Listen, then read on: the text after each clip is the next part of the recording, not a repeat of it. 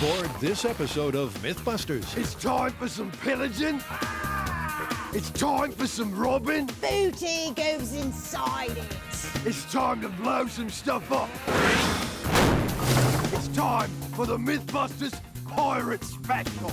That's right, me beauties. Sea Dogs Adam and Jamie have plundered the 7 seas for pirate parable and maritime myth.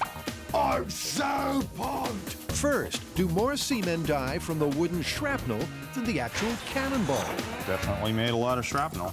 Then Carrie, Grant, and Tori have their eye on the story that pirate patches were a night vision aid. That was quite funny. Next, Adam gets dirty and Jamie cleans up. Will rum remove everyday pirate stains? The plight of the pirate laundryman. Okay, I'm ready for battle. And finally, is it Hollywood hocus pocus, or can you slow a high fall with a knife sale? Avasti! Arr, you scurvy dog! Who are the MythBusters? Adam Savage Danger is my middle name. and Jamie Hyneman. Between them, over 30 years special effects experience. Joining them, Tori Belleci, I'll miss you, buddy. Carrie Byron, Don't try what you're about to see at home. and Grant Imahara. I'm pumping as fast as I can! They don't just tell the myths, they put them to the test.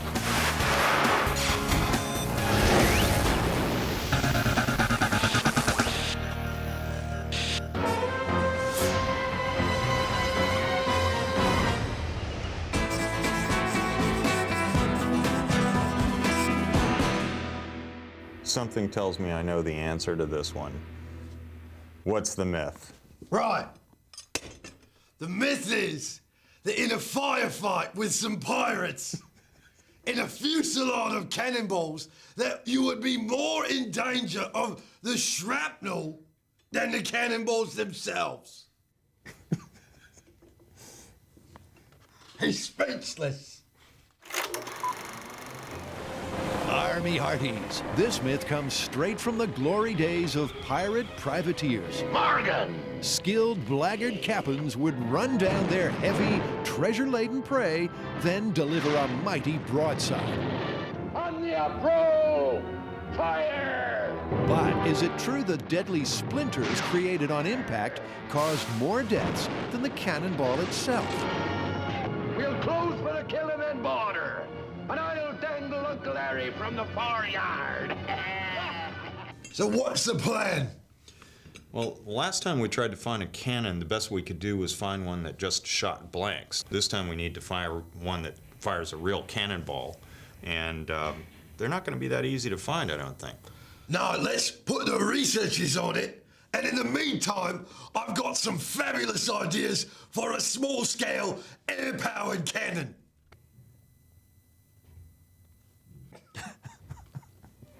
Turn your face around. Now, if ye be unfamiliar with pirating ways, listen up and listen close. It's Pirate Speak lesson number 1. A pirate woman is more commonly referred to as a wench. Adam briefs myth wench Jess. If an air cannon is to be substituted for a real cannon, it still needs to fire a ball at much the same speed. What I want to end up with is the slowest possible speed a cannonball could hit a boat, because I don't think we can match the highest slowest? possible speed with the air All right. cannon. All right. So while Jess hits the history books to find out about muzzle velocities, Jamie tells us more about the plan. It's time to get started on the miniature air cannon. This will be a 20-foot long Schedule 40 pipe with another Schedule 40 pipe and a cap on it on the other end. And a valve will go between the two, and we're just going to pressure the thing with shop air, turn the valve on, out goes the ball into the wood. That long pipe is no accident. It allows the air to be focused behind the projectile and get the most possible force on the ball. This one is going to be firing a 2-inch ball bearing. Not exactly what you would have had in ye olde times. They happen to be the easiest thing for us to get a hold of because people generally don't fire these things these days. While Hotshot Hyneman puts together a target, old Redbeard Savage gets down to the finer plumbing. I just don't want any leaks. I don't like leaks. Grab some air. To maximize pressure, all leaks have to be accounted for. Adam displays the time-honored pipe-hugging method of checking for leaks. Of course, he could have just had a look. Myth wench Jess has crunched the numbers. For a blistering broadside, a typical pirate cannonball travels at more than 900 feet per second. That's way out of their little cannon's league. But they think 600 feet per second will be sufficient to splinter the wood in a meaningful way.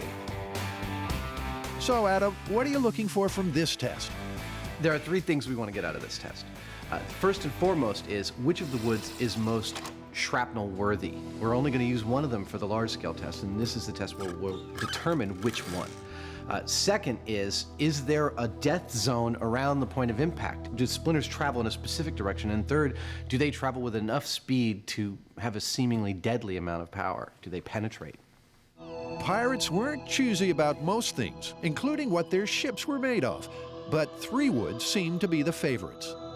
We've got pine, we've got white oak, we've got red oak. Now, these aren't scaled to the ship, but that's because on the small scale test, we just want to look at relative splintering ability of each of these kinds of woods. Blimey! It's simple. Fire the 2-inch ball bearing into the 3 different types of wood. Examine each splinter pattern and then select the best for the full-scale test. And of course, the winner will be the wood with the deadliest spray of shrapnel. First up on the Cannonball collision course, pine planking. Okay, I'm gonna go ahead and pressurize it, all right? Okay, is everybody clear from the back of the shop? We're up to pressure. Are we all set? Okay, test 1, pine, in 3, 2, 1. We're clear. Oh, the anticipation. That is cool. It's a perfect hole. A perfect hole, but did it splinter? Oh, look at that! Dude, that is an excellent thing. That is awesome. Yeah. It's just a beautiful result. Okay, well, let's reset. With Adam and Jamie up and running, let's take time out to tackle a tale of tricky pirates and their eye patches.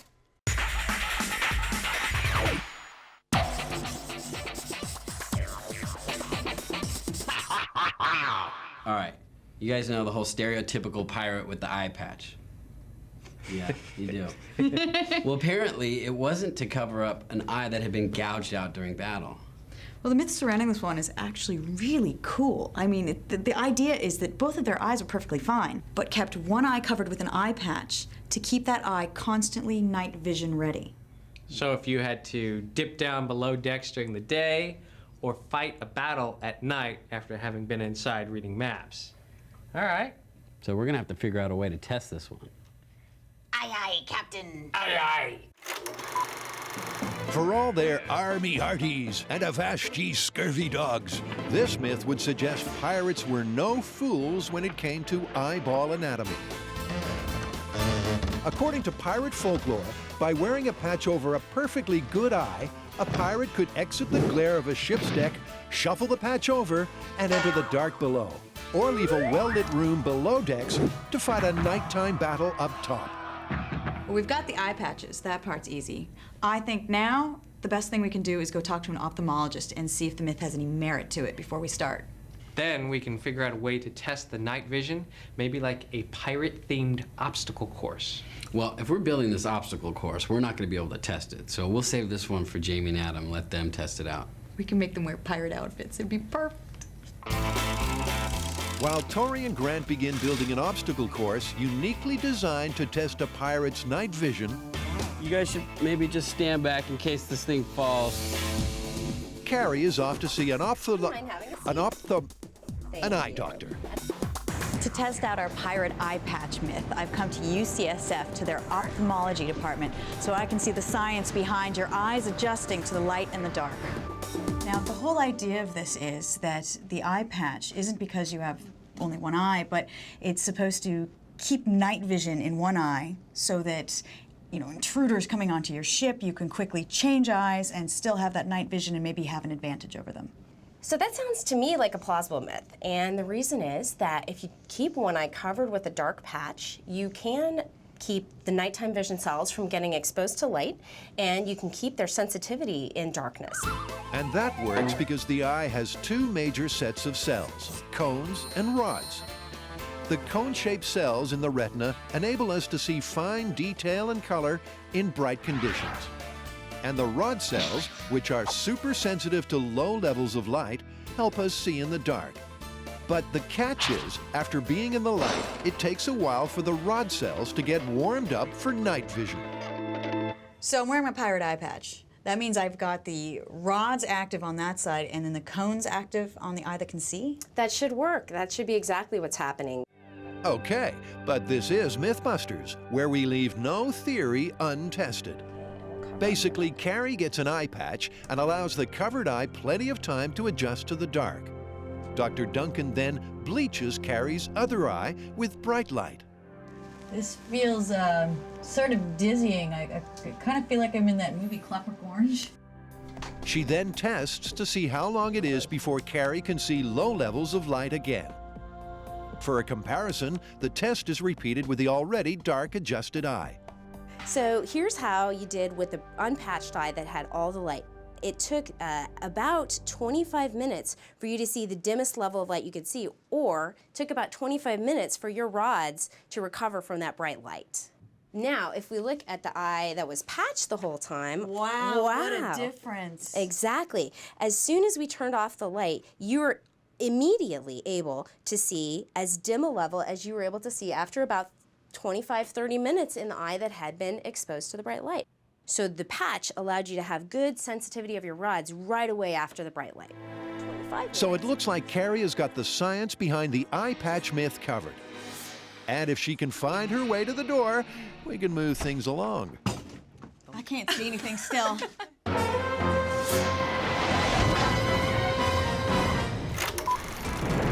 Adam and Jamie are testing the theory that in a pirate ship battle, it's not the direct hit from a cannonball to fear most, but the splintering wood caused by the shell piercing the ship. Okay, so this is a small-scale cannon test, and since we can't fire black powder cannon inside of Jamie's shop, we build an extremely large air cannon. This is the reservoir. This is a nice big 2-inch valve, which we will activate with a switch from behind there, out of sight of this, so in case any bounce backs happen, they don't happen through our heads, through this 21-foot barrel, all the way down here, through the chronometer so we can tell exactly how fast that cannonball is going, past these lines, which will tell us on the high speed exactly how fast that cannonball is going, into this panel, which will then be blown into splinters, which will embed themselves into these foam panels. The cannonball will rest into this bulletproof vest, and we'll be able to see what happens. Our first test with the pine was actually pretty spectacular. The shrapnel created is quite nasty. It looks like, you know, this whole area would be a bloody mess if you happen to be standing right next to it. Wow. That is awesome. Splinters aplenty, but has it achieved the 600 feet per second ball speed required to simulate a genuine cannon? 273 miles per hour. It's slower than I was hoping,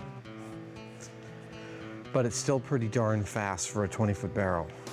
So the air cannon isn't quite up to speed, but at this stage, they're just comparing the relative splintering qualities of the wood. And seeing as they are already achieving an impressive spray of shrapnel, they're going to move on. Next on the Cannonball Run, White Oak. 3, 2, 1.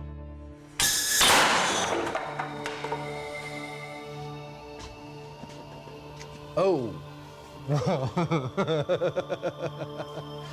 It looks like a bit of it's missing.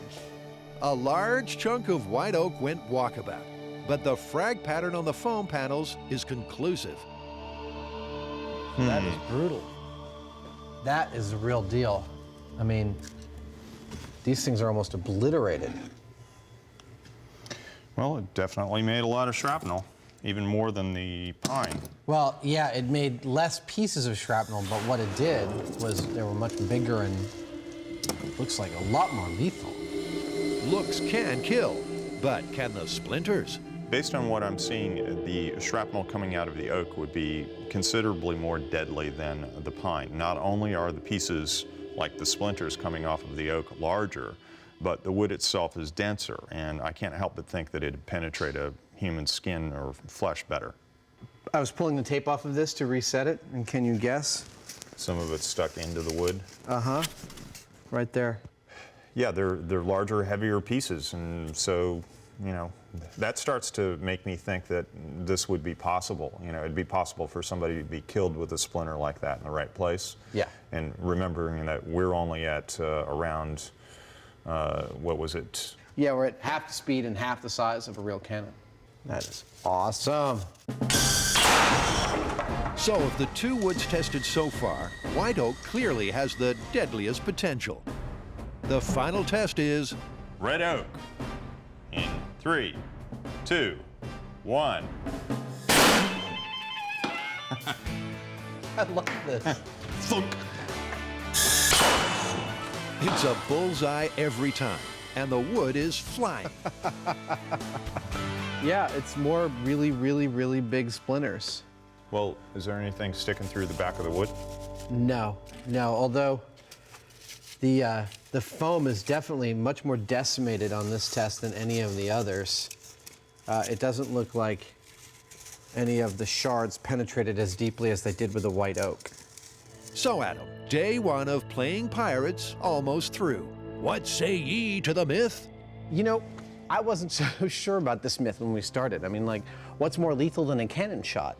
But I'm looking at this, and I'm really thinking that there's some meat on the bones of this thing, that it really actually might be plausible, because these shards of white oak were stuck into the plywood and pine boards that were our backstops. That takes a lot of energy to jam wood into wood like that. It's been a good day's science, and most self-respecting pirates would head home. But Adam has little self-respect. Now let's fire into something really fun. What do you have in mind? Well, we have a big cast ballistic material head of Grant. Okay. Pirate Speak lesson number 2. A young, likable pirate is affectionately called a scurvy dog. And Grant, the MythBusters version of a scurvy dog if ever there was one, has cast his own face in ballistics material. There's no scientific purpose to this at all. This is totally just for fun. We rarely finish with a little time extra, so we might as well use the equipment we've set up. Grant's face, test number 1 and only. Firing in. 3, 2, 1. It was a successful blast, but surprisingly, Grant looks uninjured. Something happened. It didn't go through his face. Are you sure? I'm positive. What is the back of his head? There's no exit. There's no exit wound. I think it it hit him. What's that? It went right through. No, that's... Yeah, that right there. Wait, let me see. You think it went all the way through his face? That's... Where else did it go? It hit the thing. Oh my God, you're right. You're totally right. This thing went all the way through his head. Oh, that's one of the most wrong things we've ever done. When it comes to pirate myths, the eyes have it. But are those eye patches really a clever method of moving from bright light into a dark ship? After a scientific fact-finding mission at the eye doctor, Carrie's confident this myth is looking good. I'm starting to feel like we might have a confirmed myth here. And back at the shop, the team gets set to test the practical applications. Hoi, matey! I see land ahead.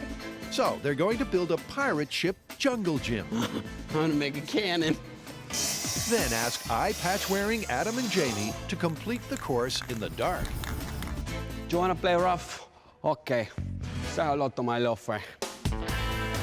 Barno! There'll be obstacles to dodge, cannonballs to avoid. Cannonball! Just your average day out pillaging and plundering, really. And what's a pirate story without a fair maiden in distress? What I'm gonna do now is I'm gonna take all these pictures, we're gonna put them on the computer, and then we're going to print them out life-size, and I'm going to make these pop-ups that Grant is going to pneumatically control, so that when they come by, poof! If it's a bad pirate, they stab. And if it's the girl they're trying to rescue, They stab. they don't stab me, I'm the good one. So it's life-size pirate pop-ups on the poop deck. But any pirate worth his salt won't be satisfied with a good night's work until he's found the treasure chest. And what goes inside the chest, Carrie? Booty goes inside it. Carrie has secured her booty, the pneumatic pirates are ready to pop up, and the ship is in shape. So, how about a demo? But remember, Adam and Jamie will have to do it in the dark. This looks really good. I'm really feeling good. Okay, so you've got buckets, various boxes on the ground. First pirate. That is the evil Grant pirate. This is evil Grant, and they're gonna have to stab this one through the heart. And hopefully not walk into that, walk under it. Okay, Then decoy. pops up the fair maiden that they do not stab. No stabbing of the maiden. Oh, that's brutal. Okay, and then, Oh my God, that's gonna be nuts. okay, avoiding the cannon. Not knocking over the cannonballs. Pop up evil Tory pirate. Which they'll have to run through the heart. And after all that, they get to raid the treasure chest and raise the Jolly Roger. Hoist the flag. And just when they think they're done, They're caught. All they need now are the victims. It's time to sit back with a bottle of grog for a laundry legend. So guys, what's the myth? The myth is that in ye olde times, pirates used rum not only for inspiration, but also as a stain remover. Well, pirates don't strike me as the most fastidious lot, but I suppose if you had blood all over your shirt and then you had shore leave, you'd want to wash it off first. I guess especially if you had a date. Pirates had dates? Pirates and rum go together like cannons and balls. But is it possible that they don't just drink grog, but use it to get those puffy pirate shirts whiter than white? Well, obviously we're gonna need some authentic pirate shirt material and, we're gonna need to stain it with some period-accurate stains. Blood, sweat, and tar. Perfect. We're also obviously gonna need some sort of ye olde rum. Right, and I think we should have something to compare that to. So I think we should use some ye olde soap as well. I have a secret method that the pirates may have used as a laundry technique, and we should compare all three of those to some modern detergent. So I'll do the staining. Well, I'll do the cleaning then. And I guess that leaves me to judge. Exactly. So it's time for Adam to get down and dirty. The plan for this test is to choose three most common stains that pirates would encounter. One would be, of course, blood. Another would be, of course, sweat. Pirates were not known for their bathing. And the third would be something you'd find on the ship, which would be pitch or tar. I'm going to make up some 1 foot square samples of this cloth. We're going to put those various stains on it and try and see whether or not rum will actually take those stains out. Being a pirate's a bit difficult. What with the not bathing, the hot sun, the blood, the sweat. And this rough fabric is very harsh on my skin. We don't have any pirate shirts from the period, but we do know that while a fancy gentleman of the age might have had a very fine weave shirt made of linen, pirates would have used coarser stuff called lock ram. The closest we could find is this bleached embroidery fabric, which has a thread count of 40. It's quite rough, but it's perfect for our tests. And I think it's the closest thing we could possibly find. The first authentic pirate stain is blood, and Adam knows just where to find some. We have it in the fridge because Jamie likes to have it every day for lunch. No. Has anyone taken my blood out of the fridge? Next, Adam takes Jamie's lunch and smears the pig's blood over 4 sample sheets. This is the plight of the pirate laundryman. Next up for our pirate shirts is pitch. Now, blood and sweat are easy choices when it comes to pirate stains, but we wanted to choose something like grime, and we know that pitch was used on pirate boats and period boats of the time. We've used it on plenty of other episodes, and it's very dirty stuff, so that's what we're gonna put on our pirate shirts next. Ta-da! We have one stain to go, and I'm gonna have to work for this one. Yep, Adam has a plan to sweat for science. I'm gonna do three things. I'm gonna get on Jamie's treadmill in my sweat lodge, formerly his mold room, and I'm gonna put on the sweatiest of the sweaty things we have, which is our fire suit. That thing is damn hot inside. I should have no problem producing lots of the correct bodily fluid for this test. To harvest the bodily fluids, Adam arranges the shirt material for maximum moisture absorption. It's go time. Adam leaps onto the treadmill, ready to stain up. But after 15 seconds on his very own wheel of death, he's gasping like an asthmatic hamster. That says I've only burned 20 calories. What is that about? Why don't we fast forward to the end of the workout? After all, who wants to watch a grown man ooze sweat stains?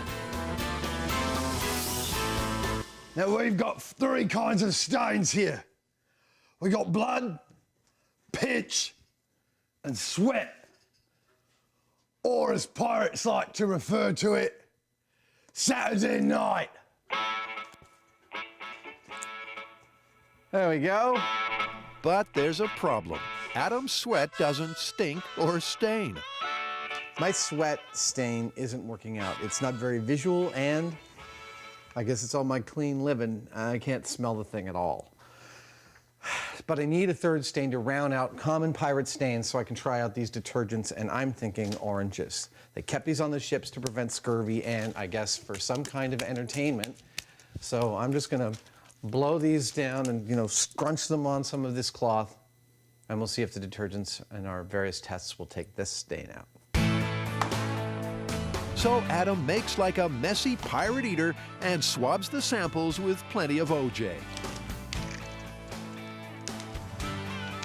Oh, it's good oranges.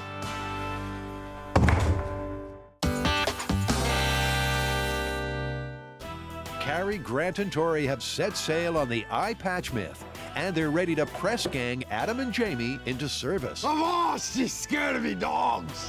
After Adam and Jamie have dressed for the occasion, the scurvy dogs give out their instructions. Okay, well, you got to wait out here 15 minutes. I know your eyes are relatively adjusted to the light. We just want to make sure that you're totally in daylight right now. So. Preferably stare at the clouds or something white. I know it's tough, but it's the closest we can get to bleaching the rods. So while Grant, Carrie, and Tori prepare the course, our newly minted pirates hang tough, letting their eyes adjust. It's not easy being a pirate. Waiting all the time for the pillaging and the robbing. How about killing some time with a prediction or two? My sense about the eye patch is that, your eyes adjust pretty quickly. I think within a couple of minutes of being in there, there's not going to be a significant difference. That's my impression. I predict that I'll be dancing on Jamie's intestines in minutes. Before the intestine dancing begins, Piratess Carrie and her translator Grant the Parrot have the rules. Now listen, ye scallywags, and listen well, for you will only hear this but one time. Send only the evil pirates down to Davy Jones' locker. The evil pirates will have a target in the middle. You have to run it through with your cutlass. Don't harm the maiden. Don't harm the maiden. Don't knock over the cannonballs. Don't knock over the cannonballs. Find the pirate chest, unlock it, and hoist the Jolly Roger. There's going to be a treasure chest at the end on the ground with this lock. You unlock it with your key. Which each of you will get right now. Okay, inside of the chest is going to be this flag. Tie the flag on, hoist it up to the top. Right, let's go. The first seafarer aboard is Redbeard the Savage. He needs to instantly see in the dark with an eye that's been subjected to bright light, while his dark-adjusted eye remains patched. Right, lads, let's go get him. Oh, I can't see a bloody thing. All right, now we release the pit bulls. Look at him. He looks like a blind pirate. By design, it's pitch black in there. The light you can see on camera is infrared. To Adam, it's as dark as the inside of a grog barrel. He seems very disoriented at the moment. Right from the get-go, it's pretty obvious that Redbeard is having trouble finding his sea legs. When you go from bright light into the dark, you're as blind as a bat. Oh, he's about to hit his head.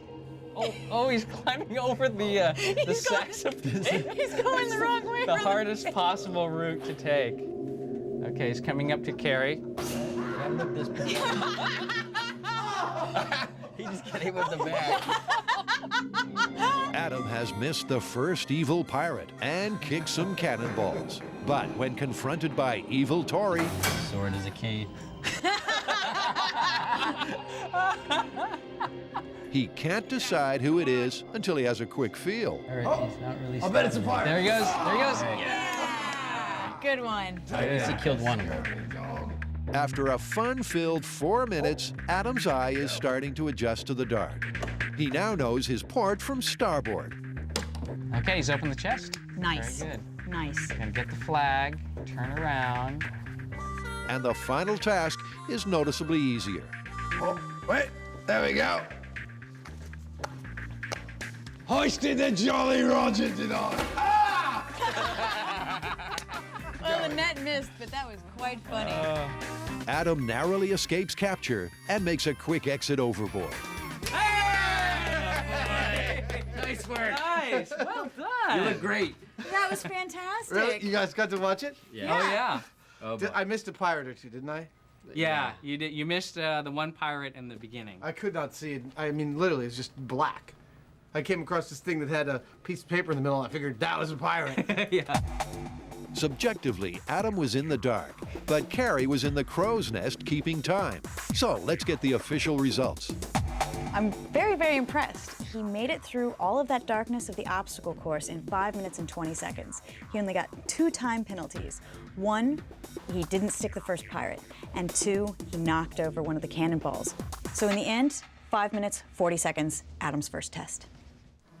Okay, it's time for Captain Hyneman to board the ship, find the treasure chest, and hoist the Jolly Roger. And just like Redbeard, he's completely in the dark. He fails all the tasks except for taking out Tori. Kill you? You got it. But after that, it's back to feeling his way around. They really are super blind. They really can't see anything. Oh, he's totally disoriented. Maybe. He's gonna steer the ship. It's taken a while, but Jamie finally raises the pirate standard. Caught with the net! The big question now is, what difference will it make when our myth-busting pirates switch eyes?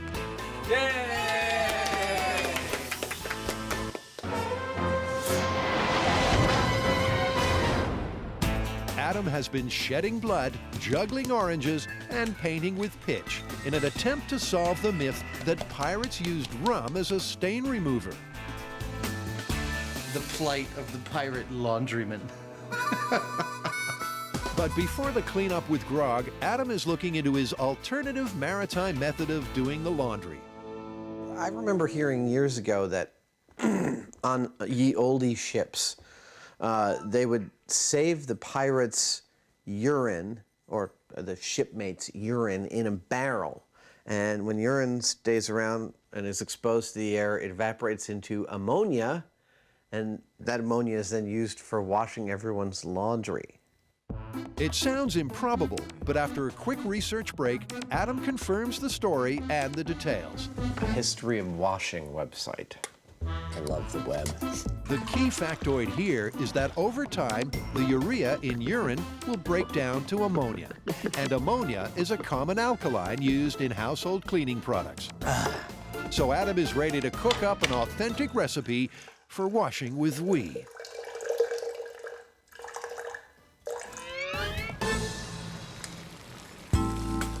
What I am trying to do here is reduce some urine or wee-wee to a more raw essence of wee-wee. The recipe for using urine as a cleaning agent, like the pirates might have, calls for stale urine. I do not have a stale urine, but I have a hot plate. So, I heat it for a while, boil the water out. I get more stale urine, or wee-wee. I can state from experience that this job does not make you the most popular guy on the boat. Just be thankful that from the safety of your homes, you can't smell Adam's eau de toilette. Notice that it is a much darker color, and this time I have only 300 milliliters. I have reduced it by half, removing mostly water, leaving the essential chemicals for washing. And for the washing, it's time to tag team Jamie. I've got 3 ye olde cleaners and 1 modern cleaner to try out on each of these sets of samples. I've got ye olde soap, made in the way ye olde soap was made. I've got ye olde rum, which is the crux of our myth, that they used rum as a cleaning agent. I have some stale wee, which is broken down mostly to ammonia, which was also used as a bleaching agent on pirate ships, and I have modern detergent. Your task is to try each one of these out on all 3 of these samples. I'm glad we're near the ventilation booth. To fortify himself for the job, Captain Hyneman has a swig of grog and puts on the rubber gloves. Okay, first off is the P. He then goes to work on the bloodstain. Bloodstain's pretty tough for any kind of detergent, even modern ones, and especially once it's set. If you had done this when the blood was fresh, it might be a lot different. So far, it is acting clearly as a solvent for the stain because it's spreading it out, but it's not removing it. Next, Jamie uses the urine to tackle the tar and citrus stains. He then repeats the process with the authentic 17th century soap, modern detergent containing the powerful stain remover, hydrogen peroxide, and last but not least, the rum. But straight away, Jamie spotted a fundamental flaw in the myth. I would think that any self-respecting pirate would rather drink it than use it to clean a stain out. So that's all 3 stains scrubbed with all 4 cleaning products. And it's soon apparent that the only thing coming out in the wash is a negative conclusion to this myth. It seems the solvent and stain-removing properties of the alcoholic rum are limited. Dispatches the rum and the various stains in. I can tell right off, just immediately, that the rum did the least good job of all of these different products. It did less than the soap, it did less than the detergent, it did less than the urine. You heard that right. Incredibly, Adam's urine recipe is looking good. And Jamie's work here is done. So it's over to Carrie for the judging. If you're ready, Carrie, we have washed each of these 4 piles, 1 in rum, 1 in ye olde soap, 1 in stale urine, and 1 in modern detergent. And you're to look at all 4 of these and tell me which one you think got the cleanest, which one's the second cleanest, etc. Okay, light red. That one's pretty good. Little yellowish. That looks bad. Okay. Nobody got the tar out. That's, this is redder. Tar's a little better. Okay, the tar is bad on that one, but blood's really good on that one. And, okay, whatever this one is the worst. Okay, I would say that this one's the best for blood. That one's the best for tar. All right, so the worst one was ye olde rum. Ah, busted! Your best one for blood was stale urine. And the best one for the tar was detergent, the modern detergent. Yeah, those are the 2 best. The soap didn't really work well at all. Well, I think that pretty much definitively busts this. Rum as a cleaning agent, totally busted. Yeah, it's busted. I agree, busted.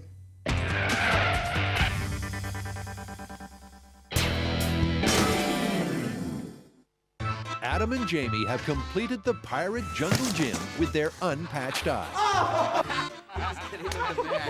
With hilarious flailing in the dark results. Now to the heart of the myth. Will the canny use of an eye patch and an already dark adjusted eye give our amateur pirates an advantage?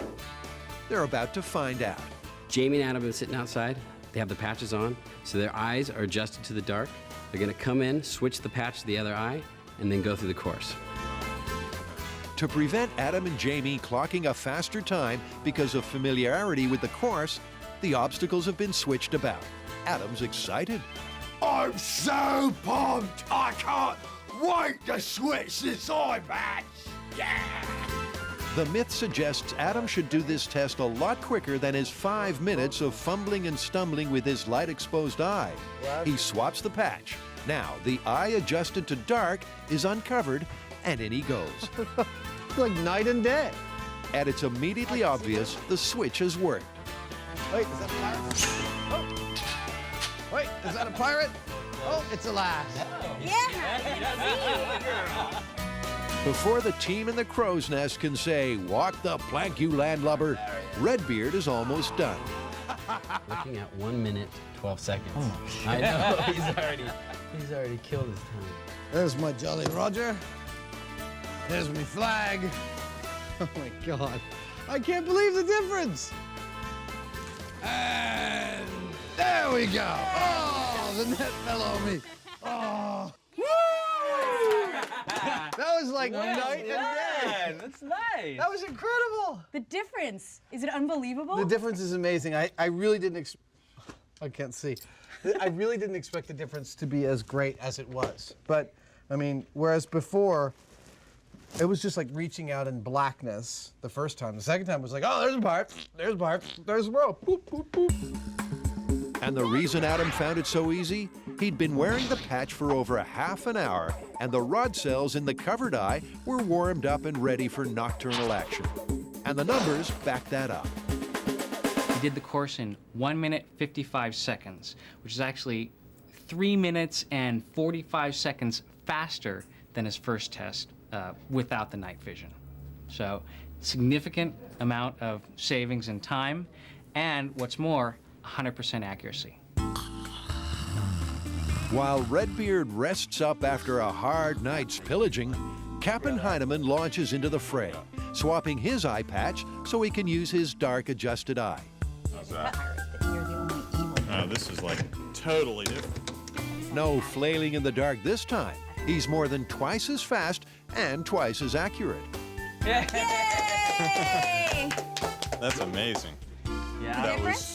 That was, I never would have believed that.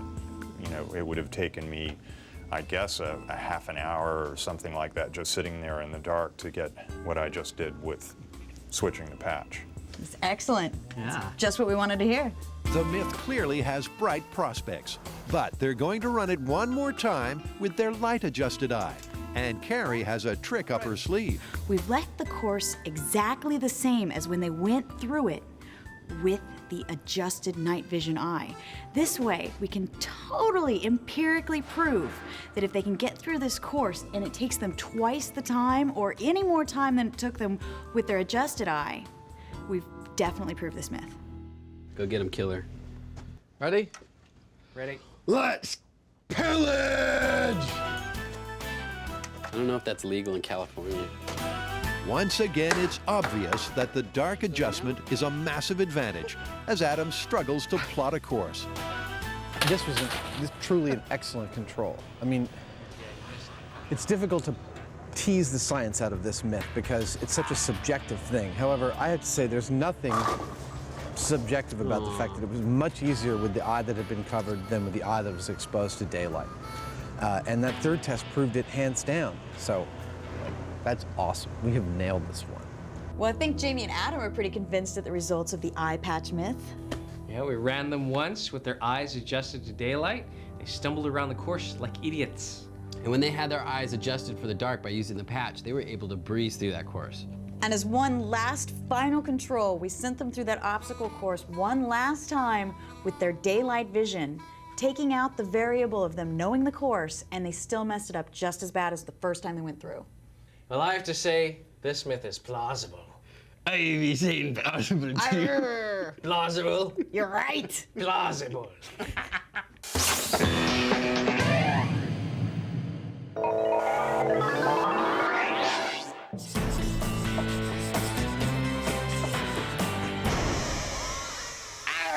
All right, so this pirate myth comes mostly from Hollywood. And this is where the pirate is in the crow's nest. He needs to get down to the deck of the ship. To get down quickly, he stabs his knife into the sail and rides it down safely. Douglas Fairbanks, that's senior, not junior, demonstrates the perfect swashbuckling technique. Knife in, and down ye go in a controlled slide, landing smoothly on the deck, ready to fight another battle. All right, knife sail, let's define the myth. Okay. I think you should ride the sail all the way down to the bottom without falling out. And once you reach the deck, you should have so little injury that you can jump up and continue fighting. All right, so I guess the next step is we go talk to some experts, find out what kind of knives and what kind of sails that these pirates would have been using. I think that's a perfect place to start. Great. Nope. Mutant. That's the plan, but this myth is in need of nautical knowledge. And for that, our landlubbers board the remodeled 1880s clipper, the Balclutha. We don't really know anything about pirate sails, so we found a guy who does.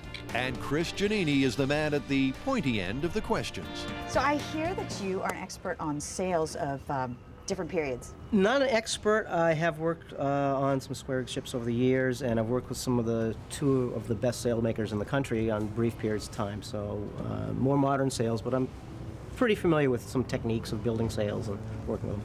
We classify expert as someone who knows more than us, which is pretty much there's experts all over the place.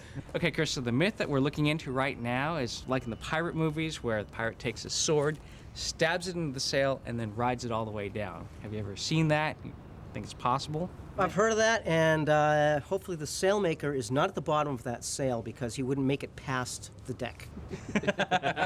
Sailmaker be damned. There's a myth that needs exploring. It's time to get practical and see how easy it is to slice a sail with a knife. Snap. Oh, there we go, okay. Like a hot knife through butter. But there's a catch. There's always a catch. You see, these reef bands, Yeah. there's going to be one or two or maybe up to four, depending on the sail you're trying to come down with your knife. Horizontally? you They're mean? coming down here. Across? This is the top of the sail this way. Okay. So you would hit this. Then you're coming down, and then you have to go through the reef band. Yeah, you're gonna get stuck on these. You're going to get stuck on that, and there might be two, there might be four of those, and you're talking about the thickness of the canvas plus the folded over edge. Right. So that's, you're going to have twice the thickness, 3 times the thickness of that canvas. So now you're talking 3 pennies thick of canvas. It's about like thin plywood, like 1/8-inch plywood. It might decelerate you, though. It would slow you down. But it might break your hand. I mean, if you're coming down that fast and you hit one of these seams, it's gonna pop the knife right out of your hand. So sails be more than just a flap of canvas. Ye old reef bands make this myth more of a challenge. I think we got lucky. We got a lot of information here. Yeah, we got a lead on the type of sail to use, this type of material. So I guess the next thing we need to do is get all the materials and take it back to the shop and test this. All right. Thanks a lot. Chris. Welcome. My pleasure. Salty Sea Dogs Adam and Jamie are looking into the myth that the splinters from a cannonball piercing the ship's hull would cause more deaths than the cannonball itself. Avast! What does avast mean? Sounds like a cue for Pirates Speak Lesson number 3. Avast comes from the Dutch translation of hold fast, but it can also be used as a greeting, as in, Avast, ye old sea dog, where ye at with this myth? Tests with a small-scale cannonball on authentic pirate ship wood produced spectacular splintering, with white oak the deadliest of all. So it's on to stage 2, but with the researchers unable to track down a real cannon, the guys scale up their air cannon. The cannon's based on the fact that gunpowder, when you add flame to it, expands at this phenomenal rate. dozens of thousands of feet per second. It's what propels bullets forward, it's what propels cannonballs forward. We are trying to replicate the speed of the cannonball by using compressed air, which is the same principle. We're keeping air into a small volume, and they're going to release it with these two valves, and it's going to expand. This is a plumber's paradise, but can a bigger air cannon actually produce the same explosive power as a real cannon? It's going to expand slower than gunpowder. There's nothing we can do about that.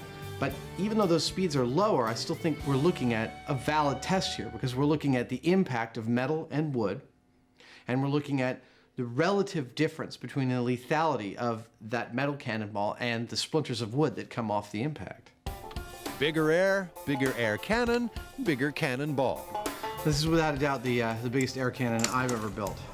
It's nothing but raw, awesome power, safely implemented. I am satisfied and filthy. Two of my favorite states. Adam's in heaven, but Jamie's getting all the mail. I'm not sure yet, but judging by the weight, these are our cannonballs.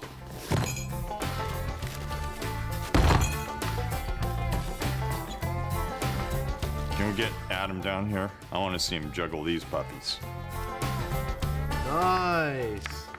I have a question for you. Yeah? I want to juggle these, of course.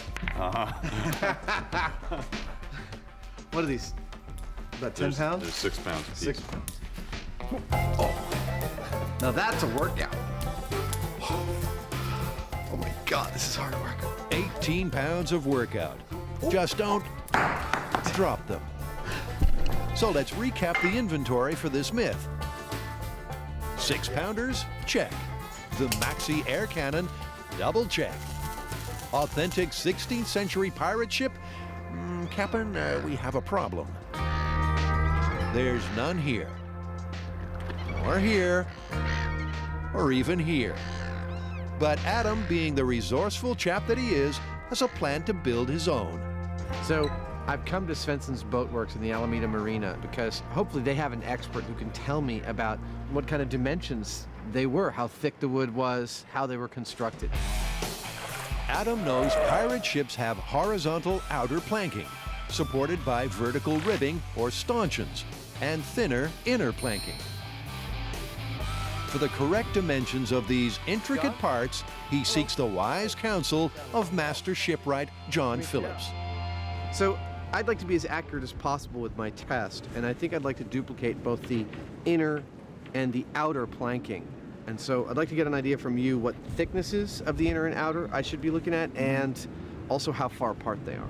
Certainly depending upon the origin of the vessel and the size of the vessel. This stanchion or frame would probably be at least as wide in this dimension as it is thick in this dimension. And how so far say from 6 by 6. Okay. And those could easily be less than a foot apart. Oh, okay. And the planking could be 2, could be 3-inch thick, and maybe the inner planking would be 2-inch thick.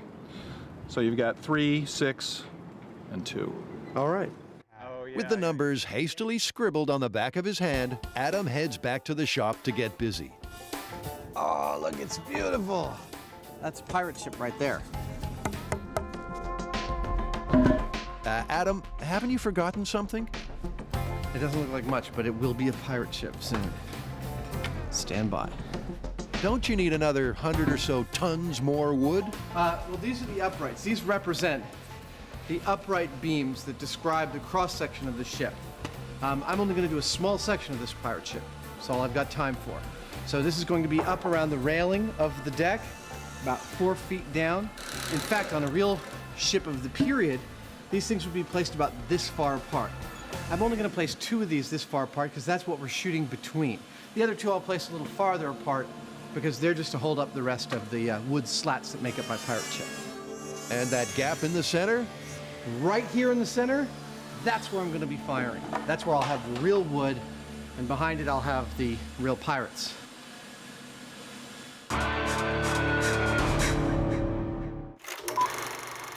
Can ye trusty dagger in a sail slow down a plummeting pirate? That's the question Carrie, Grant, and Tori are attempting to answer.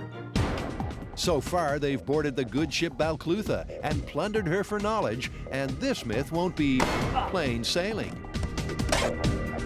So as it turns out, it's not so easy to do this. There are variations in the thickness of the sail, sharpness of the blade, and the angle at which you hold the blade can make a huge difference.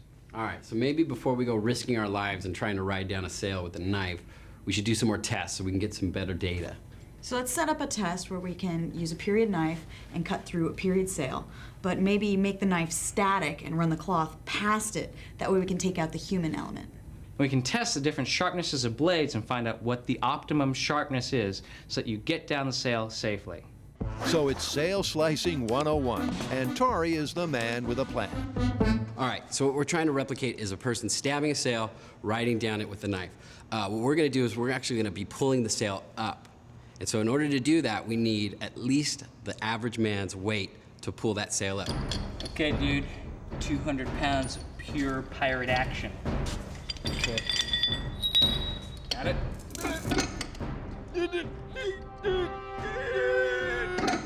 Hey, careful, you're gonna blow out your O-ring. That's heavy.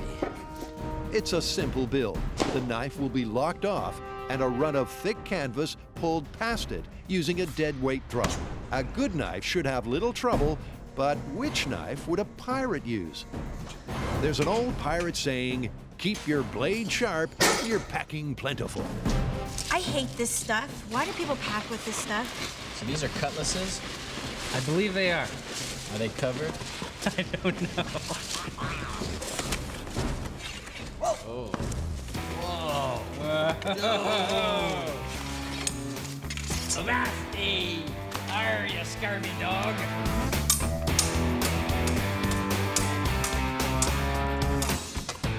Sheath those cutlasses, boys. There's more knives in play for this myth, but ye can only choose one. Whoa. Nice! That's cool. Sweet. 3 knives have been delivered to test the thrust and parry of this sail sliding myth. A cutlass, too long. A Gurkha dagger, not too many pirates in landlocked Nepal. So it's this stabbing knife, known as the mangosh. It's not only an authentic period piece, it's the same type used by our swashbuckling Hollywood hero. All right, so, with this whole myth, it's really important to see how much speed the knife is gonna slow you down. If you're going too fast and you hit the deck of the ship, you're gonna break your ankles. That's not good. So what we're gonna do right now is we're gonna see how fast the knife is actually slowing the sail down. Remember, the pirate has to land safely on the deck after his knife-assisted fall. And these 2 tests with a dull and sharp knife should indicate the relative speeds of each drop. Test 1, mangosh knife, 90-degree angle, unsharpened. You ready? Beautiful. Wow. Actually, as the replays show, things didn't go quite to plan. Well, from our first test, we got a few kinks that we have to work out. Our knife turned and the sail billowed out. So to remedy both of those problems, we have angled the knife downward a little bit, and we've also added something to hold the sail from flopping out as it raises up into the air. A little sail trimming, and the dull blade is once again locked and loaded.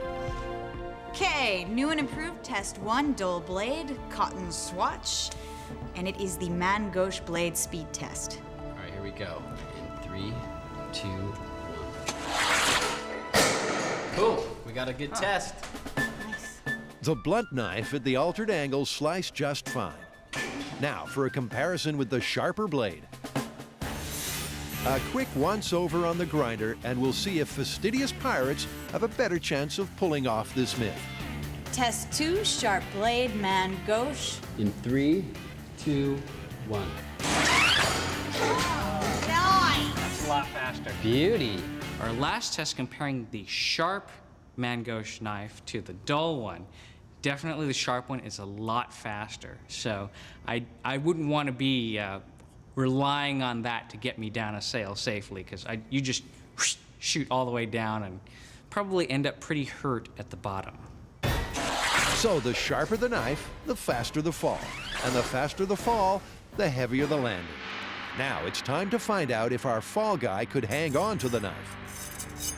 Dude, that's a hot combo. The well-dressed pirate is definitely gonna be wearing that this fall. Okay, I'm ready for battle. That doesn't look dorky at all. Dorky. Now there's a pirate name. The locked-off dull and sharp blades both cut through the cloth easily. But could a person, even a dorky one, hold the blade? Tori's sharp blade man gauche test. In 3, 2, 1. I don't know why you guys are so worried. That didn't look hard. It didn't look hard at all, because it wasn't. Looks like there's some hope for this myth. This might be a good way to get down from your sail. Okay, so now we know with a 200-pound counterweight, a period knife will cut through number 4 sail fabric. And dull knife goes slower, sharp knife goes faster. And we also know that a human can hold onto a knife and cut through a sail. Okay, so I think next we need to ramp it up and see if a 200-pound weight attached to a falling knife will actually cut the sail. I think Buster's just about that weight, and probably the man for the job. Buster is about to enter the pirate business. That's beautiful. The following is a paid commercial program brought to you by the Piratical Industry Laboratories. Pirates! If you're like me, you love the life. The pillaging, the freedom, but you hate the cannons. The cannons, the loading, the charging, the dropping of the balls on your foot. Well, we've developed an entirely new product, the Blowhard 3000. Firing a 6-pound ball at 300 miles per hour on compressed air alone. It's guaranteed to solve all your piratical needs. Our exclusively developed manifold at the Piratical Industries Labs allows you to use only compressed air generated by rowing slaves to propel your cannonballs at your enemy. No more black powder, no more smoke making your voice sound like this. Slaves not included. The Blowhard 3000, the next evolution in pirate technology. We will now resume normal programming.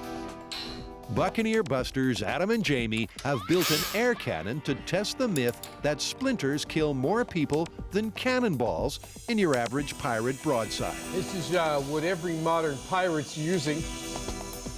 An authentic cannon muzzle velocity is 900 feet per second.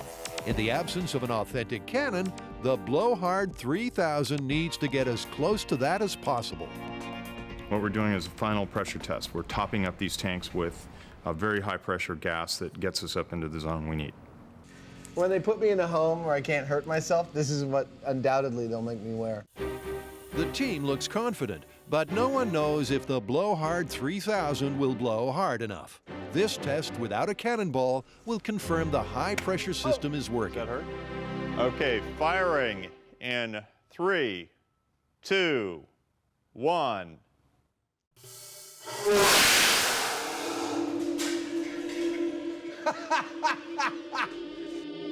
That's a beautiful test. I feel really, really good about this deal.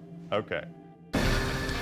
A perfect high-pressure test fire means it's time to take this myth out of the workshop and onto the firing range for some serious MythBusters-style fireworks.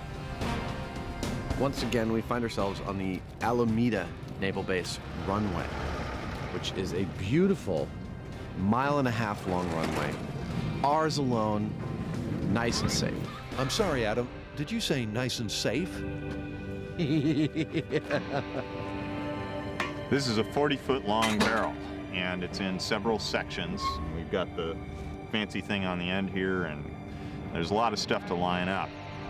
Like the earlier mini air cannon, a long barrel concentrates the energy to create the required cannonball velocity. If they can't get close to genuine cannon speed, this experiment is going nowhere.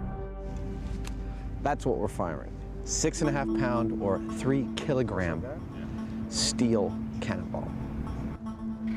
To achieve the velocity that we would get out of a real cannon, we'd have to reach in the neighborhood of 1,200 feet per second. Now, we know this rig is not going to do this. The theoretical max speed that we'll get out of this rig, if we were to just totally go for it, is about in the neighborhood of 700 feet per second. which is still pretty fast. In fact, it's a huge amount of force. Huge if it works. And this test, the first with a cannonball, will find out. Adam decides that visualizing a positive result will help. It's gonna build up pressure in here. It's gonna come out this barrel. It's gonna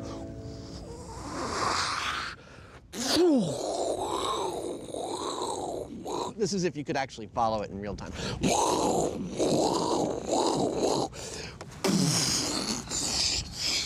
And sand's gonna pour out of here and we're gonna cackle a lot. That's pretty much what's gonna happen. We are arming the cannon. Air cannon test fire in 3, 2, 1. And cue the cackle. That was cool. Cool indeed. But do we have the speed we need? It's 2,000 frames per second. So I'm traveling 1 foot every 4 frames. That's a foot in every 2 milliseconds. That's 500 feet per second. That is 340 miles per hour. That is respectable. Respectable, and it's as good as it's going to get. So, time to move on. The next step will be to find out how many people a single cannonball can kill directly. That way, when they test with wooden shrapnel damage, they have a comparison. Now that the cannon's working, the first test is to find out how much damage it would do to humans. So we're going to break out our human analogs, fire the cannon at them. Human analogs? Can we check the truck again? We've got the side of the boat made to genuine pirate ship dimensions.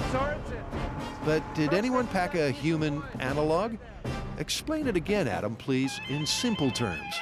We're going to shoot at the boat from about point blank range, so it'll be here. The pigs will be here. Hold on. Did Adam say pigs? These are 450-pound pigs.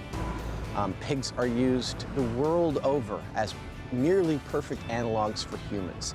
They have similar amounts of body fat, similar skeletal structures. While they look quite different, they act very much the same under a lot of conditions, including getting hit with a cannonball. Rest assured, our scientifically accurate porcine pirates were humanely slaughtered. But instead of being destined for the supermarket, they've been selected for a higher purpose. Wake up! Time for science! The myth is that more people died from splinters than from actual cannonballs. And if we want to test it as more than just a numerical anomaly, we want to know how many people a single cannonball could kill. So we've lined 4 of them up in front of the barrel, and we're going to see how many sustain what we consider to be a lethal amount of damage from the single shot.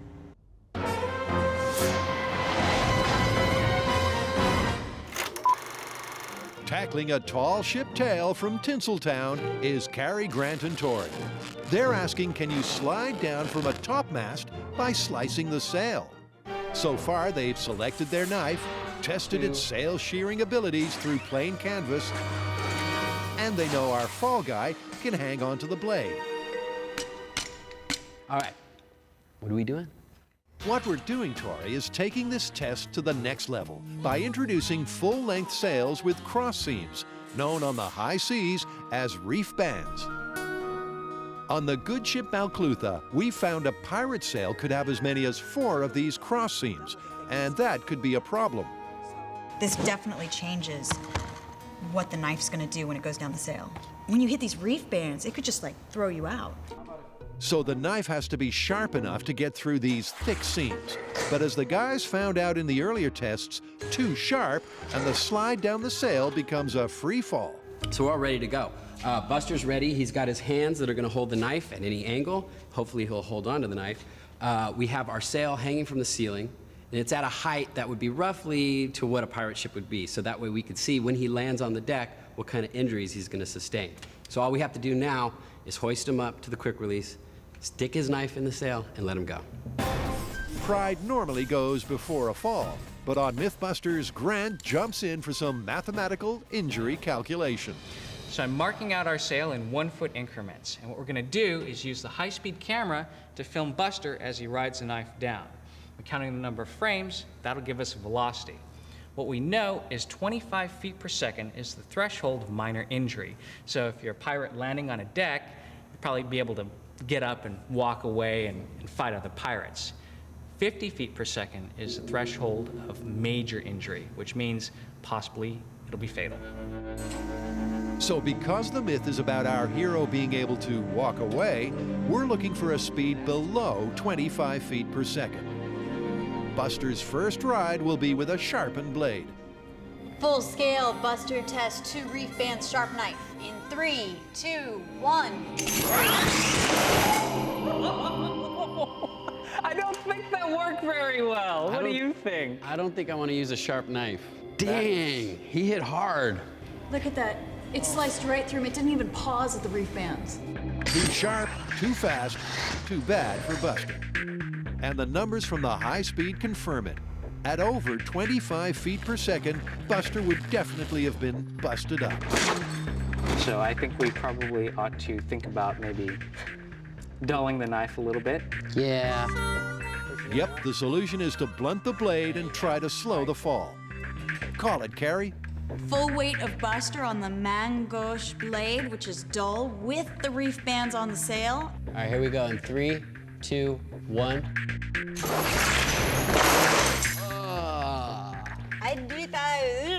Too dull. What Carrie's trying to say is Buster's dull knife hit a snag and he fell from grace with a resounding thud.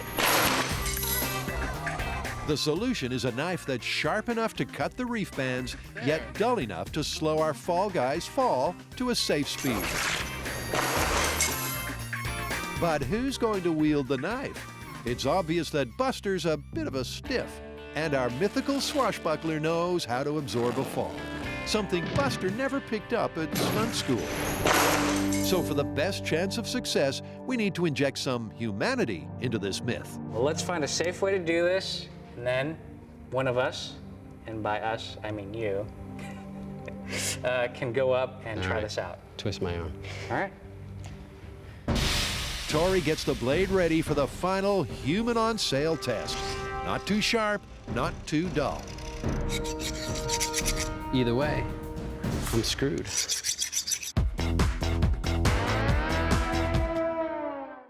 Pirate Speak lesson number 4.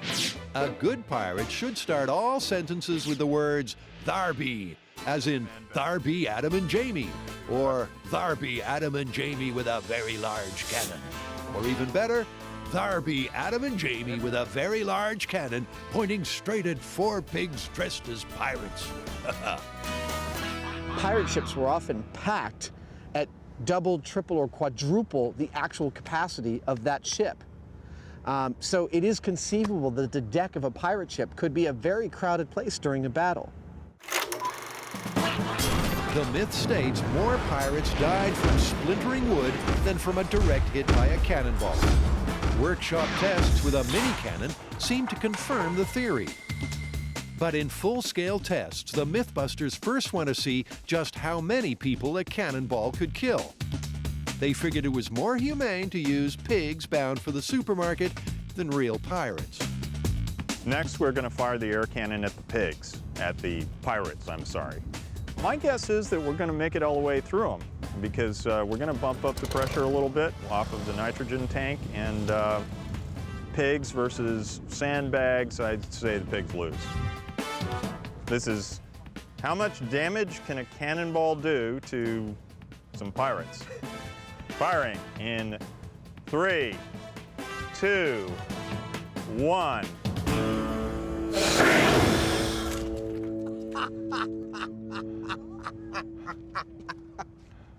That is so wrong. Wrong maybe, but did any of our pirate substitutes survive the broadside? He's dead. Yeah, I'd say so. All right, here's your second pig. Well, I can see it over here. He's dead. Your third pig, well, he's dead. Fourth pig, totally dead. Let's set up for the next test. That's stunning. That's 4 for 4. Went through them like butter. Or lard. killed 4 little pirates and didn't even knock their hats off practically. Well, maybe one of them. That means we're getting this cannonball going really pretty quickly. So the benchmark for death by a single cannonball is at least 4. It's crunch time for the Cannonball Splinter myth. Next, we're going to fire through our mocked-up pirate ship and see whether it's more lethal to get hit by the splinters than a cannonball. Pirate ships being in short supply, Adam has built his own, slightly modified version. Well, it doesn't look like it, but I have a fascia that looks like a pirate ship. And then I have here 3 solid inches of white oak. That is accurate to the outside cladding on a period ship that a pirate might have commandeered. Then there's a 6 by 6 inch stanchion. These are the ribs that run all the way down the boat, describing its hull shape. And on the inside, it's clad with pine. These 2 pieces are what this cannonball is going through that will generate the splinters, and they are accurate to the type of materials that a period cannonball would have encountered in a ship during battle. So for this myth to be true, we're looking for a huge volume of splinters to come out of the backside and spray the whole area, which could kill a lot of people. And it's actually more plausible than a bunch of people lining up in a row right behind a cannonball when it hits. Air cannon into the pirate ship, in 3, 2, 1.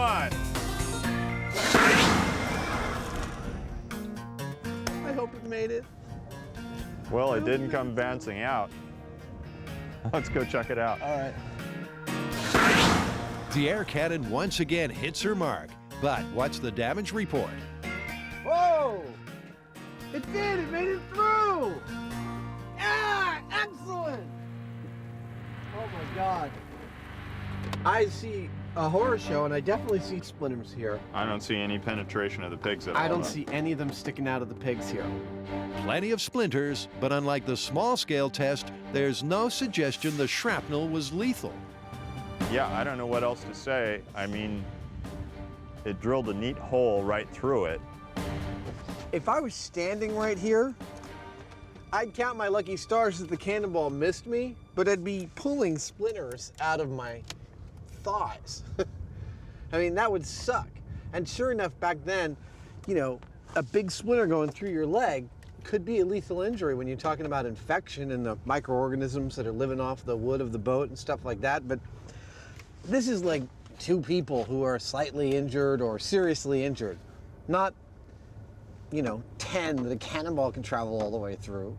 Yeah, I think the scenario we were looking for was where this is such an explosion that it accelerates these particles of wood so fast that everybody in the area just gets sprayed and dies.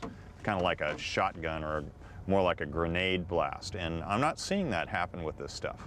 I think the high-speed footage tells the whole story because it's showing a massive quantity of splinters going out of the backside of this boat hull. The problem is that none of it's hitting the pigs with enough strength, enough mass, enough velocity or whatever to actually stick into the pigs. With no pigs stuck with deadly splinters, this myth is on shaky ground. But Adam and Jamie are reluctant to call it busted. Remember, the air cannon isn't quite up to speed. With a muzzle velocity of around 400 miles per hour, it doesn't match up to the real thing. We gotta figure out a way of getting things to go really fast. Unable to accept defeat, the pressure is back on to find a genuine cannon and put this myth to rest.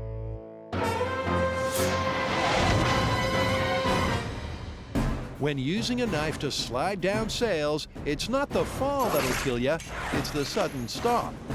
And Buster sucks at landing. This myth needs a dummy that can act like a person. I mean, I wouldn't want to do it. Not it. Seeing as Tori's the class clown, we're taking this myth to the circus. You know, high trapeze, nets, all that safety stuff. And if you cast your minds back, Carrie, Grant, and Tori have been to trapeze arts before. That time, they wanted to see if a swing can spin a full 360 degrees.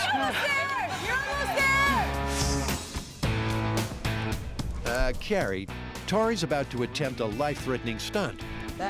Carrie, you're just not taking this seriously, are you? Before this myth turns into a circus, thank you, Carrie, that's quite enough. Tori gets the lowdown on his knife-wielding fall from trapeze trainer Eric Braun. The net is good to handle someone my size hitting the net from above the frame. So no matter what, we're gonna be safe. No matter what, you won't hit the ground. But not, no. I said no matter what, we're gonna be safe. The biggest risk of injury is one part of your body hitting another part of your body. The most common instance of that is your knee hitting your nose. Ooh! Okay, Yeah. it's happened before. My sister broke her nose in like 14 places. Cool. You know, with her knees Let's hitting try- her face in the yeah, trampoline. I'll try to avoid that if I can. When Buster tried this trick, it looked more damaging than a knee to a nose.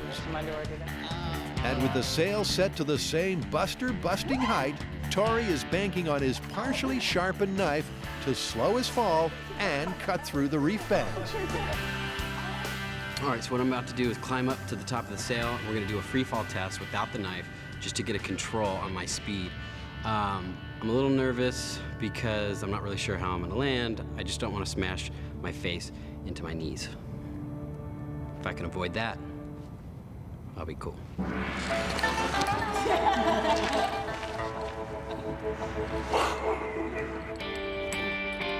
This first drop will be a knifeless test run. Then we'll stick the knife in and slide this myth home. Full-scale Tori test. This one's the control free fall. 3, 2, 1. That was great. Are you okay? Yeah. How much of that was free fall and how much of that was you stopping him?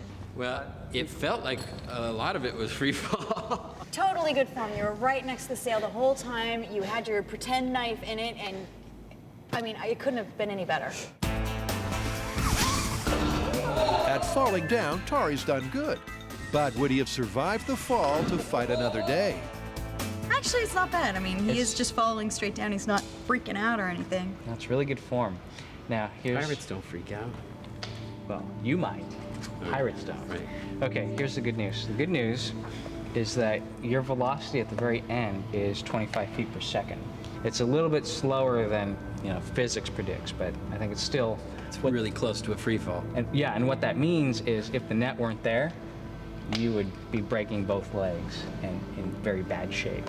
Oh, good thing for the net. So, free fall equals broken legs. The question is, will thrusting a knife into the sail slow down Pirate Tori enough to prove this myth? My biggest concern now is holding onto the knife. Could a pirate hold onto the knife, cutting through the sail, hitting those reef bands, and not letting go? That's what I need to concentrate on right now. Tori, yeah. You want to put the safety on? Oh. Sure. Okay. Okay, here you go, Tori. Safely secured, Tori takes to the rigging. His knife of choice, the not too dull, not too sharp Mangoche.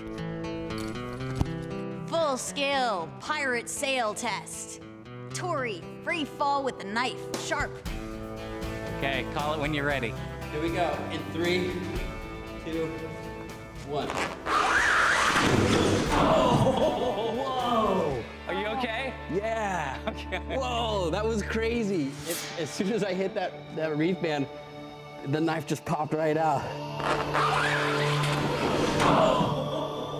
So the reef bands threw him off. But if the knife was any sharper, he'd have fallen too fast to walk away uninjured. But Tori ain't given up yet. What I'd like to do is try it one more time. Just move over a little bit on the sail, now that I know what it feels like, and just see if I can keep that angle, because the first few feet of fall, it felt like I was being slowed down by the knife. So tenacious Tori gets one final attempt. Here we go in 3, 2, 1. Dang it. But the result was exactly the same.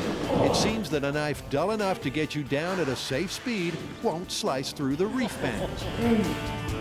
So you hung on to the knife, but it was just that force that that just popped me out. So it wasn't like it popped the knife out of my hand. It just pushed the knife up, and then I fell out of the sail. Well, that's a huge difference between you and Buster, is the fact that he had the death grip and everything was tightened and there was no way his wrist was going to go back. That is a normal human reaction. So Tori, ready to call this one? Cutting a knife through the sail, it's way too hard. I mean, as soon as I hit that reef band, the angle of my knife changed and my knife popped out, I fell. We had a full live person doing this with a sharp knife in a life-size sail with reef bands. You couldn't really get more realistic than that. I'm a little disappointed. I know. I just don't think the human wrist is strong enough to hold that angle. Plus, in a historically accurate sail, you'd have to get to not one, but 2 reef bands, and each of those has a variation of sail material of 1 to 3 layers, to 2 layers, back to 3, and then to 1. Well, and not only that, I mean, in a real-life situation, you're gonna have to have your knife just sharp enough to make it through the reef bands, but just dull enough to decelerate you. I mean, when is that really gonna happen? Only in the movies. I think this one's busted. I think this one's triple busted. Busted.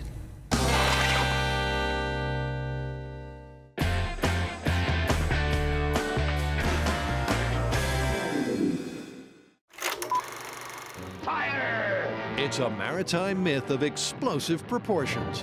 Supposedly, when the broadsides strike, more shipmates die from the flying splinters than the cannonballs themselves. Tests with the giant air cannon suggest it's a bust. But without an accurate muzzle velocity, our dynamic duo are reluctant to call it. I don't know, man. I'm looking at this shrapnel. I'm really pleased with our rig. I think we can call this one busted.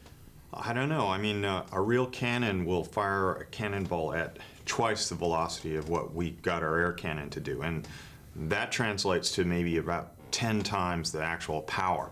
Right, but it did go through all the wood we had set up, plus our pegs. It did everything that we wanted it to do. Well, I have actually got access to a real cannon that fires a real cannonball. You want to go for it? Oh, yeah. Let's do it. Let's take all this back to the site and try it again. Actually, Adam, we're playing with real guns this time, and there's only one place they let us do that. The Alameda County Sheriff's Facility Bomb Range. And joining us to save the day is not-so-dirty Harry and his big gun. This is Old Moses. Is that the trailer or the gun? The gun. He speaks with a great voice and lays down the law. Oh, my Lord. Wow! It's a fully functional 1841 Mexican and Civil War replica. Not exactly pirate material, but a cannon's a cannon, right? This is one of those cases where I'm sure the results are going to be controversial, but no one can accuse us of not being thorough. And if there are any pirates out there who dispute this, I'd love to talk to them. The cannon that we're about to use is a piece of what is known as field artillery. Now, this is the kind of thing that would go out on the open battlefield in the Civil War and that kind of thing. We're talking about pirate cannons, but it's the same. The ball size is the same. It's the same as what we used in the air cannon. It's a proper size that you would actually find on a pirate ship. So the effect on impact is the same. This first shot into the water barrels for safety will give the team the muzzle velocity. And if Old Moses hits 1,300 feet per second, we know we're dealing with the real thing. All right, let's see if this is big enough to hold a pound and a quarter. Harry will use a 1.25 pounds of black powder to launch a 6-pound shot. Okay, not too hard. Okay, action front, time to load.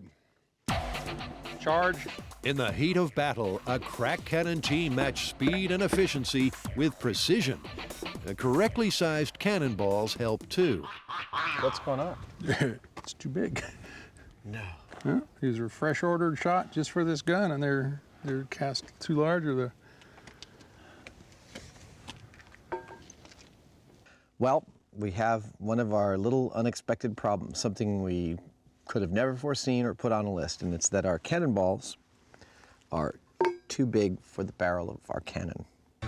What I'm using right now is an ancient pirate tool, the angle grinder. The ball is ground down by 1/8 of an inch.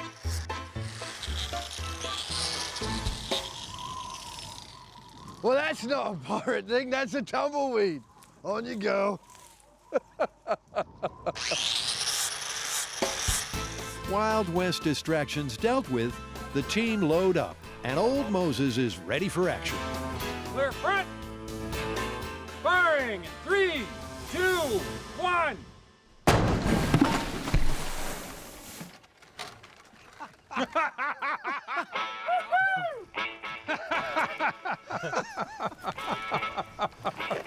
Old Moses certainly didn't hold back. A successful firing, but where's the cannonball? It's not there? It's Did it skip? If it skipped, it went over the hill.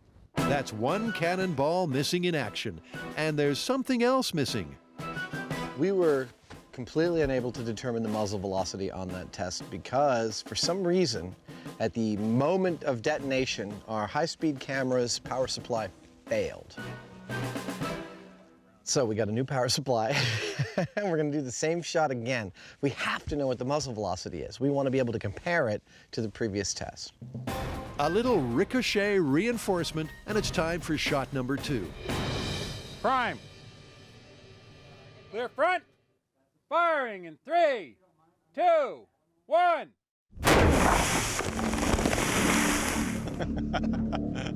I think We got that cannonball. we stopped the cannonball. It's like, Nice shot. No bouncing balls this time. The hill took the full force. It's deeper than that. So, what we got there is a muzzle velocity of 1,430 feet per second, guaranteed, because I can see when the cannonball exits the barrel, and I can see when it hits the garbage can, and I know the garbage can is exactly 10 feet from the barrel. That muzzle velocity makes this blast 7.5 times more powerful than the one we produced with our air cannon.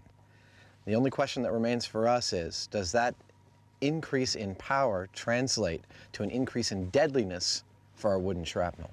Mini air cannons and maxi air cannons have drawn a blank on scattered splinters, but old Moses has the mustard to truly lay down the law for this myth. Adam's authentic pirate ship prototype is lowered into place. Cue the pigs. this is our pirate crew, and for this myth to be true, they have to have a bunch of splinters stuck in them really quite deep. Get your pirate face on! We're about to shoot some cannons! I'm drooling! Drooling? You ain't seen nothing yet. Firing in 3, 2, 1.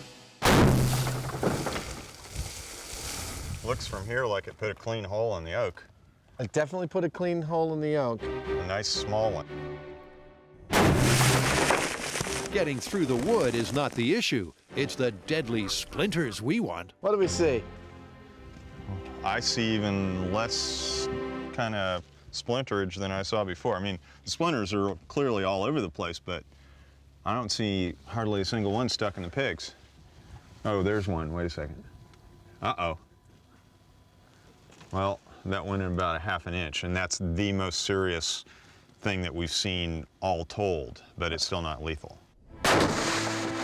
The increased muzzle velocity definitely had a lot more power behind it. It pushed this whole thing over. It caused a lot more trauma to our pirate boat than it did on the test with our air cannon. Old Moses here had considerably more kick than our air cannon, and it threw a lot of splinters all over the place, but the result is the same. From what I'm seeing, they just don't have a whole lot of mass. They just kind of like flip off things, they bounce, they don't really penetrate. Based on this, the only thing that we can say about this myth is that it's busted. The shrapnel is not as lethal as the cannonball. Well, let's give our pirates a good final resting place and call this one busted. Can you stop doing that? Now I can, because we're done.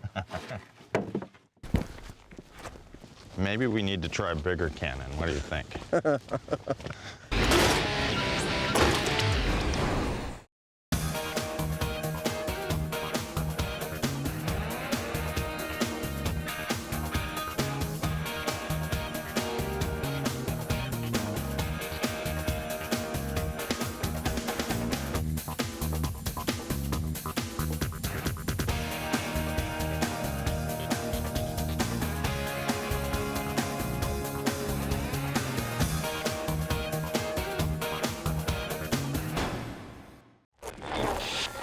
On this episode of MythBusters, Can you believe they let me in here?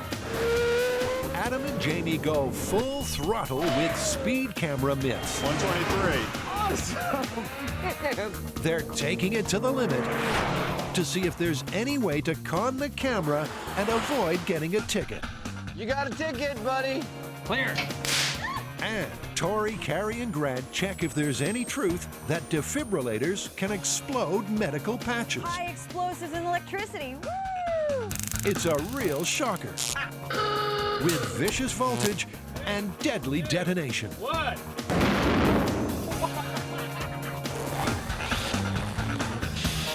Who are the MythBusters? Adam Savage. Danger is my middle name. And Jamie Hyneman. Between them, over 30 years special effects experience. Joining them, Tori Belleci. I'll miss you, buddy. Carrie Byron. Don't try what you're about to see at home. And Grant Imahara. I'm pooping as fast as I can. They don't just tell the myths, they put them to the test.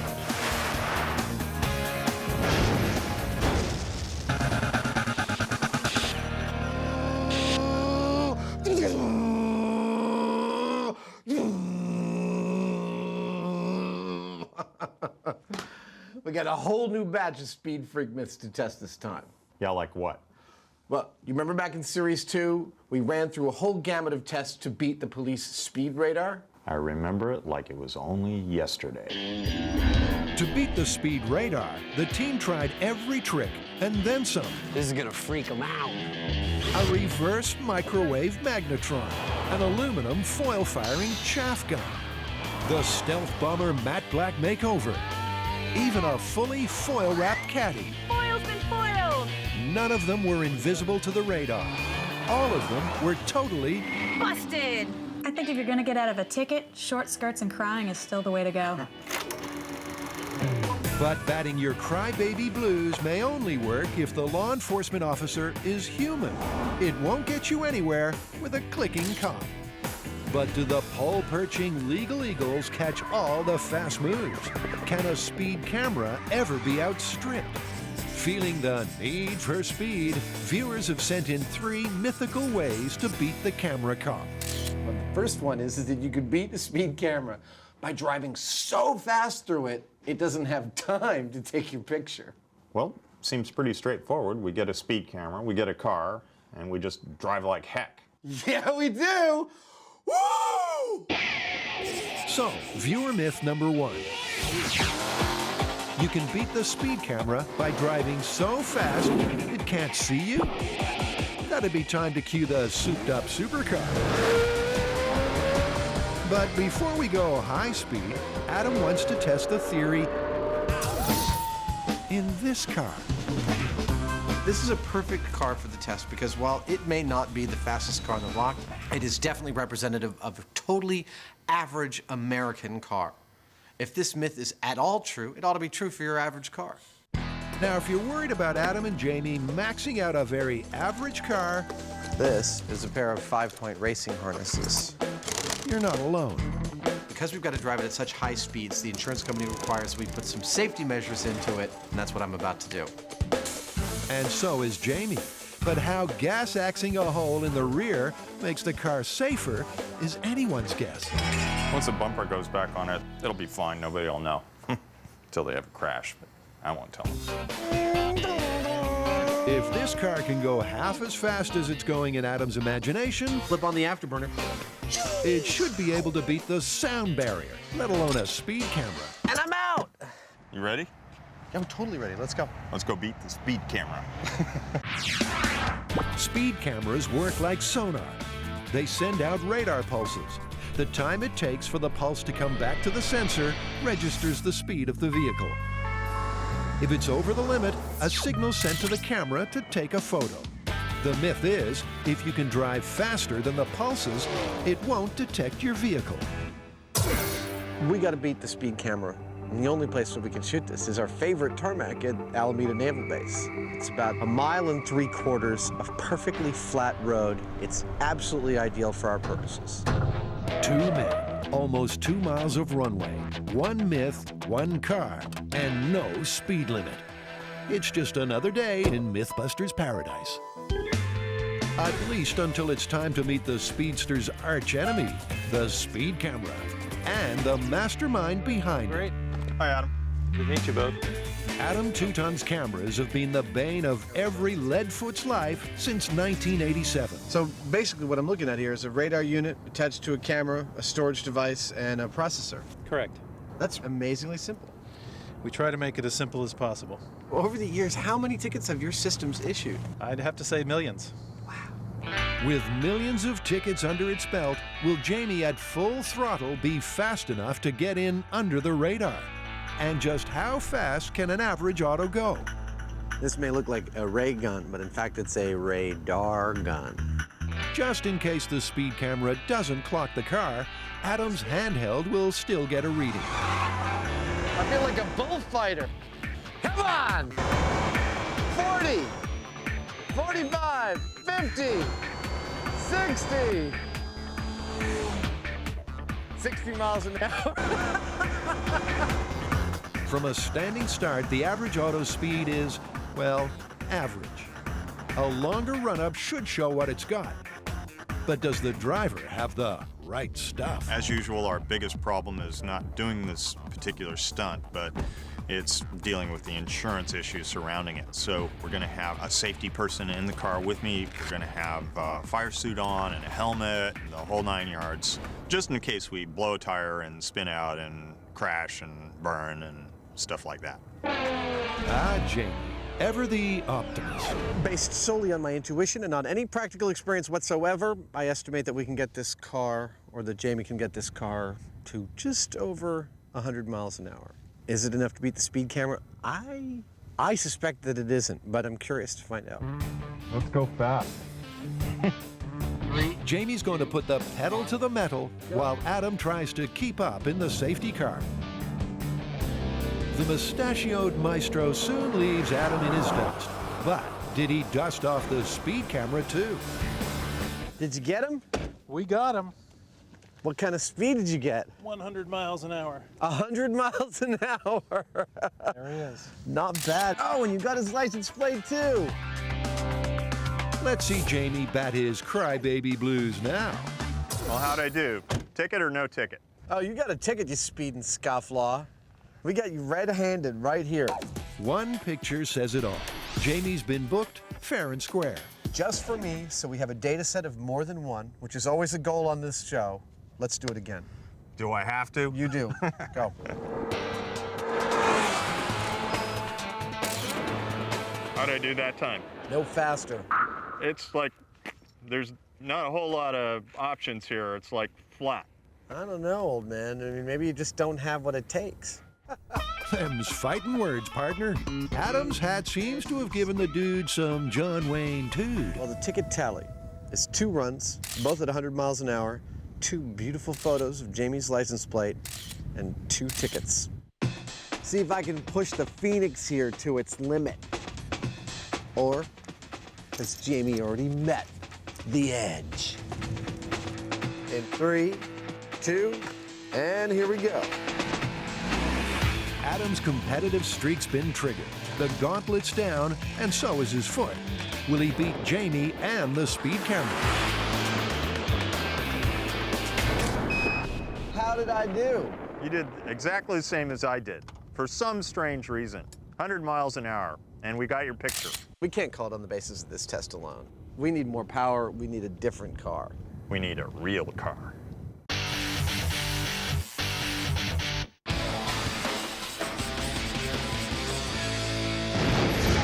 Okay, guys, I got a myth that's really gonna shock you, because it's about defibrillators.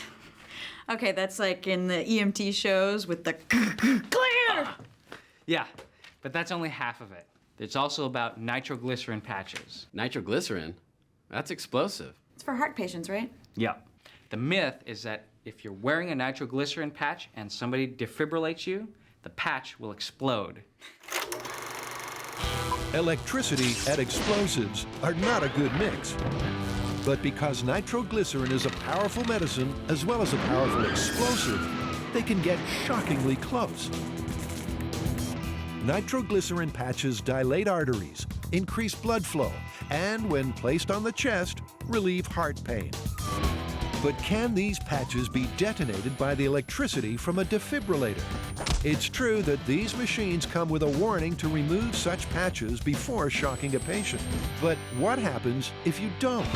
Well, first step in this explosive myth from the ER is to get a defibrillator. But already there's a problem. Oh, wait a minute, who's gonna let us use their defibrillator? I mean, we break everything we touch. Okay, let's borrow one, we'll characterize it, and then we'll make our own. When you say we, do you mean you? Yes. Now, making a do-it-yourself defibrillator isn't all that hard. All you need is a degree in electrical engineering and a knowledge of just how vicious voltage is. It's going to be potentially the most lethal thing I've ever built. Grant's defibrillator will take AC power and boost it to more than 4,000 volts. The high voltage will then be stored in a capacitor, so that when it's triggered, it can instantly dump a heart-jumping charge into the patient's chest. This thing, if it works, will definitely kill you. We're making Frankenstein's laboratory. While Grant deals with the diodes, Tori and Carrie make the electrical ER safer. We should be safe. With the ER rubbered up and ready, Grant's cooked up a unique pair of defibrillator paddles. Check this out. Like, clear! What's with the serrated edges? Oh, It's a little scary. Well, you know, I mean, normally the heart paddles don't have serrated edges, but this is a homemade defibrillator, so you have to go with what you can get. Once Grant's defibrillator is up and running, the plan is to unleash it on some nitro patches placed on a torso, made of that MythBusters favorite, ballistics gel. Well, that came out easier than I expected. But before all that, the team first needs to see if Grant's gizmo works. In theory, it's capable of delivering a bigger shock than you'd get from the third rail of the subway track. Everybody ready? More than enough to kill you if you're not careful. 3, 2, 1. Wow, that was great. Okay. That was a good one. I think it's ready. That goes into your chest? So Grant's DIY defibrillator is certainly sparking. Okay, bring on the body. But for the explosive tests to be valid, it's crucial that his machine has exactly the same capabilities as this, the defibrillator used in ERs up and down the country. Dang. Ready to put the heart paddles in? Yeah. To find out, the team inserts 2 copper heart paddles in the torso's chest, which are hardwired to an oscilloscope. Are you ready for your test? It'll register precisely how much juice is jumping, first from the commercial defibrillator. Everyone clear? Clear. Got it. Did you get it? Yep. We can start testing. Nice. The oscilloscope is telling me that it had a peak of 4 millivolts. Now, it's also saying is that the event lasted for 2 microseconds. Yeah. Do you think I'll get first place in the science fair? Easy. Now they know what they're aiming for. Grant's patty-flipping paddles are attached to the torso to see if his DIY defibrillator can deliver the same result. This just doesn't look dangerous enough. Should we get some buckets of water to stand in or maybe set off the sprinkler system? Just put your safety glasses on, Mr. Safety. Just hope this isn't the before moment. Oh, we should probably set up the high speed on Carrie. Now remember, 1,000 volts. They built their own defibrillator so as not to wreck the real one. 2,500. But is it safe to use? Now might be a good time for Carrie's family and friends to turn away. You're at 4,000. Pull the switch. Turn off the power supply. Okay, Carrie, are you ready? Everybody clear? Can I have your toolbox? 3, 2, 1. She's alive. She made it. Okay, you're good. Good job. I was worried for you for a second. Yeah, I'm sure when my mom watches this later, she's gonna be like, oh, not again. We just did the first test with Grant's homemade defibrillator, and to say I was a little bit scared going into it. It looks very Frankenstein-y, and I mean, all the laws of physics said, not gonna get shocked. I'm holding on to wood, I'm standing on rubber, but I can't help the heartbeat going, what if, what if, what if?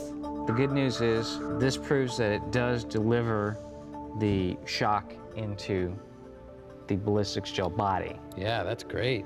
How's your heart? Is it still pumping? Yeah, it's going like. So Grant's defibrillator has passed. It's as good as the industry standard. Homemade defibrillator coming in. But before trying to explode some nitroglycerin patches, they've got a defibrillator mini-myth they want to put to the test. Clear. You see it on every ER drama. The myth is you'll be killed if you touch a patient who's being shocked. But do you really need to stand clear? Okay, so here's the setup. We've got the patient on the table. The patient's going to receive the shock from the defibrillator.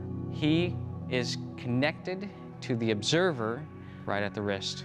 That goes up to a pair of heart paddles that are placed in the most likely conduction path. The heart paddles are then connected to the digital storage oscilloscope, and that's going to tell us what sort of currents flowing through that heart area.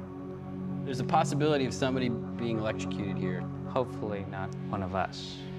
Ready? Remember, what they're testing here is whether you'd drop dead if you were to touch the patient during defibrillation. 3,500. To make sure the team avoids friendly fire, there's still an inch of rubber between them and the floor.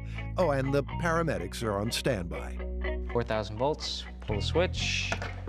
In 3, 2, 1, clear. That was kind of anticlimactic. Whoa, look what registered. Yeah, how anticlimactic do you think it is now? That looks just like when it got directly shocked. Yeah. That could stop your heart. It takes 6 milliamps to kill somebody. That's 13 milliamps peak right there. That could have killed him. And okay. He wasn't, yeah, and that was heart paddles all the way in the other guy. That's pretty impressive. I would say that's clear test confirmed. There's a reason why they say clear. Seems pretty clear to me. That's clear test confirmed. So now it's time to bring on the explosives. It's open season on speedsters. First, there was the squad car, then the radar, and now they've raised the bar with speed cameras. Adam and Jamie have tried to beat it through speed, but until they get a faster car, that myth's on hold. That leaves plenty of time for viewer myth number 2. Well, next up is a whole set of products which we call plate blockers. These are things that you would put over your license plate that would obscure it only to the camera when it tried to take your picture. Therefore, they don't know who to send the ticket to. So what, we just go out and drive by them with this stuff over the plate? Yeah, actually, not so fast. I think I'd like to try some scale tests out on these guys. Put them down in the shop with my digital camera and my flash and see if I can't get the results that they claim here in the shop. Adam has 5 plate blocking devices in his sights. All claim to somehow prevent the police paparazzi from tracking you down. First up is this thing, which supposedly has microcrystals to reflect the camera's flash. See what it does? Here I am. Now I'm gone. Oh my God, where did I go? Oh, here I am. Adam's clearly unimpressed, and reading the small print doesn't help. The manufacturer and retailer assume no responsibility for any use or application of this product in violation with any applicable law. Before installing this product, please check your state and local laws and regulations. I'll save you some time. It's probably illegal. Illegal? Maybe. Effective? Let's see. This is glitter license plate with the flash on. I don't have any problem reading that. Oh, man. You know, it's funny, but it also makes me really mad. It's ridiculous. Let's do due diligence on this piece of crap and try it from far away. The thing is, the microcrystals don't seem to be reflecting much at all. It's pretty much totally readable. I can see it's trying to reflect a light, but it's not succeeding because I can still read California, June, no doubt. I can still read the license plate. In this case, all that glitters definitely ain't gold. So what about plastic plate blocker number 2? They've spared every expense in manufacturing this. This is like one of those reading magnifiers, you know, that you can get at the museum store. And it is, I'm not kidding, scotch taped to this license plate cover. Oh, I see what it's doing. I'll eat my hat if this is legal in even one state. Oh. I'm ever so slightly side on to this thing, and it's definitely obscuring a couple of the letters of the license plate. There's no doubt about it. And the fact is, they can't search the database by as many letters as they can see on your license plate. They've got you. In fact, this would me off enough to come and find you. Don't hold back, Adam. Tell us how you really feel. The other plate blockers also failed to impress. There was regular kitchen plastic wrap. It is not obscured at all. A tailor-made commercial spray. Yeah, it's totally readable. And run-of-the-mill hairspray. It's clear as day. All got the Adam Savage seal of disapproval. Granted, this is probably not what they're using professionally, so I can't call it busted on the basis of this, but it really doesn't look good. So for a definitive test, they'll run the plate blockers past the same setup that's used on the streets. The microcrystal glitter plates first up. Mr. Hyneman, you are go for launch.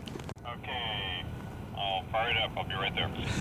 He's got to fire up the pre-burners, and he's got to wind up the Phoenix engines, open up the feeder tube, kick the throttle, open up the thrusters. Then, of course, he's got to kick in the afterburner.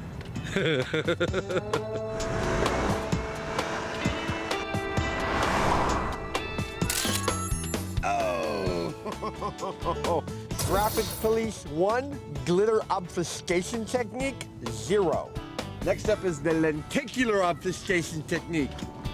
This lenticular thing did obfuscate the license plate more than anything else, but I still don't have high hopes that it'll beat our speed camera. You got a ticket, buddy. Time to move on to the next one. That'd be Mr. Savage's makeup call. Obviously, MythBusters brand hairspray is very important to how I look on set and on television. But although it looked good on Adam, it didn't cut it with the speed camera. And neither did the commercial spray. Starting to see a pattern here. Yeah, plate blocker zip, speed camera 4. Make that 5 with the plastic wrap. Clear as a bell. Clear as a bell. Cling wrap is busted. Not a single one of the plate blockers has worked. So it's plate blockers 0, speed cameras 5. Now, although they might not con the camera, one of them at least does have a hidden talent. Ow.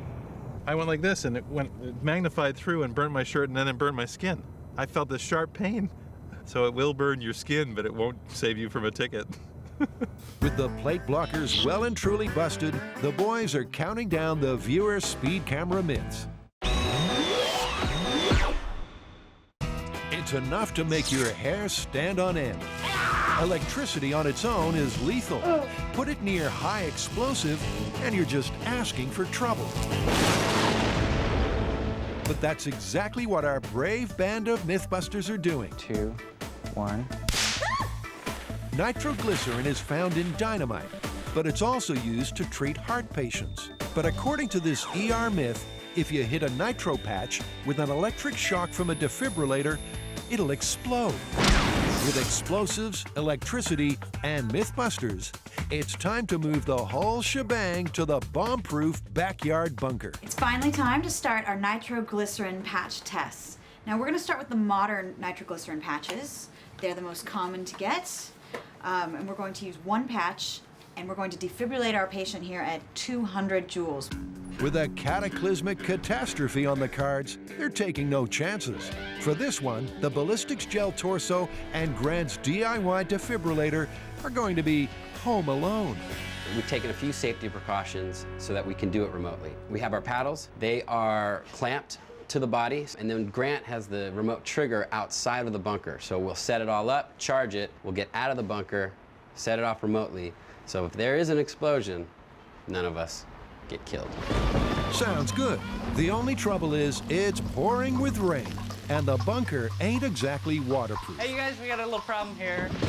Little problem. What's going on? It's raining on my neon transformers, so we need to... Is that a problem? Yeah, kind of. You want an umbrella? Oh, geez. Something. That seems really, really, really dangerous. Yeah, it's not entirely safe. In fact, let me unplug this. Okay. Diagnosing the problem was easy. Fixing it, well, that's a different story. If it explodes, it's safer than being in the shop. handfuls of water, massive amounts of electricity. I don't see a danger in that at all. With the deluge finally diverted, Grant's confident it's safe enough to proceed. Just remember, go to the light. Okay, see ya. See you on the other side. In general, yes, water and electricity don't mix, particularly high voltage electricity. But as long as we take the proper precautions, standing on rubber, make sure nothing's wet, we should be fine. Now, if this were a movie, you'd pretty much know something terrible was about to happen. 2,000. But this is MythBusters, factual television, real life. Nitroglycerin patch test. 200 joules in 3, 2, 1.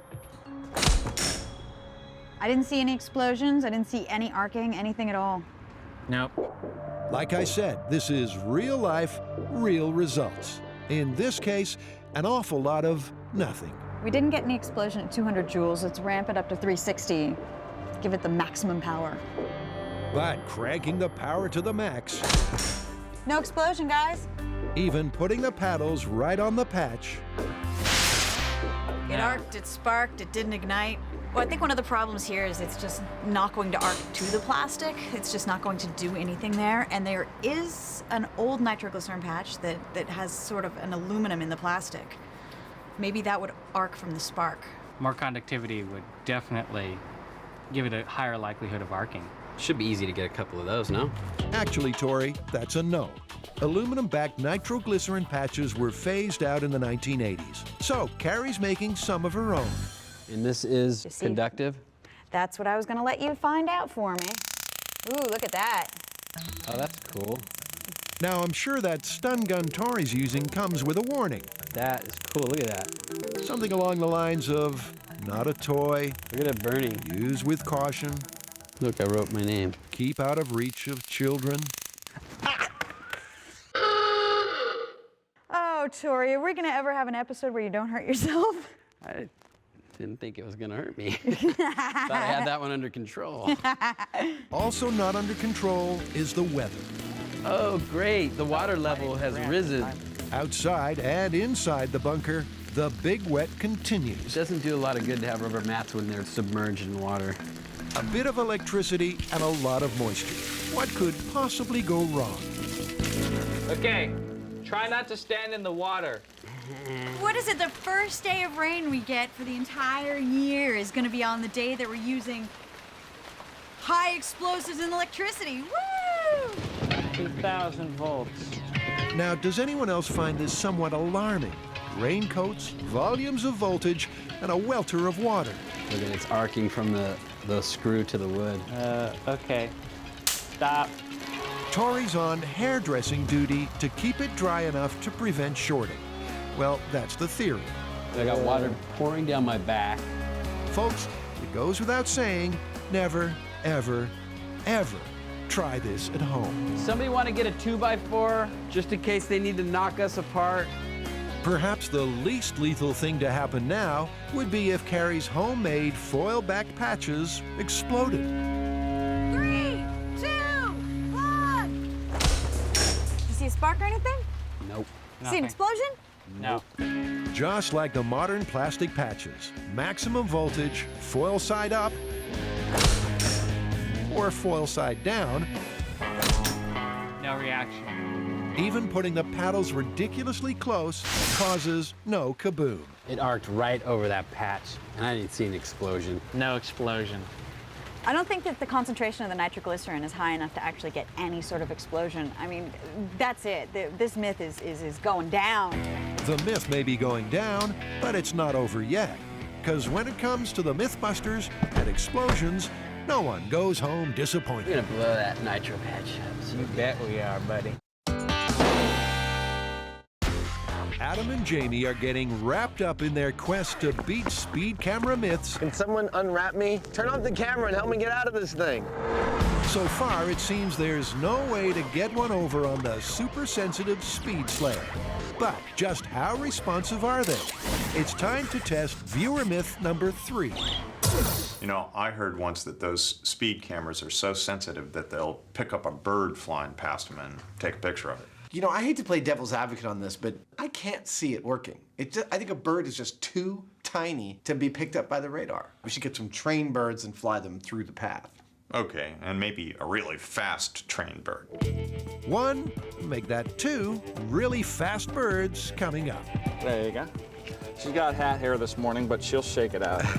Meet female falcons Strager and Falstaff, and their master, falconer James Tigan. People are always asking us how fast they are over the ground. In a dive, the peregrine's been clocked at 240 miles an hour in a dive.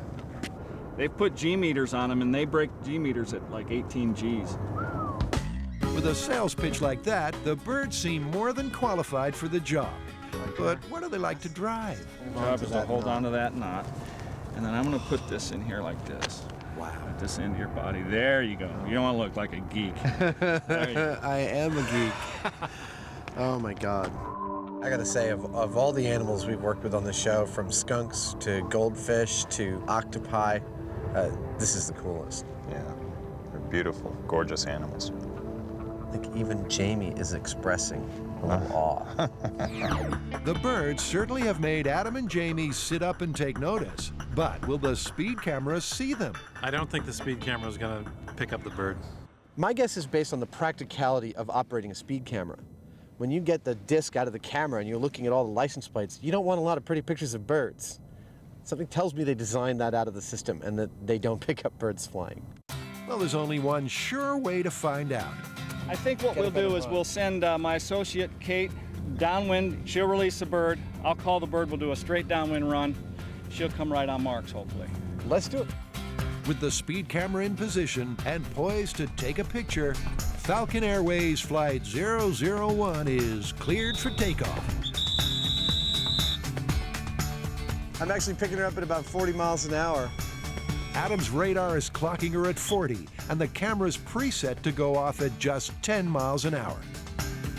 She was going 40 miles an hour. If anything was gonna, if this could pick her up, that was a good speed to pick her up at. And it was right down the throat. It was, it should have got it. How'd we do? Took a picture at 29 miles an hour. But there's a big difference between Adam's radar speed of 40 and the camera's 29. So what exactly did they take a photo of? One thing I'm not sure of, whether, was he swinging the bait? He was. So you might have picked up the bait? I don't know. Well, I mean, there's an easy way to test for that. We could just have him stand farther down, the camera can't see him. Or we could just have him swing the bait with no bird in the picture. Or we could try something really simple like that. Let's do that. Yeah, that'll do. I'm gonna go sit in the trailer now. While Adam eats a slice of humble pie, the others find out if it was the chick that made the camera click. Faster. Faster. But even with the bait in full swing, there's still no camera ka-ching. So it's picking up speeds, but it's not photoing. There's not enough of a signature to give a quality threshold high enough to trigger the camera. But it seems like the bird absolutely did. Stunning. I love being wrong. But just to make really sure, Adam wants one more run to clear up the camera conundrum.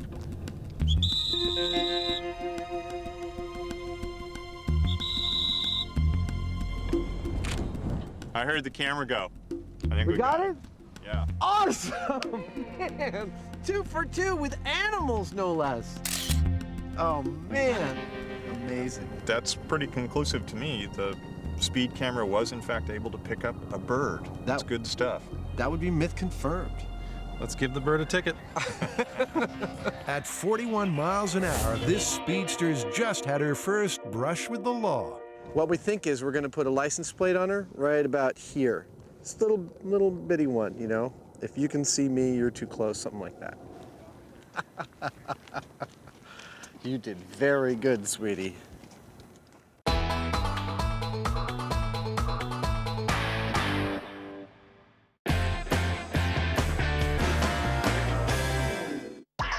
It never pays to monkey around with electricity, especially near explosives. But for Carrie, Tori, and Grant, detonating nitroglycerin medical patches with an electric defibrillator has so far only blown away a lot of time. Nothing happened. No explosion. Shocker. They want an explosion, and they want it now. Forget this medicinal nitroglycerin. Let's get the pure stuff, the stuff we all know is explosive. We'll smear that on the body, and then try to defibrillate again. Well, I'm pretty sure no one is going to sell us pure nitroglycerin. I think we're already on all the watch lists. So maybe it's time to call former FBI agent Frank Doyle. You may remember Frank from such great MythBusters moments as the case of the exploding trousers, 22,000-foot fall, and the mother of all explosions, when Frank totally trashed a truck.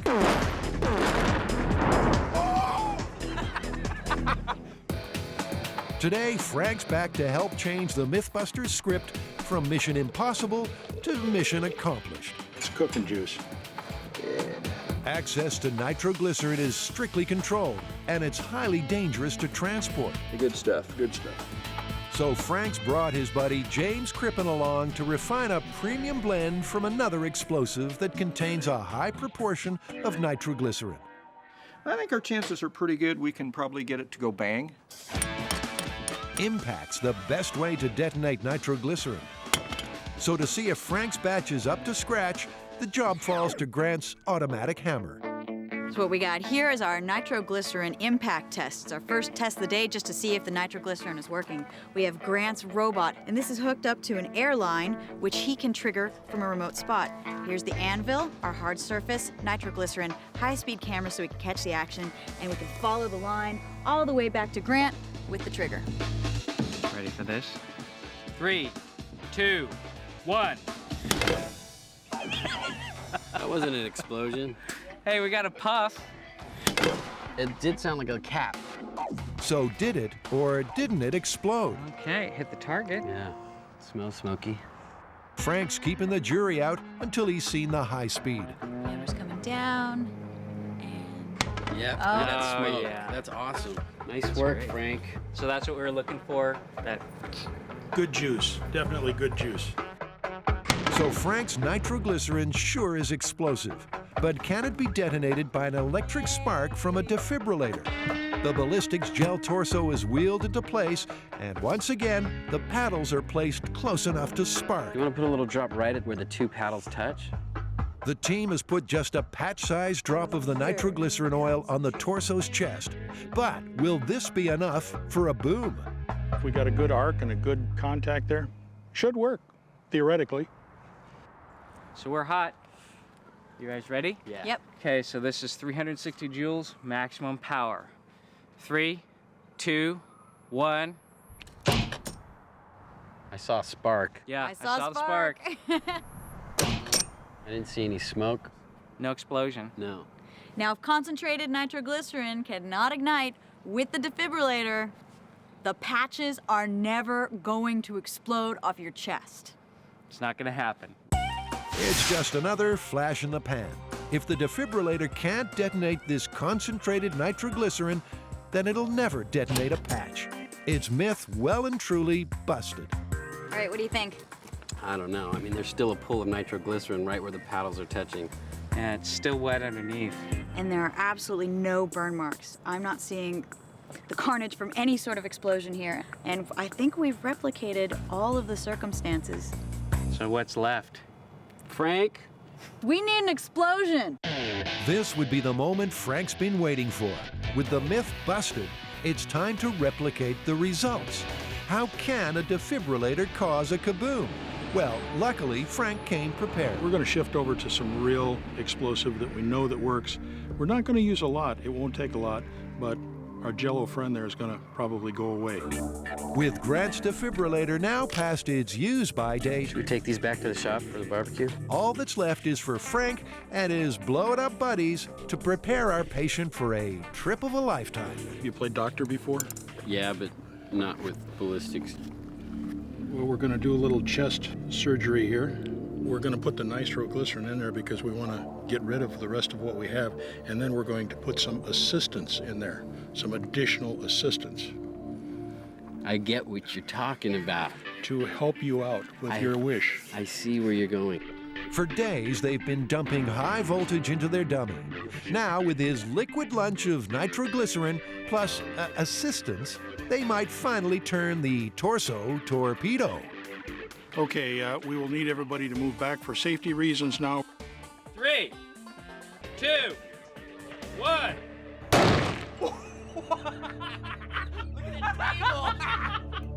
That was awesome. Now that's what I expected from those patches. That's great. That is an explosion. The torso has been terminated, and with flying colors. That is a beautiful thing. He's looking at his belly. That is just... That's an explosion. That kind of charring is what you expect to see when something explodes. Frank, you did not disappoint us. Thank you. I think we owe you a table, though.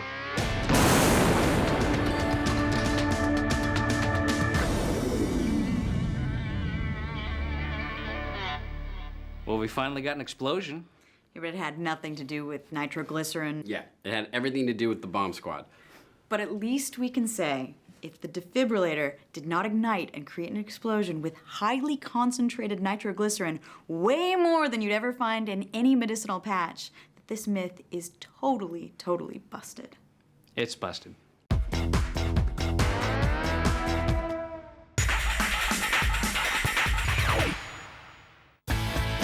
Before the speed camera, those who lived life in the fast lane had the highway patrol to contend with. Nowadays, speedsters find it hard to defy the all-seeing eye. Adam and Jamie have tested all the viewer myths, but there's still one that's not quite done. I got some great news. The researchers have found us a really fast car, so we're going to have a second go at speed. Oh, you mean whether or not the speeding car can beat the speed camera? Exactly. Awesome. You'll never guess what Adam's going to ask next. Can I drive the car? Of course. Yes! In true MythBusters tradition, Adam and Jamie are going to push the edge of the fast envelope in a go-for-broke speed camera, speed car face-off. Come to Infineon Raceway, where I think they have something with a lot more grunt that we can put in front of the speed camera and see if we can beat it. One grunt machine coming up. Yep, believe it or not, somehow Mrs. Savage's little boy Adam has been let loose to pilot a prime piece of auto real estate. What, beat the speed camera? What? Oh, right, that's why we're here. Sure. How we doing? How's it going? How you doing? But to keep us and the car safe, Chief Driving Instructor Mark will be riding shotgun. You think he can handle driving it? He might be able to. Give it a shot. Adam hasn't had so much fun since the last full moon. I'm so ready to go. Let's go. I don't know, Adam. Can you believe they let me in here? No. What's the value of this car? 280? 280. Well, 280. I can work that off. Well, there's the next 65 years of Adam's life taken care of. I don't think it's going to work, even with a really fast car. Jamie remains skeptical, but if anything stands a chance of beating the speed camera, then it's this.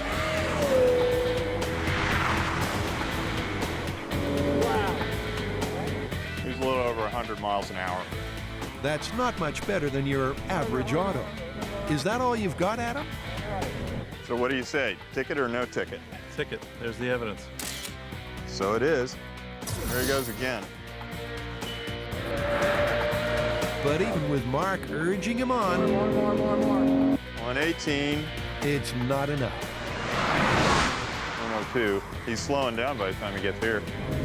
Adam's running out of road and buttoning off before he gets to the speed camera. Moving it closer to the start line means they can clock him in full flight. It's Adam's last chance. It's do or die. 100. 120. 123. That's Adam's best yet. Unbelievable. But is it enough? Got him. You're going to have to go faster than that to beat the speed camera. Yeah, go. With the score running 3-0 to the speed camera, there's only one option left. Adam has to swallow his pride and hand over the reins to a professional driver. If he can't beat it, it's not going to get beaten. 120. 127.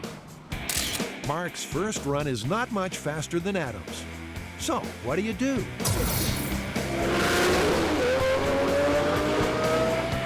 115. He's going faster. 140. 136. We got a ticket. Even with a professional propelling it to maximum momentum, 130, 440. It's still not enough to beat the speed camera. I don't know. The speed camera, it's like works on the speed of light, so the car doesn't. The car goes like maybe 200 miles an hour tops. I don't think we're going to beat it. All that's left to do now is to gently break Adam's heart. What was our top speed? The top speed I got was about 140 miles an hour. That was when Mark was driving? Yeah. What was my top speed? About 120. Maybe 123, I forgot. Well, that settles it, man. If we couldn't beat it with this thing, there's no way you can beat the speed camera, no matter how fast you're going. I mean, you're like under Mach 1. Yep. I guess it's busted. Our work here is done. Let's go. Hey, not so fast. I got a little something. A little something, something. Really? Yeah. Something, something? There's a lot of secret squirrel going on here. If I know one thing about Jamie, it's he's going outside the box and probably cheating. What you got here is a little bit more of a straightforward, no nonsense, no chemicals, no plastic wrap, just basic physics to beat the speed camera. Get in your car and show me what you got, cheater. Okay, we all set? The plate blockers failed. The very average auto failed. Red raw speed failed. In a sea of failure, what can Jamie possibly do to succeed?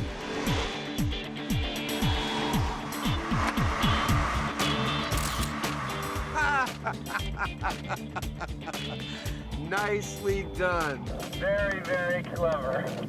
Like I said, I knew he was going to cheat. So, how did he do it? Well, remember way back when the car was being made safer and Jamie was busy cutting a huge hole, turns out it was to fit the old spy car revolving license plate trick. This is just an air-powered rotary actuator. You apply air, it flips it. That is good. It's got Nicely done. Little trigger. You still get a ticket for that. And actually, I think the ticket for having that on your car is a lot worse than speeding. This one comes with jail time. What are you gonna do? Nice work, Speedy Gonzales. Let's go home. Make sure you have it on the right plate on the way home. All right.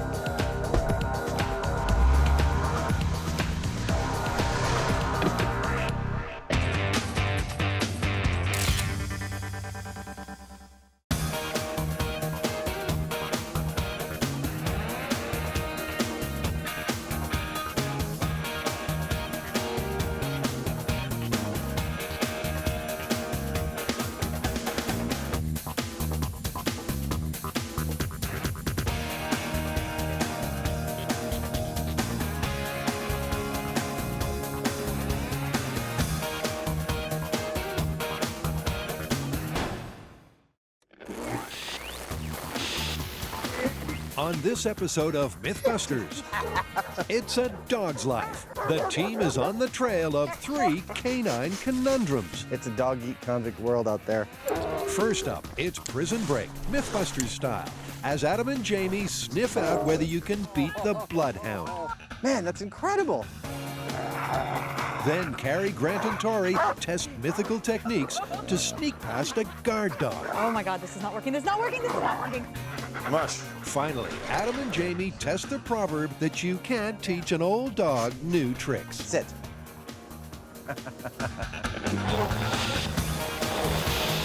Who are the MythBusters? Adam Savage. Is everybody ready for diving? And Jamie Hyneman. Gets me all worked up just looking at it. Between them, more than 30 years of special effects experience. That was heavy. Joining them, Grant Imahara. Are you feeling lucky, punk? Tori Belleci. Somebody order some exploding pants? And Carrie Byron. High explosives and electricity. Woo! They don't just tell the myths, They put them to the test.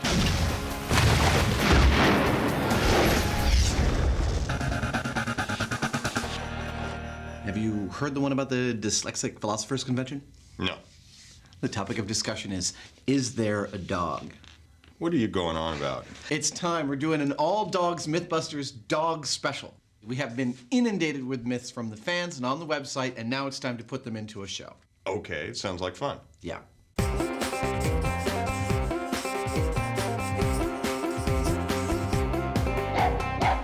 Okay, here's what I see. It's another in a long line of adages, like, Rolling Stone gathers no moss and finding a needle in a haystack. We should test the myth that you can't teach an old dog new tricks. You ready, old dog? Let's go. Man's best friend. They're smart, they're talented, and crucially, they're quick to pick up new tricks.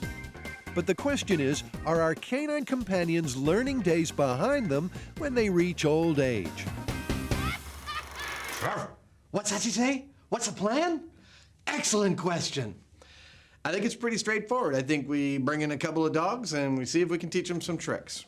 Well, they got to be old dogs, because after all, that's what this is about. Maybe we can each take one, we'll train them separately.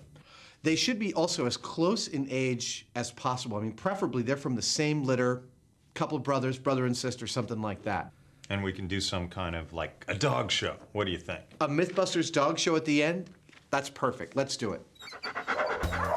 And just as perfect are these beautiful old dogs, Bobo and Cece, an untrained 7-year-old brother and sister pair. Bobo and Cece appear to be Alaskan Malamutes. Now, this breed is notoriously difficult to train. They're headstrong. So, if we can train these old dogs, this being the worst case scenario, we should be able to train any old dogs. Mush. Adam and Jamie have just 1 week to get these homeless fur balls pulling in the right direction. So they're going to need some expert help. Adam and Cece have enlisted dog trainer Beverly Ulbrich. So what we've got is somewhat of a contest between Jamie and I, and what I need your help with is to get Cece here to learn how to heel, sit, stay, down, and shake hands all in the next week. Can we do that? I sure hope so. Let's give it a shot. Bling bling here. With her shiny new training collar, Cece is ready for lesson number 1, heeling. So the idea with the walk is you want the dog paying attention to you, not everything else around you. If you think about like how a pack travels, there's one pack leader and the rest of the dogs are behind it just following naturally and easily. And obviously right now she's trying to be that pack leader.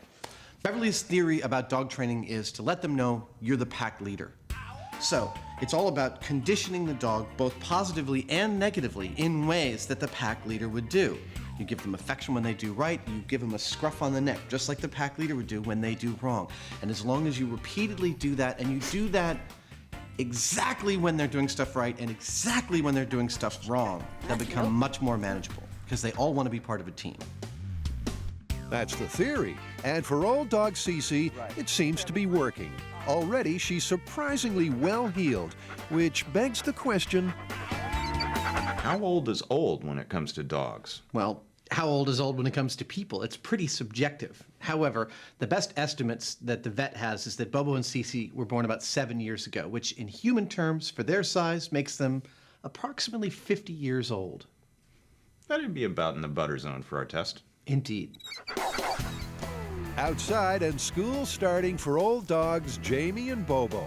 And head teach Gene Donaldson from the SPCA confirms we're starting from scratch. Bobo, can you sit? Yes, he probably has never been taught. He's looking at him, mates will be saying it in Swahili, he has no clue. Undaunted, Jamie and Gene get classes started. And at this dog school, the curriculum is slightly different. Gene's technique is influenced by Pavlov, Skinner, even Darwin. We could talk about it in terms of operant conditioning and other things, but it boils down to that if the dog's behavior is good, you reward it. If it's bad, you ignore it. So I've got leverage in my hand, and at the moment, he's not going to give me a full down, but I got to pay something. This is called shaping by successive approximation. So I'm waiting for that right front leg. As soon as he crosses it, I'm going to pay him. waiting for the leg. There's the leg.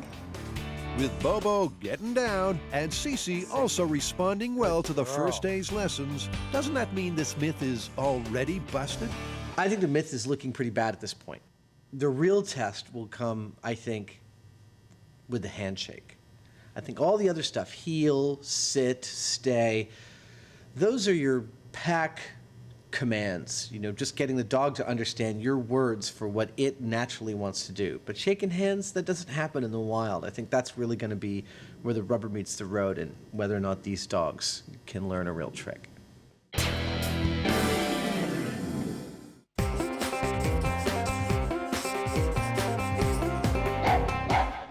Our next myth could get you ripped limb from limb. Cool. What is it? We're going to the dogs. It's time to test mythical ways to get past the guard dog. Oh, cool. Like throwing them a big juicy steak. We have a whole list of ideas for trying to get past guard dogs. Man, this sounds dangerous. All right, we're in. When it comes to breaking and entering, the MythBusters are, unsurprisingly, experts. Their criminal record includes safe cracking, climbing air ducts, and beating laser beam alarms. Let's get out of here before the cops come. But today, they're filling the gap in their criminal CV by testing mythical methods to bypass a guard dog. Okay, guys, what's the plan? I think the first step is obvious. We need to get ourselves a dog, and I don't want to use just vicious pets. I want to go find a guard dog training school and get a real guard dog. This is gonna be fun. Oh yeah, as long as we don't get bitten. Yeah. The researchers have found just the place to get this myth off the ground. Whitmer Tyson Kennels, where police and guard dogs go to school. And in case you're wondering who let the dog out, Mike the handler did. This is Iwan. He's a 5-year-old German Shepherd. And what we can do is we can give you a demonstration on how he stops people. One of our main trainers here is Jim. He's going to play the bad guy, and he's going to try and escape. Wow. Jim manages just a few paces before Ewan is on him in a flash of fur and teeth. And it's only that specially designed protective suit that prevents him from being the dog's dinner. So, who's going to be dessert? Anybody want to try it? Yeah, Tori volunteers. Grant works on the principle that although there's no I in team, there is a me. Dang! This is getting scary. And Tori is once again in the firing line. Whoa! Hey! Good boy! Good boy!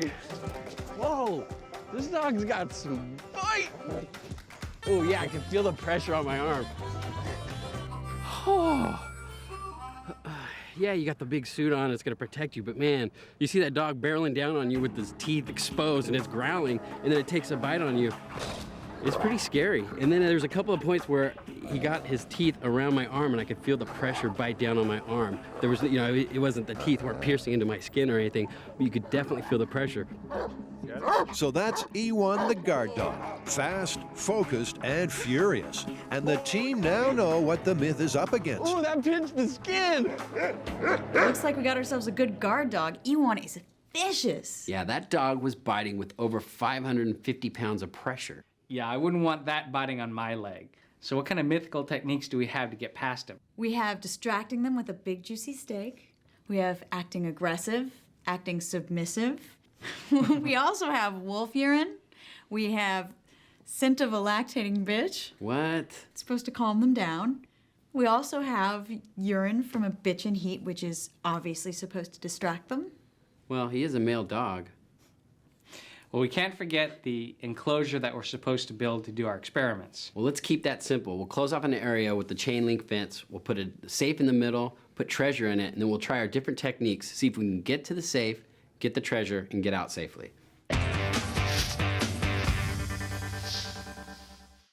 Carrie, Grant, and Tori are attempting to beat Ewan, the well-trained guard dog. They're going to test several techniques to sneak past the four-legged guardian, get into the safe in the center of the compound, and then escape safely with the loot. So the first tactic I'm going to utilize is diversion. I've got some stakes. I'm going to chuck it in one side of the yard. and then I'm going to try to make a run for it. I see, and that's supposed to draw the dog's attention away from you. Always works in the cartoons. Good luck with that.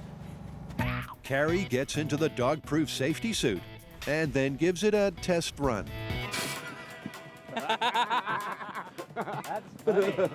With Carrie about as mobile as a dog's chew toy, she adapts her heist plan. I'm not going to be able to throw anything with this. I'm going to get one of the boys to go over the corner and throw it. That's not cheating. Everybody's got a partner in crime. Tori gets the plan underway by interesting Ewan in his meaty treat. Oh, look, he likes. Oh, you looking at it? You like, you like these. You like the meat. I think you guys should probably go for it now, no? Tori's tasty T-bone taunting has bought Carrie enough time to get to the safe.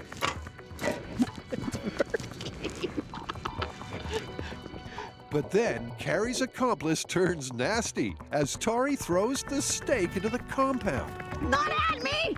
Not at me! It's a poor throw, but Ewan stays focused on the meat and starts to chow down as Carrie heads for an unofficial exit on the far side of the compound. But it's locked. Hurry, he's eating the meat!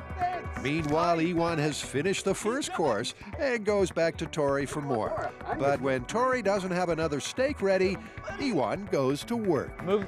Oh.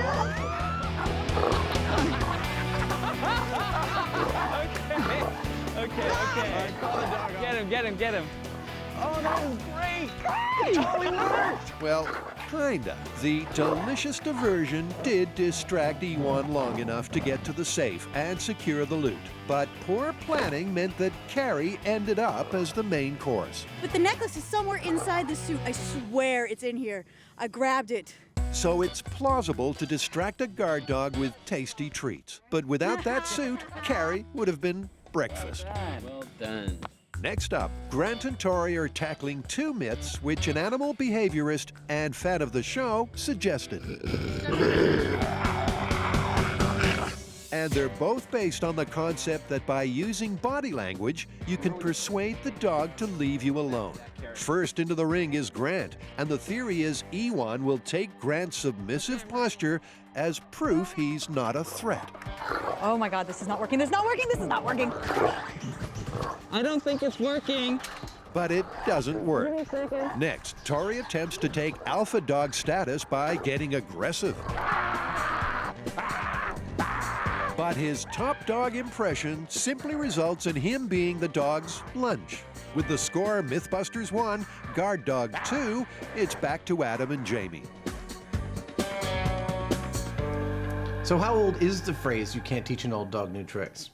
Well, it's pretty old. It originated from some guy named Fitzherbert who wrote a paper on animal husbandry in 1523. That's it? Yeah. All right.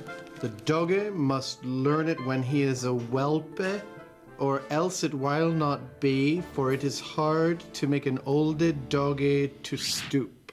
Like I said, you can't teach an old dog new tricks. It's an age-old adage, and the MythBusters can't resist putting it to the test. On day one, the training went so well, the myth looked busted. Sit. Good girl. But in today's session, without pack leaders Beverly and Jean to show them who's boss, Cece, sit. well, the dog's personalities are proving obstructive. We're a little too excited this morning. Bubba's a brat. First of all, I don't think he's as smart as CC. I can see it in his eyes. He's a little like... Yeah, you can cut that with a shot of him, you'll see it looks the same.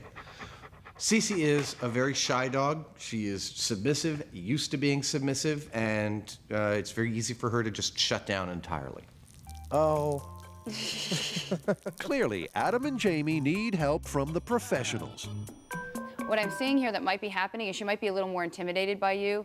A lot of times a dog, especially if she's a female dog, she may be more intimidated by males, either just by nature or because whatever men she's been with in her life have been a little rough on her, Okay. are firm with her, such that she's feeling that way.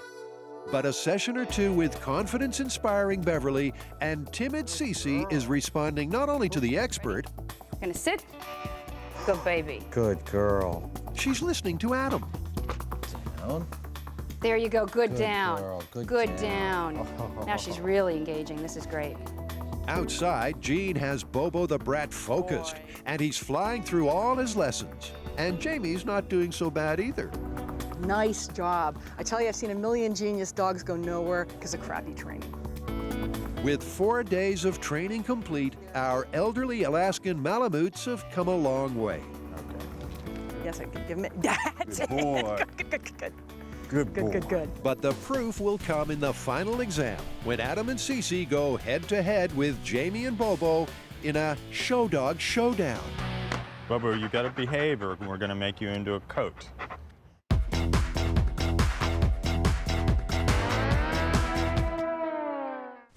Adam and Jamie are competing in the MythBusters Best in Show Dog Trial. They've gone head-to-head to see whether it's really impossible to teach an old dog new tricks. This is their final exam. We have set up a little dog show place here. We have a scorecard. We have 5 tricks that we've taught them. We're gonna see how well they did. With Myth-Turn Jess in position as judge and jury, everyone and every dog is ready. All right, everybody, and welcome to the Old Dog New Trick final exam. Adam and Cece, you're up first. Let's start with the heel. Good girl.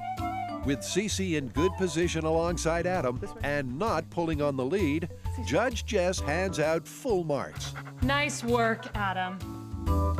And that's the story of Cece's day. Sit. Good girl. She obediently follows all of Adam's commands. Down. Good down. Good down. Back up. Okay, shake. Good shake. Very good. Proving that in just 1 week, stay. She's learned all 5 of the new tricks. Okay, Anita. Good girl. Very good girl. The pressure's on. Jamie hates losing.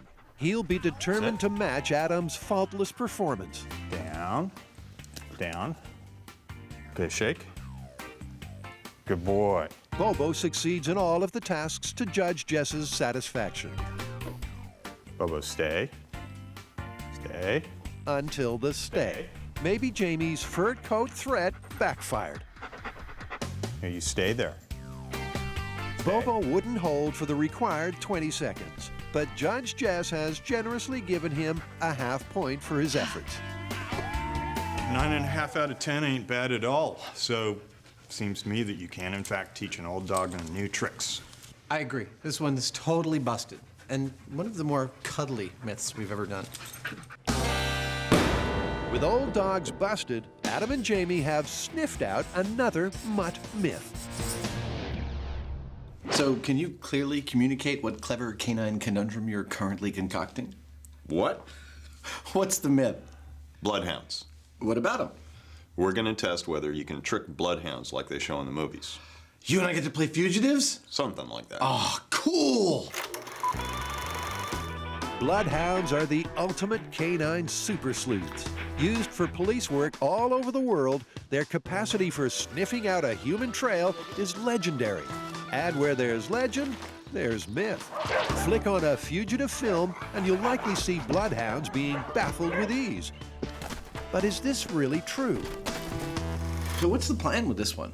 Well, we gotta get a trained bloodhound. All right, and then I guess we just run them through the paces of things we'd seen them get tricked by in the movies. Backtracking, running in a river, changing your scent? Yeah. All right, well, which one of us should be the runner? Well, something tells me that you'd be better at laying down a scent trail than I would. Okay. I'm gonna say yes just because I want to do it. Let's get straight into this. Straight into it? Sure. Can you guess what my role is today? I am the chasee. And I'm gonna go over there and try every trick in the book to throw these dogs off my trail. We're gonna see what works and what doesn't. Prison breaky Adam's all suited up to be the fugitive. And here's what he's facing. This is Morgan. He's a 2.5-year-old bloodhound, and he currently works with the San Mateo County Sheriff's Office Canine Unit in San Mateo. Morgan, Handler Matt, and Jamie are going to need all their tracking experience because there's 6 myths that they're up against. sourced from the movies and fan emails, each one will supposedly confuse and confound the trailing hound. Looking more like an extra in a George Clooney movie, it's nearly time to say, "Oh, Adam, where art thou?" But first, the plan. Now the dog and his owner are just over there, so I'm going to have to whisper the next test because they don't know what this is. This next test, I am going to be zigzagging, I'm going to be doubling back on my trail, and I'm going to finish off with a lovely climbing of a tree. Whoa, so let the games begin. Adam has 5 minutes to get as far away as he possibly can from Morgan, the human-seeking missile. Okay, that was a zigzag. Adam, looking like a recently escaped Benny Hill character, lays down as many zigs, zags, and double backs as he can before scampering up a tree. Hello, team. This is Convict 1. I'm hidden. Which means it's time to release the hound. And Matt's first move is to show Morgan what the search and rescue community know as the scent article. Smell. In actual fact, it's one of Adam's unwashed t-shirts. To get an understanding of exactly how Morgan can find Adam from sniffing his dirty laundry, let's go to a graphic. The scent a bloodhound detects are the millions of skin cells we're constantly shedding. These minute particles carry a person's unique scent signature. They rub off on anything we come into contact with, and we leave a trail of them wherever we go. Adam may as well have left signposts, because what's immediately striking is the pace at which Morgan works. Matt and Jamie, not to mention the unfit crew, are at full pace trying to keep up. Where is he? I'm sensing maybe Adam did a little doubling back. Jamie's on the right track, but it's Morgan's nose that got him there. And pretty soon our police pooch is barking up the right tree. I saw a good boy, where'd he go? I saw a good boy, where is he? Good boy. So that's myth number 1 busted, and Adam is on his way back to prison, although he doesn't seem all that upset. I just want to say, if this looks like fun, it's twice as much fun as it looks like. This is like, wow, who hasn't wanted to try this?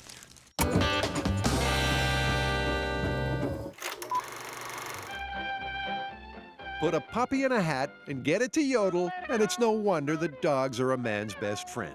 But as Carrie, Tori, and Grant are finding out, that's not always the case.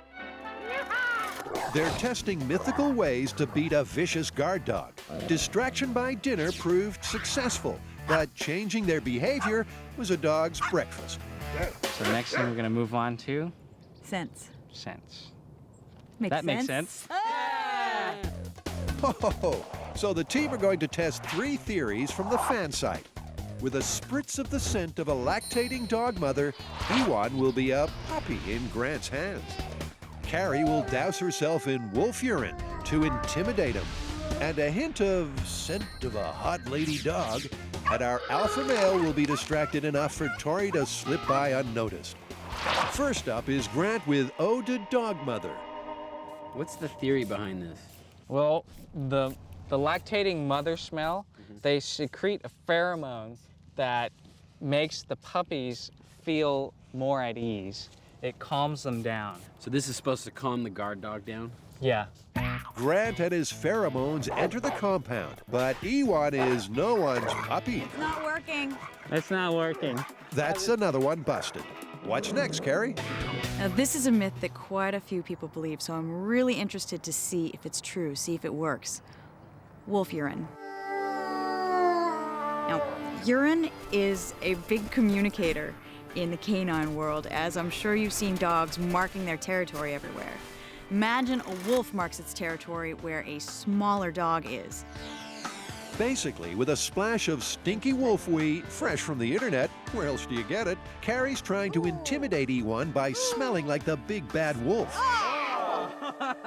And at this point, you can feel lucky you're on the other side of the screen. That's strong. But will our guard dog be scared off? Oh, wait. Oh, working! Yeah! Oh, no. Instead of immediately taking a piece of Carrie, Ewan hesitated, but in the end, he wasn't fooled by Carrie in the wolf's urine-soaked clothing. If you would take a bath in wolf pee, you might survive being attacked by a guard dog. But I would definitely say plausible because there was serious hesitation there. Next, and the guys are going to try and distract Ewan with Ode to Hot Lady Dog. This is fresh from the kennel, bitch in heat urine. Tasty. But what's the plan? The theory is that that scent will attract him. He'll think that there's a female dog present and he'll want to go get nasty. And then I will sneak by him while he's looking for that female. Carrie wafts the tempting odor under the guard dog's nose.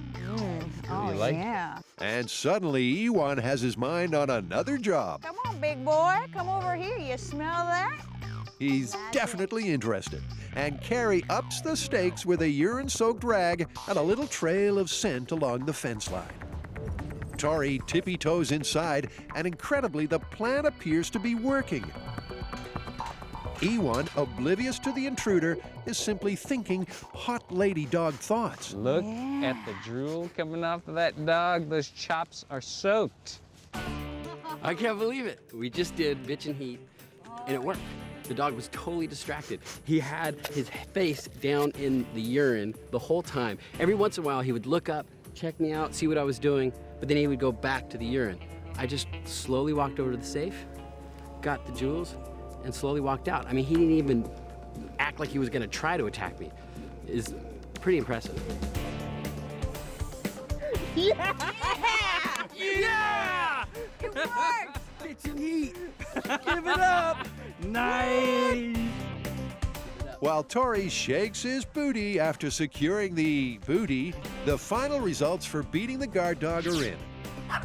But this shaggy dog story ain't over yet. Many MythBusters moons ago, in the story of the salsa escape, Adam proved that he's a dab hand at literally breaking out of prison. And I escaped! But now the team is testing the myth that on the resulting manhunt, Yeah, zigzagging didn't work at all. the bloodhounds can be foiled with a few fiendish tricks.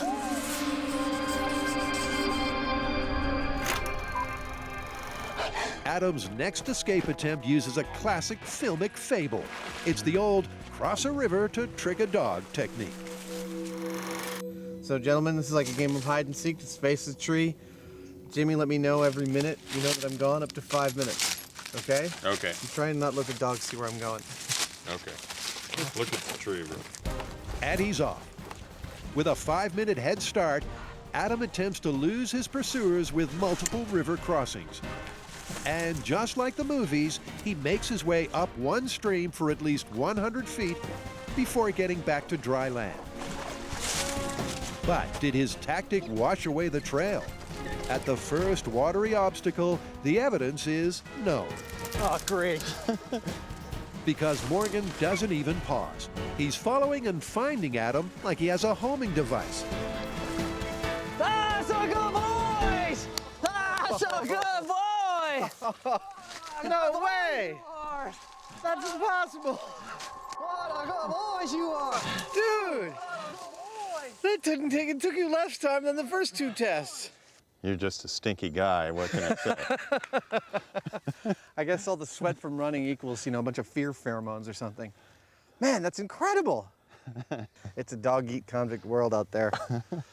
At this point, the water doesn't look like a terribly good thing to try and use because from what we've learned about talking with these guys and what we just saw, water actually likes the scent. The scent is, kind of hydrophilic, apparently. It likes to collect in low areas, like where the water is. Water's no guarantee that the scent's going to go away. Incredibly, that's true. As long as the water is slow-moving or still, it has the potential to retain the trail better than dry land. So the myth that water will foil a bloodhound doesn't hold any water. Quite simply, Morgan is just too nosy. Let's pause for a minute and consider the amazing olfactory capabilities of the bloodhound. For comparison, a human's olfactory center is about the size of a postage stamp, whereas a bloodhound's is about the size of a handkerchief. This difference gives a bloodhound almost 1,000 times the smelling capabilities of a human. That's a lot. Yeah.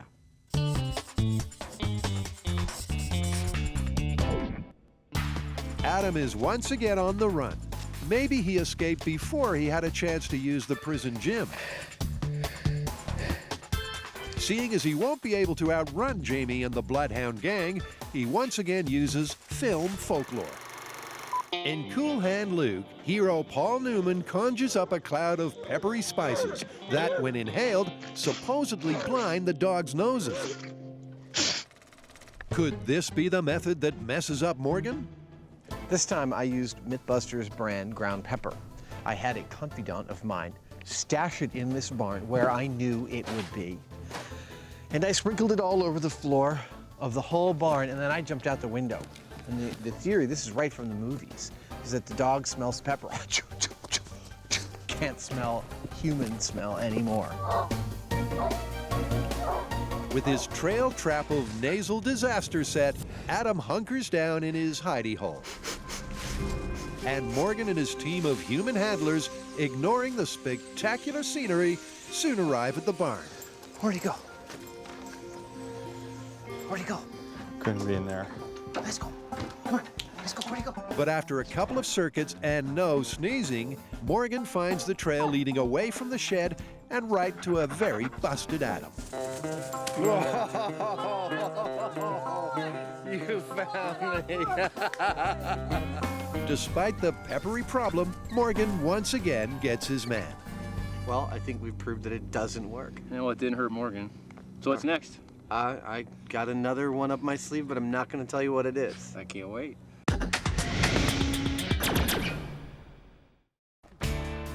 Carrie, Grant, and Tori have beaten the guard dog. Bitchin' heat! Give it up! Nice! And being bitten by the guard dog.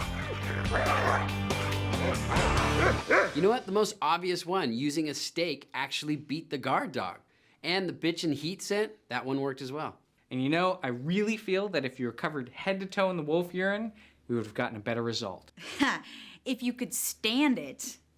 But after watching all of these techniques, I think that we could ramp this one up MythBusters style. We're gonna build our own technique to beat the guard dog? Yeah, and I've already got some great ideas.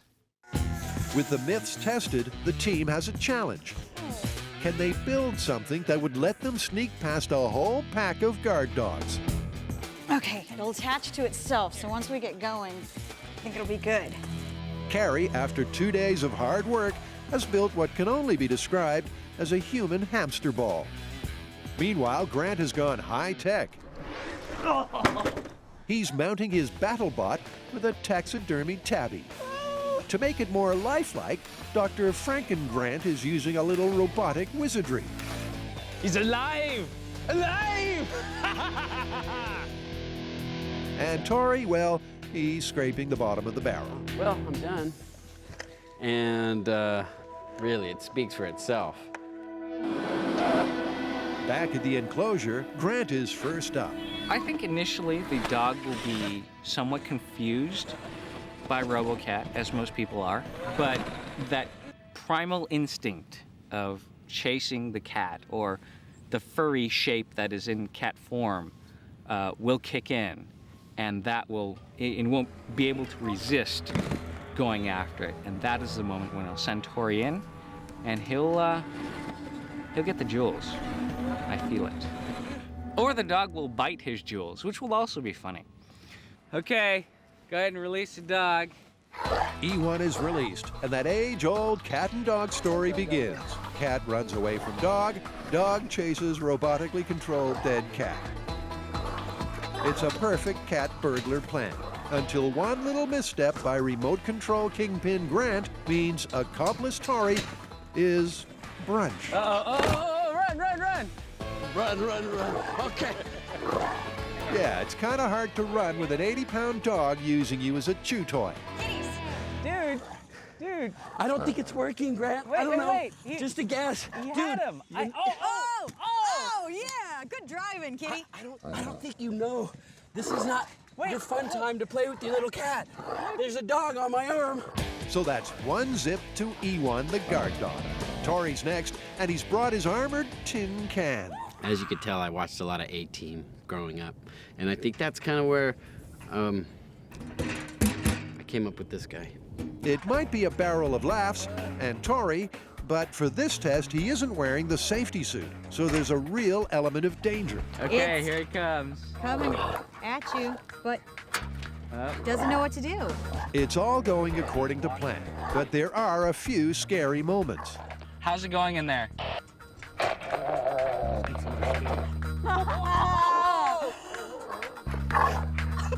But Tori manages to inch his way over to the safe safely and secure the loot. I got it. Yeah! It's during Tori's slow crawl home that Ewan works out by gripping the wheel, he can get more leverage. Out! Here! And Mike the handler calls it off before Tori gets injured by Ewan's 550-pound bite force. I got it! No, you didn't. Man, you threw the towel in too soon. I was robbed. I could have been a contender. While Tori tells us about the coulda, shoulda, wouldas, Ewan the champ is warming up for round 3 with Carrie, the human hamster. Dog is in. I see the dog. He doesn't even see you. Ewan looks confused. He's checking you out, but apparently he doesn't even see her. You are invisible. Is that the ball of invisibility? But it's not long before he works out a high-tech human hamster is trying to sneak across his yard, and he starts tearing into Carrie's ball. Biting at the plastic. Carrie had built the hamster ball with an easy access hatch, but it's just too dangerous for her to use it and expose her unprotected arm. So she has to cut a smaller hole instead, and sure enough, she gets the goods. Got the necklace. She got it. Okay, I beat you, mutt. I'm getting out of here. Back at the door, the deadly defect in Carrie's plan becomes evident. The major flaw in my plan is that the dog will not stop tacking long enough for me to get out the door. That is a problem.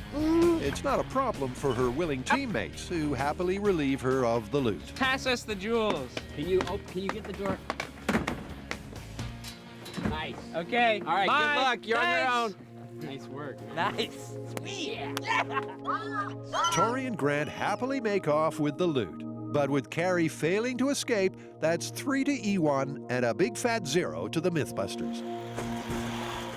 You know, guys, I think this could work if we worked in conjunction with each other. Well, it looks like our techniques for beating the guard dog had a few design flaws. Like trying to get out of the hamster ball? You know, I thought my barrel was gonna work, but looked like the dog had figured out a way to tip it over. And he wasn't fooled at all by RoboCat's lifelike appearance. Yeah, I know I was. Well, I think people totally underestimate these dogs. They're really well trained. Yeah, Mike was saying that you can actually train these dogs to ignore things. So I bet if we did this test again, they wouldn't even look twice at that steak. All I know is that I don't want to be anywhere near these dogs without the bite suit. They're vicious. Well, taking that and all of our techniques into account, what do you guys want to call this one? I think we have to call this one plausible. Yeah, I agree, because we can distract the dogs, but you don't know how long they're gonna stay distracted. It's just too risky. And crime doesn't pay.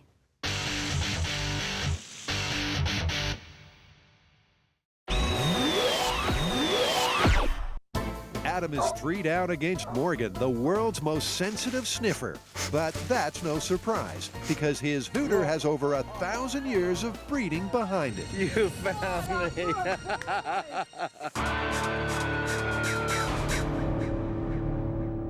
Let's talk about the origin of the bloodhound. Okay. Well, we have citations referring to sleuth hounds hunting men as early as the 13th century. Yeah, but back then, noblemen mainly used them for hunting deer or boar. And it is commonly believed that the breed was refined and originated at the St. Hubert Monastery in Belgium in the 11th century. Huh. What's next is washing off and changing my clothes. We have a secret location about 2 minutes from here. We've got a wash basin and a whole new set of clothes for me. I'm gonna find it, wash myself off, change my clothes, take off in a different direction, We'll see if that fools the dog. I have no doubt he can find my wash basin. The question is, can he follow me from there? As predicted, Morgan finds the wash location. Oh, what a good boy. That's a good boy. Where'd he go? But for the first time, our intrepid trackers are stumped. But it's not because Adam has washed his scent off, it's because there's too much of it. I'm guessing he took a shower. This just might be a lot of scent. I don't know if we're having trouble getting out of it or what. Adam's odor is overwhelming because of all the water and the amount of time he spent there. I know, where is he? Matt realizes this and works Morgan over the area looking for the exit point. Meanwhile, Adam, with some time on his hands, relaxes. But Morgan remains focused. In fact, the bloodhound is famous for being patient and stubborn, characteristics that have been selected for just this purpose.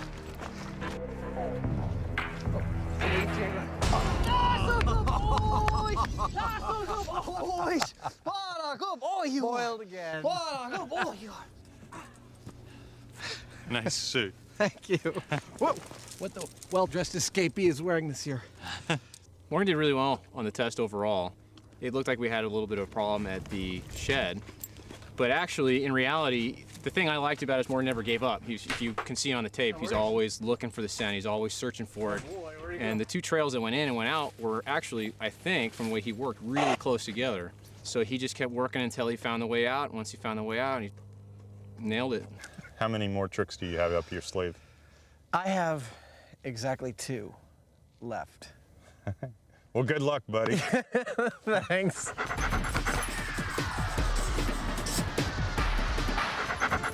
Everybody knows from the movies that coffee is supposed to mask, like, shipped drugs. It's supposed to mask the smell from sniffing dogs. And it is a very strong scent. And so I guess the theory is that it will overpower the dog's olfactory abilities and he can't start to pick up my scent. And the cologne, again, is also, something that we're hoping will overpower my odor and throw him off the trail. Did you smell that? Even I can smell that one. Unlike the spicy pepper experiment, which was designed to blind the dog's sense of smell, this coffee and cologne test is all about masking Adam's odor and confusing poor old Morgan.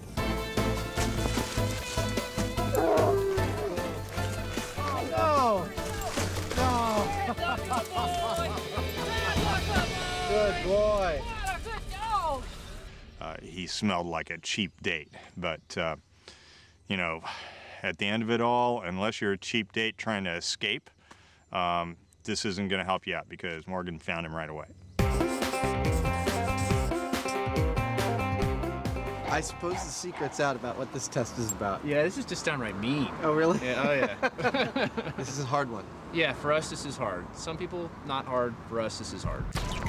The urban environment theory is that it makes it harder for the dog to find me for 2 reasons. One is that the area is heavily trafficked by other people. The other is that it's harder for him to smell my scent on pavement.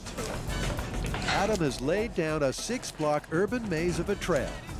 The ultimate test for a bloodhound. Good boy. Smell. Get him. Straight away, it's apparent that Morgan is a little distracted by all the interesting big city smells. Leave it. Let's go. Where'd he go? Leave it. Let's go. Get to work. Too much stuff going on here.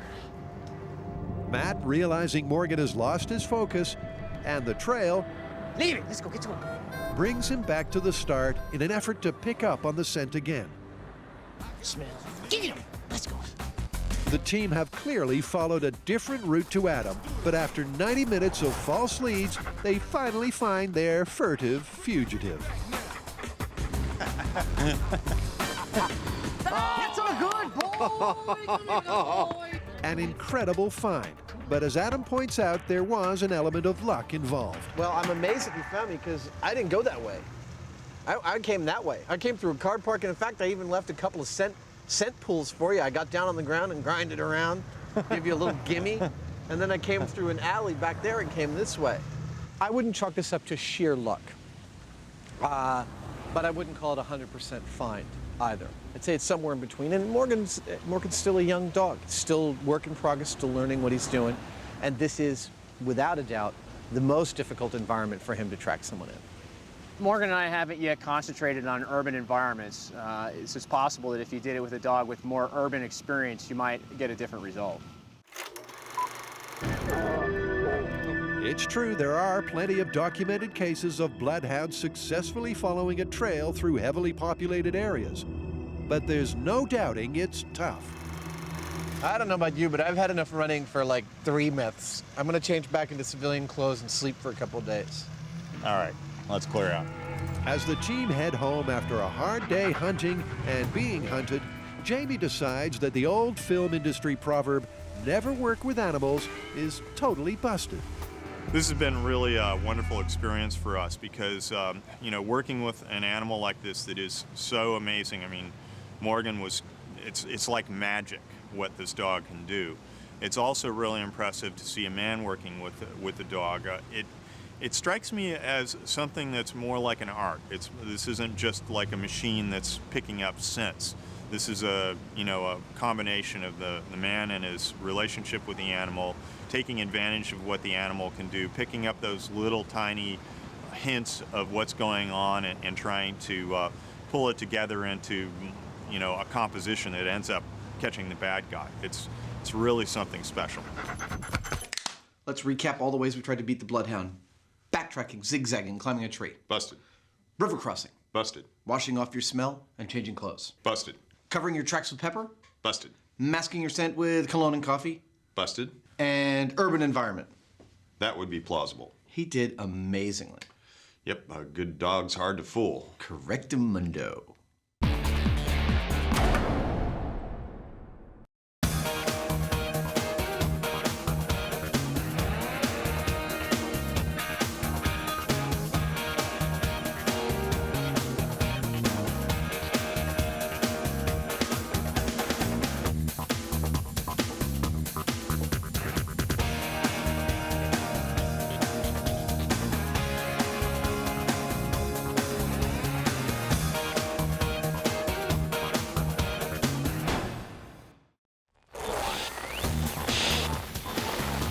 On this episode of MythBusters, Jamie and Adam get that sinking feeling.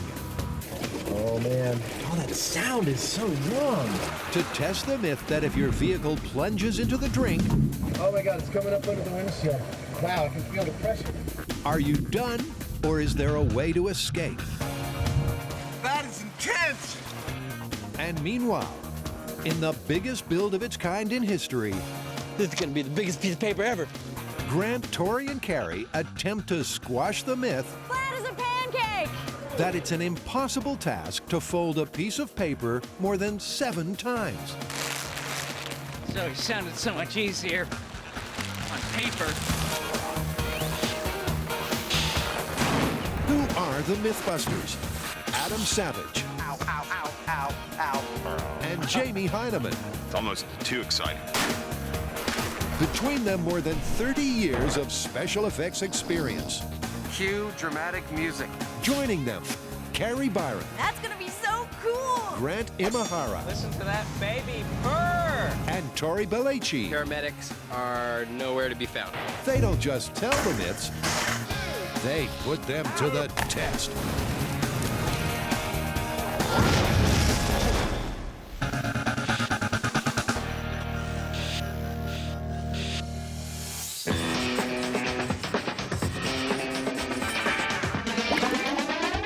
Underwater car escape. Something tells me this involves a car in the water. Shockingly, that is true. This is one I've been wanting to do almost since we started doing this show. The myth is that you're in a car, it goes over the side of a bridge or something into the water and it starts to sink. The myth is you will not be able to open that door until the cabin of the car fills up with water, and then you can open the door and escape. Sounds like you might be cutting it kind of close, though. That's exactly what we're going to find out.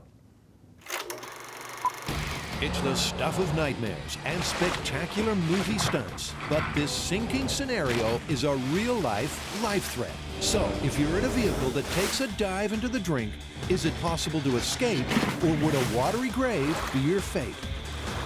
The myth is, if you're trapped in a sinking car, you have to wait until the cabin fills up with water and the pressure equalizes before it's possible to open a door and swim free.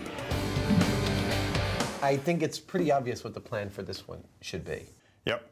We got to get a real car, we got to put it in the water, and get inside it and go down with it. Really have always wanted to be the dude in the car. You got to let me be the dude in the car. You can be the dude in the car. Yes! Dude, better you than me. But before he gets his feet wet, Adam first sets up a small-scale pressure test. He fills a 3-foot-deep cylindrical tank with water. It's an interestingly improvised, rubbery contrivance that makes perfect sense to him. On the right here is a box which represents my car. And like a car, it will let water in, but slowly. It'll leak out of a lot of the corners and edges. And when you see that happening, hopefully this unit will demonstrate that the pressure's higher here on this drum that's in the open water than it is on this drum that's in the car. Adam places a small piece of Perspex loosely on the underside of the box that will represent the door of his car. Ready? Yep. Each foot the drum is lowered is equivalent to half a PSI of pressure. In the real world, that's a crushing 1,000 to 2,000 pounds of force on a door. That's the pressure inside the car, that's the pressure of the water outside the car. If you're inside this car, you're trying to open this door, you can't, because the pressure outside is higher than the pressure inside. Pressure differential. It's happening. Pressure differential occurs because water exerts greater pressure than air. When a vehicle sinks, the water presses on the doors, holding them shut. When the cabin fills with water, the inside pressure becomes the same as the outside, and it's only then its grip is released. After building up and up, the two lines finally meet. Watch this door, watch this door. And release. There it goes. To test this theory in a real-life situation, the plan is to suspend a car from a crane. Adam will be the trap driver in front, while Jamie will be in back wearing a rebreather. Then the car will be lowered into the watery depths, with safety divers monitoring the entire operation. Fresh from the classifieds, Jamie has found a classic American sedan with power windows. It runs great. Never to start again. Now to pull it apart. First thing we need to do is remove the engine from the car because any oil, any fluids that would foul the water is going to be a problem. First, he cuts the welds that hold the engine in place. Wisely putting safety before style, Jamie torches without his beret. Then he ties a chain around the engine that is attached to a forklift. Time to give it a gentle tug. Looks like it doesn't want to come out. Well, it's holding it. Maybe it just needs a little coaxing. What's the matter? Haven't you ever seen somebody work on a car with an axe? His opponent has been wounded and is starting to weaken. It's coming. After a protracted battle, the engine finally succumbs. Jamie is victorious, but the thrill of the kill has gone to his head. I had to remove the engine from the car to clean the car up, so I did. Well, there's your problem. Now that the engine is out, he needs to add its equivalent weight back in. This thing right here is our engine surrogate. We need to simulate the amount of weight that it represented because the car might settle into the water differently if we don't. 700 pounds of weight is lowered into the cavity. This is Jamie's new hydrogen fuel cell engine. And with the weighting checked off, it's time to make like Keith Moon and drive the car into the pool. To conduct their test, Campo Lindo High School in Morelia is kindly letting us use their aquatic center. Go Cougars! This is a high school diving pool, and this is where we're going to sink our car. It's about 13 feet deep right here, which should be plenty for us to do our test. It's nice and warm. It'll be great. Jamie's auto arrives on location. The engine cavity has been steam cleaned, so every trace of oil and grease is gone and won't foul the waters. Where's the engine? They attach heavy chains under, over, and in between the body of the car and fasten them to a hook suspended from a crane. This vehicle may not be able to drive, but it sure can fly. Don't let it go too fast. No, I know. You're going to have trouble stopping it. There we go. They park it on the side of the pool. Lovely. Then the crew mounts underwater cameras both inside and out for a fisheye view of what's happening beneath the surface. Aside from his burning enthusiasm, Adam has a burning question for safety diver Sean. All right, Sean, so I'm gonna be in this car. It's gonna start filling up with water. I'm gonna hold my breath, but when I run out, what's the backup? Well, the backup is sitting in your passenger seat right there. That 40 guy. cubic feet of air waiting for you with a 5-foot-long hose. Remember to purge it and breathe normally. That's Until already we hooked get you up? out of there. It's ready to go. And Jamie will be sitting here in his rebreather with this standing by in case I need it. Correct. Jamie isn't in the back just to look pretty.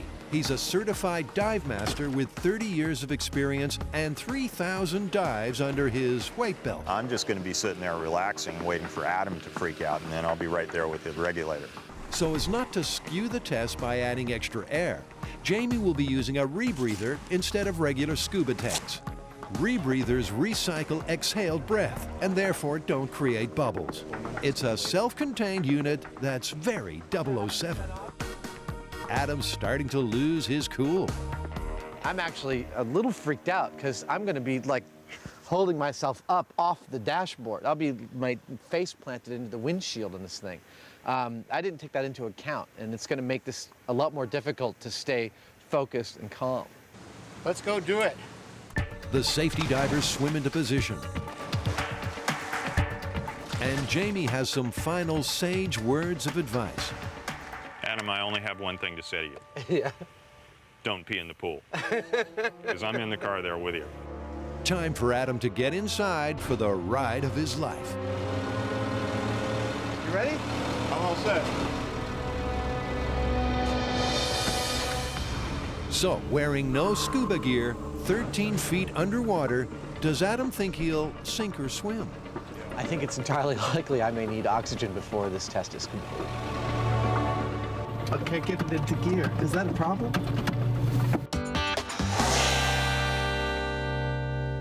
Jamie and Adam are testing the myth that if your car swerves off the road and into a body of water, to get out alive, you have to wait until it's completely submerged and full of water before you can open the door. So did you know last year, AAA estimated 11,000 vehicles went off the road and into the water, and as a result of those accidents, 300 people died.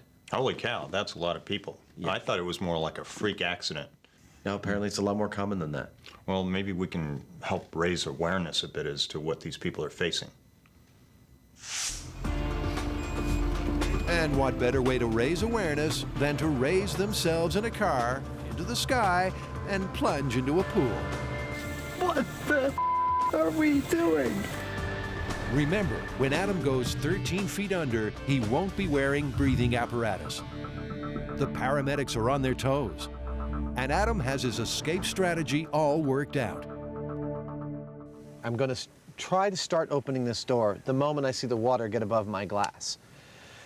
Now, if the myth is true, I won't be able to open that door until the water level inside the car gets to the same point.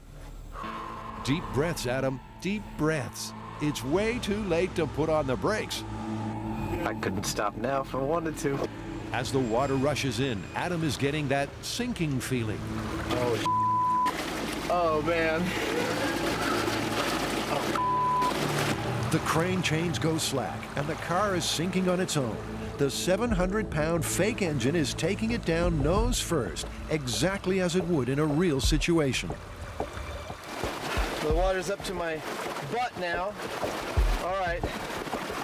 Okay, it's coming past my waist. Now I can start to see under the water. Oh my God, it's coming up under the windshield. Wow, I can feel the pressure. All right, I only have a couple more breaths here. Adam's never this quiet. So what's going on down there? The water is leaking in from every open crevice in the car, and Adam is now fully under. He holds his breath, tugs on the door, pushes his whole weight against it, but nothing happens. Finally, he can't hold his breath any longer and signals for Jamie to pass in the regulator. When the pressure ultimately equalizes, he opens the door and swims to the surface. But it was too late.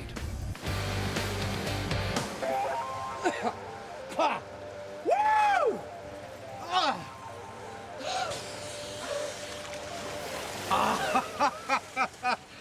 That is intense, no matter how you slice it. I died. Let's just put it that way. Well, that's put a dampener on things. From the time the water hit Adam's knees to when he surfaced took just 1 minute and 51 seconds. But that's a long time when you're drowning. The fact is, even though you do go vertical, you don't feel like it because the water's filling the cabin at that point. So you're kind of floating. I held my breath, I don't know, for what felt like 30 seconds, trying to push open that door, using my legs, bracing up inside the cab. Well, you died. Yeah, I died. Jamie's passive observer view was a little eerie. I'm just sitting there watching the guy drown. He's like just going nuts on that door. He's really using up his oxygen, and it didn't take him that long to run out. You don't want to be in a car when it goes down like that. It's scary. The bottom line is Adam ran out of air before he could open the door. That myth is confirmed. I could not open that door until the cab seemed to be full of water for a while. Yeah, you were giving it all you could, and you just weren't able to do anything with that door until we started to level out. That's the point that you opened the door. Yeah. And that was quite a while. Differential pressure can be such a downer. But now, let's cut to a new myth.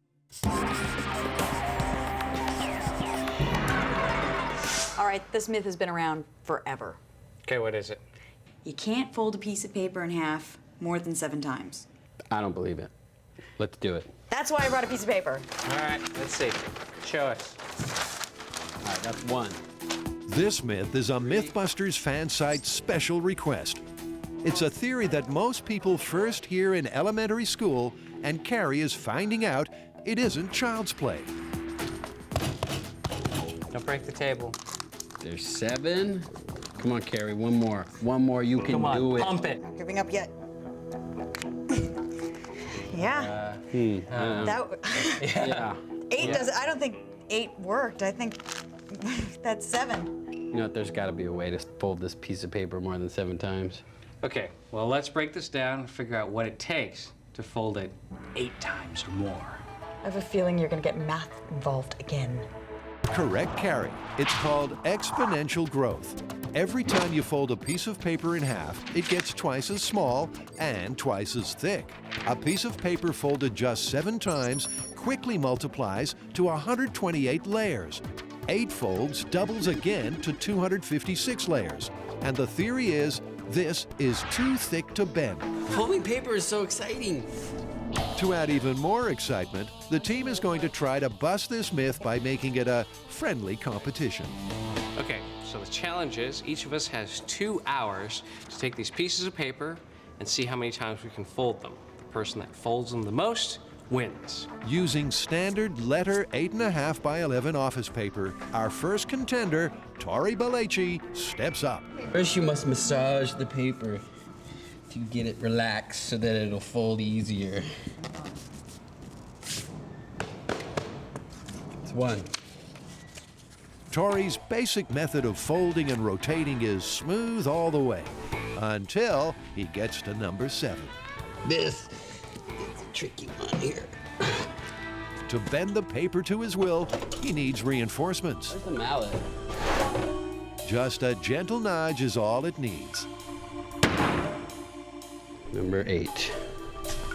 Is he about to wrench this myth open already? The pressure is on to bring it home to 8.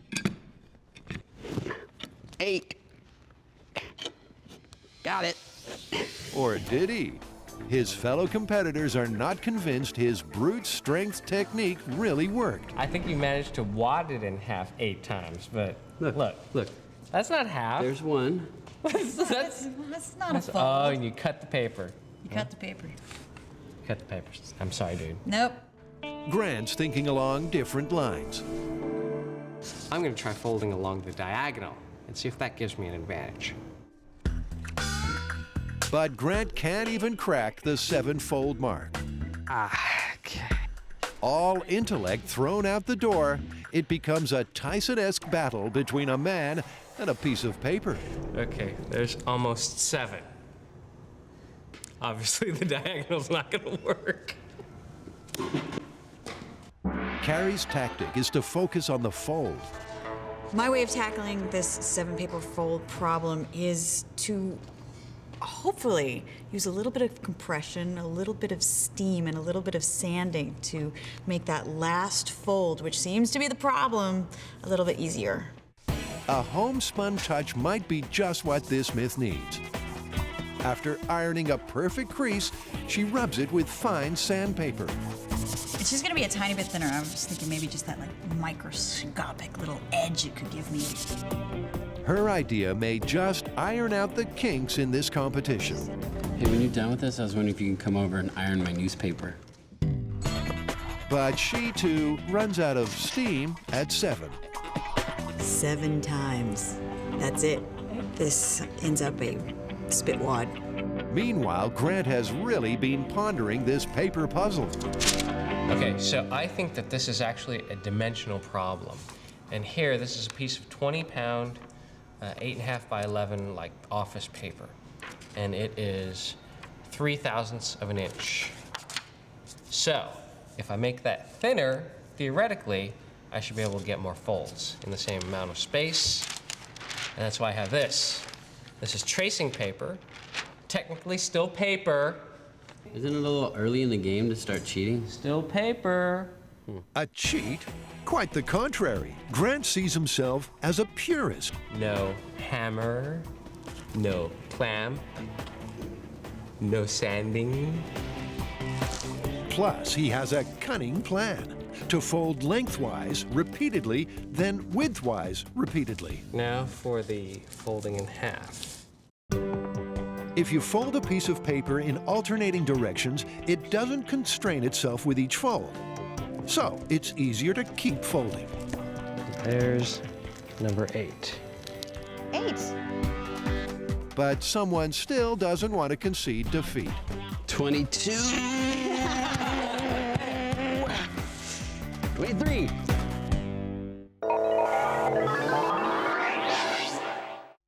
Grant, Tori, and Carrie are trying to burn a hole in the 7-paper fold myth. You got something you want to say, Grant?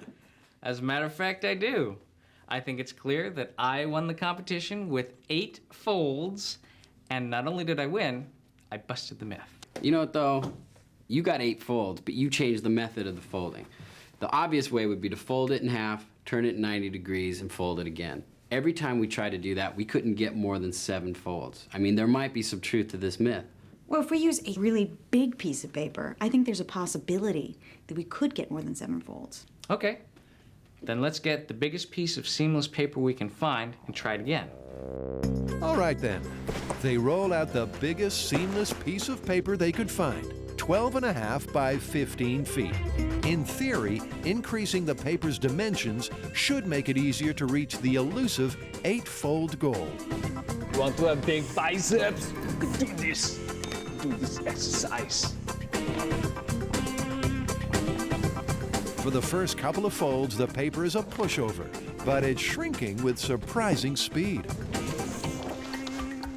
Gets real small real fast. Sure does. This is 6. It's starting to get feisty.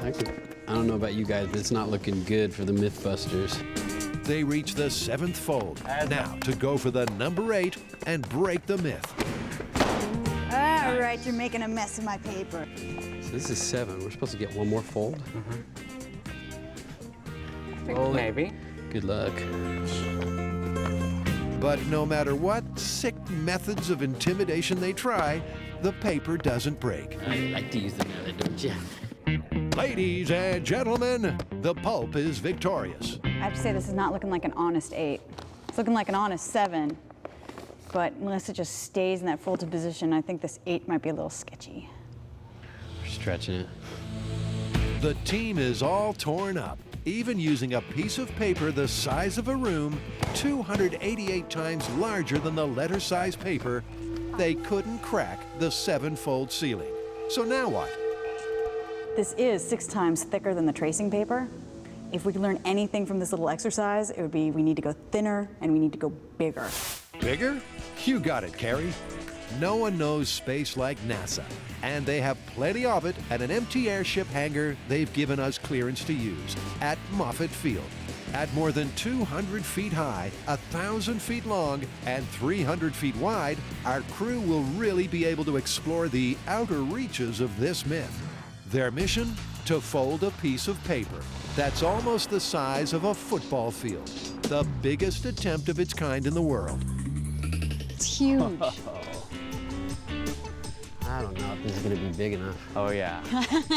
Because there's not a piece of seamless paper on the planet big enough, the plan is to get 17 individual rolls and lay them out side by side.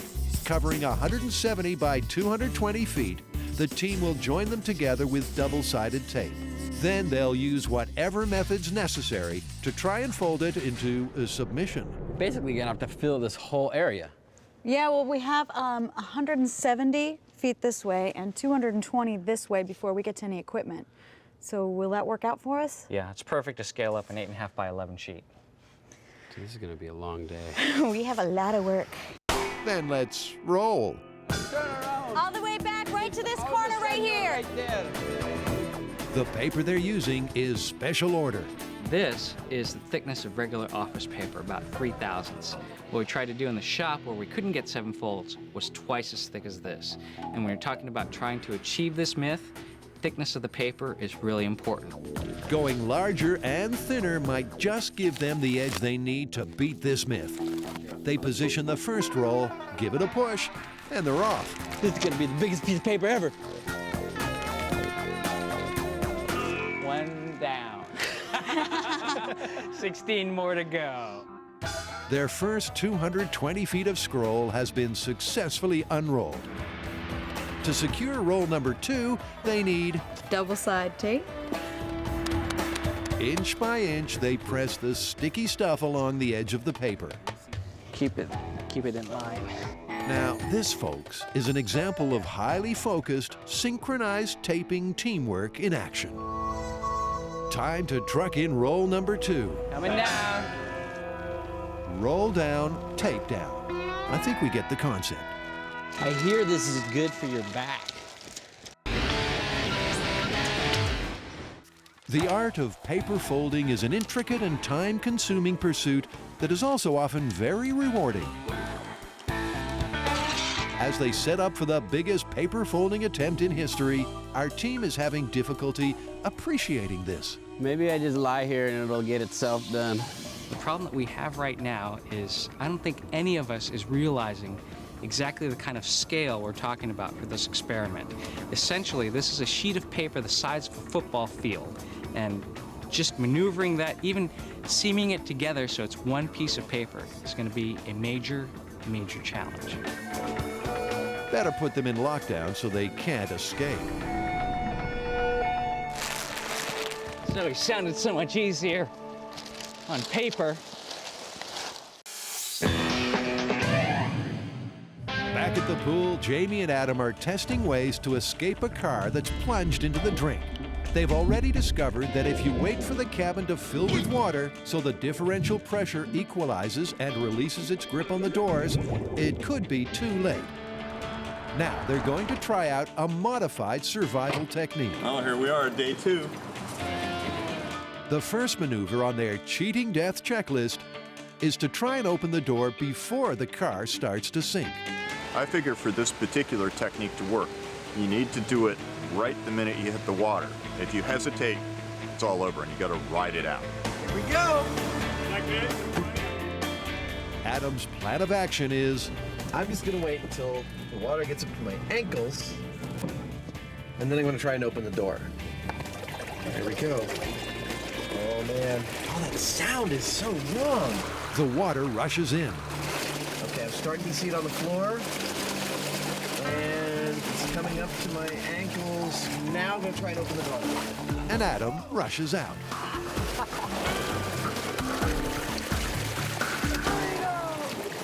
Surface exit via the door, totally viable.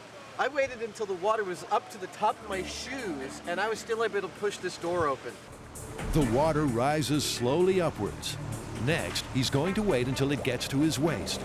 Okay, past my shoes, halfway up my shins. All right, now I'm looking at, my God, it's at my knees. I'm not gonna be able to open this door. All right, wait. This one's no pushover. As the water level climbs, so does the amount of pressure. And Adam has to brace himself against the opposite door to force it open. I was able to do it. But only just. This time, he's going even higher. I'm gonna wait until I see water hit the top of this window. Then I'm gonna use all my strength against the opposite door to try and push it open. Dude, I'm gonna have dreams about this tonight. All right, water's getting to the top of the window here. All right, here we go. It's almost at the top, almost there. 3, 2, 1, go. The differential pressure on the other side of the door has become too strong and holds it shut. Adam gamely pushes back, but he's like a krill fighting a whale. It's not long before it's RIP for our little crustacean.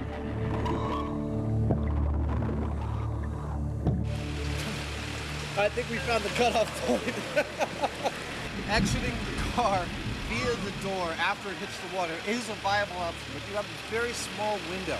By the time you can see water halfway up your window, it's pretty much too late.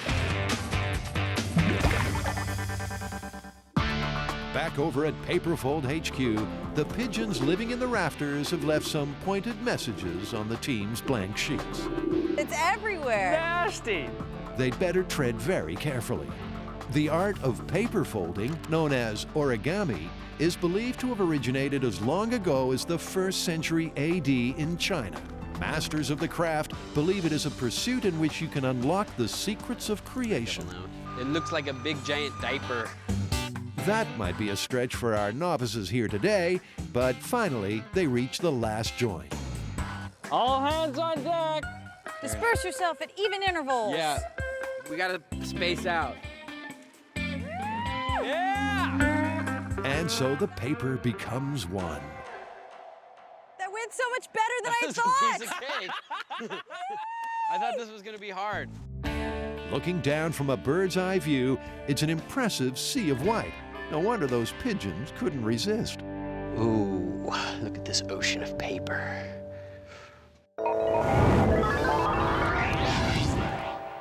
I think this is going to be probably the biggest attempt to fold a piece of paper more than 7 times.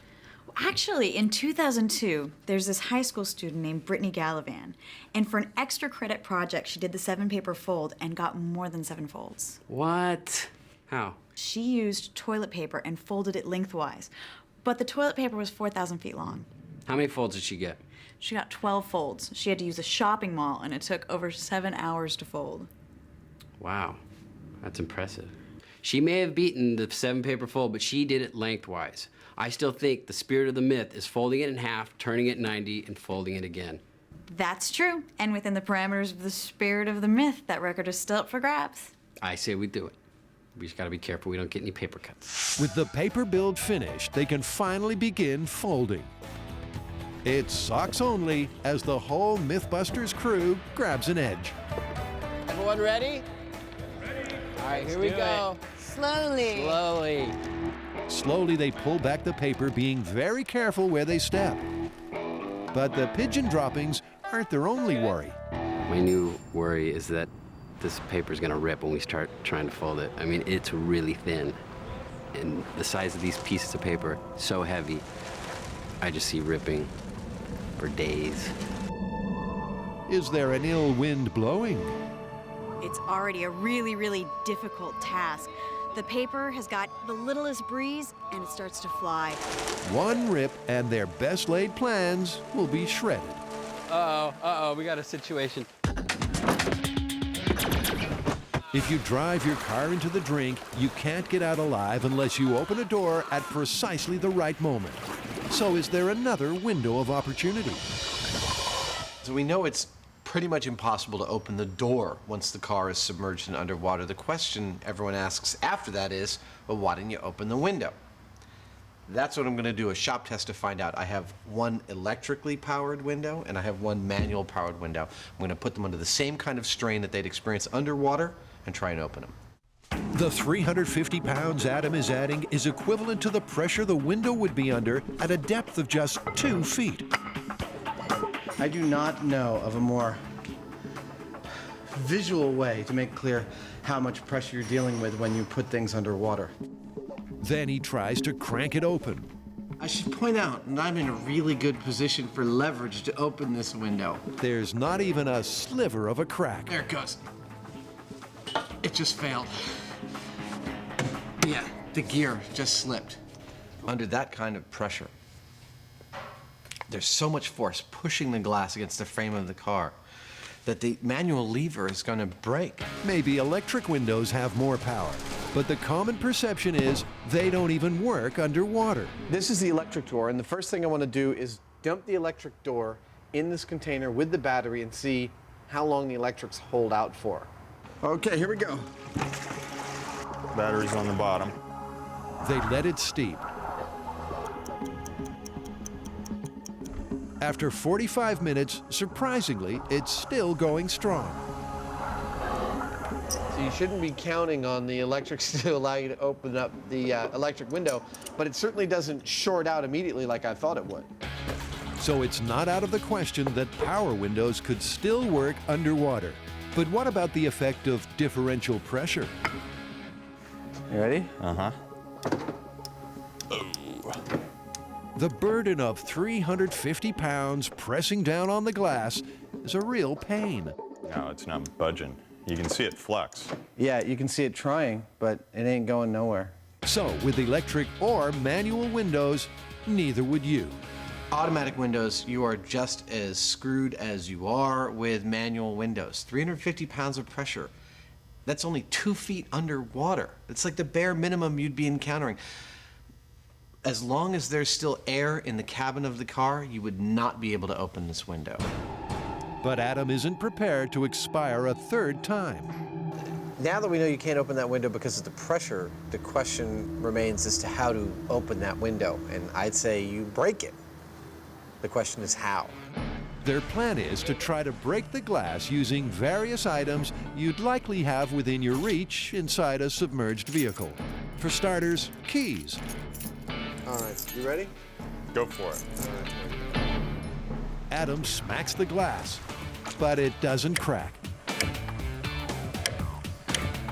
I'm actually able to get a good solid hit on that. Nothing. I'd say keys are busted. Next on call, a cell phone. You're just pounding for your life. You're screwed. Then Adam suits up for another attempt. So Adam, this is like you've just stolen a car and you got a little carried away and escaping the cops, and now you're underwater, so you're in trouble. Right, is that my motivation? Yeah. Right. So busting an escape hole might be possible with steel-toed boots. Oh, ooh, that's so cold. Okay, I'm gonna get to kicking this window out right away.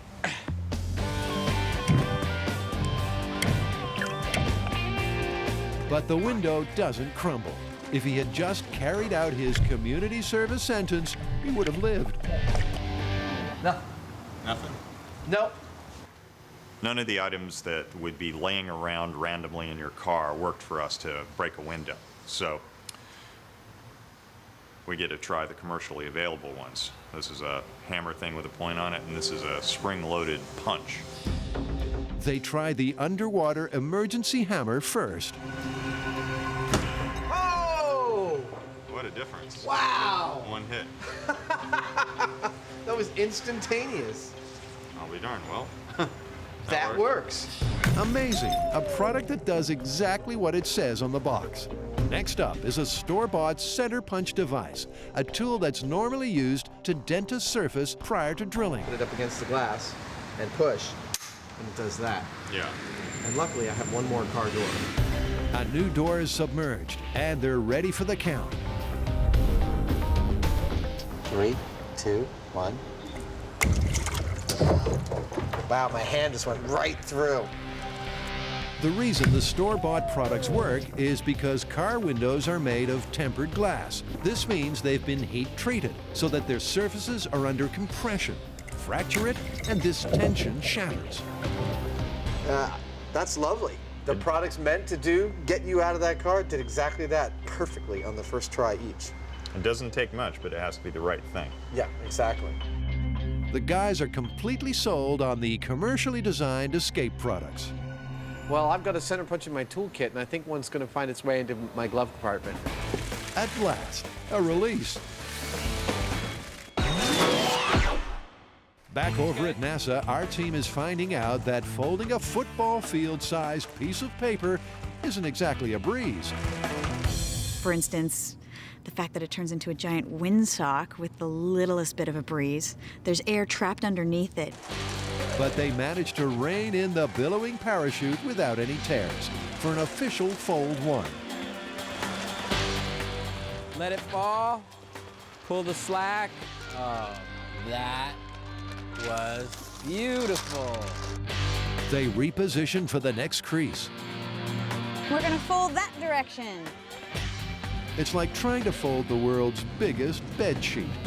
It's crumpling in weird ways. It's not folding smoothly. But the team manages to smooth out the wrinkles and make folds 2, 3, Hey, notice we're all getting a little closer? 4, 5, Everybody to this side for 6. and 6. Neat and tidy tuckings. It's actually like an airbag. However, with each pass, the additional layers make it harder to heave over. And at Fold 7, everyone and everything is starting to puff. A lot of air. Yeah, and it's not going down. There it is. Yeah, push your foot. 7 is squashed out. Now, the team is about to go for 8. If they achieve this, they will bust the 7 paper fold myth. See how everybody's very quiet? Because we're all anticipating busting this myth. We folded it 7 times. We're about to go for number 8. Here goes number 8. Looking good. I think we're gonna do it. The paper tries to dig in its heels, but is losing its grip. Come on. And we did it! Yeah! 8! That is 8! 8! It sure feels satisfying to beat a paper myth to a pulp. If you draw a line all the way down, you'll be able to intersect every layer, and that is a true 8 folds. And that busts this myth. There's no stopping our out-of-control paper pushers now.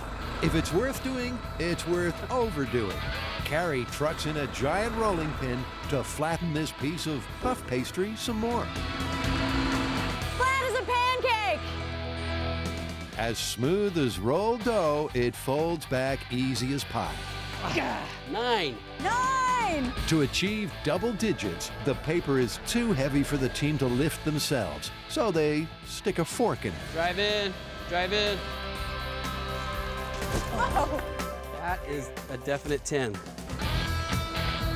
Topping 10 is going to be tough. Thanks to their buddy Exponential Growth, the paper is now 1,024 layers thick. It takes every ounce of strength they have to bend it. You got it? That feels like an honest 11 to me. Nice! Yeah! 11! Not only did they bust 7 folds, they turned it up all the way to 11. You definitely put this one to bed. Absolutely. Well, as far as our definition for the myth goes as the fold, we've got it long, we've got it flat. If we do any bit more, it's just gonna be a semicircle. We got 11 folds out of a football-sized piece of paper. We busted a myth, and we're gonna go home before the sun completely goes down. 11 folds. I didn't think it was possible. Should we go to the NASA gift shop? Yeah.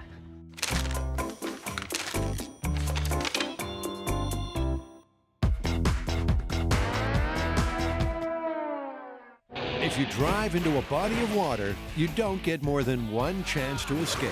So is there a best hope scenario? Jamie and Adam are trying to find out. Something tells me we're not quite done yet, are we? No.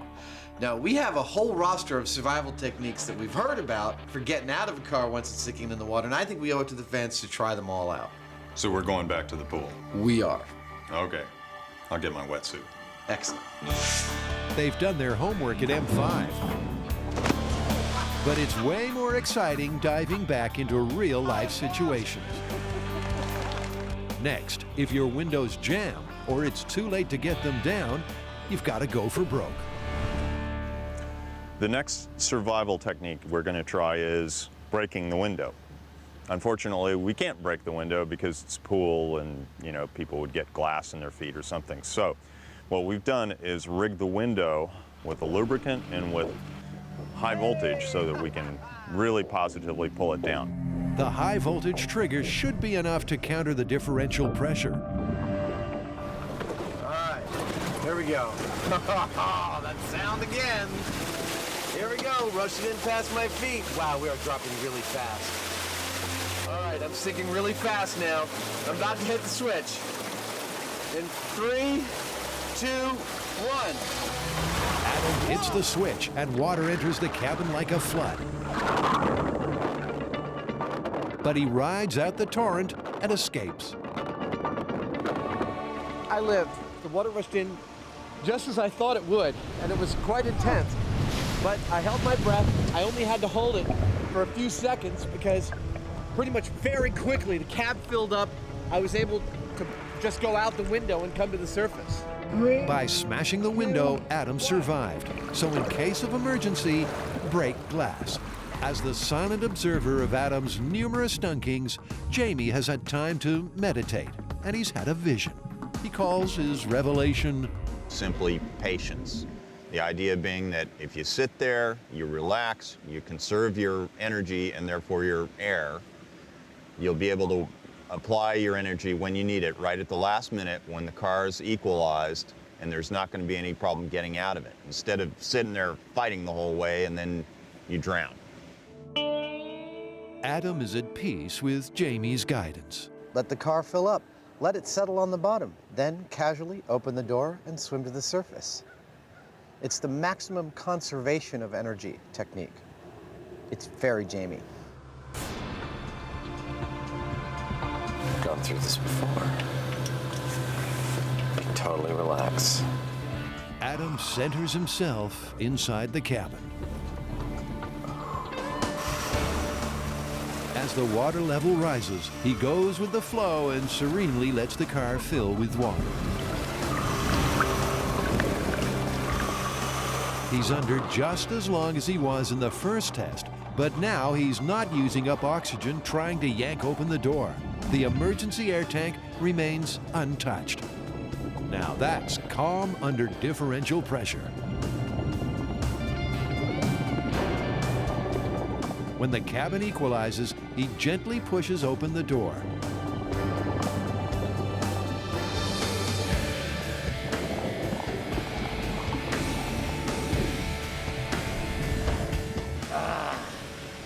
I survived! Woo!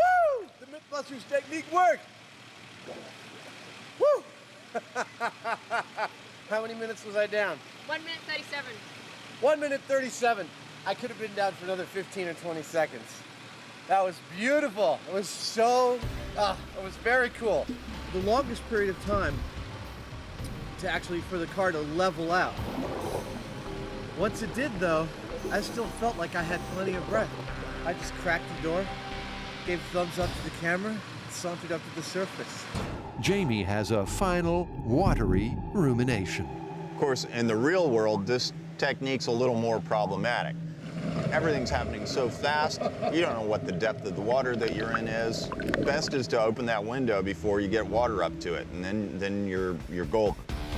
In the words of a Zen master, In the beginner's mind, there are many possibilities, but in the expert's mind, there are few. Looks like the guys have narrowed down this myth. Just so. Well, how are we going to wrap this one up? Well, the original myth we started with, that you can't open the car door until the cab is full of water, is absolutely confirmed. And we've actually looked at 4 really viable survival techniques. Of course, the best one is just don't drive into the water in the first place. I'll try and remember that. My personal favorite is your Zen technique. It worked. It worked like a charm. That was awesome. I was just sitting there watching you go. You're looking at your watch. You're kind of chilling out. Totally. Actually, I find it really relaxing to chill out. I'm going to finish up by doing a little more meditating in the car at the bottom. Okay.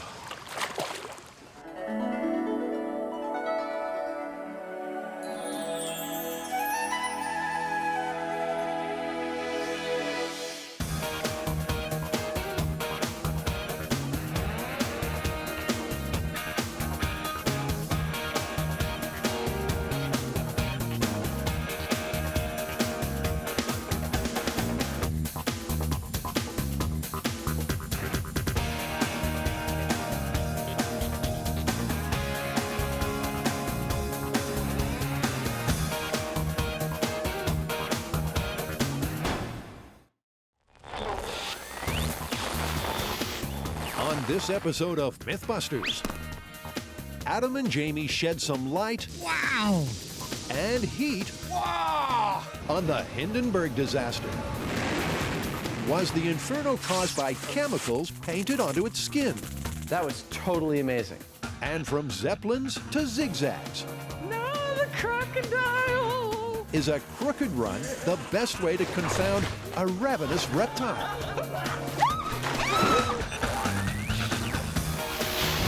Who are the MythBusters? Adam Savage Is everybody ready for diving? and Jamie Hyneman. Gets me all worked up just looking at it. That was beautiful! Between them, more than 30 years special effects experience. That was heavy. Joining them, Grant Imahara. You feeling lucky, punk? Tori Belleci. Somebody order some exploding pants? And Carrie Byron. Picasso! They don't just tell the myths, they put them to the test.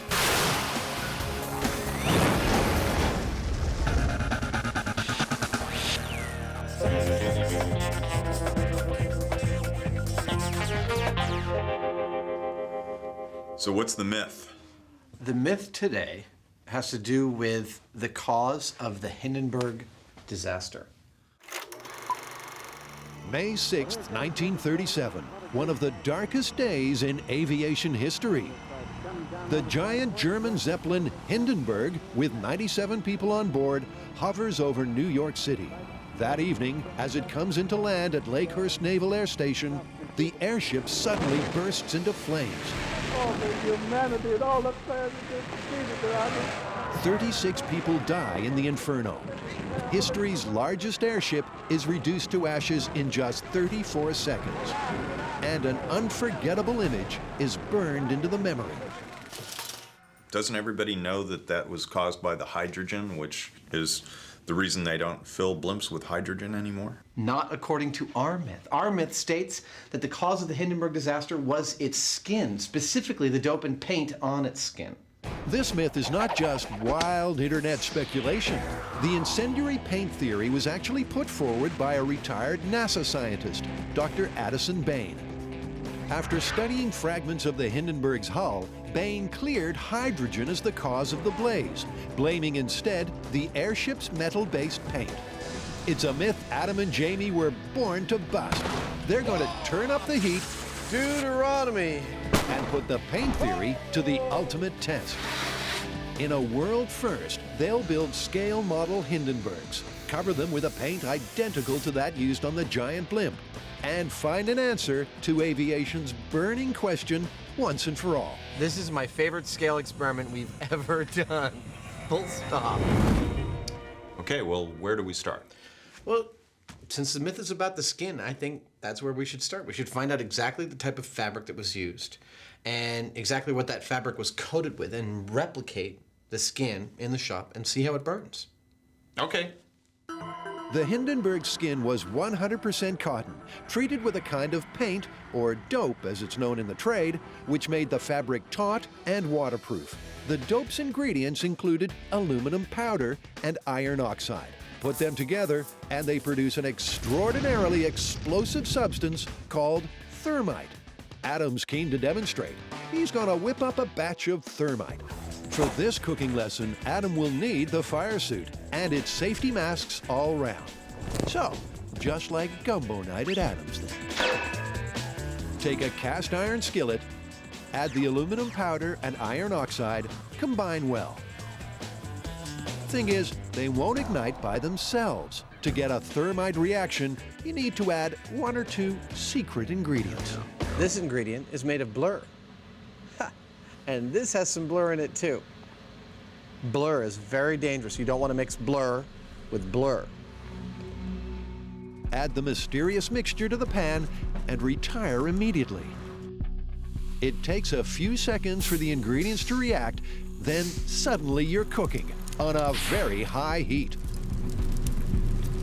4,500 degrees, in fact. Wow! So we've seen thermite in action, and we know that the Hindenburg skin was coated with the compounds that create thermite. So that's a check mark for the myth. The question now is, will they do that in a dope solution? So I think it's time to test the fabric samples. Now, the Hindenburg didn't have the same dope solution all over. The lower half had 3 coats of dope containing aluminum powder. The upper half had the thermite mix, a base coat of butyrate and iron oxide, then 3 coats of butyrate and aluminum. Here's what I'm wondering. If aluminum powder and iron oxide are so dangerous, why use those 2 components to coat the Hindenburg skin? Well, they figured that was the best combination to reflect both heat and light from the delicate inner bladders that held the hydrogen. Good enough for me. Jamie prepares panels using cotton and aluminum frames that match the material used on the Hindenburg. On one panel, the fabric's left raw. The second is painted to match the bottom of the Hindenburg, and the third has the same dope mix as the top half. This is basically just to find out if the dope has any influence on the speed of burn. So we'll start out with a raw piece of fabric, see how fast that burns, and then compare that to the other concentrations we have. Adam sets fire to the untreated cotton. It doesn't so much burn as smolder. We don't need high speed on this, we need a time lapse. Anything you say, Adam. 5 minutes and 25 seconds. That's not very fast. That took almost 10 times longer than the Hindenburg took to burn. The entire Hindenburg. Okay, we've got our control. Time for the first dope test. Bottom of the Hindenburg, plain dope with 3 coats of aluminum. Yeah? You ready? I'm ready. Go. It's not a cajon. The Hindenburg was 800 feet long, and the whole thing burned in less than a minute. Remember, there's no chance of a thermite reaction here because there's no iron oxide in the dope. What was the time on that one? 2 minutes, 26 seconds. The bottom sample burned twice as fast as the raw fabric, which makes it pretty clear that there is a factor in the coating that has to do with how fast this thing burns. Next, the dope that was on the Hindenburg's upper half. This is the potential thermite mix. Will there be a reaction?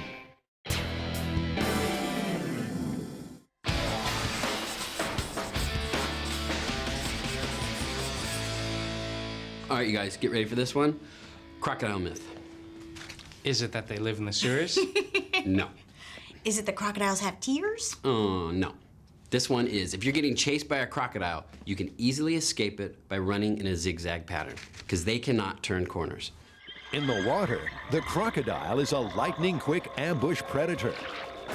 In that explosive split second when they strike, crocodile lunges have been clocked at around 30 miles an hour. Lunging is one thing, running is another. According to the myth, if you're being chased by a crocodile, all you have to do is run in a zigzag, because their long bodies and short legs cannot make sharp turns. All right, you guys, this one seems a little dangerous. How do you think we should test it? Let's use Buster first. We'll build a rig that pulls him in a straight line, and then one that pulls him in a zigzag. Well, let's try to make this a little interesting instead of just sticking a stake to Buster's butt. Maybe we can make a pair of meat legs. How do you make meat legs? Don't ask me. Guess that'll be your job. We'll build the rig. The plan is to dangle a dummy from a remote-controlled trolley, which moves from side to side. The trolley, in turn, will be suspended from a steel track. As the trolley is pulled along the track, those juicy meat legs will zigzag. Then they'll take the rig to a croc farm and see if they can make some reptiles run. But this time, believe it or not, Buster's off the hook. The rig that we're gonna have to put up is going to be suspended. Therefore, my Buster needs to be really, really lightweight. I'm gonna make him entirely out of foam for a torso, and then I might have a little surprise for his legs. Soon, a new foam Buster is rising like a cake in an oven.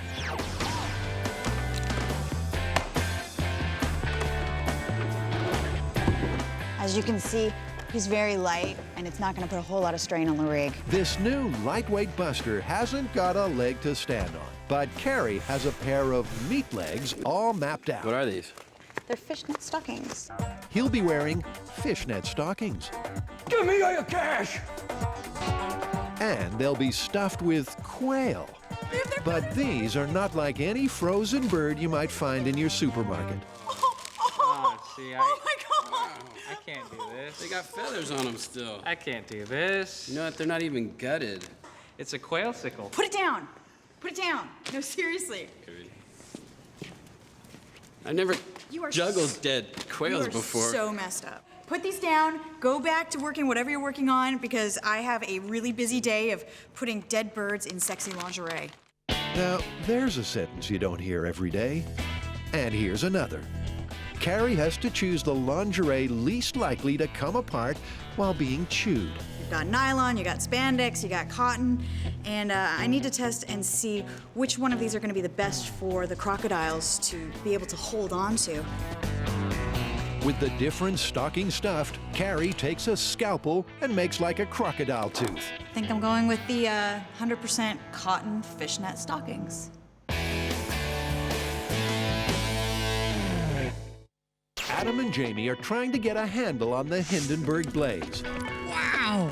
Was the airship's metallic paint to blame? The paint on this panel matches the one on the doomed airship.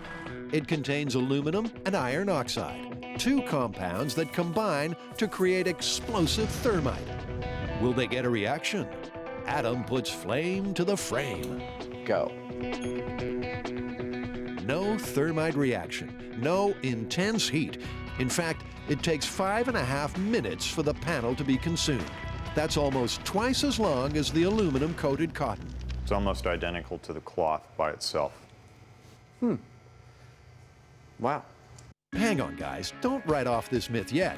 That was one little panel. The Hindenburg was covered in thousands of square feet of material. Could there be a better boom on a bigger scale? I mean, maybe there's some crazy amount that could yield an energetic reaction, but it's not this amount. Obviously, the Hindenburg's designers didn't set out to coat their creation in rocket fuel. Those who pan the paint theory say the aluminum and iron oxide couldn't have formed thermite because the compounds weren't mixed that way. The recipe was completely different. So that's got the Mythbusters curious. What would happen if you did paint pure thermite on the skin? It's more like a paste than a paint, but I think we can smear it on. Next up. Whoa. Mega dope. This is just total worst case scenario. Can you actually make thermite in a dope formulation? Be careful when you light it. Adam ignites the panel. Time it. Not exactly the pyrotechnic display we might have expected. They start discussing Plan B when suddenly... Deuteronomy. Okay, wait. Well, that's thermite. You got that right. Wow!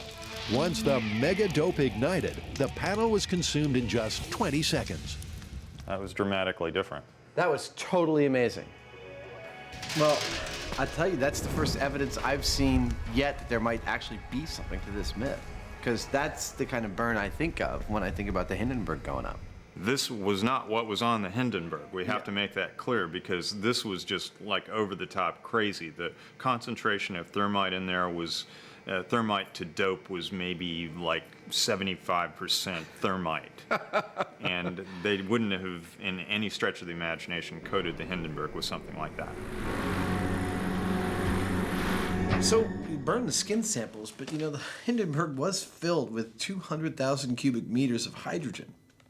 Well, let's burn some skin in the presence of hydrogen and see what it does. The newsreel shows the Hindenburg engulfed by fire. Yet high school science tells us hydrogen burns with a near invisible flame. So what are we seeing in the disaster footage? Is it the skin burning and not the gas? Adam will burn some hydrogen to see what the flame looks like. He takes a cylinder of 100% pure hydrogen and makes an enormous Bunsen burner. That's an orange burn, baby. The hydrogen definitely burns orange, but it is extremely low visibility, in contrast to the newsreel footage in which the flame is clearly visible. Now, eyewitnesses said it burned orange, but it's a lot more visible than this was. One thing's for sure, hydrogen burns like nobody's business. So it does sort of beg the question. You know, I don't understand why, if it's so flammable, they filled the Hindenburg with hydrogen in the first place. Well, the Hindenburg was originally intended to be filled with helium, but a United States military embargo against the Germans and selling them helium caused the Germans to re-engineer the Hindenburg to use hydrogen instead. And in any case, it gave more lift. Okay, so what do we do now? The Hindenburg was filled with 200,000 cubic feet of hydrogen, which burns like this. That's an orange burn, baby. And its skin was covered in chemicals which, in the correct concentrations, burn like this. Deuteronomy. Wow! So what happens when gas and skin burn together? To find out, Adam builds a box and stretches some fabric over the top. The dope-covered fabric that I've got covering this box for this test represents the top half of the Hindenburg. It is a layer of butyrate dope and iron oxide covered with 3 layers of butyrate dope and aluminum powder. Ladies and germs, here we go. Hydrogen is pumped into the box, and Adam introduces a naked flame. Whoa! Okay. Is everybody okay? Fresh underwear for Mr. Savage, please.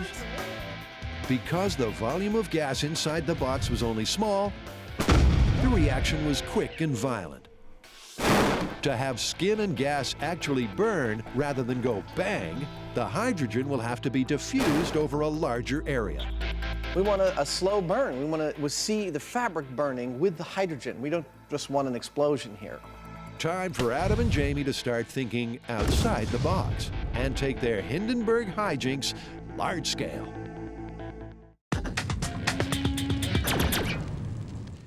According to the myth, outrunning a crocodile is not straightforward. It's a zigzag. Carrie's foam and fishnet buster bait is ready. Meanwhile, Tori's got the croc rig on track. So I have my 2-inch steel tube. This is going to be our track that's going to go over the crocodiles. And so now what I'm going to do is build the trolley, and the trolley will carry the dummy along that run, and the crocodile will have something to chase. Getting the dummy to move in a straight line will be relatively simple. But making it zigzag, not so easy. Grant's working on the remote-controlled trolley. Foam guy is actually going to be mounted on this, and this will be hanging actually upside down, so he'll move across like that. Motor here, the sprocket. As the sprocket turns, it moves the chain back and forth.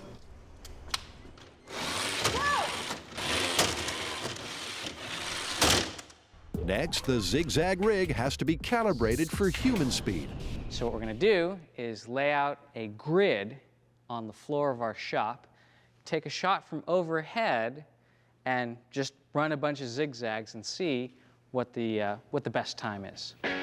The grid is made up of 12-inch squares. It's 12 feet long and 9 feet wide. No, the crocodile! Question is, what constitutes a zigzag? Well, I'm pretty sure that the essence of this myth comes from the fact that they have those long, rigid bodies. So it's not sort of like a weird hopping thing like they're snapping and you're just jumping, but it's more of a... So you're going to try and hit the corners as fast as you can rather than like hopscotch jumping. Yeah.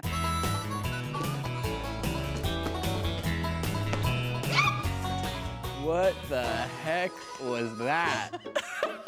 What was that? Was a mouse chasing you? It's really hard to do the turns.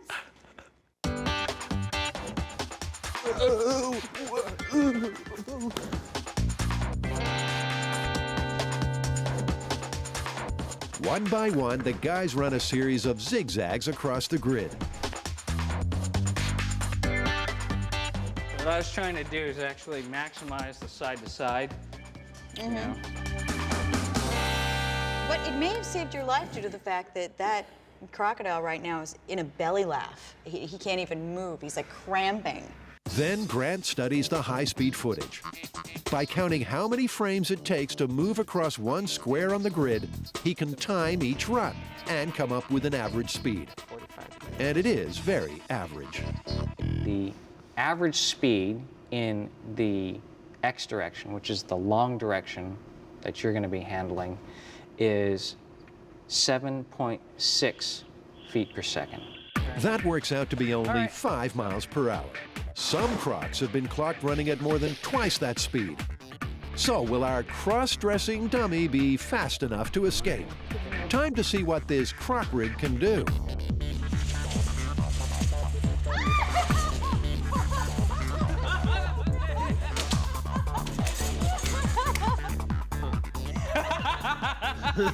That was some crazy quail swing in action.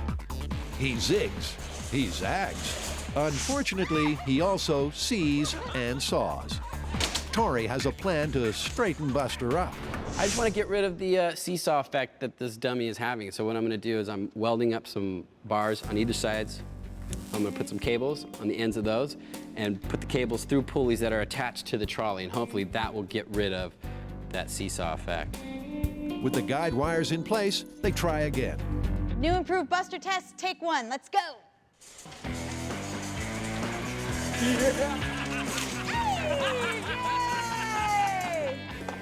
That's great. I'm happy with it. So's Carrie.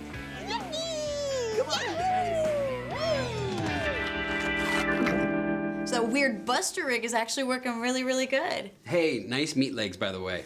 Well, where are we going to get some crocs? Because clearly, there aren't any around here. The only place we're going to be able to get crocodiles to chase us is going to be in Florida. So pack your bags. Field trip! It's time to croc and roll. Florida, here we come. Here we go.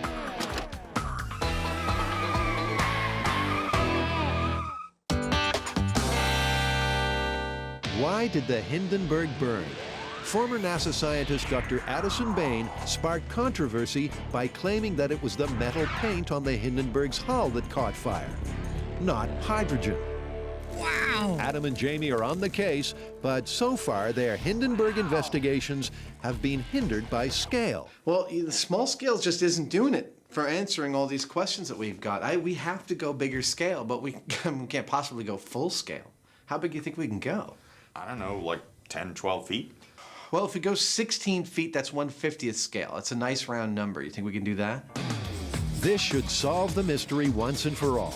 They'll build two 16-foot Hindenburg scale models and coat them with the aluminum iron oxide paint.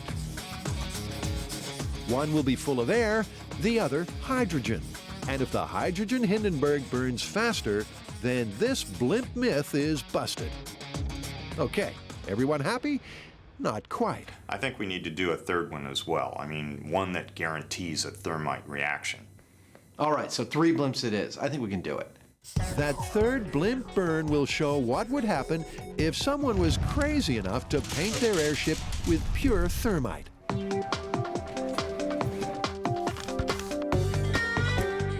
To help with the build, Adam unearthed some blueprints of the real Hindenburg. To match the original airship, the replicas will need aluminum frames, so Jamie's off to get wired. We've come to a wire stock place, and they have just about every kind of gauge of steel wire that we need. I'm going to buy some. The wire will have to be thin to keep the models lightweight, yet strong enough to prevent buckling. The last thing they want is a limp blimp. I've picked a wire gauge that is, I think, just thick enough for us to weld, and otherwise the frame, when we're done with it, may only weigh maybe 10 or 15 pounds. Back at Hindenburg headquarters, Adam and Myth-turned Jess Nelson are hard at work. Behind me here, this fishbone is the guide backbone for all the concentric rings that make up the body of the Hindenburg. And then we will, once we have that laid out with all the rings on it, we will go in and weld all the long struts, and then we'll do it again. And when we're done with that, we'll do it again. Sure, it's a big task, Adam, but spare a thought for the guys who built the original. Work on the Hindenburg started in 1931 and took 5 years to complete. The result was a mind-boggling feat of engineering. The Hindenburg was longer than 3 737s, 15 stories high, and could store 7 million cubic feet of lifting gas. The Hindenburg's designers also included a smoking room, fireproofed, of course.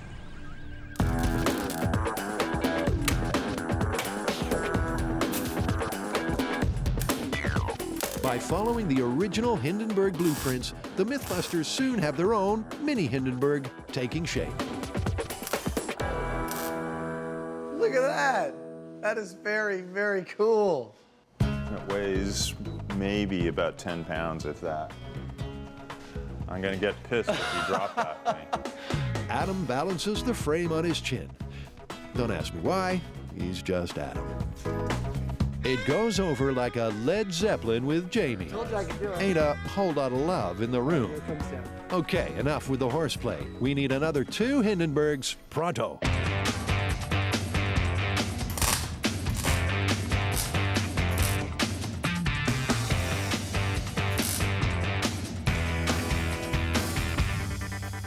You want 3 Zeppelins in a day? We'll give you 3 Zeppelins in a day.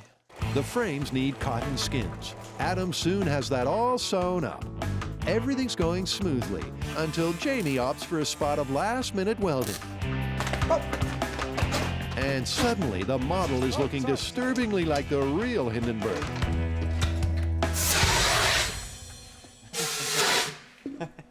These things are always catching on fire. That is the textbook definition of irony, kids. The last thing they have to do is apply the dope, and the models are complete. Now, the MythBusters are ready to crack this case once and for all. Next up on Discovery, the world's deadliest piñata. Can you escape a crocodile by running in a zigzag? To find out, Carrie, Tori, and Grant have harnessed all their know-how and built a zigzag rig. Now they're off on a reptile recce.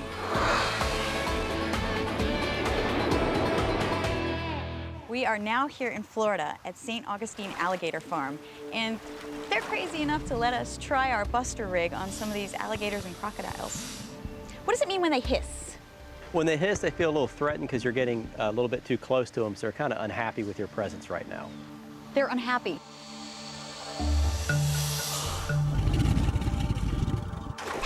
Whoa! Sorry. You make the prettiest noises. St. Augustine is the only farm in the world to have all 23 species of crocodilian. Director John Brugan has heard the zigzag myth many times. The crocodile's going in a straight line, you're kind of going in a zigzag. I think you're going to meet a couple times in there. It doesn't sound so good to me, but it's worth trying. They choose a good straight run and assemble the rig. Soon, Buster 2's got his fetching, quail-filled fishnets on. Now, it's croc time. These are very dangerous animals, so it's important that you're listening to the keepers. Listen to David and Kevin. They'll tell you where to be if something goes wrong. They're gonna be yelling at you. They don't mean any disrespect, but they're gonna tell you to get somewhere quickly. Hope you were listening, Tori. You're going to help wrangle the first reptile. I've been watching a lot of professional wrestling on television, so I've learned some wrestling moves, and I'm gonna try them out on this crocodile. The Cuban crocodile is one of the quickest and most aggressive crocodiles on the planet. A perfect candidate for the zigzag test. If they can catch one, that is. We'll get the animal secured, hold the mouth shut, and then you'll actually tape the jaw shut so it's no longer able to bite us. What? You're gonna tape the mouth shut. That's what he thought you said.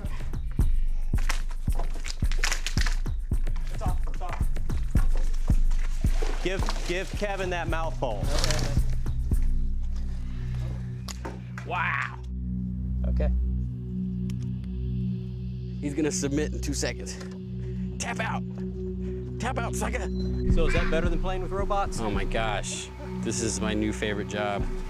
How do I sign up? I think you just did.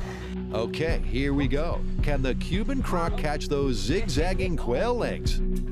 Tori's poised to pull the dummy along the track. Using the remote control, Grant twitches Buster's delicious legs. Our reptile doesn't seem tempted, although its potential speed is obvious when it suddenly rounds on its keepers. Whoa. They keep trying to tease the croc into a chase, but the beast just won't budge. Senor. So they wheel out a second Cuban. Okay, so this is the new one, the fresh crocodile. Here we go. Jiggling. Tasty. Come on. Take a bite. But no cigar. The reptiles just won't run. A big part of the problem may very well be that it knows it's not a person. How can it tell? Yeah. Conditions are perfect. Crocs are the most active at this time of the year, and the humid, steamy weather means they shouldn't be sluggish. No interest whatsoever. I'm starting to feel extremely defeated. There's a run in my stockings, and there's no crocodile running. You know what they say about children and animals in the film industry. You said it, Tori. Animal myths are notoriously difficult to bust. Remember skunk cleaning? Adam and Jamie set out to test a bunch of skunk smell home remedies. Only problem was, they couldn't get a skunk to kick up a stink. Well, it doesn't work. Can we go now? Back in Crocodile Alley, the test subjects are refusing to chase Buster's meat legs in a zigzag or any other configuration. Luckily, the MythBusters have a plan B. We're actually going to take a quail and put it on my robot here, and this is a battle-ready combat robot. So if, unfortunately, an animal gets a hold of it in its jaws, it is built for combat, so it probably will stand up. With its cargo of quail in place, Grant's robot sets out on its mission. Looking like the Mars rover, it parks near the edge of a pool, well within striking distance. Grant's poised to hit the accelerator at the first crocodilian quiver. But apparently, this croc doesn't feel like Meals on Wheels. We're having a hard time getting this crocodile to come to the surface of the water, so I'm going to try to entice it with some quail, and I'm just going to drop it right in front of his nose, or her nose. Tori ventures close and throws the bird. Nothing, not a ripple. I don't think he's coming out the water. Well, the trainers here say that they're naturally secretive animals, and what's more, they're not stupid. Yeah, he seems pretty spooked by your robot. No response to the rig, no response to the robot. You can't say the MythBusters aren't trying. You know, those crocodiles seem like they're slow on land, but shooting out of the water, they're lightning. Well, actually, I've done a little bit more research, and it turns out in almost every crocodile or alligator attack since they've been keeping records, the victim has been in or near the water. Well, then what are the rules to avoid being chomped? First, if there are any warning signs, don't go in the water. Second, if you fall into the water, get out as quickly as possible. And third, never ever dangle your legs or arms over the side of the boat. I think we can handle these rules. There's only one thing left. Plan C. That's C for crazy. Tori's gonna put his behind on the line and get a croc to chase him instead. Tori, Carrie, and Grant have been wrestling with the myth that crocodiles can't run in a zigzag. So far, they haven't been able to coax a croc into running at all. You know what they say about desperate times and desperate measures. We've tried everything to get these crocodiles to chase the food, but apparently nothing's working. So we're gonna try a different approach. We're gonna try to see if we can get them to chase us out of aggression. So what I'm gonna do is I'm gonna actually suit up with some protective gear, get in there, try to agitate the crocodiles, and see if they'll chase me. Tori's going out on a limb. Let's just hope all his are still there when it's over. So let's say one of them does get a hold of my leg. What will you do to I will break that hold? I will do everything I can to ease your pain as quickly as possible. He has a stick. And this is actually more for knock me you. out with the Yes, stick. exactly. The quicker you lose consciousness, the better off it is for you. Yes. Tori's legs will be well protected. Unfortunately, the heavy padding will also slow him down. Wait, the safety protection caused me to fall down. Protective gear is hindering me from running away from the crocodile. Nevertheless, he's ready for a face-to-face croc confrontation. The Johnston's crocodile is found in Australian waters. It's smaller than the Cuban croc, but fast and fiercely territorial. So this is the first test, chasing Tori with the Johnston's crocodile. What do you think's gonna happen? I think you can catch him. Can Tori snatch victory from the jaws of defeat? Was that an unfortunate turn of phrase? Once again, provoking a croc attack proves to be a lot harder than you'd think. But if he succeeds, Tori will have to remember to run in a zigzag. Suddenly,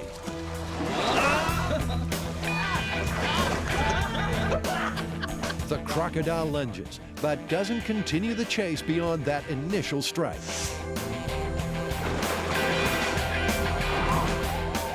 The experiment ends with Tori intact.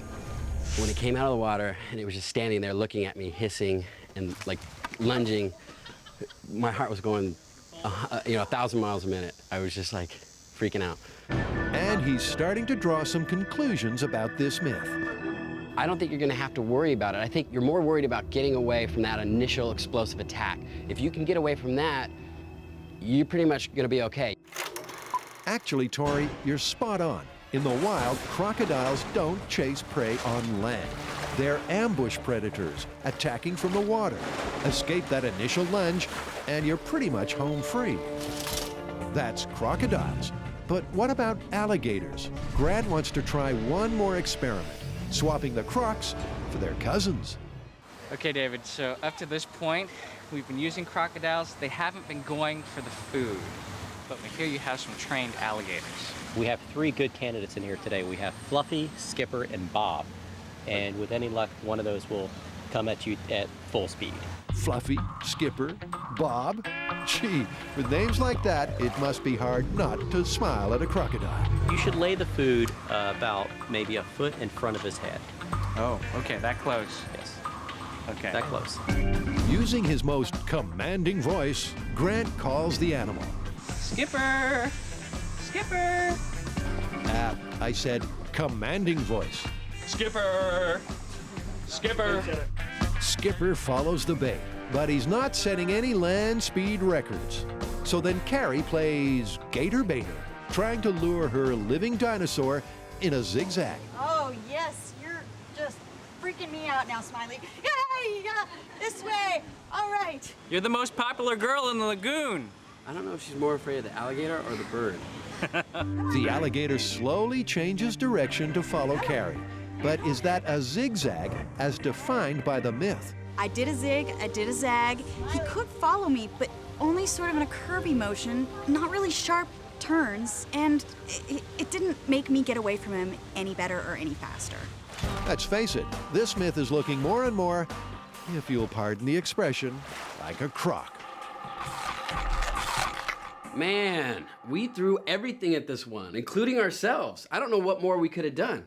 Yeah, I'm really frustrated. We didn't even get to try our croc zigzag rig. We were in the right place at the right time of year on a hot day with cranky crocodiles and their food of choice, and they still wouldn't chase. I mean, we even strapped quails to your robot, and we couldn't get those crocodiles to chase it.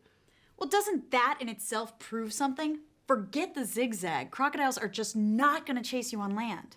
Yeah, they're ambush predators. If they miss you that first time, they're just gonna wait until some easier prey comes along. So this whole zigzag theory is just ridiculous. I mean, you're never going to use it because they're never going to chase you. It's ridiculous, and what's more, it's busted. Busted. Totally busted.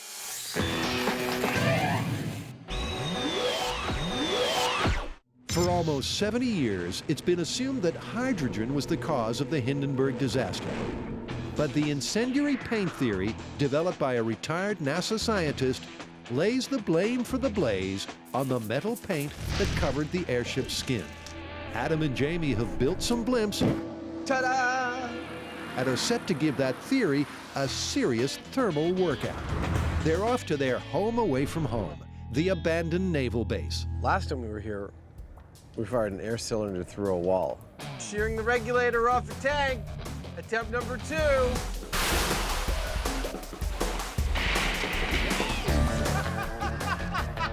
Oh, God. That wasn't bad, but now we're gonna blow up some Zeppelins. As Tarantino might say, bring out the blimp. At 16 feet long, the Zeppelin is 1/50th scale. It's not been designed to get airborne, so it'll have to hang suspended. I've got these figures from a train set. These are 1/50th scale. Check these guys out. That's how big an actual person would have been with the Hindenburg. This thing was massive. This fire must have been just the most unbelievable thing that anyone that day had ever seen. The myth says that the destruction of the Hindenburg was because of the skin and not because of the hydrogen. The blimp skin matches the Hindenburg's exactly, right down to the dope formula painted on its surface. The first test is just the blimp without any gas, no hydrogen, and we're just going to burn the skin and see what that does. The room will be a strict no-go zone during the test. Adam and Jamie will watch a live feed of the action outside. To set fire to the blimp remotely, Jamie rigs a blowtorch on a stand. This is a test number 1. Period, correct skin, no gas. Ignite when you're ready. Time to put a blowtorch to the belly of this 70-year-old myth. That looks good. You're right on target. It's going. That was quick. A thermal imaging camera will show the path of the fire as it rages through the blimp. The Hindenburg burned in 34 seconds. For the myth to be plausible, this Hindenburg has to be consumed in a similar time. I'm seeing little thermite sparkers. Like little. But yeah, we're already at 1 minute 10 seconds. So we could have burned 2 Hindenburgs by now, and we're only like not even a quarter of the way through this. Suddenly, the fire accelerates. Oh, wow! Wow! Oh, yeah. That is so beautiful! Sparks cascade as the aluminum and iron oxide on the skin create thermite. The thermal camera shows a massive orange as the fire spreads through the blimp. Bang. 2 minutes, 6 seconds. It's a lot quicker than I thought it was going to go. But still slow. The real Hindenburg could have burned almost 4 times over in the time it took for the model to burn. There's the unmistakable smell of charred myth in the air, but Adam still sees a spark of hope. Critics of the skin theory say that there couldn't have possibly been a thermite reaction on the face of the Hindenburg because not only are the proportions of aluminum to iron oxide wrong, but they're suspended in separate layers of butyrate. The fact that we saw a thermite reaction in this test tells me that while that doesn't prove the myth is true, it tells me the critics aren't entirely right. On to Hindenburg burn number 2. This Zeppelin will be filled with hydrogen. Now, just pumping the blimp full of gas and lighting it won't work. Instead of a burn, they'll get a bang, just like Adam did back at the shop. Is everybody okay? So the gas will have to be diffused. We're going to feed it from the hydrogen tanks through this blue gas hose up the main strut and into a trough of water. And the trough of water is going to diffuse the hydrogen across the entire Hindenburg. This is where the rubber meets the road, people. If this hydrogen Hindenburg burns faster than the first blimp, the paint theory enthusiasts will be deflated. It is make or break for this myth on this test. Let's go. Jamie sets fire to the blimp. Call it. You're lit. As the flames take hold, Jess starts feeding hydrogen into the Hindenburg. the gas ignites. Whoa! More hydrogen. More. And the blimp is instantly filled with flame.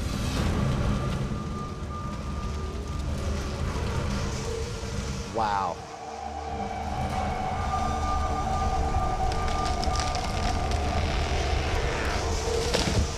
Look at that.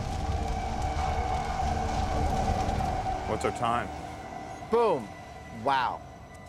59 seconds flat. That just feels exactly like what we see in the newsreel. God, it's great.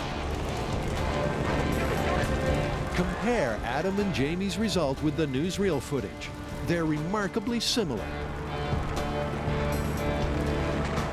This is my favorite scale experiment we've ever done. Full stop. The burn times tell the story. The period skin plus the hydrogen burned twice as fast as the period skin without the hydrogen.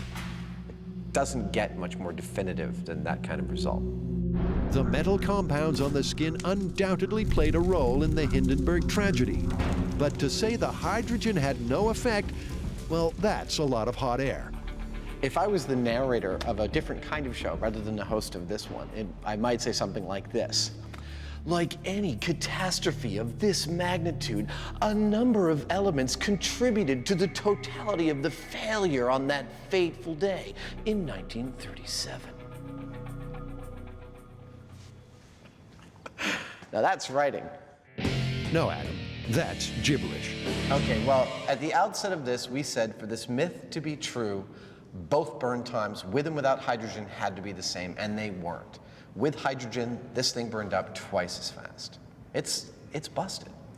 Yeah, but you know, the skin actually did have a fair amount to do with this. We saw that it does burn aggressively, and it was clearly a part of what was going on here. We even saw little bitty thermite reactions, which tells us that, like any good myth, there is a grain of truth to the fact that the skin had something to do with thermite. But in the end, it was the hydrogen plus the skin. Yep. We're calling this one busted. Busted.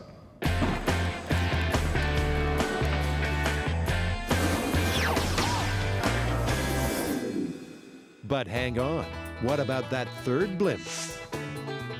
The skin of this Hindenburg has been coated with pure thermite, aluminum and iron oxide blended in a secret, searing formula.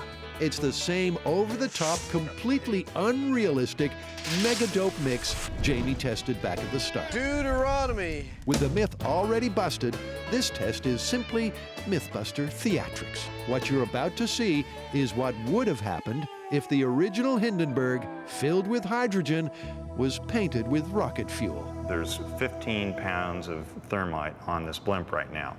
It's a different sort of beast. This thing is going to burn. Thermite's like heavy-duty stuff, and there's an awful lot of it here, so all bets are off. Test number 3. Thermite megadope plus hydrogen. It's a safety red alert. You're lit. Whoa! Dude. Unsurprisingly, the flammable thermite fires up in no time. And after a dash of hydrogen, we're cooking with gas. Wow!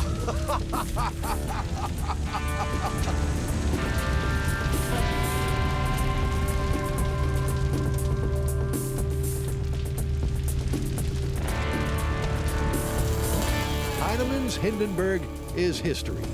We gotta call that. Boom! 30 seconds flat.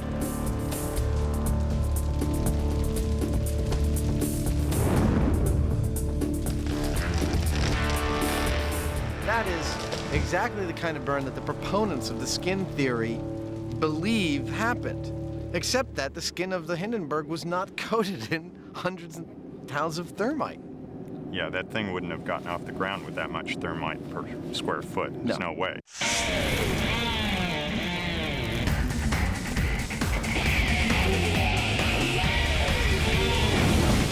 Our work here is definitively done. I love the smell of thermite in the afternoon.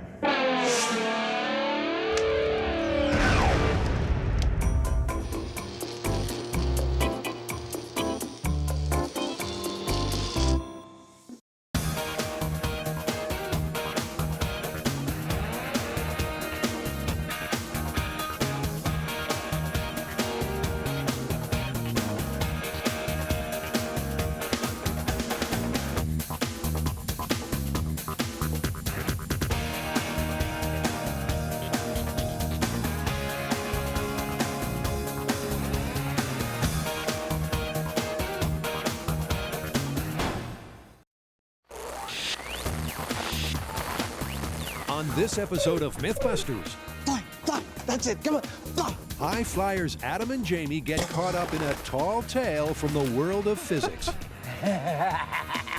They're asking, if birds in a truck take flight, does the trailer get lighter? They're all flying.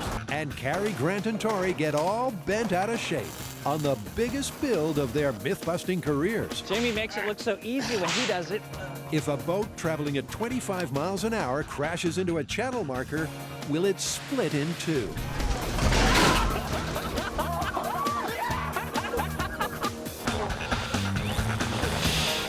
Who are the Mythbusters?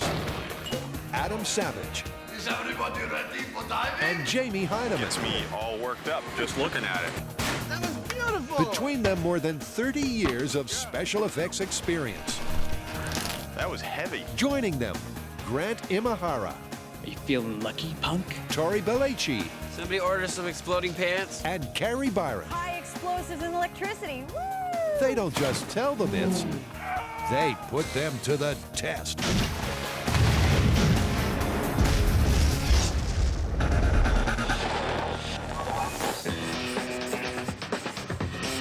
Okay, Adam, what have you got for us? Here's the story. A guy's driving behind a big truck, and every time the big truck gets to a bridge, it stops, the driver of the truck gets out, bangs on the side, and then proceeds across the bridge. He runs into the truck driver at a gas station and says, "Why are you banging on the truck?" And the truck driver says, "Well, I got a load of birds, and they're over the weight limit of most of these local bridges. So whenever I get to one, I bang on the truck, they fly around, and my truck is lighter." Clever. So the myth for us is, if you're driving around with a truckload of birds and they take flight, is your truck lighter? So the question is, will a container full of flapping, feathery friends lighten the load? For years, this simple concept has had big-brained boffins baffled. On campus, it's a conundrum that's frazzled physicists, not to mention the furor on the fan site. Sounds like a job for the Mythbusters. Should we start small or should we go for the whole enchilada all at once? Well, obviously, eventually we're going to need a truck, but I think we can start right now by going out, catching a bird, building a chamber, and seeing if it weighs the same when the bird is sitting in it as opposed to when the bird is flying in it. Okay, well, I got some pretty sensitive scales downstairs and I can probably dig up a net somewhere. Let's do it. All right. For this myth to take flight, our dynamic duo have to land some pigeons. And in a scene straight from Hitchcock, the birds appear from nowhere. Pigeon whisperer Adam and accomplice Jamie use a variety of snares, nets, and snacks. The birds will be too fat to fly. But their pigeon stalking comes to zero, and they realize they need some help. Enter Kate Martin, pigeon wrangler. Brought you some pigeons. Awesome. Come on, you guys. 2 pigeons in an official pigeon carrier. Look at that. Finally, Adam's all pigeoned up and ready to begin small-scale testing. A clear plastic chamber will double up as a truck trailer, and when activated, a vibrating floor will encourage the pigeons to take flight. But this is your gig, Adam. Why don't you take us through it? I've got my bird flying chamber here. It's got a closed top. The bottom is a screen, which I can vibrate by plugging it into this battery. The whole thing is standing on top of a very sensitive scale. First thing I'm going to do is turn on the scale, which will zero it out. Then I'm going to put the birds in. I'm going to see the birds weigh a certain amount. Then I'm going to turn on the platform, which will vibrate. Hopefully they'll fly around, and we'll see if there's any difference. So, if the myth is true, when the pigeon gets some air, the combined weight of the chamber and bird will come down.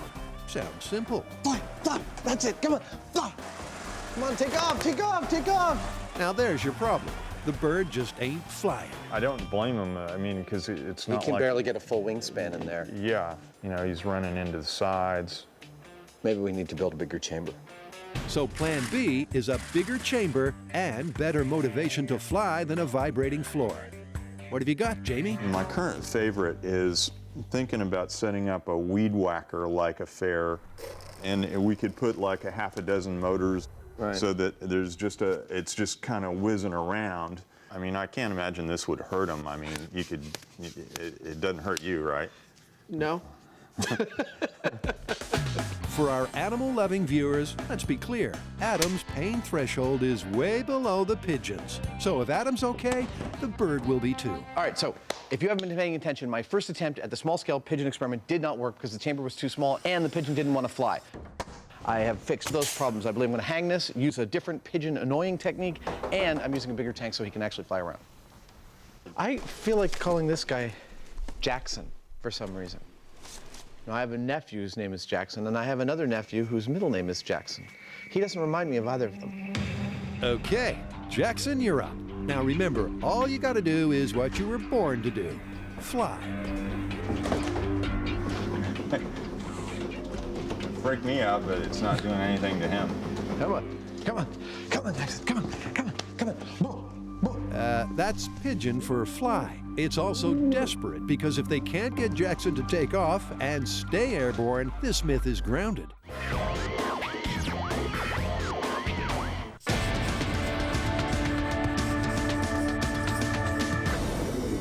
Okay, guys, check this out. I found it on the internet. Whoa. Is that photoshopped? Apparently not.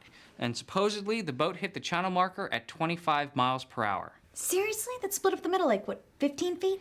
17 feet, actually. Ha! You know what I see in our near future? Yeah, crashing boats. Absolutely.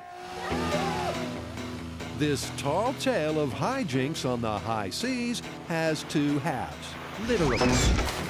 We know it happened because it's been well documented, but the myth is in the details.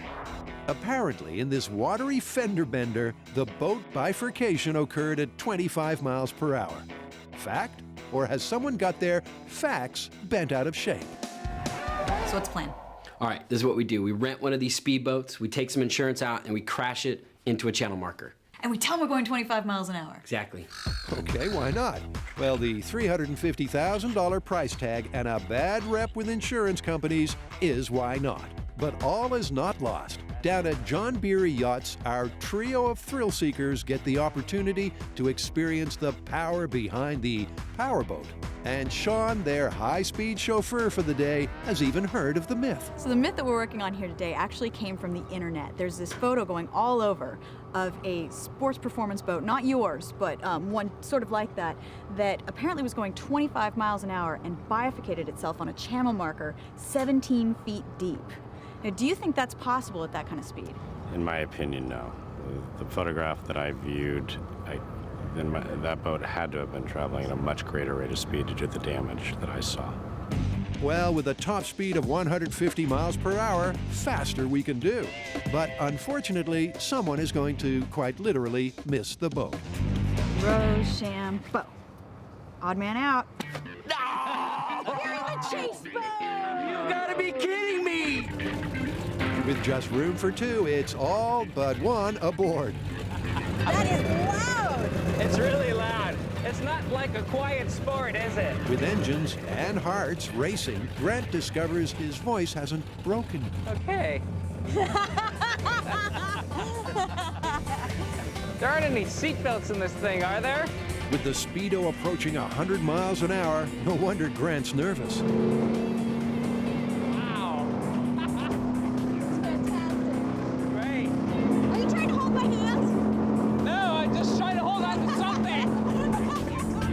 By now, the guys at Donzi Performance Boats have realized Carrie and Grant can't afford the fuel for this trip, never mind the boat.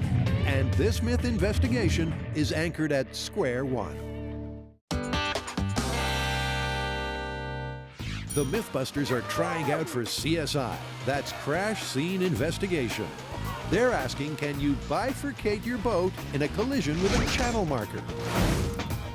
The only evidence they have is this photo and accompanying reports that the boat was traveling at 25 miles per hour. To find out if this is possible, our team want to replicate myth conditions and impale their own boat. But with a brand new boat way out of their price range, our crack team of researchers has found the bargain of a lifetime. This is Not gonna be too many holes? No, this is gonna be great. No, I think it's perfect. Yeah. You think it's seaworthy? I don't know if it's seaworthy, but it's definitely crash worthy.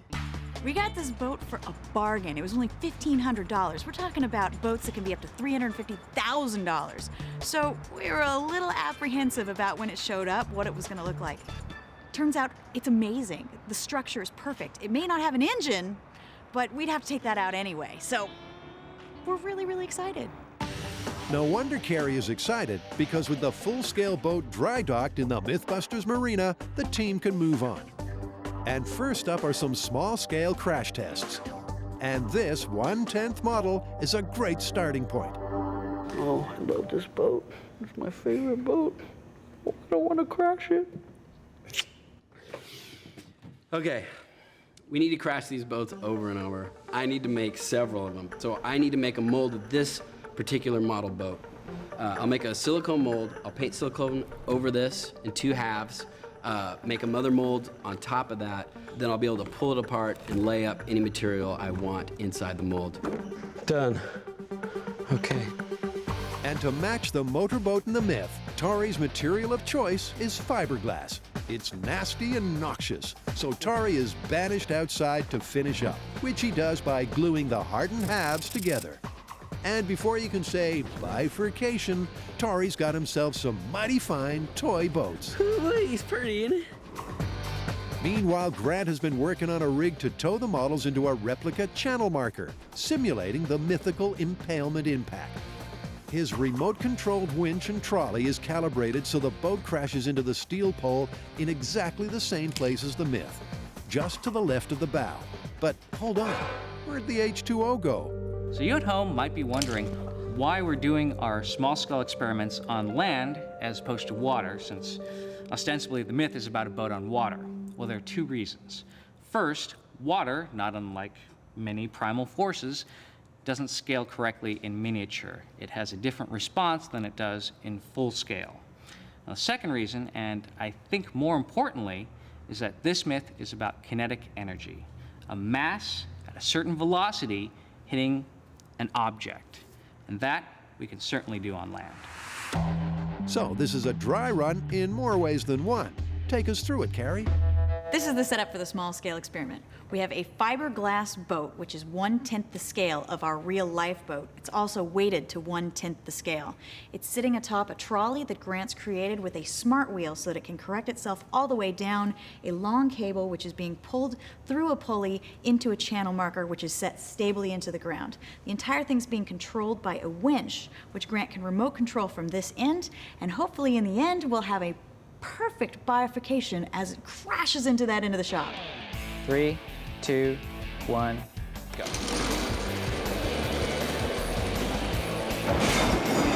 No mythical split, just a glancing blow. Well, the boat's intact. And with everything to scale, there's only one thing for it: more speed. Should we ramp it up? Sure. Unfortunately, the only thing ramping up is the frustration level, as the kinks and glitches in their system work themselves out. Well, that's not gonna work. I see one problem. It's one of those days, everything that can go wrong Oh, we bifurcated the trolley. goes wrong.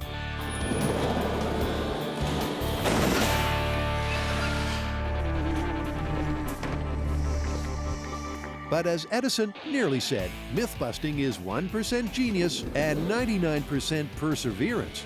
And their patience is rewarded when they get some realistic collisions with the channel marker.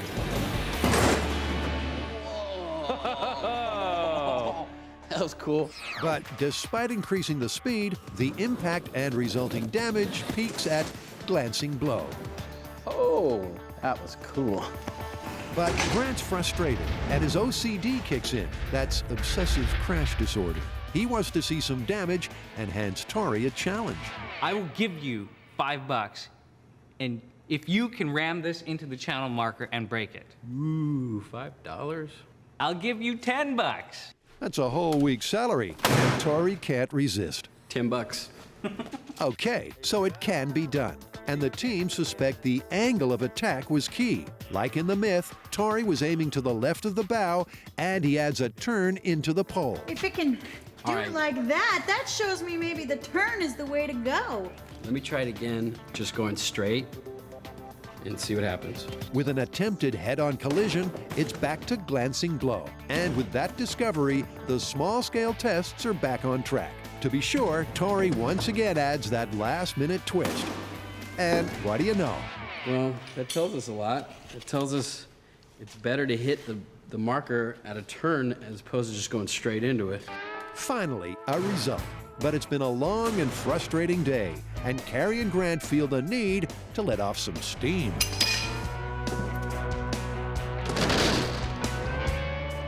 I am so sick doing small-scale experiments.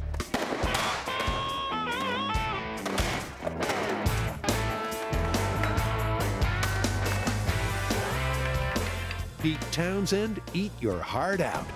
Okay, so how crazy was that it took Tori smashing that boat by hand into the pole before we could find out that we need to turn at the last minute to split it? You know, I think these variables are just too tough to scale down. I think if we're going to test this for real, we need to go to full scale. I propose we do this on land because this myth is really about kinetic energy. It's the mass, which is the boat, hitting the channel marker with a certain velocity. And doing it on water doesn't buy us anything extra. Yeah, and I think it'd be a lot easier to control on land.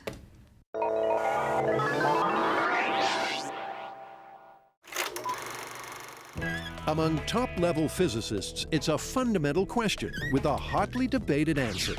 If the weight of a truck full of birds is X, when the birds take flight, is it now X minus the weight of the birds? That is, does the truck get lighter? Adam and Jamie's first foray in this myth fell flat. So it's time to look outside the box. Cue the aerodynamicist to speak some geek. We need your help. We've got a story that's come up that we're testing right now. It is a question that is all over the fan sites. It's if you're driving with a truckload full of birds and they take flight inside your truck, is your truck actually lighter while they're flying around? That's actually a very often told physics urban legend. Can you tell us something about the mechanics of flight that would apply to this? I mean, we know birds flap their wings and there's lift involved, there's downward pressures. What's going on here that we need to be focusing on? Well, the basic premise of all flight, whether it be a helicopter or a plane or a bird flapping its wings or just even gliding, is that it takes air and deflects it downward, and the downwards force on the air will in turn cause a reaction force upward that will help lift whatever the object is against the force of gravity. Wait, a helicopter and a bird are actually using the same physical principles to fly? Absolutely. It all comes down to Newton's laws. So let's get this straight. To get airborne, you push down on the air beneath you hard enough to lift your own weight. And because the principle works for birds and helicopters alike, Jamie and Adam have an idea, which means the pigeons get a break. Pigeons are what the myth is about, but pigeons sometimes don't do exactly what you want them to do. So we figure that a similar sort of a thing that might show the same phenomenon, if there is one, would be a little helicopter that we can control. But it's not as simple as that. Flying a chopper in an enclosed space creates turbulence, making it hard to hover. So to run the bench test, Adam's built this rig, which will allow it to lift but keep it centrally tethered at the same time. Excellent. 52.0. 52.6. Adam has measured the weight difference of the container with and without the chopper. Now, the question is, when the helicopter takes off, will the chamber get lighter? Hey, look, lift off! We got lift off! Look at that! The scale is not changing. 52.6, 52.6. Dude, that's liftoff. I so did not expect this rig to work. All right.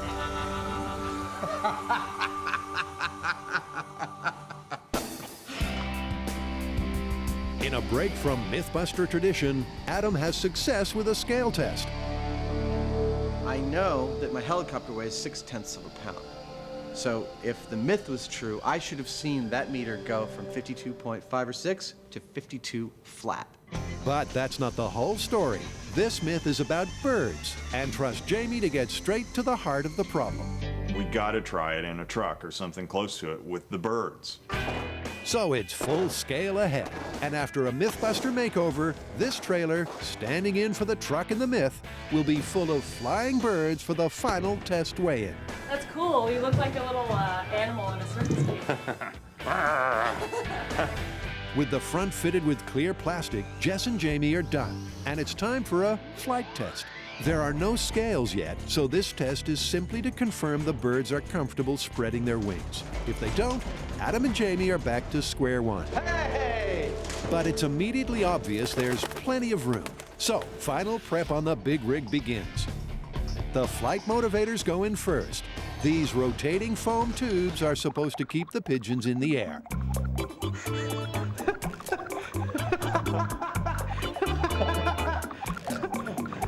There we go. We have liftoff. Next, the team makes sure there are no nooks or crannies where the pigeons can land and take a rest. It works for MythBusters, but how about the pigeons? You ready? I have no idea what's going to happen here. So Adam and Jamie have finally got Jackson and Friend to fly in an enclosed space. Now comes the tricky bit, catching a flock more birds, letting them loose in the trailer, and accurately weighing them.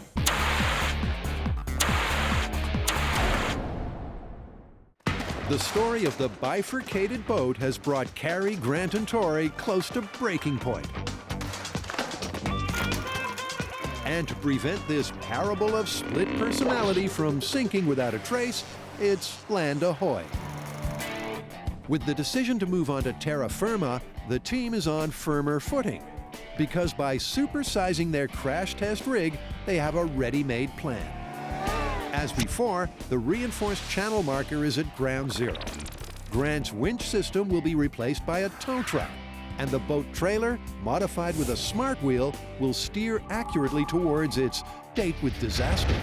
But there's one final piece of the plan, how to get that last-minute turn. If we learned anything from our small-scale tests, I think the turn is probably one of the most critical things. So there has to be some way for us to steer it into the channel marker at the last second. To get the boat to turn where we want it, maybe what we could do is make a set of smart wheels at the front of the boat, and this will steer the boat wherever we want it to go. And then what we could do is put like a crossbar here, and we'll put a post in the ground, so when this bar hits that post, it'll turn the wheels into the marker. Cool. Sounds good. So it's a done deal, and the newly named Mythity Split ups anchor and ships out. Say goodbye to the Mythity Split. Its port of call, a familiar dockside destination with an impeccable MythBuster pedigree. We're back here at the Alameda runway. This is the site of some of our more famous myths. And in fact, I'm sitting on the X right here, which is going to be our channel marker. It's also the spot where our compact in the end smashed into each other.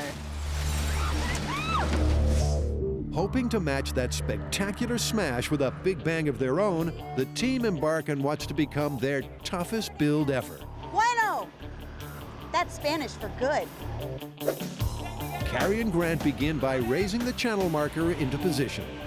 Now that we have the pole in place, the next step is to weld around the bottom of the pole to hold it in place to the plate.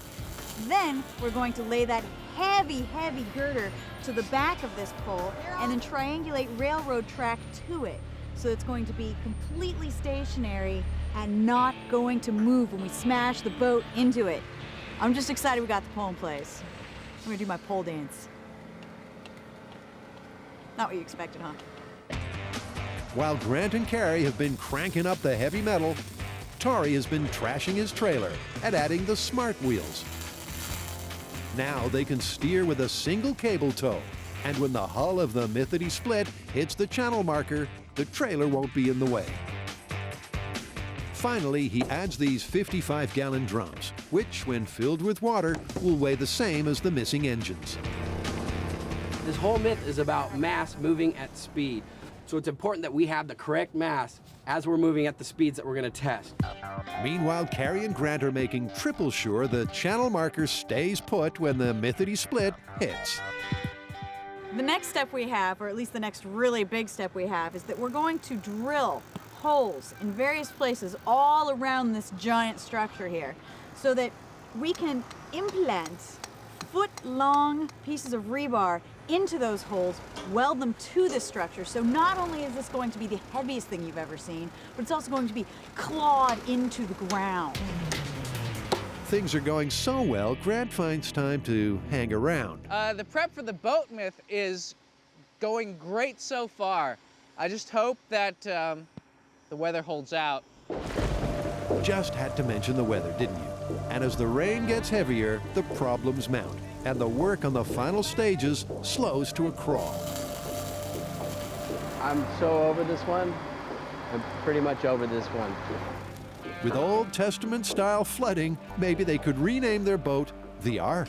Yeah, I think we were a little bit worried that the fans might be upset that we weren't doing this on the water. Well, now we are. Despite the tough conditions, they pull through. Jamie makes it look so easy when he does it.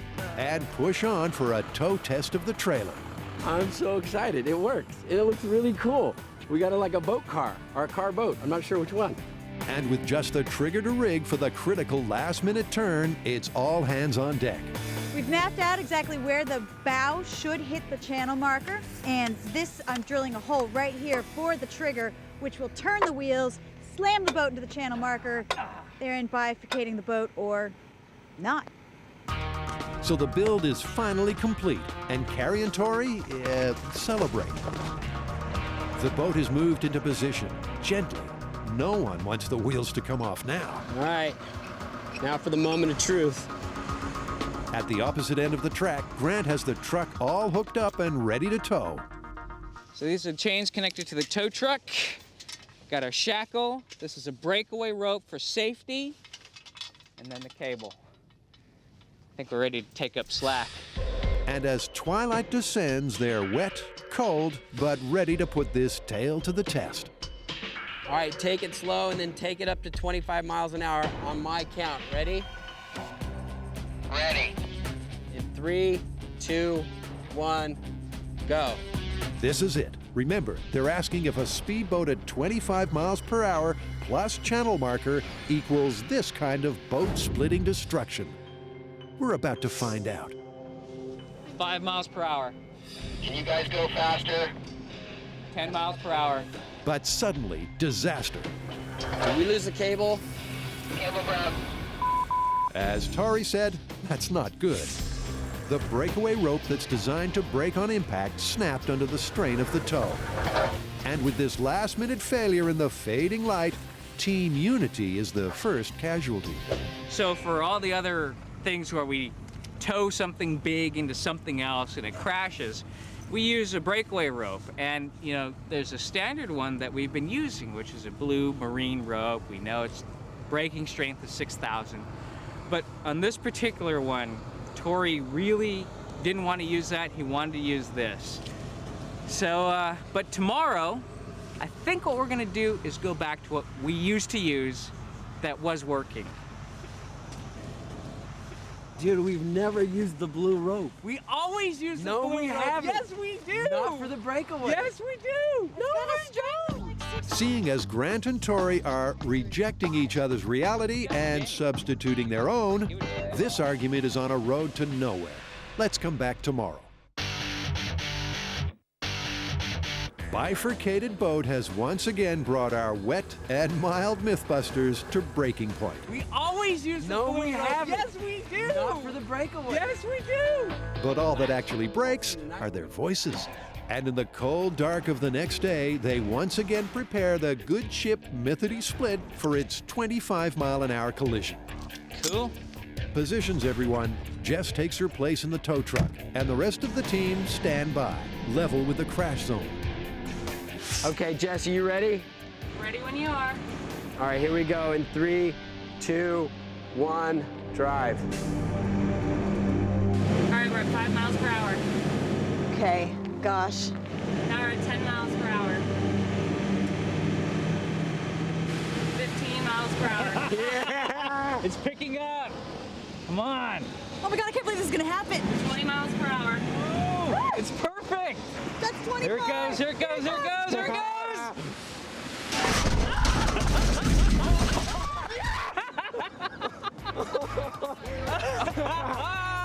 Wow! It's beautiful. It hit it right on target. Great job, you guys. Well, the rig worked. And big things hitting big things always equals happy Mythbusters. Look how much damage it didn't do to the channel markers. Yeah! Damn it. Oh. But look at where the trailer is. It totally turned. It turned. It worked. 25 miles per hour, you can see it for yourself. No bifurcation. I guess the story might not have happened exactly as it was reported. So we're gonna say 25 miles an hour, it's busted. Oh, the story's busted at 25, and so is our trailer. Dude, it worked perfectly Definitely. though. It turned right into the channel marker. Yeah. Busted. So, busted is the unanimous verdict. And a closer look at the boat reveals no evidence to the contrary. Whoa. God, it's This is some serious damage, but no bifurcation. Yeah, look at it. Look at that, you guys. It definitely indented, and it did do the turn. It did do the turn exactly as we predicted. I just don't think there was enough speed behind that momentum. No, definitely. If we were going faster, though, I could definitely see it splicing through this thing. Considering how much damage is done here, yeah, maybe if we were going a lot faster. Regular viewers will guess what's coming next. But for the uninitiated, the Mythbusters are never quite satisfied until... I want to see some carnage.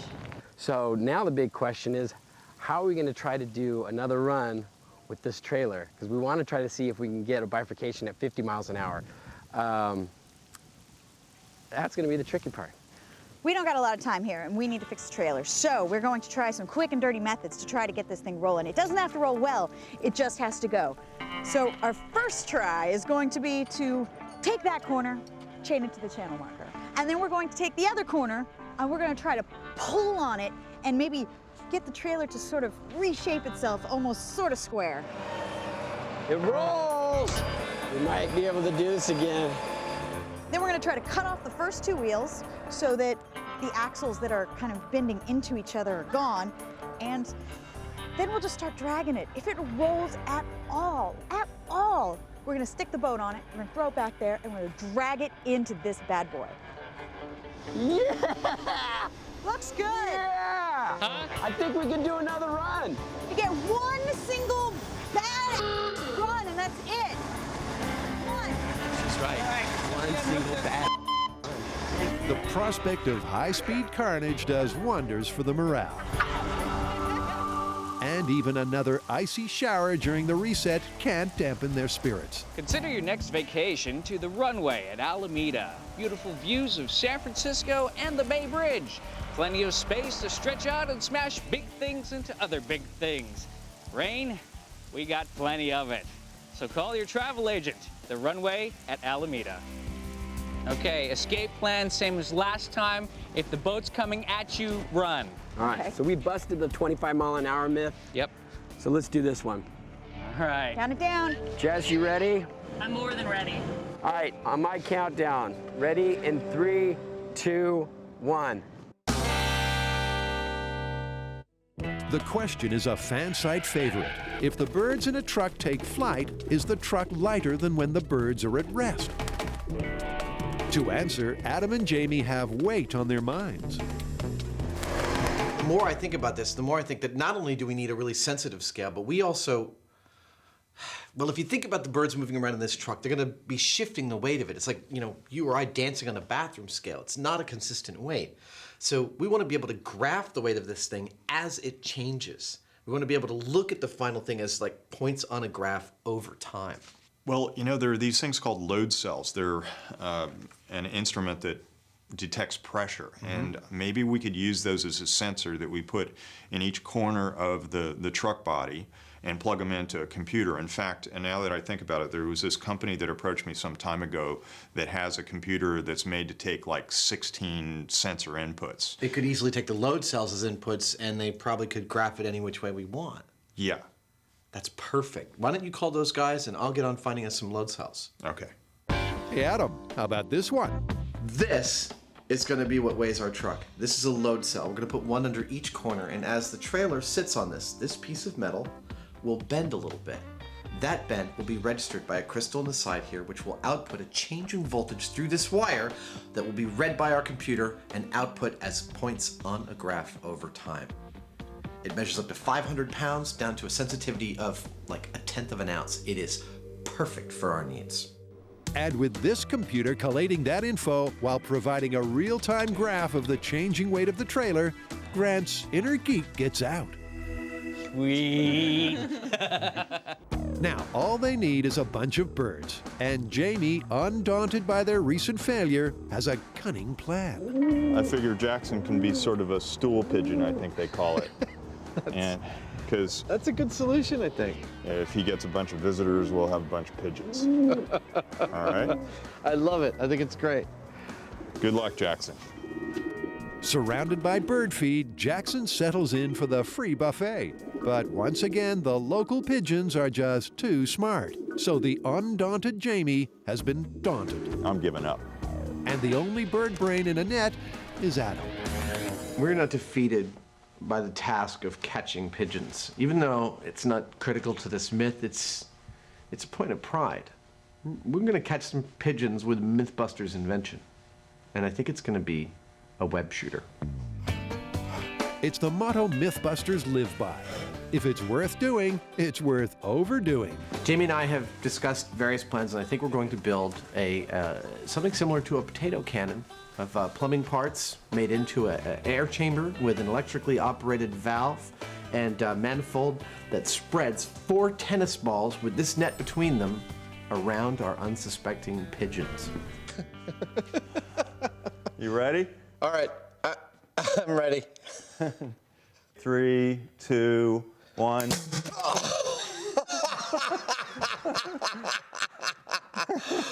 Oh, wow, that was cool. That was cool. It works on Adam, but as we've seen, the pigeons round here are a lot smarter than the TV hosts. Shh, Jamie's hunting pigeons.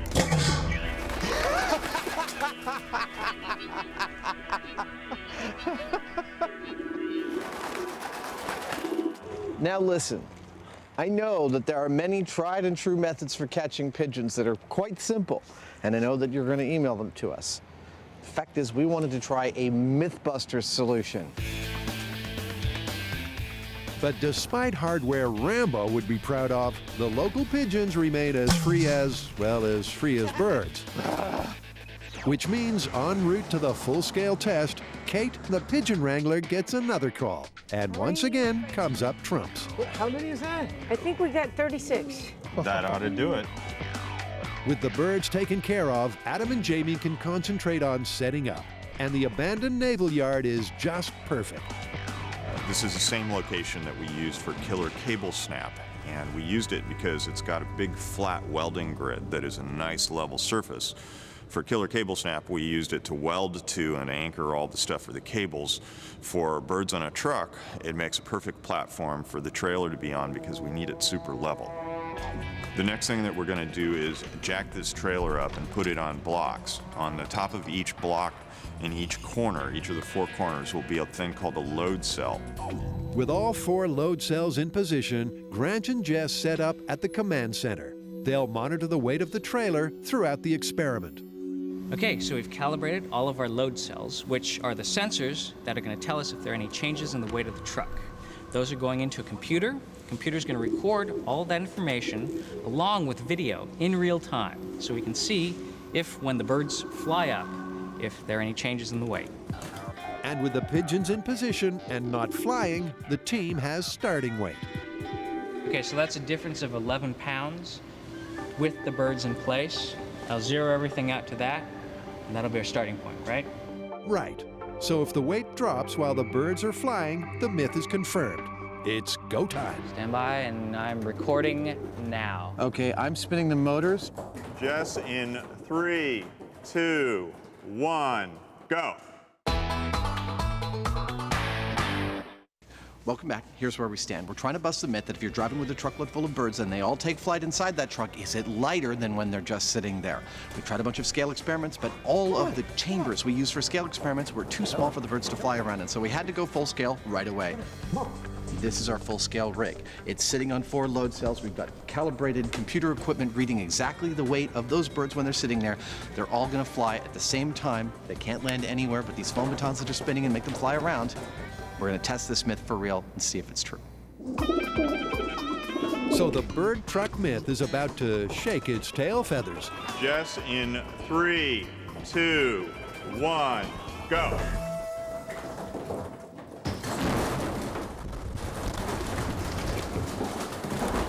They're all flying. It's beautiful.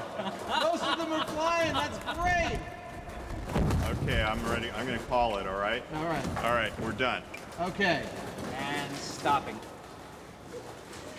Woo! That worked better than I thought it would. They all flew for like a good maybe 15 seconds. That's great. And the high-speed camera captures the moment. All the work we did is to get this shot that you can see them all flying and be weighing it all at the same time. It's just stunning. Yeah, it's all there, and this is synced with what's on the computer. This is great. Good job, you guys. Nice work. Awesome. But getting a truckload of birds to fly isn't the point. The question is, does the trailer get lighter? So there's no difference when they were in the air. No, but you can see minor fluctuations happening very quick. But Well, what I see is the fluctuations have about the exact same amplitude both above and below the 0 point. I mean, it's a noisy signal, but here it's clear there's no difference. Yeah, that's great. Dude, that is beautiful. Although the data is quite noisy, which of course it would be with so many variables of 20 birds, it proves that the birds on a truck do not change the weight of that truck in any significant way. So the myth is busted, but Jamie and Adam still aren't quite satisfied. I think we busted this myth with the pigeons flat out. The data looks beautiful, but it's a bit noisy. This helicopter is going to be a very clean and stable signal. We should be able to see it on the graph much more steady than we see the birds. And this is the nail in the coffin for this myth. If we see no change in the weight of the trailer with a helicopter in it, it's busted again and once and for all. Stepping up for the tricky task of flying the remote-controlled chopper is M5 shop assistant Chris. And his boss Jamie is full of encouragement. Chris is well motivated to not crash the helicopter. It's a fairly expensive helicopter, so it'll just come out of his pay if he does any harm to it. Either that or I'll fire him. With thoughts of unemployment crowding his mind, how could he fail? Chris, we're ready to go when you want. Get that thing just a foot off the ground. Okay. Come on, baby. Whoa! Did you get a reading? Hold on. We're gonna have to take a look. Can you kill it? Unsurprisingly, that brief, disastrous flight doesn't yield any results. Dude. All right. Why don't you go back to the shop and get your other helicopter, and we'll try and get a reading off of that one. Another one. Yeah. Chris, despite Jamie's ominous silence, believes he's still employed and soon returns with his own model chopper.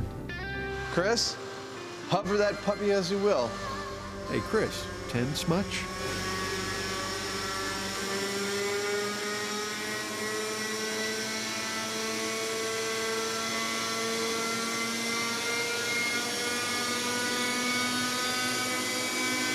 It's off. Yeah! Okay, perfect. Shut it down. That was perfect. There was no bother with that hover. But what about the results? It's off the ground. And the line's stable. The line is totally stable. And then when it gets back down. Give me some, man. That is beautiful. Perfect. No wonder they're pleased with themselves. This is the myth that just wouldn't die. This myth has been very persistent. It's been all over the fan site, it's been all over the web, and I'm glad we finally put it to rest. You can see what's going on here. It's very clear, especially with the helicopter. The helicopter is sitting there, its weight is on the trailer. And at a certain point, the props speed up appropriately. The weight is shifted away from the feet of the helicopter, and instead it's replaced by air pushing down on the trailer. It's 6 of one, half a dozen of the other. There's no free lunch here. Busted. Totally busted. Well, I thought we did a great job of it. I mean, the rig worked really well. Do you think this is going to somehow curb the furious debate on the fan site? Of course not. Yeah, I bet it won't either, but man, this is the final word because nobody else has ever gotten 20 birds flying simultaneously in a truck while weighing it every 10th of a second in your face. It's busted. It's busted.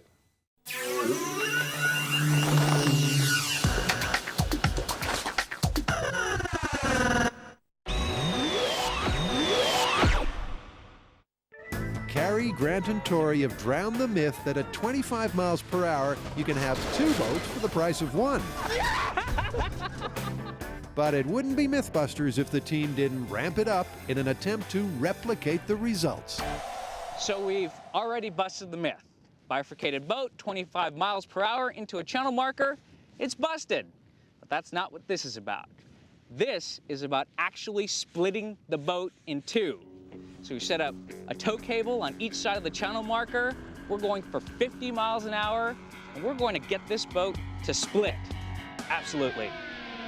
All right, on my countdown. Ready in 3, 2, 1. The target speed is 50 miles an hour, and our tow trucker has his foot to the floor. 35. Come on, pass it, pass it, punch it.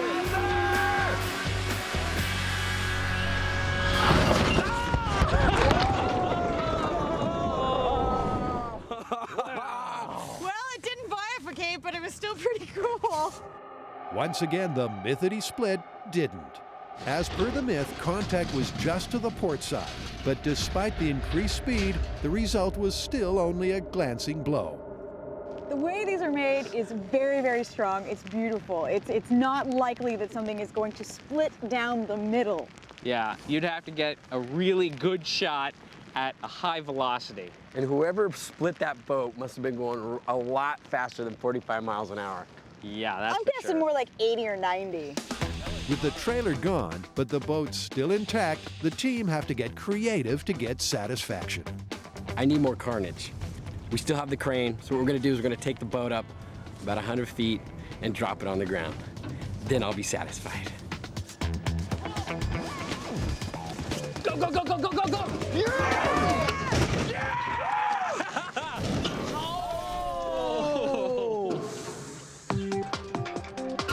Oops. I'm thinking that went down like a lead balloon with the crane driver. We are in so much trouble. Not yet. Yeah, we're kind of in trouble. A little trouble. Yep, I wouldn't want to be the one to tell Jamie. Whoa! Oh! Dang! Okay. Well, as Adam would say, there's your problem. Did we get insurance on this truck? Anyone? All right, I know we didn't get bifurcation, but crashing that boat into the channel marker, that was cool. I mean, we have a picture, we have a police report, and we know this kind of damage is possible. Even at 45 miles per hour, we couldn't get that kind of damage. So unlike the boat, this one's busted? Busted. Busted.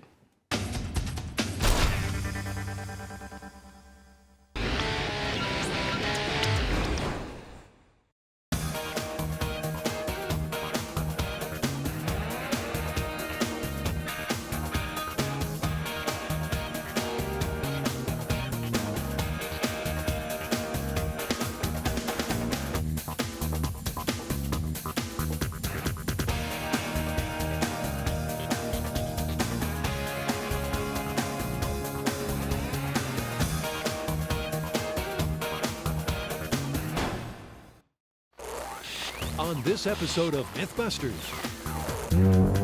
Jamie and Adam sing for science to see if sound waves can actually extinguish a fire. Is my voice enough to put out this flame? It's an audio investigation that leads to another MythBusters world first.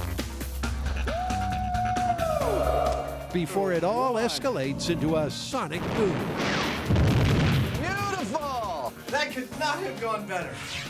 Then Tori, Carrie, and Grant test hypnosis myths. Sleep. First up, can you plant a suggestion to make someone do something against their will? I like that. And then Jamie and Adam stage a scene. Movie star. To test the myth that hypnosis can enhance your memory. 2, 3, and begin. Who are the MythBusters? Adam Savage. Danger is my middle name. And Jamie Hyneman. The behavior, we're going to make you into a coat. Between them, over 30 years special effects experience. Joining them, Tori Belleci, Carrie Byron, Don't try what you're about to see at home. and Grant Imahara. He's alive. They don't just tell the myths, they put them to the test.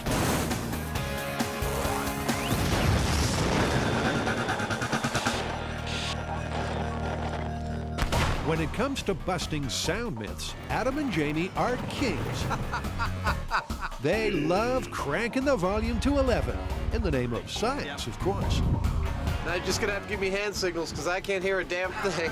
And now, the Master Blasters are at it again with a new groundbreaking sonic saga.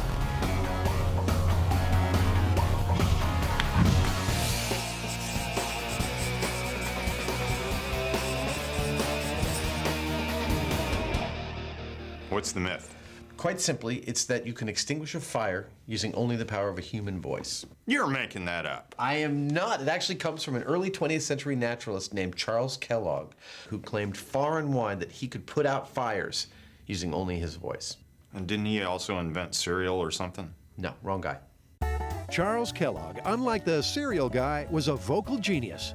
In the early 1900s, he traveled the states in a hollow redwood tree and wowed audiences with his bird impersonations, which could supposedly put out fires. He claimed he could do this not with his exhaled breath, but with the sound waves themselves. As sound travels through air, it creates pressure waves. These pressure waves can cause air molecules to vibrate, and if they vibrate enough, a flame can apparently be blown out. Do we have a plan? Well, I think we have a reasonable plan. Kellogg claimed he could put out a fire with his voice, and he demonstrated it. We should find out how, replicate that demonstration, and see what we get. Okay. Okay, so all they've got to do is replicate Kellogg's demonstration. But as the boys delve deeper, they realize it's more complex than that. From the reading that I've done, it doesn't appear that he's like lighting a fire somewhere and then just singing it out. It seems to be a very specific thing called a sensitive flame. A sensitive flame is a bit like a Bunsen burner, but thanks to a protective glass tube and a special latex diaphragm, the flame actually reacts to sound waves. It's vastly different from a regular fire, but because this is what Kellogg sang at, the first step for this myth is for Adam to build one of his own. We got a sensitive flame! There's no way the air from my breath is affecting that flame inside the glass. We've got a sensitive flame. Yeah! I think it's doing it over here as well. You can clearly see the flame reacting to Jamie and Adam's voices. Awesome. But what exactly is going on? What I have here are the rudiments of Kellogg's exact experimental setup for using his voice to extinguish fire. It consists of gas feeding into a chamber that has a membrane on it. And the membrane moves in relation to the sound in the room and affects the pressure of the fire. You can see as I'm talking, the fire is moving, and it doesn't have to do with my breath, it has to do with the sound of my voice. With the so-called sensitive flame fired up, Adam's got a copy of a 1905 gramophone recording of Kellogg singing like a bird. All right, here's a little history. Oh, his human voice was analyzed and found to be normal under 4,000 hertz. However, his bird voice soared into the inaudible above 14,000 hertz. His voice reputedly had a range of 12 1/2 octaves, while the normal range of a singing voice is just 2 1/2. We will see.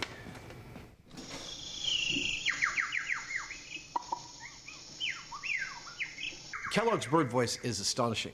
I don't care whether he's whistling or grabbing his neck and doing this or whatever. That it comes out of a person is amazing.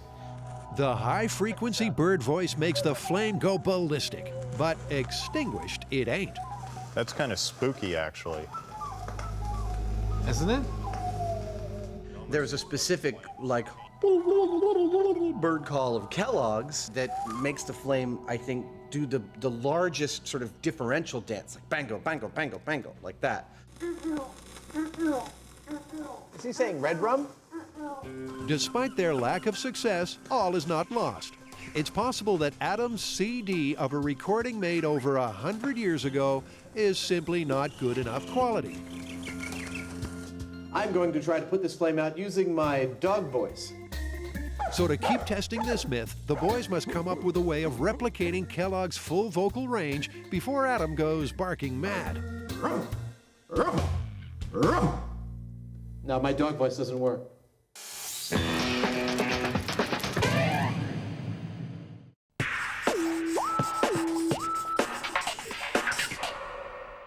Look into my eyes. Deeper. You will fall into a deep, deep sleep. What are you doing?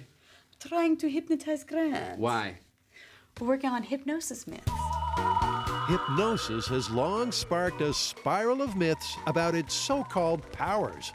Myths that are about to get the MythBusters treatment, starting with an all-time classic.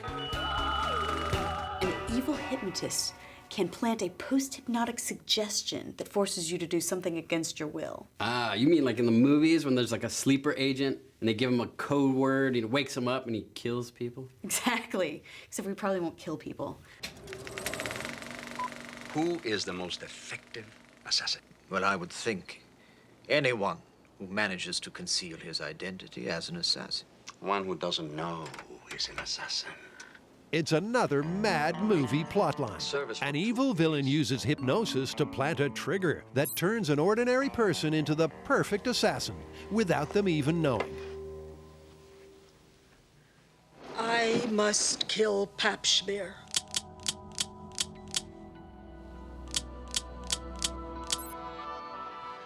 Will that be with cream and sugar, sir? So is this Hollywood hocus pocus, or can it really happen? All right, so which one of us is going to get hypnotized? Unfortunately, it's not that easy. Apparently, not everyone can be hypnotized. So I think, first of all, we need to go find a hypnotist, find out which one of us is susceptible. And whoever that is, that's the person that gets the post-hypnotic suggestion. Great. Let's go find a hypnotist. To put this myth to the test, the starting point is to see if any of them can actually be hypnotized in the first place. Here we have a hypnotherapist and a neurotherapist. They're going to figure out which one of us can be hypnotized. For this test, we need post-hypnotic suggestion. And if none of us can be hypnotized, we're stuck. And first up is Tori. The plan is that Carrie and Grant will monitor his progress with the help of neurotherapist Cynthia and her EEG machine. So what's this, like if I get a wrong answer, then you shock me? While clinical hypnotist Seth will try to put him under her spell. Just keep on focusing on my hand, noticing that your eyes start to feel heavy. Allow that feeling of heaviness to get more and more heavy. She's using a common technique called progressive relaxation. And just let a gentle wave of relaxing energy go from your head all the way down to your feet, to your toes. A gentle wave. Carrie and Grant will know Tori's been hypnotized when the EEG machine shows his brain's electrical activity has halved. Do you know what percentage of people are able to be hypnotized? Easily 85%. 85? To some degree. Despite the odds, they're not off to a good start because even after 10 minutes, Tori's brain activity has only dropped by 5%. I would want to see it get to about half of what it was. So if he was about 9.5, I'd like to see it at about maybe 4. Tori's inability to relax means he's out of the race. So next up is Carrie, and the boys have high hopes for her.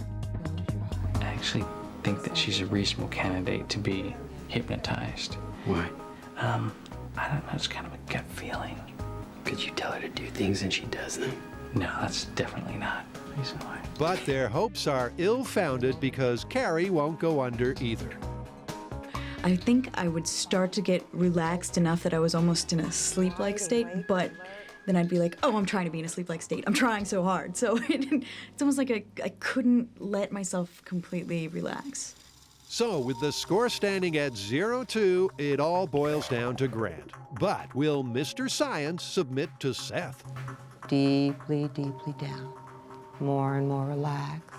Despite Grant's initial discomfort, after 5 minutes, things are looking good. Like a rag doll, deeper down. The EEG machine shows Grant's brain activity has already dropped from a level 9 to a 4. I think he's in a deep state. I think he's more hypnotizable. There you go, look at that. And what that means is he's just the kind of highly suggestible subject they're looking for. Grant would make a good subject for a post-hypnotic suggestion. He's a very susceptible person. You're the winner. Okay, what does that mean? Well, you know what that means. Now we're gonna see if we can hypnotize you and see if we can get you to do something that you wouldn't normally do. She's not gonna embarrass me or anything. Don't worry, it won't be too humiliating. Popular in the early 1900s, Charles Kellogg was a naturalist come showman with an extraordinary talent. Not only could he sing like a bird, but he could also supposedly extinguish a sensitive flame with his voice. But when the MythBusters tried to replicate this feat, they failed to douse anything. But in case the 100-year-old recording they used was of insufficient quality, they've now called in the big guns. Hey, Roger. Hey, how you doing? Good to see you. Come to help us do some detective work? Yeah. Sound engineer Roger has brought a tone generator to replicate the full vocal range of Kellogg's bird voice. In Kellogg's day, this was the way that you generated a precise frequency. This is what they used to tune pianos and other things, I believe.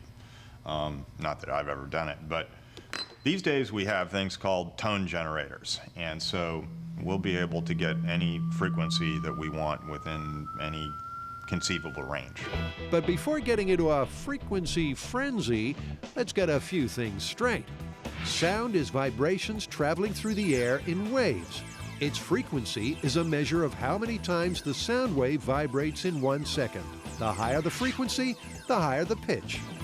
Kellogg's bird voice could supposedly reach a barely audible frequency of 14,000 hertz, something that the tone generator can match.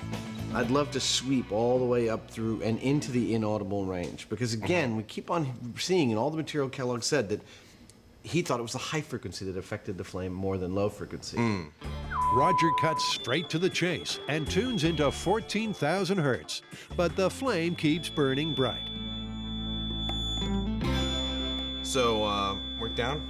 So the team decides to change tactic and lower the frequency, and what do you know? Hey!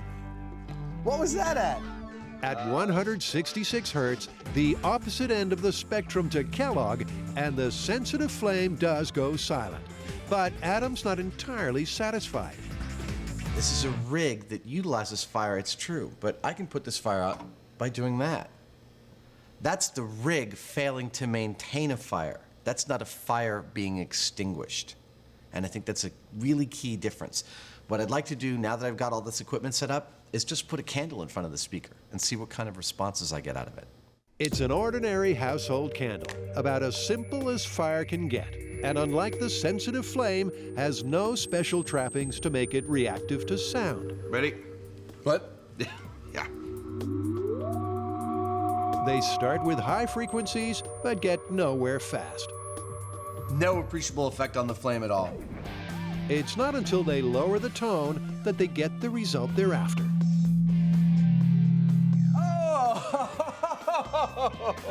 So at low frequencies from a tone generator, a flame can be extinguished with sound. The low-pitched sound sends out a pressure wave which vibrates the air so much that the flame gets snuffed out.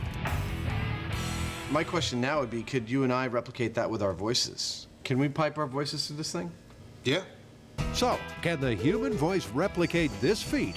Time to tackle this myth karaoke style. Just like in real life, Adam is loud but he's not very deep. And the candle keeps candling on. That's as low as I can go. Will Jamie be able to do any better? Ladies and gentlemen, right now I'd like to bring up to the mic a very good old friend of mine, Mr. James Hyneman. James Hyneman, let's bring him on out. Come on.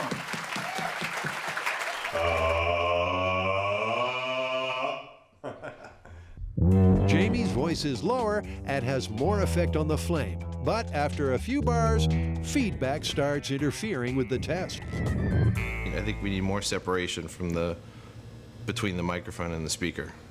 So, like Jamie singing from the other room? Yeah. Okay, let's try that. Jamie resumes his performance from an impromptu sound booth. Am I on? Oh, yeah. Jamie's dulcet tones ring out, but the candle keeps on keeping on. Is that all the volume we've got? Yeah. In desperation, Jamie adopts the birthday cake approach. That seems to be working. But it doesn't look like he'll be getting his wish anytime soon. Getting dizzy. I feel like we can conclude from this that even the amplified human voice can't put out a naked flame. So it would seem. Can you really be hypnotized to do something against your will and without your knowledge? Will that be with cream and sugar, sir? The team has already determined that Grant is a suitably susceptible subject. So, all that remains now is for Carrie and Tori to figure out what they want him to do. I'm a little apprehensive as to what the other two might have come up with in their little minds. And apprehensive he should be. There's no way he would ever do anything goofy or feminine to his robot, like paint a big heart on it. Carrie and Tori's brainstorm has yielded 2 post-hypnotic suggestions to place in Grant's brain. I like that. The plan is when Tori says the words quantum physics, Grant will suddenly decide to draw love hearts on his beloved robot, Deadblow, something he would never normally do. And when Carrie yawns, he'll jump up and down, something he might normally do. It's back into the chair for Lab Rat Grant, and it's only a few minutes before the souped-up EEG machine shows that Grant's brain activity has dropped by 50%. It's kind of creepy. He looks like a zombie. Seth wants to make doubly sure he's feeling compliant before slipping him the post-hypnotic suggestions. In a moment, I'm going to ask you to tell me your name. When I count to the number 3, you will not be able to remember your last name. 1, 2, and 3. What is your name? Grant? And your last name? It's working. He can't say his last name. With Grant well and truly under, Seth plants the seeds of post-hypnotic suggestion, starting with one he would never normally do. When you hear the words quantum physics on your robot, you're going to draw a beautiful, feminine heart. Oh my God. She just gave him the command, and he agreed to it without cracking a smile. He can't, I know he's not that good an actor. So far, so good. Now for the much easier second suggestion. Whenever you see Carrie yawn, you are going to have this uncontrollable urge to jump up and down. He looks like he's putty in her hands. I'd like you now to get ready to come back. So the seeds have been sown. They'll have to wait until tomorrow to see if they've taken root.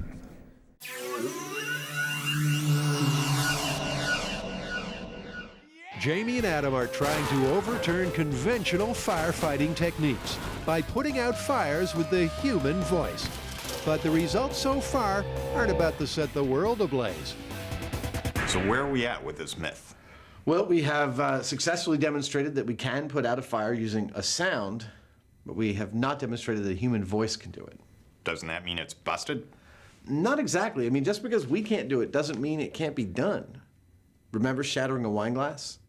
When Adam and Jamie tried to shatter a wine glass with their unamplified voices, they got nowhere fast. Not surprisingly, I don't think I can do it. It wasn't until they unleashed the power of rocker pro Jamie Vandera that they got their lucky break. I think it's time to bring in some professionals. Like some singers. Exactly. Cue local a cappella group Hookslide with their most bizarre gig to date. All right, guys, so instead of entertaining crowds of people, it's a physics problem today. Today's challenge is to extinguish a candle using their voices, with a little help from Roger. Whenever you're ready, take it away and try and put out that candle. Sure, they can hold a harmony, but are they firefighting material? One of you hit a really specific note. Once again, it's the low frequencies that have the most effect, so bassist Jonathan gets his chance for a solo. At first, even his lowest low doesn't work. Do the buzz, see if you get the beat. But as the saying goes, if at first you don't succeed, well... Now, what's he doing to make that sound? I'm doing two things at once. Firstly, I'm just singing normally. And then I'm also buzzing my lips together, pushing air through my lips. And you do them together.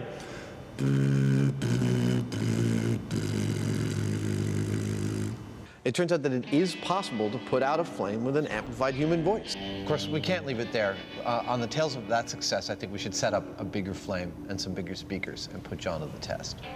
With mission accomplished on the candle, it's time to turn up the heat to record-breaking proportions. This is our next test bed to try and put a fire out with sound or a voice.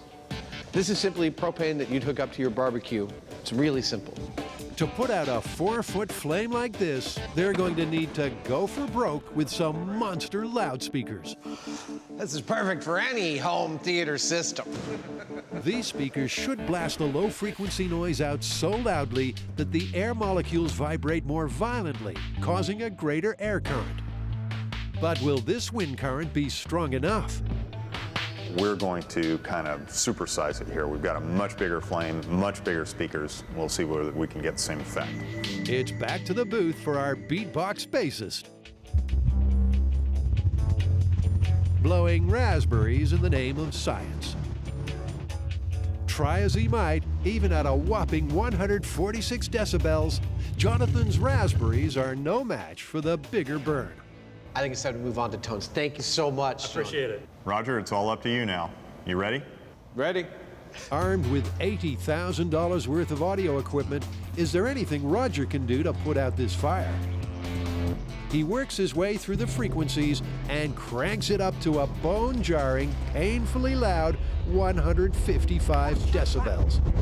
But even that can't put out the fire. There's stuff falling off of the ceiling.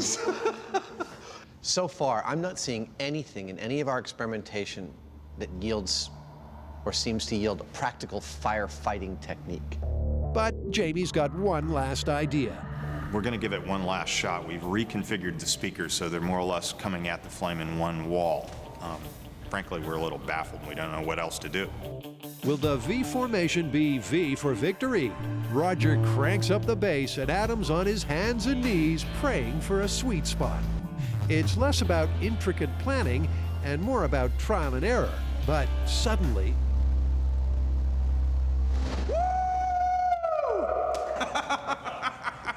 Oh my God. It's a red-letter day for science, because at 55 hertz and a room-shaking 149 decibels, they've achieved a world first. No one has ever put out a fire of this size with sound until now. This is yet another in a long line of cases in which I completely didn't expect the result we got at the very end of the day. Everything we'd done up until we got that flame to go out was telling me not gonna happen. The difference between a candle and a real fire is significant, and we were not gonna get any positive results, and we did. That's stunning. I love being wrong. But it's not over yet, because before this myth is extinguished, there's an explosive twist to the tale.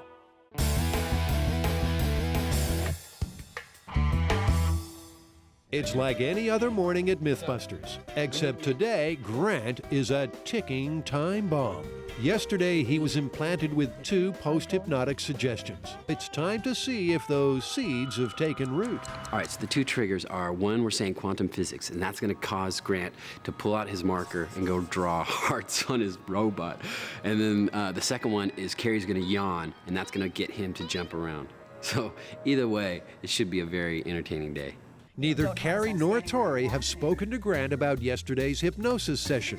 As far as he's concerned, he's designing a Diet Coke and Mentos rig. So, bring on the trigger words.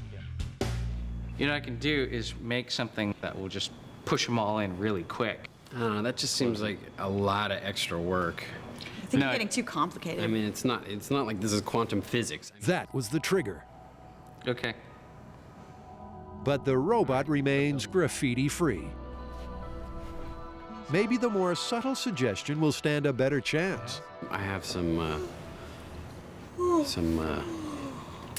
carry-ons once and twice, but nothing. The triggers are enough to give him the giggles, but not enough to put him under their power. So, what went wrong? I had a clear idea of what they wanted me to do. And all through, I was trying to say, okay, well, maybe, hopefully I'll forget, and then it'll be subliminal, but just kept coming back, you know? So it didn't work on Grant, but is it a little too soon to call this one game over for the myth? I think the real problem is you always knew you were going to get a suggestion while you were under. You didn't know what it was, but you always knew. All right. Well, maybe what we do is we find somebody from the crew who believes in hypnosis and wants to change. While they're under, we secretly put a post-hypnotic suggestion in there. I have the perfect candidate. Alice, who's one of our producers, wants to stop chewing the tops of her pens. And she is a big believer in alternative healing techniques, like hypnosis. So I say we bring her in, give her hypnosis for chewing the tops of the pens, but while she's under, we give her our own suggestion. Producer Alice has been working with Jamie and Adam on another story and has no idea what this team is up to. She thinks she's here to be hypnotized to kick her disgusting pen-chewing habit. Just allow your eyes to close and allow yourself to double the relaxation. But what she doesn't know is that while she's under, something devious is going on. So we're going to give her post-hypnotic suggestions the same way that we gave you. We're going to give her one that is something that she could easily do, like grabbing her ear. And then the second one we're going to do is completely against her moral fiber, something she would not do. And that is? Slapping me in the face. With the session in full swing, it's time to plant the first suggestion. When you hear the word Adam, would it be okay with you if you were to scratch your ear? I don't like the idea of this. This is trickery. She's on. Despite an encouraging start, it doesn't look like producer Alice is going to take the bait. I did not agree to this before. Looks like this myth is sinking faster than a lead balloon. She knows we're trying to sneak in some post-hypnotic suggestions, and it's not working. We didn't even get to the fun part. I wanted to see what she would do if we told her to do something totally crazy, like slap me. Instead, it's a slap in the face for post-hypnotic suggestion. It works fine in the movies. I must kill the queen. But in the real world, well, even hypnotists say it can't be done. Hypnosis can't control you. You have to want to accept the suggestion. But if you don't want to do it, it's not going to happen. I'm so sad. I really wanted this one to work. You wanted to get slapped in the face? Well, we did get a good result. I mean, as soon as the hypnotist tried to make Alice do something against her will, she came right out of the hypnosis. So it is just like they say, you never really go totally unconscious. And most hypnotherapists and hypnotists agree that you can't make anyone do anything that's against their moral fiber. So this one's busted? Busted. It's too bad, because I kind of wanted to take over the world.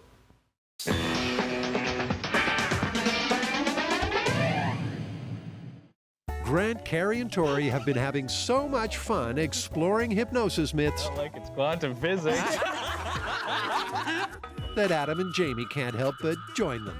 What are you doing? Carrie, Grant, and Tori are doing hypnosis myths.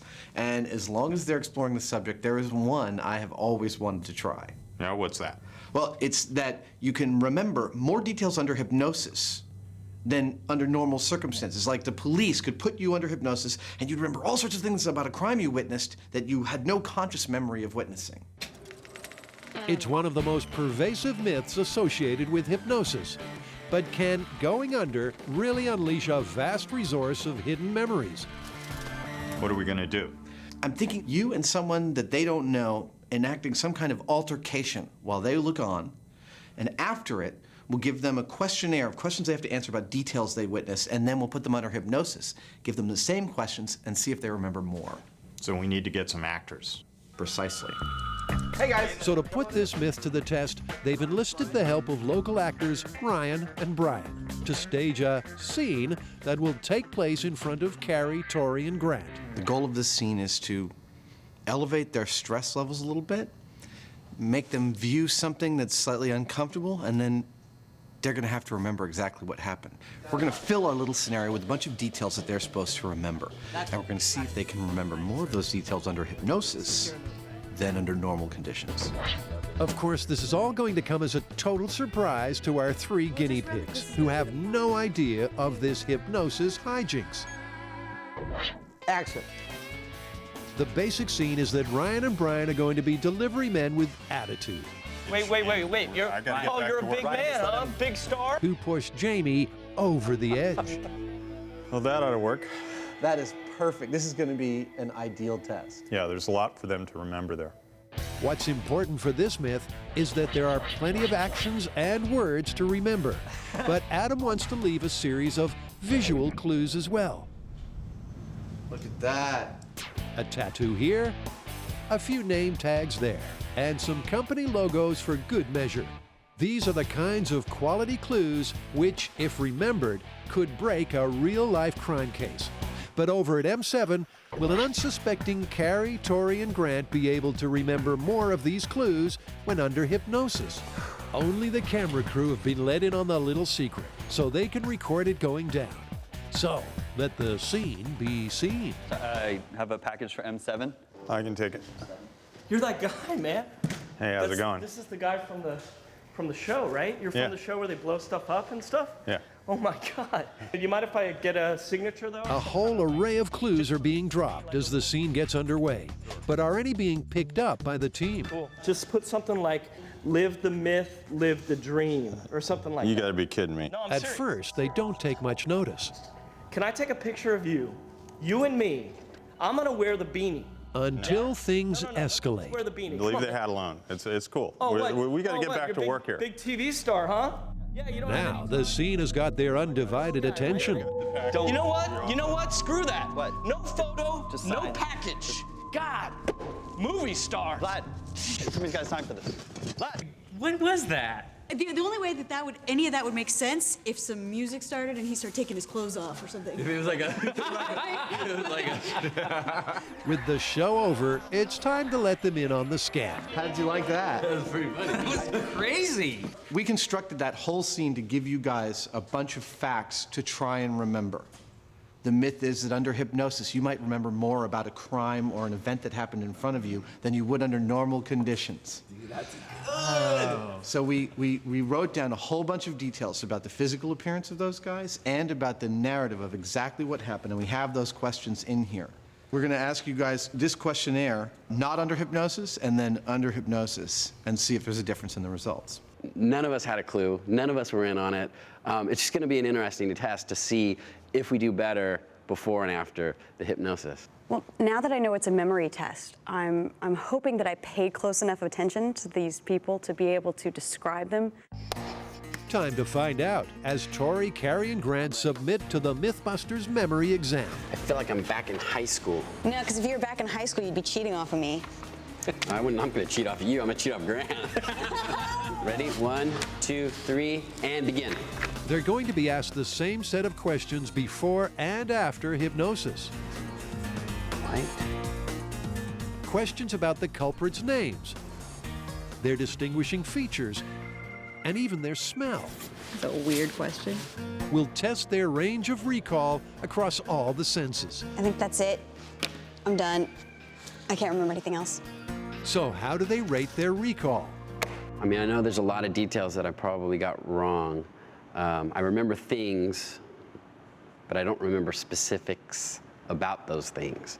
He's not kidding. Although they could all remember some general info about the scene, no one was able to recall anything critical that could lead to an arrest in a real-life case. But will hypnosis help paint a clearer picture before this case goes cold?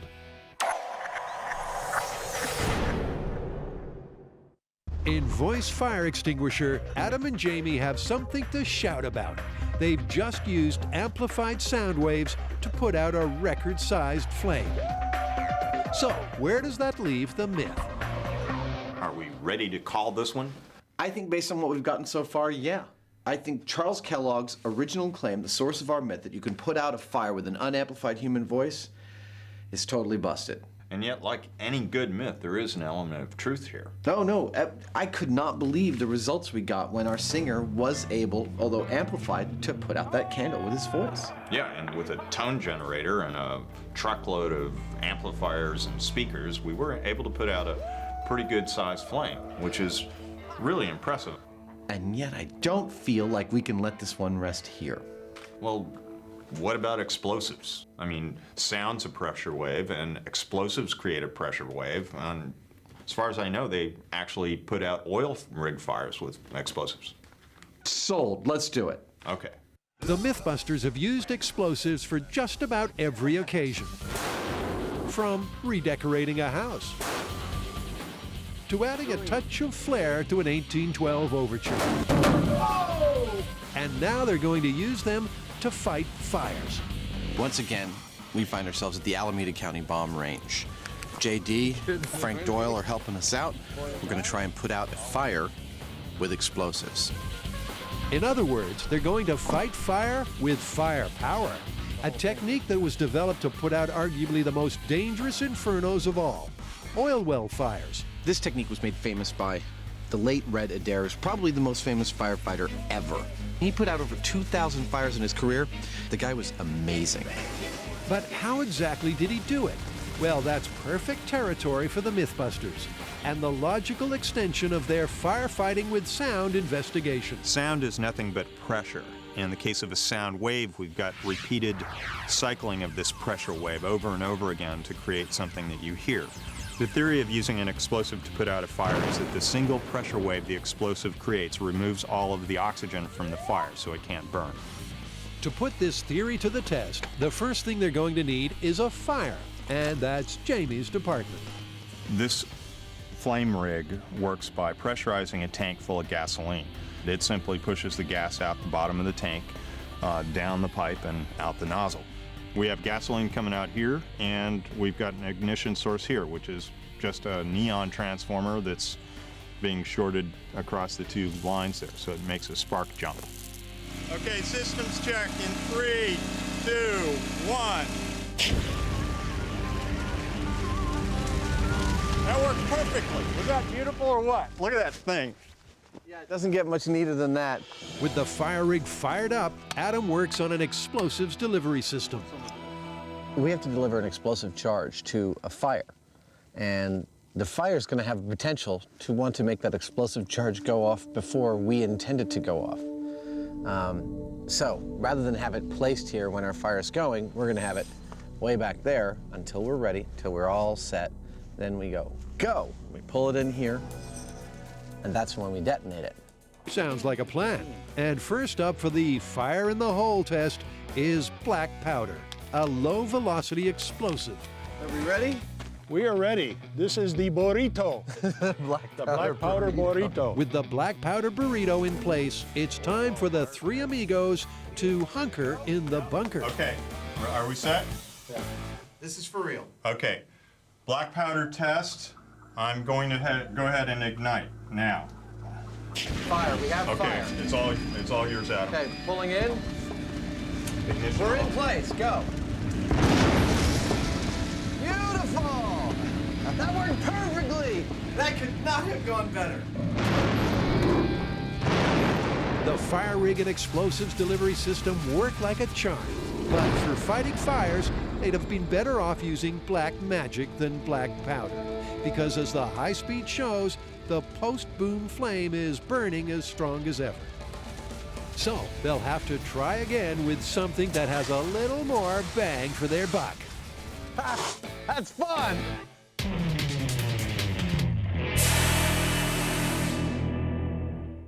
So far in tackling the myth that hypnosis enhances memory recall, Jamie and Adam have staged a scene. Leave the hat alone. It's cool. We got to get back to work here. And put the team's unassisted memory to the test. I feel like I'm back in high school. But the case has gone cold, with all three flunking the MythBusters memory exam. Now, it's time to find out if hypnosis will help them remember any critical clues.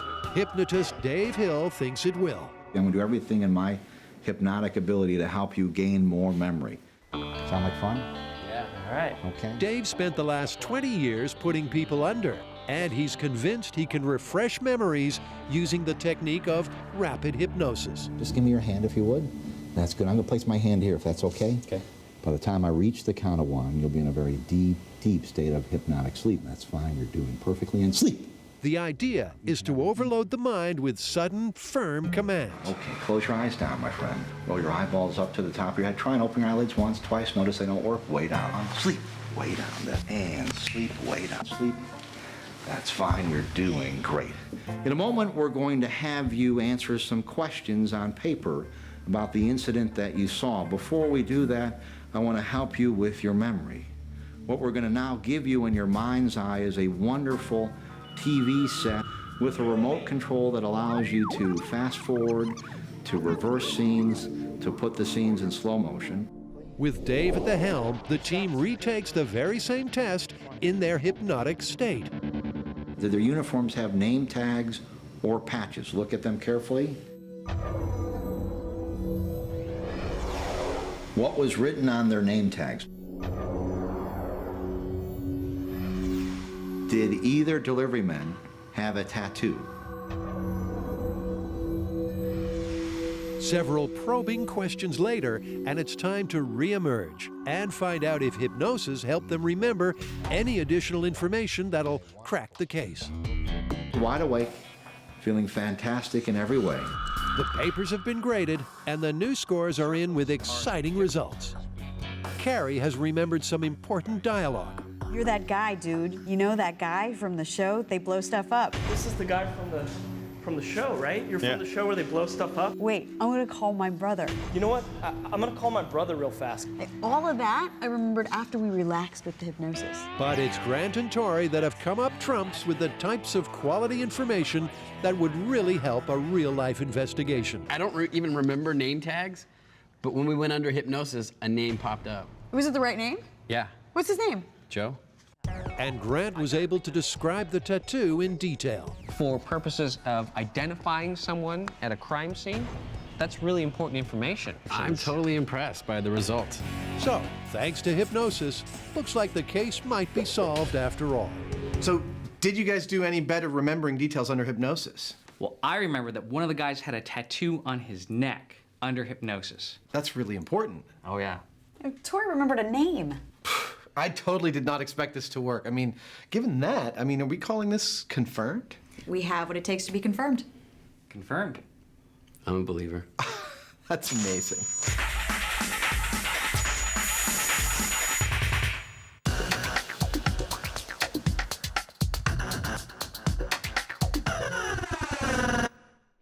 At the bomb range, the MythBusters are trying to put out fires with explosives. I'll let Adam explain why. We have already tried putting out fires with sound. We started out with our voice. Then we moved on to sound generating equipment. Now we're trying explosives. We have already tried black powder to put out fires. Now we're going with high explosives. The throughput here, the key point that travels through all these experiments, is attempting to use waves, either sound waves or shock waves, to put out fire. And next up in this thread, it's the MythBusters' favorite. We've used high explosives a number of times on the show. Exploding safe, exploding pants, and then there, of course, course, is the granddaddy of them all, which was 22,000-foot fall. The 1,000 pounds of high explosives triggered not only the biggest blast in MythBusters history, but also, rather alarmingly for this test, set the surrounding hillside ablaze. Now, in a reversal of fate, Jamie and Adam want to know if the same ingredients can be used to put out fires. That's high explosive, huh? That is a high explosive. Wow. It looks more like a taco. So why would high explosives work when low explosives fail? Is there a real qualitative difference between a high explosives shockwave and a low explosives shockwave? Oh, very definitely. A high explosive shock wave is much more intense. It's more of a wall. It has more push and more speed. It's that push, that immense pressure wave, that should apparently be able to extinguish the flame. Once again, they'll be using the explosives delivery system so that the charge will arrive in the fire at the precise moment. And after a quick reset, electric's good to go. They're ready for blast number 2. Fire in the hole! Fire in the hole! This is Can We Put Out a Fire with High Explosives? 3, 2, 1, go. There it We got is. fire. Okay. Taking out spark. Spark Moving off. explosives into position. It's in. And firing. Wow! Oh, that was awesome! Woo!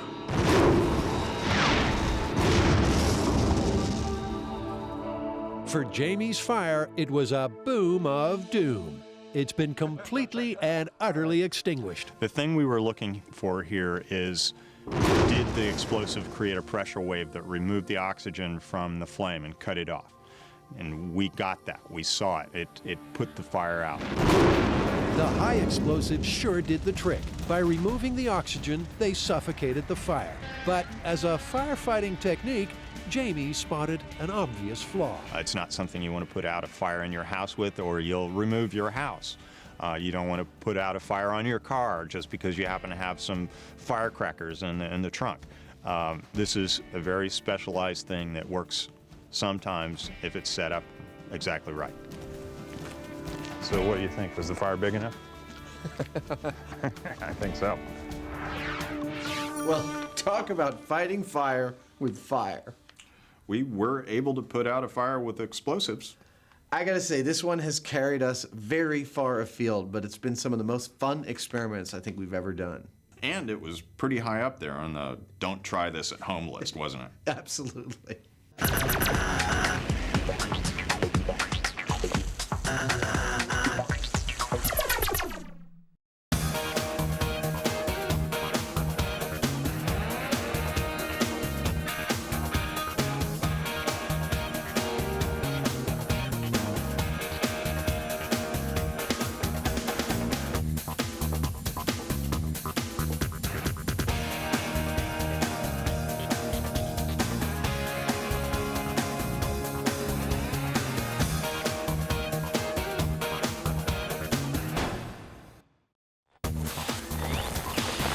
Ho, ho, ho.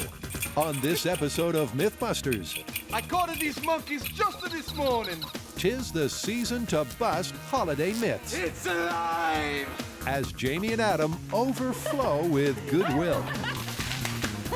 Attempting to make a merry Coke and Mentos Rube Goldberg machine. Arise, my son. And Cary, Grant, and Tori break it down to find out how to keep your tree evergreen. I like to style the tree, give it a little bit more fullness right around, here. Cook a festive roast on a radar. That is so funny looking. Should we all be wearing our lead aprons? And find out if falling frozen turkeys can be terminal. That is messed up. Who are the MythBusters? Adam Savage. Ow, ow, ow, ow, ow. And Jamie Hyneman. Almost too exciting. Between them, more than 30 years of special effects experience. Cue dramatic music. Joining them, Carrie Byron. That's gonna be so cool. Grant Imahara, Listen to that baby purr. and Tori Belleci. Paramedics are nowhere to be found. They don't just tell the myths, they put them to the test.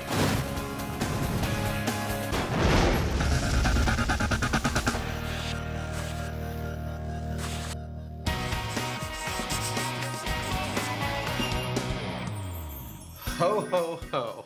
Ho-ho yourself. It's Christmas, and we have to do something about it. It's not really my bag. What are you going to be doing on Christmas morning? I'll be in the shop like always. See, if you're already going to be there, let's shoot a Christmas special. Okay. Excellent. Christmas myths, here we go. Whether you think the Yuletide season is the most magical time of the year or a bunch of bah humbug, it's full of fables Jamie and Adam can't wait to unwrap for you. What do you say we do something special for the fans? That sounds like a great idea. What do you have in mind? I'm thinking like a Rube Goldberg Christmas contraption. I love the idea, but where's the myth?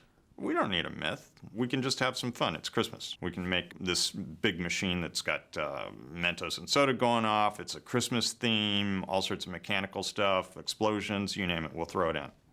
I love it. Let's do it. Great. But what the heck is it? A Rube Goldberg machine is a series of elaborate mechanical things.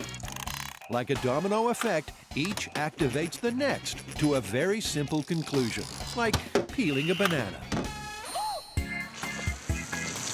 The EP Birds made a version recently using that gushy marvel of Diet Coke and Mentos. And their popular internet creation is about to get a whole new MythBusters makeover. The guys have made Rube Goldberg machines before for big budget commercials, and they've learned the most important element of all is a plan. So the plan starts off like this. You've got a Mentos candy that's rolling down a ramp. It falls into a soda bottle. That erupts. It knocks a paddle wheel, which... Let's move it along. We don't want to spoil the surprise. The float comes up and turns the Christmas tree lights on. And that's how it's all going to work. Phew. Now, to add to the holiday season rush, MythBusters deadlines are way tighter than Hollywood's. The biggest constraint for this is time. We've got to make this thing basically a 100-foot-long device with about, 50 or 60 moving parts.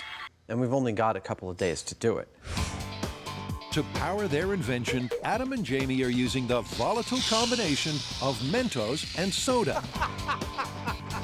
In a recent myth, the guys blew the lid off this global phenomenon. They discovered the active ingredients in the Mentos and Diet Coke, combined with the effect of nucleation created from the pitted surface of the candy itself, cause a rapid release of carbon dioxide and a Krakatoa of cola. Jamie gets to work on the starter motor for the whole rig, an inverted metal and mesh cone that has soda bottles welded to the rim. This sweet baby doesn't run on gas. What we do is take just any chunk of steel will do, like this nut, perch that on the inside of the neck of the bottle. We put our Mentos on it, and then when we yank the magnet away, we get that. Time for a test run. And 3, 2, 1.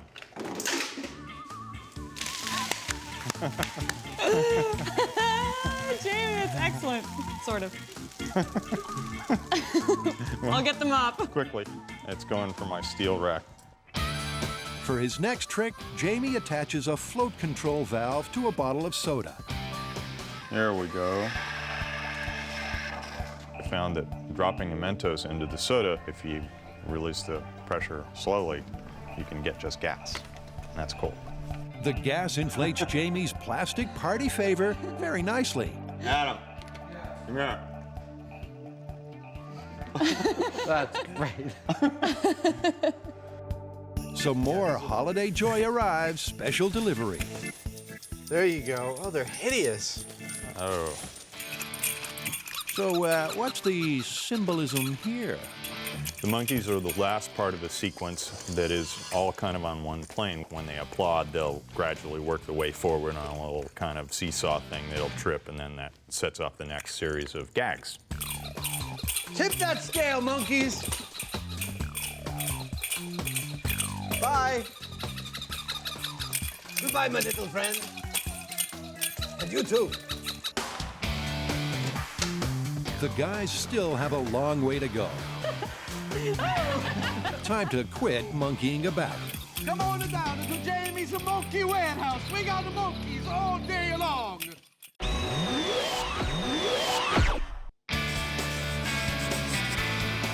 You know, Christmas just isn't complete without Christmas trees, but as the holidays go on, they start dropping their needles and they make a huge mess.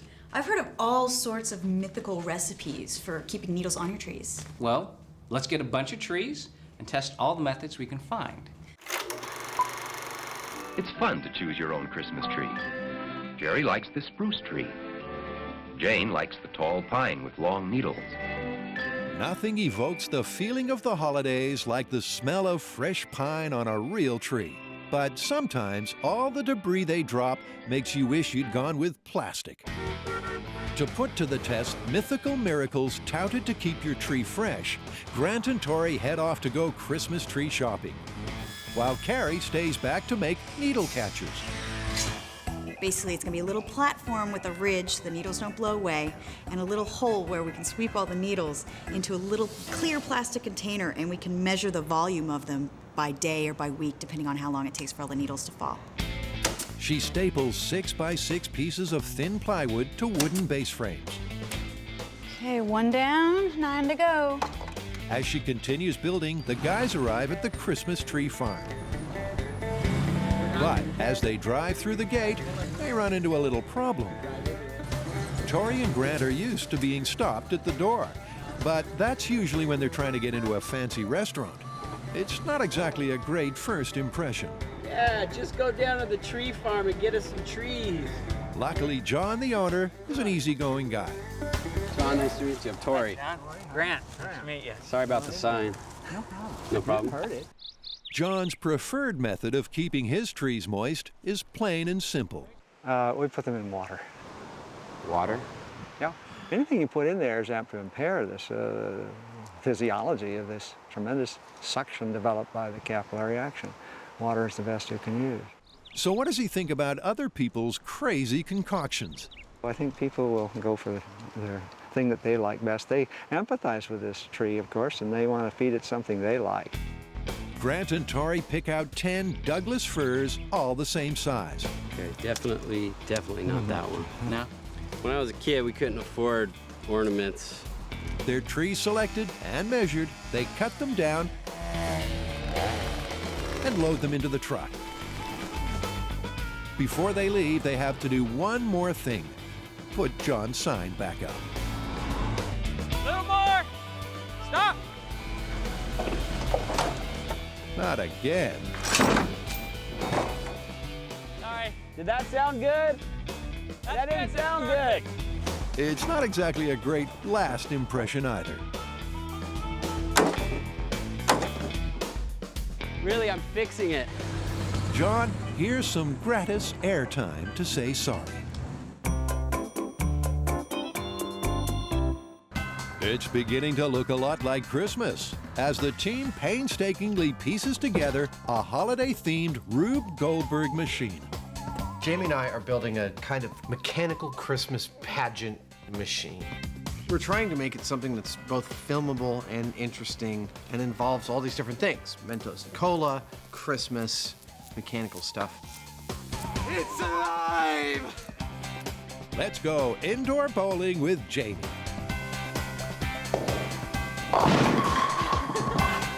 Strike! For this setup, Jamie builds a mini bowling lane, then suspends a bowling ball from a tightly wound cord. Ready? Wait, okay, now I'm ready.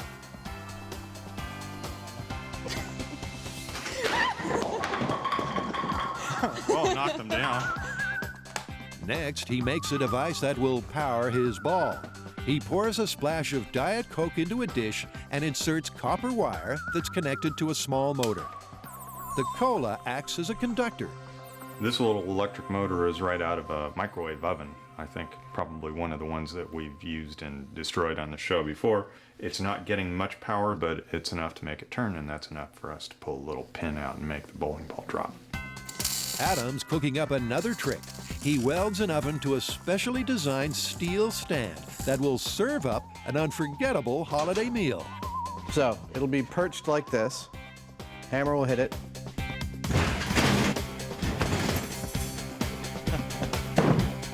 All right, there's a couple of kinks.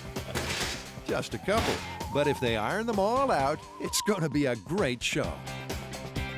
We've got liquids squirting all over the place. We've got chemical reactions. We've got, wheels spinning. We've got balls rolling. We've got things going off, cannons exploding, electrical arcs jumping. Arise, my son. And Buster in a pear tree. Oh, it's awesome. It's like a ballet. So, step right up, folks. The spectacle is about to begin. Back over at M7, the team is prepping their Christmas trees for the Great Needle Drop Fest. So I've taken the advice of the expert. He said to cut an inch above our original cut. This is going to open up the cells and allow whatever we put into our trays to be absorbed into the tree. The trees are inserted through the holes in Carrie's needle catchers and secured to their stands. All righty. Then Grant vacuums up any debris. We just want to make sure that when we do officially start the experiment, that we start everything with a clean slate. All the needles we collect from then on will be the ones that we're judging our experiment. One tree will be kept as the control and fed only water. 7 others will be treated with a different anti-needle dropping remedy, from the ordinary to the out there.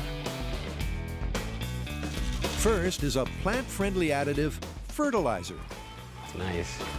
Tori adds a ratio of 5% to a gallon of water and pours it into the stand. All right, time to kill a Christmas tree. Tree number 2 isn't so lucky. It gets to suck up a 5% mix of bleach. Bleach contains the toxin chlorine that kills bacteria, so maybe it'll keep it sparkling. My prediction is this thing is going to be brown tomorrow. Next is a libation that's a whole lot more refreshing. Lemon, lime, and soda. I'm guessing that why you would use this versus, say, regular water would have to be either sugar, carbonation, or preservatives, because otherwise it is just water. Now, people seem to think sugar, maybe because it makes them hyper, will perk up the tree. Then Carrie crushes up and dispenses a popular pain reliever that some people believe stops the headache of cleaning up fallen needles. There we go. Next is a little blue pill that's a mystery product. I'll let Carrie set it straight. I'm trying to dance around how to say this because people might have their kids watching. Santa's little helper, Daddy's little helper, maybe Mama's little helper. Santa's little helper contains nitric oxide. In humans, it increases blood flow, so it might help plants feel more vigorous, too. It's got to take a little time to take effect. I don't know, does it? Another possible trick of holding things firm is to use hairspray. So I am applying hairspray as a needle retention device. And what I think is going to happen is I spray this all over the tree, and it creates a little barrier that will keep the moisture in and keep the needles on. You know, I like to style the tree. I give it a little bit more fullness right around, here. Put the hairspray. Very nice, very nice. The final tree is the ultimate MythBusters special that takes the hairspray idea to a whole new stratosphere. The team suits up and breaks it down old school style. Bring it in. Ain't it funky? Funky. Like a happy hazmat team, they spray the tree all over with a clear coat of urethane. The idea is that we're going to completely encase the tree in a thin, clear layer of urethane, and that's going to keep all the moisture in. It's the ultimate extra super hold spray that also adds fabulous shine. So what do you think, average American family, think they're gonna be able to do this? Oh, totally. I have a spray booth in my house. Yeah. The trees will be monitored over a 6-week period, and their needle-dropping results will be revealed at the end of the show.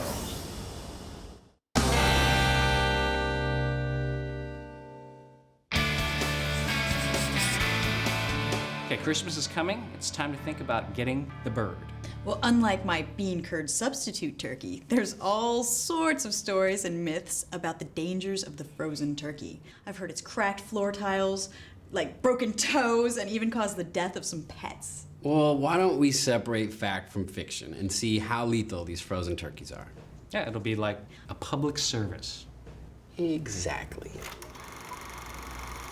Every holiday season, we humans cause the turkey population to plummet. But is it possible for a falling frozen turkey to turn the tables on us? When dropping turkeys, what do you need? Well, first up, a steel turkey dropper rig to play the role of a frazzled homemaker.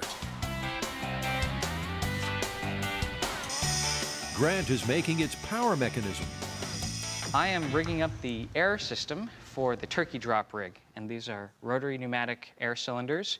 When I hit this button, it's going to open up the arms just like that, dropping the turkey. Meanwhile, Tori demonstrates his handyman skills. So we need some hands to hold the turkey for the turkey drop mechanism. So what I'm doing right now, I'm gonna pour up some hands in some urethane, and I'm gonna put this tube, these steel tubes, into the hands, and they will slip into the arms of the rig. He pours the instant urethane into pre-made molds, gives them a shake, and presto. Give him a hand, everyone. Little fella. Don't touch me with those. Well, you don't know where these have been? Tori attaches his arms to the rig. Put it there. Using a sandbag as a substitute bird, they're ready to test its turkey dropping technique. Ready? 3, 2, 1. Oh, what the heck? Well, looks like we need to make some new hands. Now, that's what I call a firm handshake. Do we want to talk about why I just got hit in the head with a thumb? No. While the guys make their modifications, Carrie is creating some feet. Adam already has made a mold for our steel cap boot experiment in the past, and I'm going to use this because it makes a great skeleton foot. The skeleton is made from a mix of urethane and fiberglass that dries to a realistic bone-like texture. Oh, that's a good mold Adam made here. This one fits into here. This one. Then they're encased in a foot-shaped mold of ballistics gelatin. Nice. Her feet are definitely suffering from fallen arches, but they'll do just fine. Okay, just go stick these in the fridge till we use them. Now, because we're all dog lovers here at MythBusters, to test the turkeys falling on small pets myth, Carrie is making fake pooches. She covers canine replica skeletons in ballistics medium. This is definitely not a breed recommended for families with small children. This is not a normal family Christmas for me because dogs in my family are very cute and snuggly. They're neither drippy nor frightening. To up the realism, professional still life model Gertrude is helping out. I'm trying to figure out exactly how the hindquarters look on a dog. And Gertrude's modeling for me because she's almost the same dog. Maybe not quite the same. She adds some bulging eyeballs. Yeah, this really doesn't have anything to do with the myth, but it's a flesh-eating zombie dog. So it needs some flesh-eating zombie googly eyes. I'm so wrong. I started out making a dog. I love it. Nice doggy. Grant, you might want to sleep with one eye open tonight. Oh, you're such a good puppy. Mwah. Carrie, you don't want to get too attached.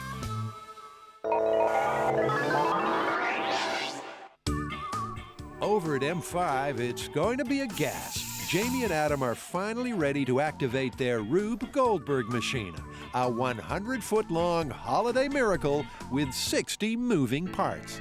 Just to make the point, I wouldn't even walk fast near a lot of this stuff, so nobody breathe on this one, all right? I can see you're really getting into the zen of this thing. I'm thinking about it with everything I see these days. Well, it's time to do it. We're all done. It's the moment of truth. Let's go do it. Okay. It's the moment of truth, but how's it all going to work? Pay close attention because here's exactly what's going to happen. At the top of this cone are 10 bottles of cola. At a prescribed moment, Jamie will yank on this string, releasing a Mento into each of those 10 bottles, which will then spray cola down into this funnel, down into this tube, up to this pair of wires, which will make an electrical contact, which will release this motor, sending this bowling ball spinning down. It'll stop, but the bowling ball will keep on spinning, release itself from the screw, fall down, hit all 10 Santa bowling pins, which will yank on the string, send the skiers down. The skiers going down will yank on this magnet, which will release this soda bottle, sending the party favor going going like this, boom, releasing this Mento all the way down into the basket, releasing this Mento all the way down into this basket. This ball will go down here, tunk, tunk, dunk, release the train, woo-woo, all the way around into the present. Boom, the present closes, releases Mento into this bottle of soda, sending this robot, pushing the candle under the string. The candle will burn through the string will release the hammer. Hammer will hit the stove. The stove, which has roast in it, will release its roast onto this seesaw, onto the dinosaur platform, jiggling this thing, releasing the two little doodads here, which will send this seesaw going this way, releasing a ball into this robot, turning him on. This robot will find his way eventually to this hand, which will, boom, turn this switch on, sending the Jacob ladder like Frankenstein's monster. That will set off this fuse.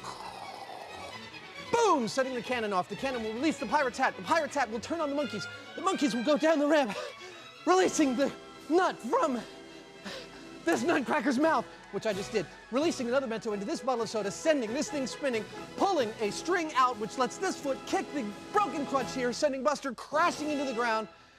And that's what's gonna happen. Happen or not, you've just witnessed the longest piece to camera in MythBusters history. This is Rube Goldberg, run one.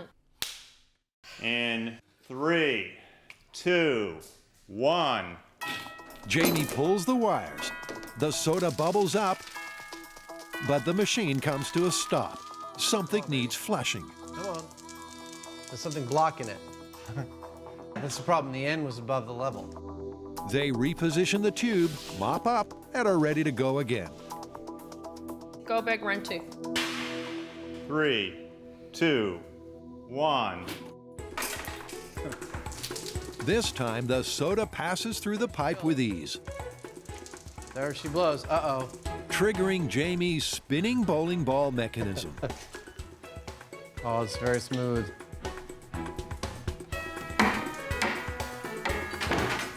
That hits the set of pins, but the skiers are stuck on the slope. Here we go again. All right. Well, that's the nature of it, of the beast. Reset. With all this pent-up tension, Adam needs a release. The main constraints we're working with is there's no cheating here. Each mechanical gag leads to the next one inexorably. So if something messes up, we have to reset everything and start from scratch again. Let's leave them alone to figure out what went wrong this time. This is all your rig, isn't it? Yeah, you got something you want to say about it? Just wait and see. Can a falling frozen turkey do this kind of damage? To find out, the team are about to test the pummel power of frozen fowls with their mechanical homemaker. Seem about right? Pulling the turkey out of the freezer? Yeah. Somewhere around there? You've got to imagine like you're pulling a turkey out of the freezer, so the normal height is around 60 to 69 inches. A force plate is put in the drop zone. And that's going to tell us how much energy the dropping turkey is going to impart on your foot. So, how many people is Mom catering for? An 18 and 3/4 pound turkey. This would probably feed, I don't know, a family of 4, 2 if they're really hungry. It's time to stop talking turkey and drop them.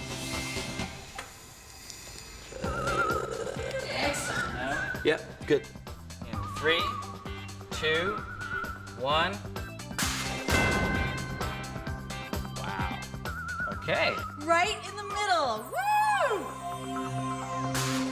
The bird dived like a boulder, but how hard did it hit? So you can see here the initial hit is 1,901 newtons. And that is... 427.3 pounds. Wow. Dude, that could break your foot. Let's find out, shall we? The plate is removed, and Carrie puts her foot down. This is very, very dangerous. This time, they position the turkey pointing down. It might do more damage. 3, 2, 1. That was a perfect shot. You can feel that. Ouch! Call your podiatrist pronto. The pointed turkey pounded the foot with more than 770 pounds of bone-crunching force. That broke the middle of the foot. That's horrible.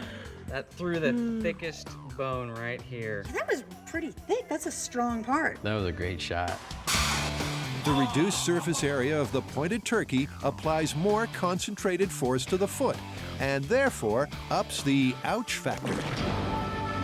With a smackdown that strong, you definitely wouldn't be doing this for a while. Now we're going to move on to the next step in our myth, which is small pets. And I've made this ballistics gel zombie dog to illustrate our point. Zombie dog is underfoot of the cook, prime falling scraps position. Does anybody else feel kind of bad about this? It's kind of cute. It's not a real dog. I know, but I'm getting attached. 3, 2, 1. Did you hear that sound? Did you hear that crack? Poor little fella. A giant frozen turkey was not the treat he was hoping for. The gang checks the high speed, and it's not pretty.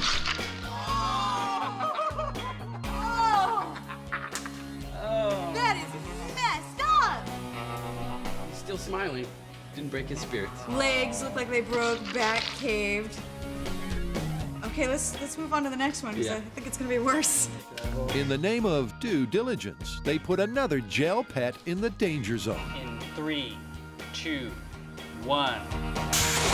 Oh! This reminds me of my Christmas. This drop is a real eye-opener.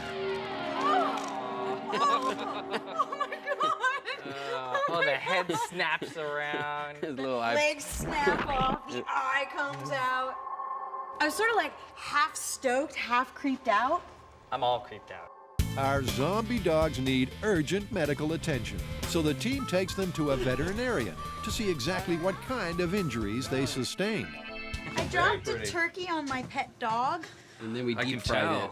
I can tell. You're just like a regular vet, and so you're probably not used to zombie dogs. No, I'm not used to zombie dogs at all. But we'll see. We'll take a look. Mind if I hold him? Yeah.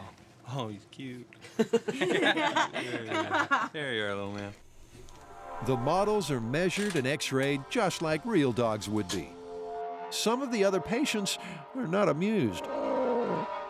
Dr. Moran delivers his prognosis. I'm afraid it's not good news. Aside from the multiple spinal fractures, which the dog has a poor chance of recovering from, the right rear limb is shattered, the left rear limb has multiple fractures, and there's going to be a lot of surgery, and even with that, he may not come through it. I know this is a fake dog, but you're sort of depressing me right now. Yeah, the prognosis for this dog is not great. So, is a falling frozen turkey dangerous to your pet? Plausible? Oh, yeah. Well, obviously, because these aren't real dogs, we're not going to be able to test this for real, so it would have to be plausible. It's a little sad, isn't it? It is a little sad. Even though they're not real. I'm going to feel real bad about these guys. Yeah, I could tell. you seem real broken up. Broken up, that's a good word to use. Bye. Bye. Bye, guys.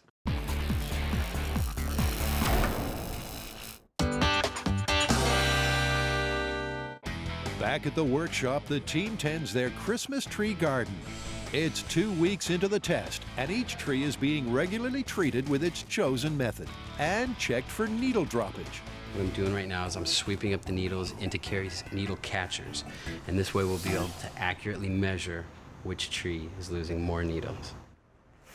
I have to control my breathing, because if I breathe too hard, I might knock off more needles. Carrie and Grant inspect the trees for both needle retention and aesthetics. Last week's pick was soda. Hairspray was my pick. It's doing good. Santa's Little Helper's doing pretty good. Color's not so good. Okay, if you were gonna just judge on color, the control is the greenest. Yeah, the one that we haven't added anything to is looking really good.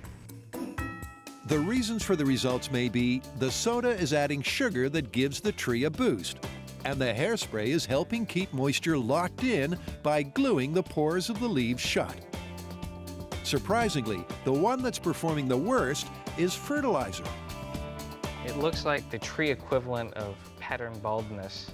Something gone horribly, horribly wrong. And how about the MythBusters' ultimate urethane sprayed tree? I would say the worst would definitely be our super painted MythBuster tree. That's turning a really weird red. There are 4 more weeks to go in this Battle of the Pines, and with no frontrunner, it's still any tree's race. Remember, short breaths. For some holiday fun, Jamie and Adam are putting a merry MythBusters twist on the EP Birds Soda and Mentos latest internet spectacle. There's something blocking it. Now, if they could just get it to work. Oh. Goldberg, run 3.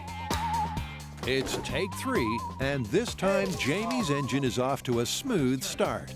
Motor's turning, and it's spinning. We're good. Oh, that's good. That's looking happy.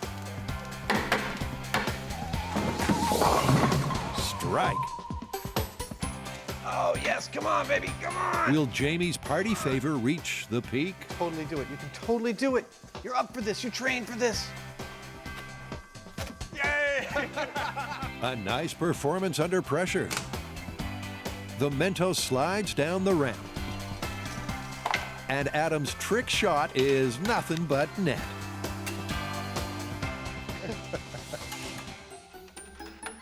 The ball boards the train, comes to the end of the line, and triggers their soda swinger. Come on. Come on. There we go. Come on, baby. That's it. Red Robot Man marches into position. Go, robot. Goes. The turkey roll is perfection.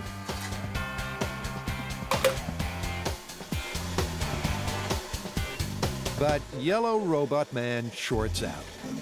Why is he stuck? He's never gotten stuck before in his life. Adam is discovering this time of year can be very stressful. Jamie and I have both done rigs like this for commercials before.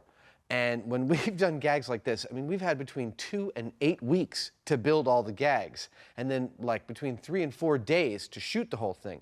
This rig, 37 gags, we had 1 week to build it and shoot it. How about some holiday music to lift everyone's spirits? Goldberg, run 4. Oh, this thing.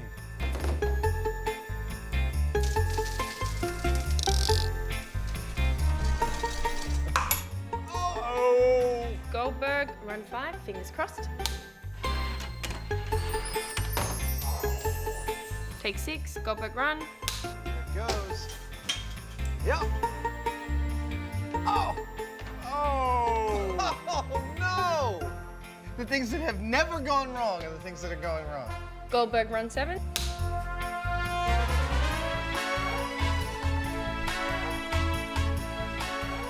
What the?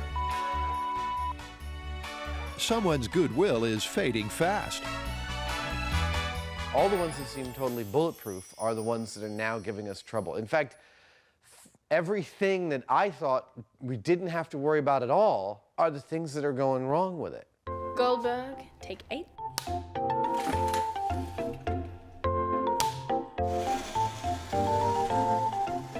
Tis the season to be jolly, but Adam's about to throw in the towel.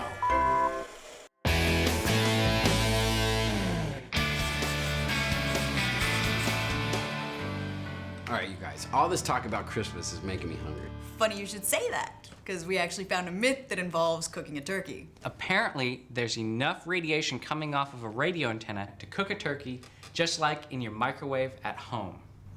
You have got to be kidding. No, I'm serious. What sad person cooks their Christmas dinner in the microwave? Everyone's sad at the holidays.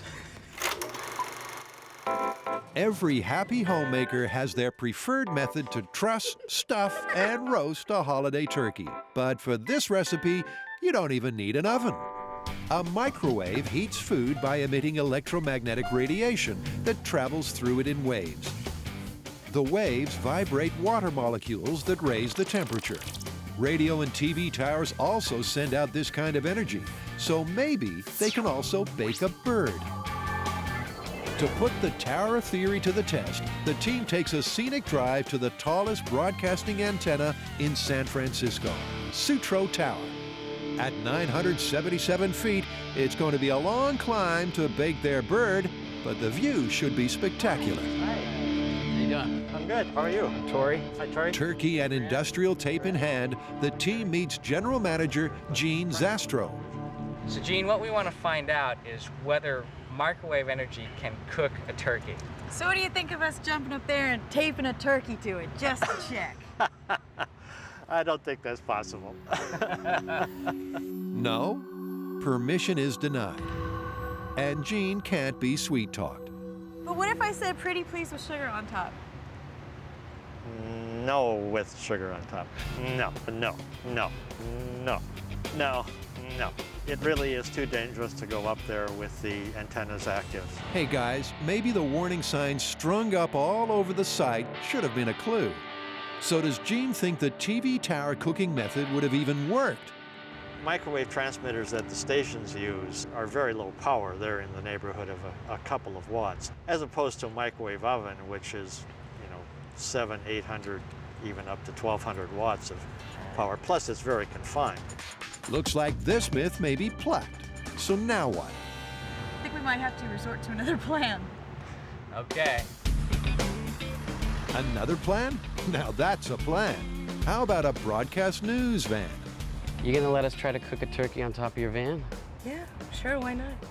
That's how I warm up my coffee. E&G vans use microwave signals to send images on location back to the studio. Video journalist Yoli shows Tori how the beam is sent out. It gets bounced off of here. So the beam is actually being shot out of here. Out of here. And then it sends it out. Uh-huh. Okay. Tori puts a bird fresh from the refrigerator on its mark. All right. And checks its temperature. We're looking at 40 degrees Fahrenheit. Then the dish is raised to the sky, and it's time to go live. We're gonna let it roast for an hour, right? 1 hour. Okay, just tell me when. Okay, 3, 2, 1. Turkey doesn't have much to say. He may not have the right personality for television. This should work. Yeah. It's in the right frequency range and it's about the right power. Okay.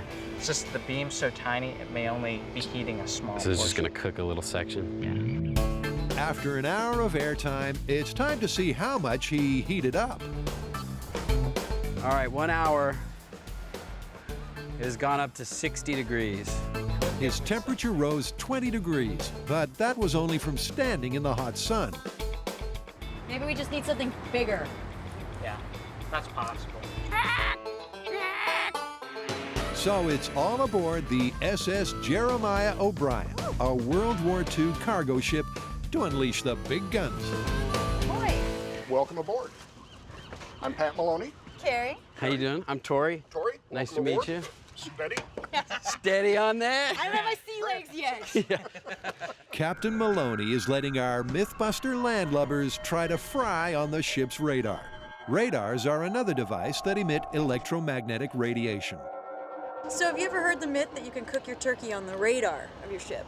I haven't heard about cooking turkeys. There's risk of sterilization. Putting his fertility fears aside, Tori secures the bird to the antenna so it doesn't fly off. That should hold. Good, because I got vertigo watching you be up there. Before they begin, they take the turkey's temperature. Down to 50 degrees. So what we've got is 50 degrees Fahrenheit. Now the FDA says that you need at least 180 degrees Fahrenheit for it to be safe to eat. So that's our target. Let's go.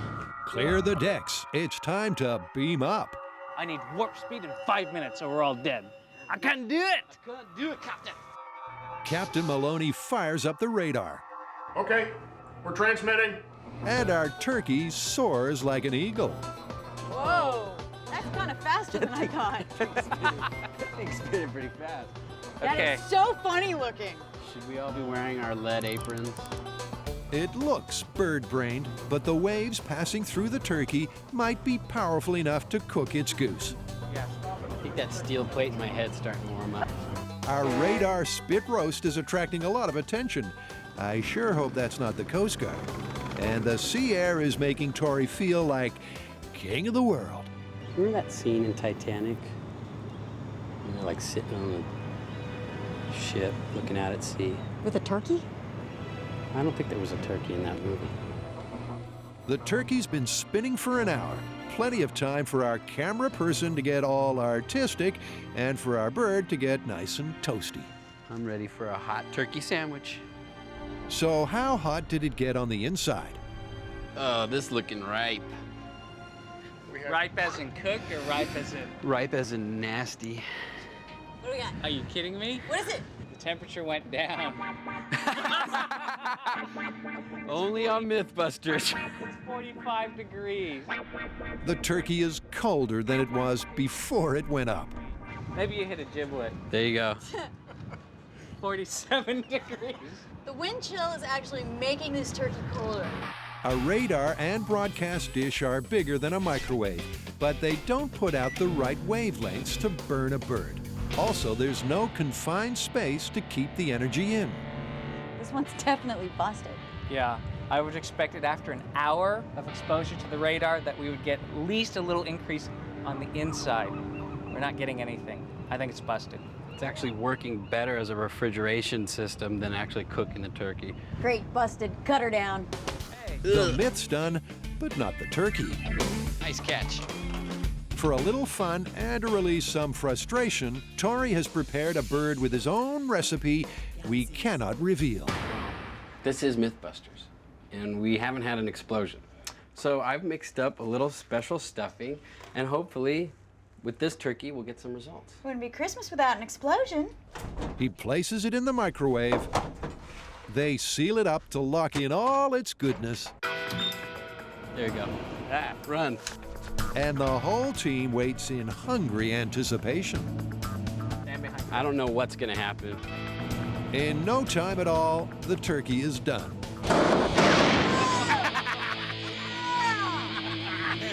Finally, dinner is served, MythBusters style. How about a second helping?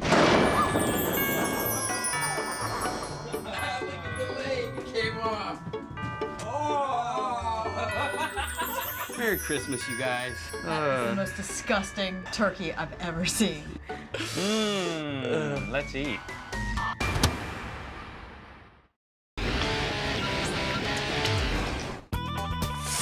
It's been a sweeping 6-week challenge to find the best mythical remedy to keep your Christmas tree looking lovely for longer.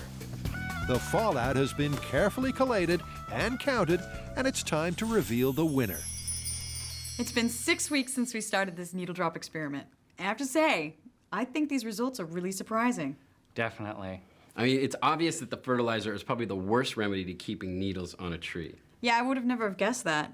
And it was only a 5% mixture to the water, but it lost 4 times as many needles as the control. I mean, there's a bucket filled with needles. We couldn't even get them all in our tube. More interesting to me is the fact that every other treatment that we tried did better than just water alone in the control. And you know what else is surprising is the bleach and the Santa's Little Helper, they lost the least amount of needles.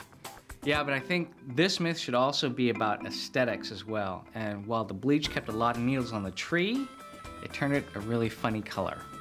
Santa's Little Helper, same thing, retained the most amount of needles, but it looked really, really sickly in the end.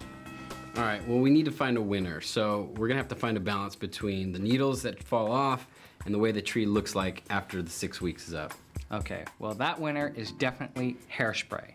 It kept a lot of needles on the tree, and at the end of the 6 weeks, it still looked really nice. All right, so we're gonna be using hairspray from here on in. Maybe you will.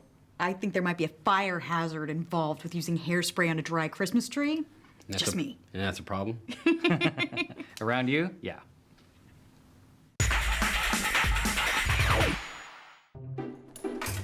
All Jamie and Adam want for Christmas is for their soda and Mentos-powered Rube Goldberg machine to work all the way through, just once. Why is he stuck? He's never gotten stuck before in his life. Until now, there's been little joy. But this is the season for miracles. Nice one. There it goes. We're good. Oh, that's good. That's looking happy. There goes the skiers. There it goes. It's going. It's going. It's going. Come on, baby. Yes! Mentos going. Mentos going.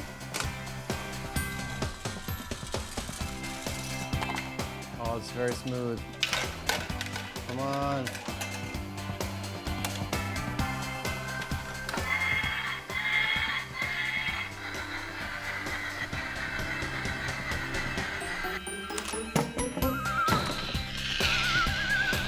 Whoa, hey!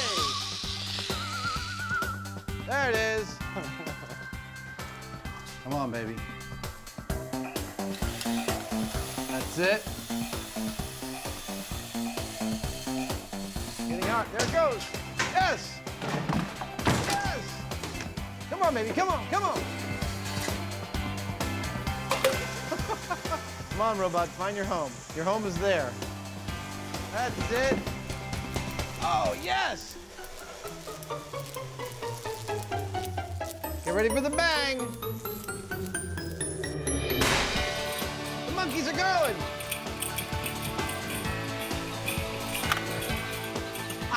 Going fast.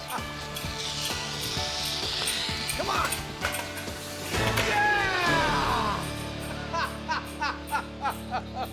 Here's hoping you like your gift and have a holly jolly holiday season.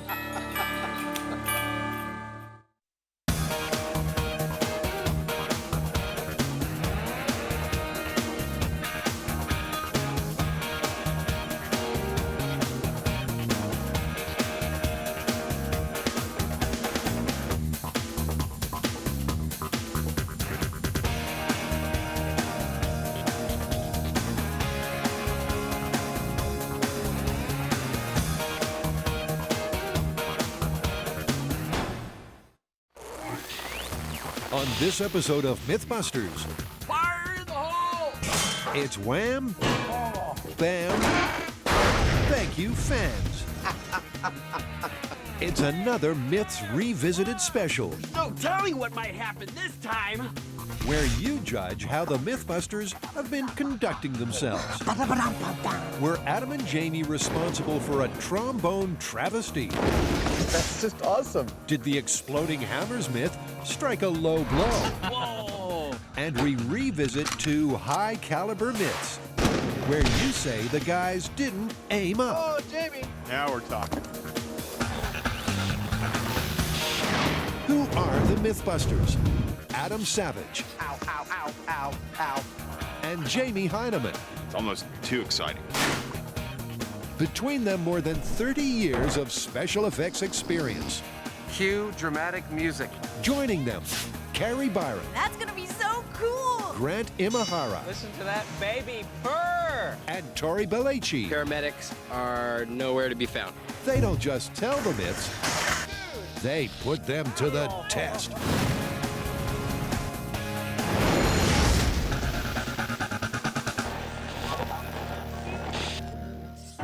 Yes, it's that time again. The MythBusters are going to answer their critics the only way they know how, by going back to the drawing board. And first on the chopping block, a myth that has long been a trombone of contention with fans. Yeah, you know, we shot Mad Trombonist during season 1. That's the longest distance we've ever had between a myth and its revisit. What the heck did we get wrong? There wasn't a trombonist. Once upon a time, two fresh-faced fledgling Mythbusters blew up some brass. The myth: a trombonist wants to put a bit more bang into the 1812 overture. So he fills his mute with firecrackers. When they go off, the force of the blast turns the trombone slide into a musical missile, which strikes the conductor and knocks him into the audience. But no matter how much black powder Jamie packed into that trombone, the slide wouldn't fly. When the smoke had cleared and the police had calmed down, Adam was adamant.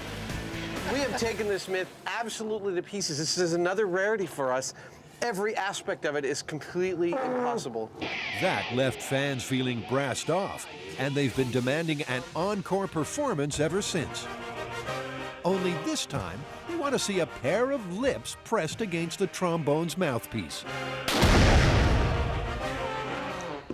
So how would a trombonist have made a difference? The idea is that the trombonist's lips would seal the trombone more effectively, hence making the explosive propel the slide off the end of the trombone like a rocket. Okay, that's good enough. You know, if we're gonna do this though, I think we should make sure we can put it way to bed. Let's put a pair of lips behind the mouthpiece, but if that doesn't work, let's make a mouthpiece that we weld shut. Sure. Okay, so according to you guys, having someone's mouth pressed against the trombone will make it a sealed system.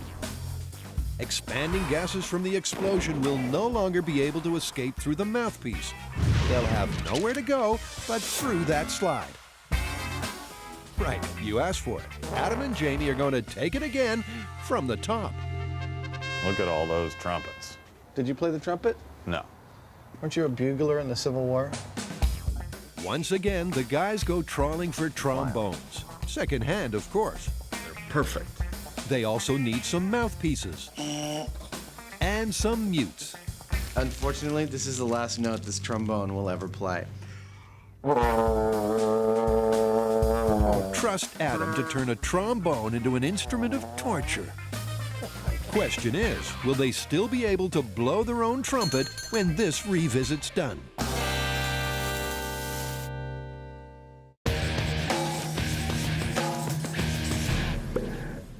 Finger in a barrel. I knew we were going to have to revisit this one.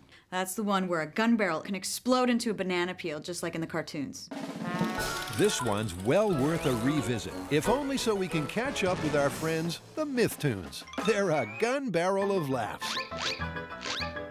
When our familiar foes come face to face, there's plenty of animated animosity. But instead of saying his prayers, our cheeky red-haired rodent forces his finger into the barrel, and the hunter's best-laid plans backfire big time. The Mythbusters tried to get the same result in real life. They took modern rifles and plugged ballistics gel fingers into the barrels. The bullets won, hands down. Look at the very tip I'll of the be barrel. darned. And while they got one or two bulges in their barrels, nothing could trigger that famous cartoon banana peel. I don't want to count our chickens before they hatch, but I think we may end up revisiting this one. Well, Adam, those chickens have now hatched, and they're coming home to roost. Since busting the myth, fans have been firing a volley of suggestions. First, we should try this. It's an older gun with a Damascus barrel. And what is that? Well, up until the 20th century, they were making Damascus barrels, and that's where they would take alternate strips of steel and iron, twist it around a rod, and then weld it together. So it wasn't one piece of metal. Okay, so let's get that straight. A Damascus barrel was made by taking strips of iron and steel and welding them together. According to fans, those weld points weaken the structure, and if the barrel is blocked, they'll give us our cartoon peel back. Well, it looks like I need to go dig out the hand molds we used last time. And I'll work on a remote trigger, because if this does indeed work, it could very well explode. While the guys get to work, let's revisit the science behind this cartoon caper. Pull the trigger of a gun, and there's a small explosion. The expanding gases propel the bullet through and out the barrel. Block the barrel, however, and the gas has nowhere to escape. The pressure builds and gun ruptures. Some fans might rupture too when they see what the Mythbusters are going to do with this collector's item. Boy, you better marry my daughter. This 10-gauge shotgun had both barrels fashioned Damascus style.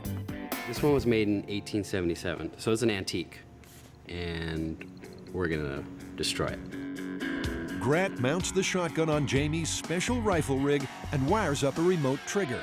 I have a radio control system that transmits a wireless signal to the receiver. The receiver sends a control signal to the servo. It's going to turn the head of the servo, which pulls a string. The string goes around the trigger and is captured on the other side by a hose clamp, and then that fires the gun. 3, 2, 1. There you go. Meanwhile, you gotta hand it to Carrie. She's got hand making down pat. So here we have a ballistics gel hand with a skeleton cast inside. It's been sitting up overnight, and the nervous part is over because it came out of the mold and looks all right. Out in the Mythbusters' purpose-built bunker, the rifle rig is screwed down, and Carrie fits the finger into the Damascus barrel. Another thing that I read off the message board was people were complaining that we didn't have a skin layer on the outside of our ballistics gel. So I've been recommended to use a finger from a glove to create a skin layer, which will make an extra seal. Here we go. One skin layer, an extra bit of authenticity, and at least one audience member, if not many, much more satisfied with our result. Hey, Al. Overseeing the experiment, firearms specialist Sergeant Alan Normandy. He always rides shotgun when the guys go busting gun myths. So we have the shotgun set up. What kind of ammo are we using today? Well, today we're going to go with maximum power, so we're going with a 3.5-inch Magnum 10-gauge rifled slug. That's a big bullet. It's a big shell.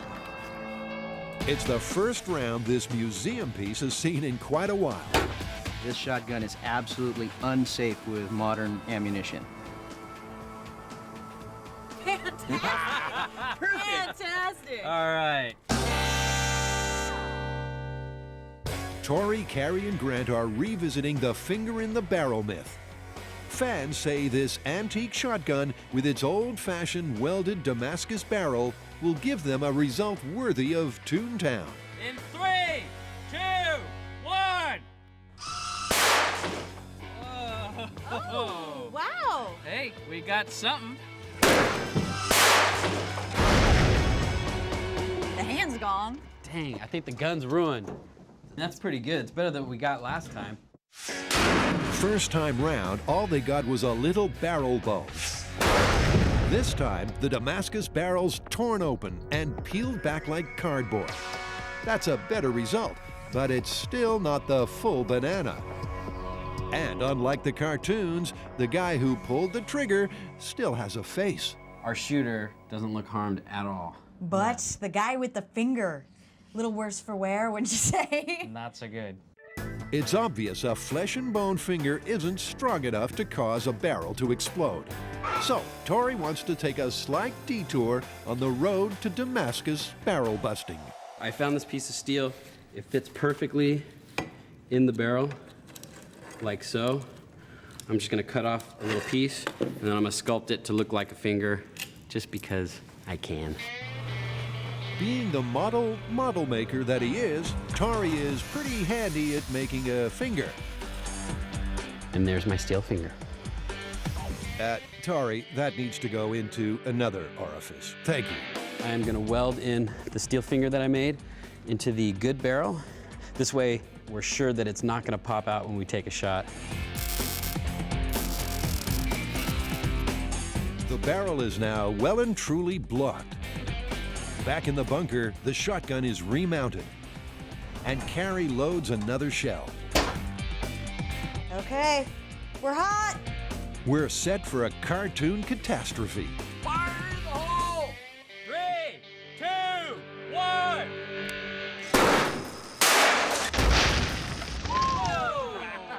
Oh, the shotgun suddenly becomes a sawn-off. That's not a banana peel. That's like loss of tip. That just total shattered the end off. But where's the finger? End is gone. We wrecked the gun. Steel finger. Gone. Gone. All right, well, we'll find the finger later. Our hirsute hunter has suffered no ill effects, but the Damascus is done for.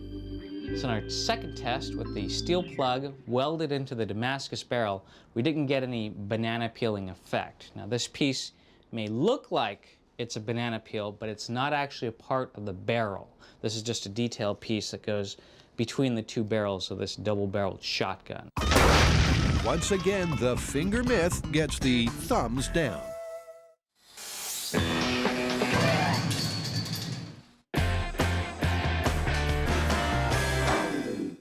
It's a musical mishap that could have come straight from the golden age of slapstick.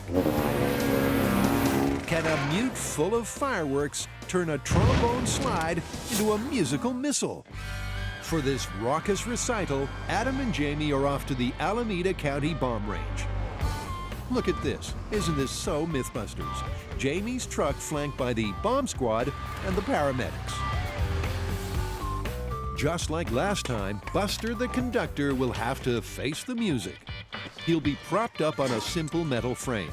Should he be buffeted by flying brass, he'll topple backwards. Now he just has to dress for the occasion. Hey, Buster, that suit's a nice, cut. Butt's too big. Last time they tried this, the trombone was on its own. This time, crucially, they've got a bust of Grant puckering up behind the mouthpiece. This is ballistics material. It's got the same consistency as human flesh, human muscle tissue. That's behind this mouthpiece. He is snugged there. That is a committed trombonist behind this mouthpiece. To make sure that the slide can launch smoothly, Jamie takes out his handy tube of lube and goes to work. And we suddenly find out yet another startling fact about his past. The only time I had any kind of band instrument experience was I got a hold of an old tuba, so I mounted it in the bathroom when I was a teenager, and you could sit on the toilet and everybody in the house knew what was going on. That's unique. Hold it. At this point, there are so many one-liners, my brain's about to explode. Stuff about movements, bum notes, crotchets, and wind. Oh, no! Okay, better now. While we try to wipe from our minds the image of the Hyneman Cistern Symphony, let's take stock. Here is a disgruntled or very ambitious trombone player. He's decided during the 1812 overture to fill his mute with explosives for the finale. He fills them with explosives, they blow up, they send his slide shooting all the way towards the conductor, boom, who falls backwards and into the audience. That's the myth. With the bomb squad supervising, the mute is packed with black powder and loaded into the trombone bell. Places, please, everybody. We're ready to strike up the band. Good to go. This is Mad Trombonist. Lips behind the mouthpiece revisit in 5, 4, 3, 2, 1.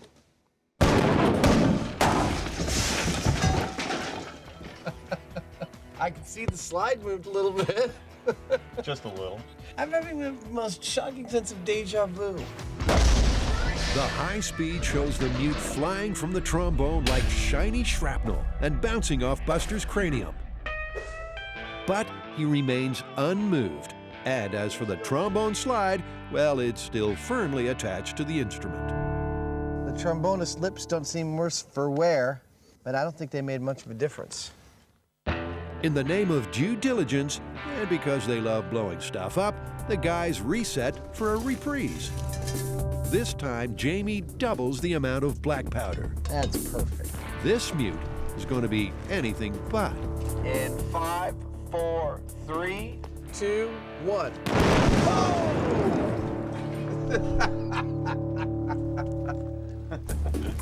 The music's on fire. Now that's a finale. In the aftermath of the second bomb trombone, it seems the MythBusters might have settled an old score with the fans. Again, just like the last one, we can see the shockwave in the bell, and the slide didn't come off. That's about the only thing that didn't suffer with this one. is the slide. It didn't even knock the baton from his hand. Which is barely hanging there.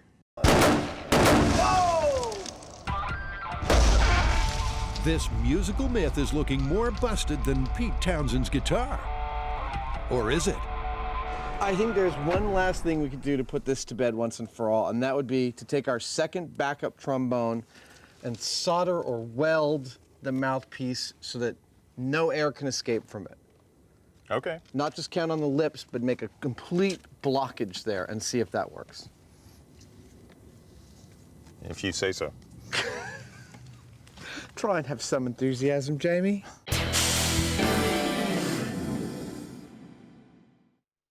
Don't believe the cartoons, friends. Shoving your finger in the barrel of a gun won't make the gun explode. Your hand, however, will.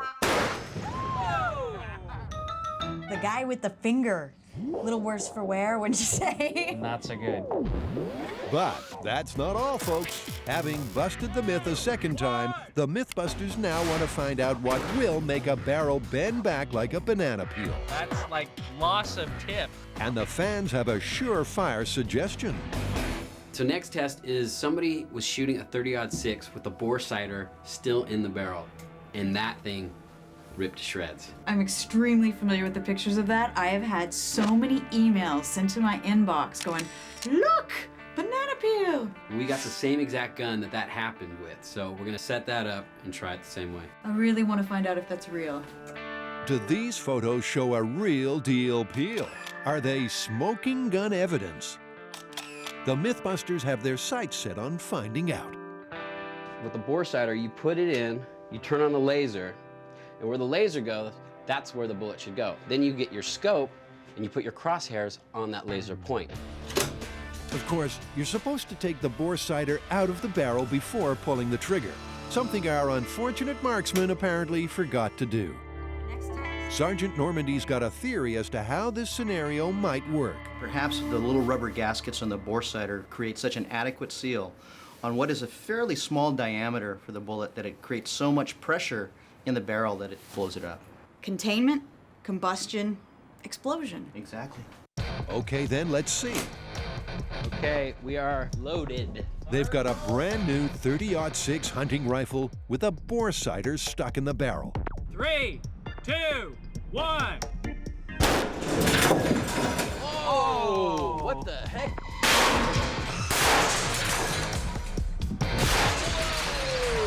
I think the bore sighter bounced off the bullet catcher and hit the light. Oh, wait a minute. We got a split. Did we? Yeah, it split the barrel. Wow. That's about a 3-inch split. The barrel's separated from the stock. The bore sighter's in bits, but still no banana peel.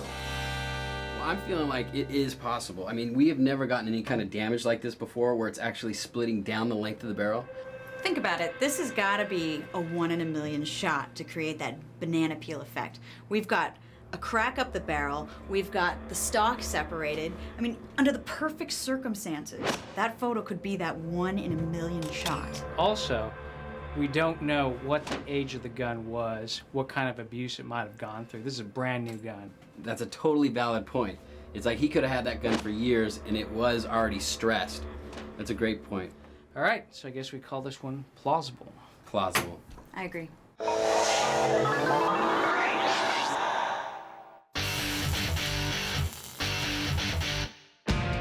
From one firearm myth to another that made fans fume. Sniper scope revisit? Yeah, I am very pleased that we found some things to retest in this one, because personally, I don't really enjoy making snipers angry. Is that why you're wearing this thing? Yes, it is. So what exactly did we get wrong on the first try? Well, according to some viewers, we used the wrong rifle and/or the wrong scope. Oh, is that all? This myth goes back to Vietnam. The story goes that U.S. Marine sniper Carlos Hathcock took out his VC counterpart with a single shot straight down the scope. But when Adam and Jamie scored direct hits on scope after scope, the bullets never made it all the way through. leading Adam to conclude we don't have the scope that Gunny Hathcock shot at, so we can't know for sure. I say we have to call this myth busted. fans went, well, ballistic. So what was wrong with the scope? Well, fans say that we were not using a period scope, which apparently has a lot fewer glass elements than a modern scope, and thus, by extension, should be easier to get through with a bullet. Okay. What about the ammo?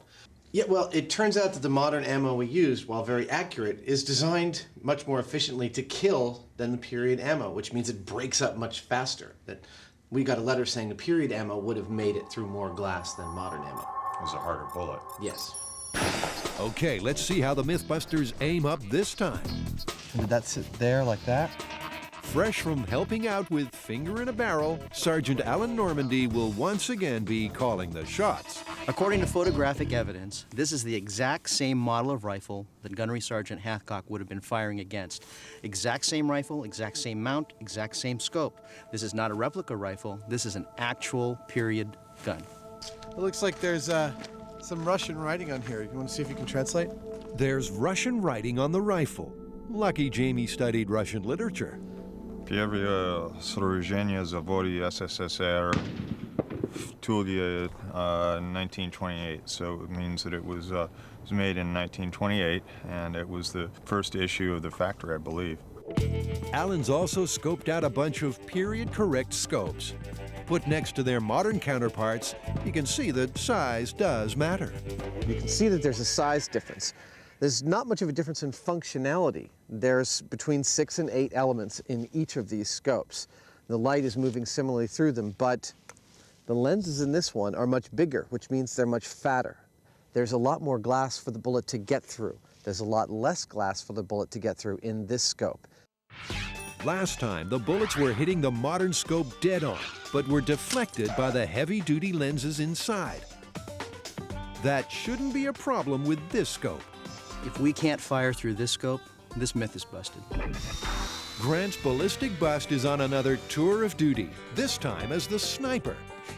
His rifle and scope setup is authentic, exactly what Sergeant Hathcock's enemy target would have been using. For this test, we're going to use this 30-06 rifle with an original 1968 vintage M72 173 grain round. This is the actual type of round that Gunny Hathcock would have used in his rifle. 30-06, 173 grain. This is a solid, full metal jacket round. We've seen what these 30-06 bullets do and several times in the past, and we know that, for example, this bullet right here will go through 2 thicknesses of the ballistics glass that we use to protect ourselves here. These really are powerful bullets. Jamie prepares to replicate Sergeant Hathcock's killer shot. Deep breath, let it surprise you.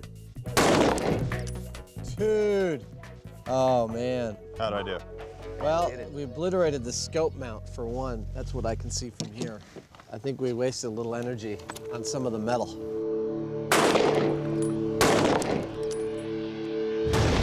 Jamie was just off target. The bullet didn't make it through the scope. Instead, it smashed the casing. Our sniper's still a clear and present danger. It looks like the old scope isn't as easy to penetrate as first thought. It may seem like the period scope has less glass to penetrate, and it probably does, but here's the catch.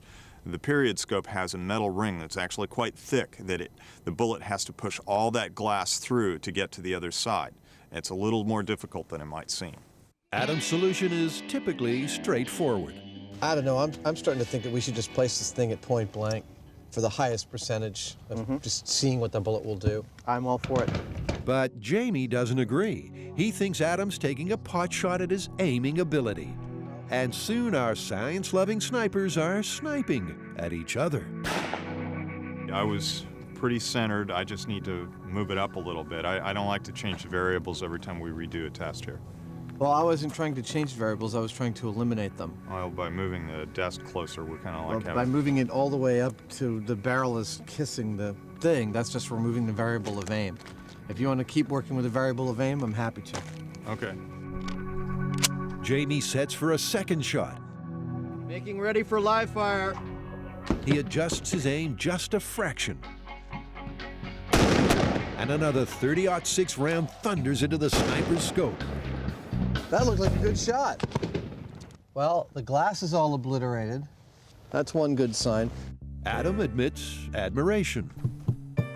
Well, that was a good shot, Jamie. That made it all the way through. The question is that our bullet? Sure looks like it to me. Really? Oh, yeah, there's the copper. It melted some of the glass with some of the heat exchange. Wow. So that's definitely copper. The bullet blasted straight through the scope, but somehow stopped before Sniper Grant's beady eye. The bullet made it all the way through and obliterated the glass, but it still was just sitting right there.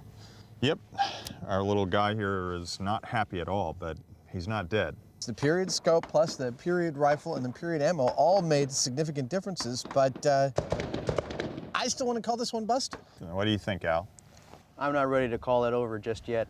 I got one little trick up my sleeve. USGI 30-06 armor-piercing ammunition. Let's do it.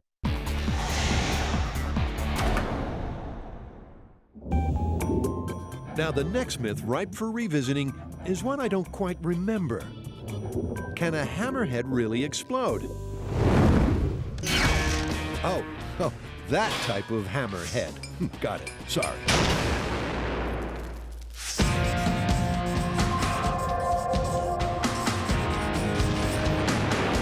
You know what? It's always the little ones. You think you've tested them thoroughly, but the fans, they still complain about it. It's exploding hammer. Oh, you know, I really thought we nailed that one. I think we did too, but the people disagree. Why? Why don't we let the narrator explain? Oh, okay then. Well, see, it all started when Jamie innocently used one hammer to bang another. "Don't do that," fans exclaimed. "A hammer can explode if struck by another hammer." Well, of course, that sparked a frenzy of flailing tools, as the MythBusters tried to blow a hammer sky high without success. Looks like the handle's bent, but no shattering. But according to fans, they got one or two things wrong. For a start, the modern hammers they tested were too soft. And when they fired up the homemade forge to try and harden a hammer, they didn't get the temperature right. Nag, nag, nag. And to top it all off, the anvil they used wasn't a real anvil. What? It was what blacksmiths call an asso, or anvil-shaped object. So it looks like we need to get some pre-World War II hammers, some modern-day hammers that we can get all the way to transition temperature and then quenched, and finally, I think we need to get ourselves a real anvil. Sounds like another trip to the blacksmith. You got it. So the guys are going to take another swing at this one. First, they'll take two modern commercial hammers, have them super hardened by a blacksmith, and see if it's crunch time. Whoa! Then they'll try it with antique, work-hardened hammers. Let's see if fans are right. And finally, they'll put the antique tools up against a real anvil. Now, last time around, Tori put together a top hammer-swinging rig, Like Copalamo. It'll be like blood now. which he promptly destroyed after the myth had been busted. We need hammer rig. Unfortunately, I've chopped it up and turned it into a chop saw table. You'd think we would learn. While Tori puts the rig back together, Carrie and Grant are off to forge a relationship with a blacksmith. You even look like a blacksmith. Amazing. Well, thank you. As president of the California Blacksmithing Association, Herb Upham knows a thing or two about swinging steel. See here where a rather large piece has broken free from the top and has probably flown off at nearly the speed of sound. Really? Really. Are you serious? The speed of sound. The speed of sound. And he has one or two hammer horror stories. The chip flew off the hammer head and cut the artery in their left arm. Oh my God.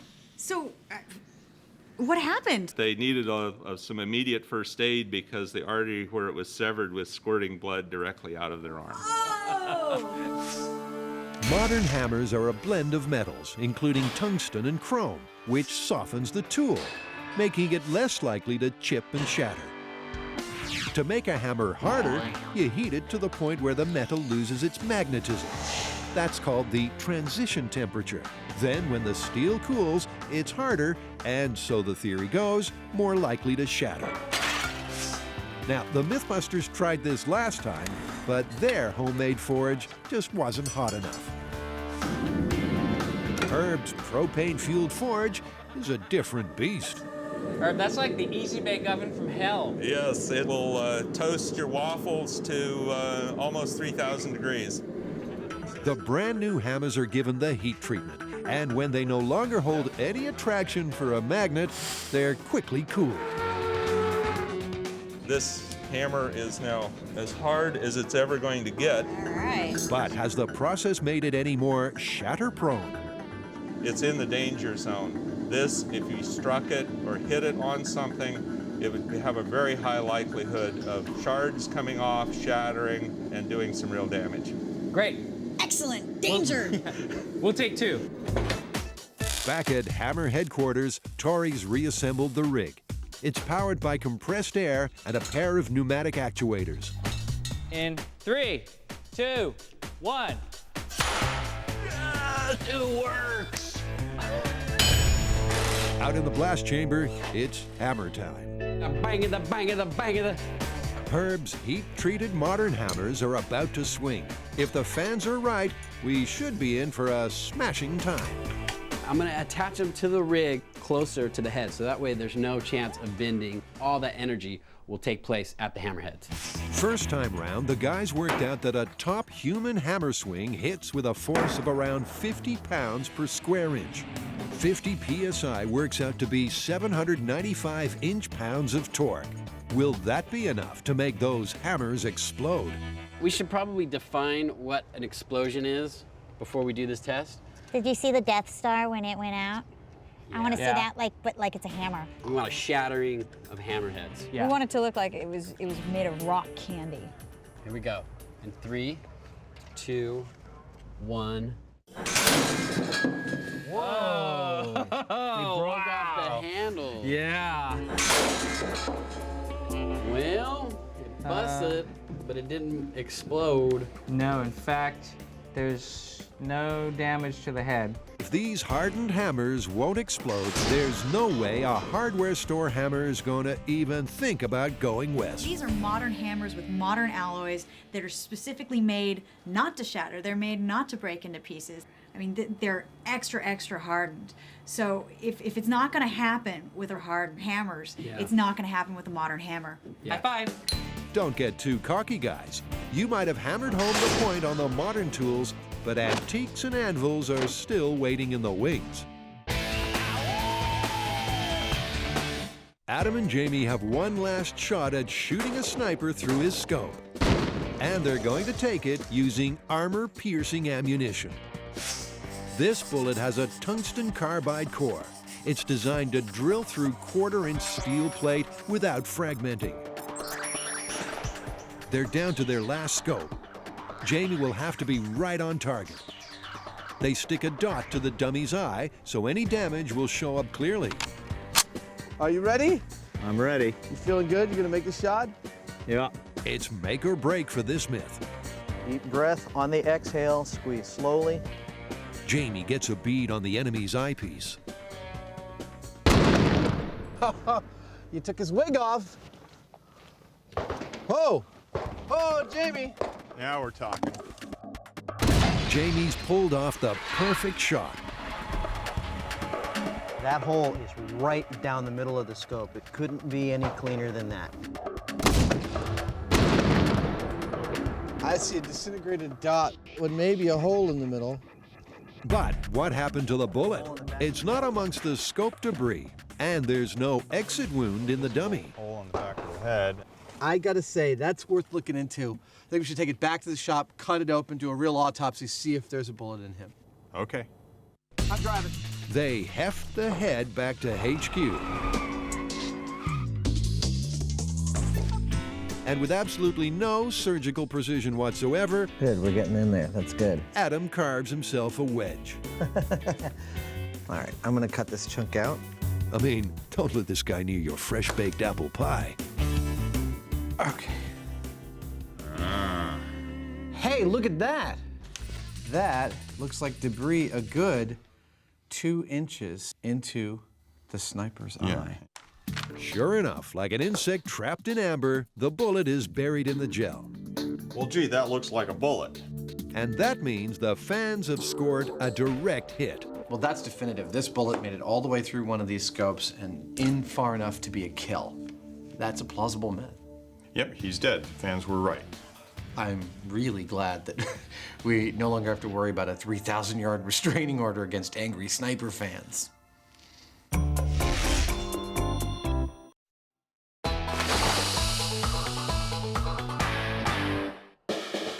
The Mythbusters have shown that a modern hammer, even a heat-treated one, isn't about to explode in the user's face. There's no damage to the head. So Jamie was never in any real danger.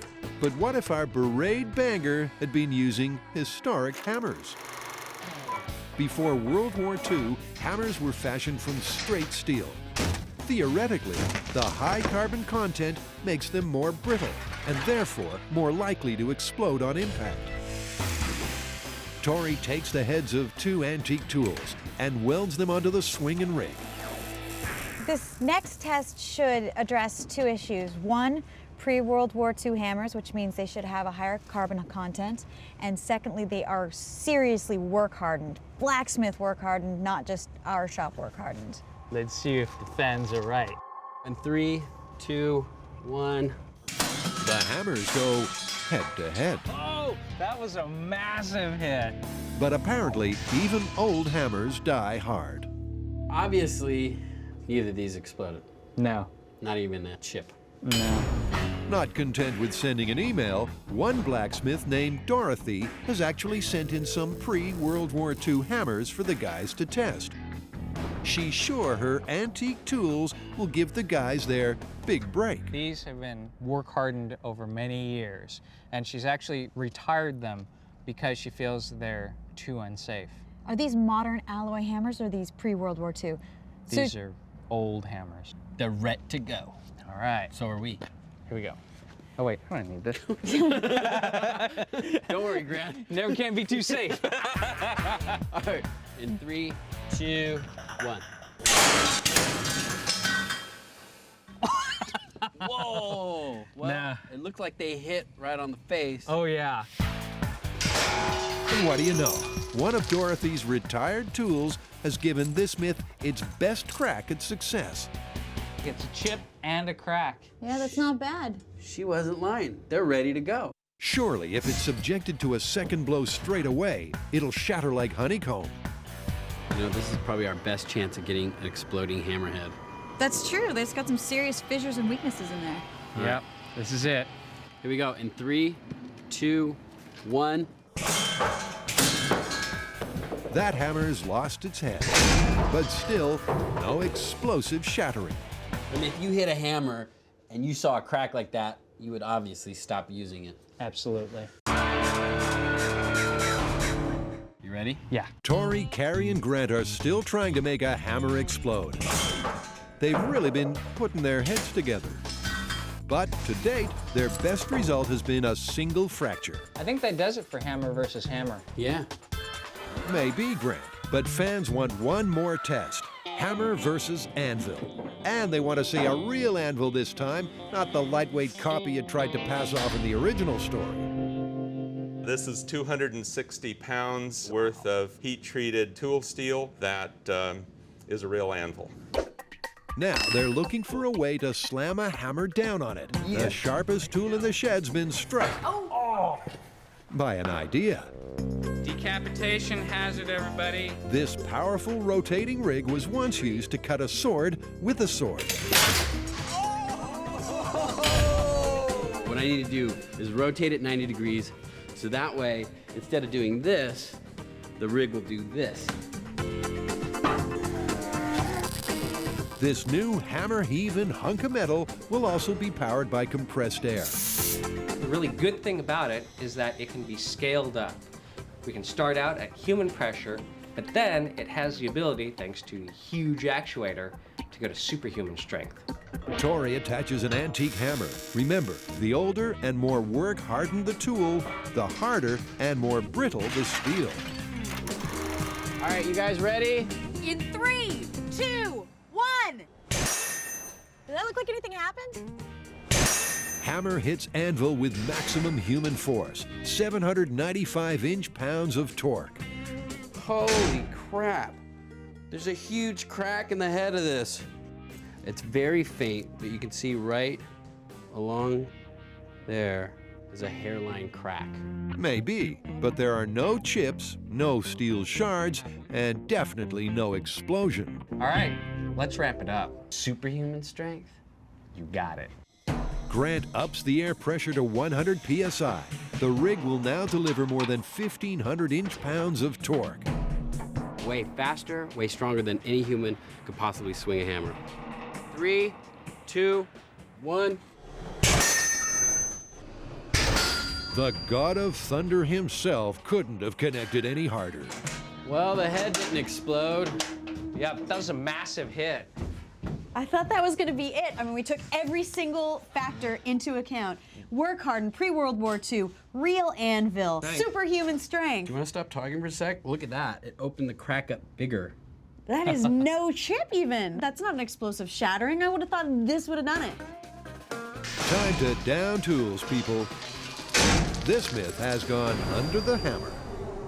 I feel like we really busted this one the first time, and I think that still stands. I totally agree. Hammerheads will not explode if you hit them against each other or on an anvil, whether the anvil's real or not. Yeah, and we've never denied that the chips can fly off the hammer, and those chips can be extremely dangerous and potentially lethal, as we've heard in some cases. But as far as an explosive shattering, it's just not going to happen.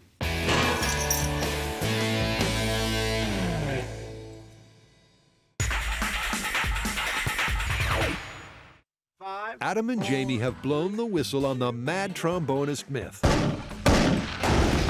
Now they're orchestrating what they hope will be a fitting finale.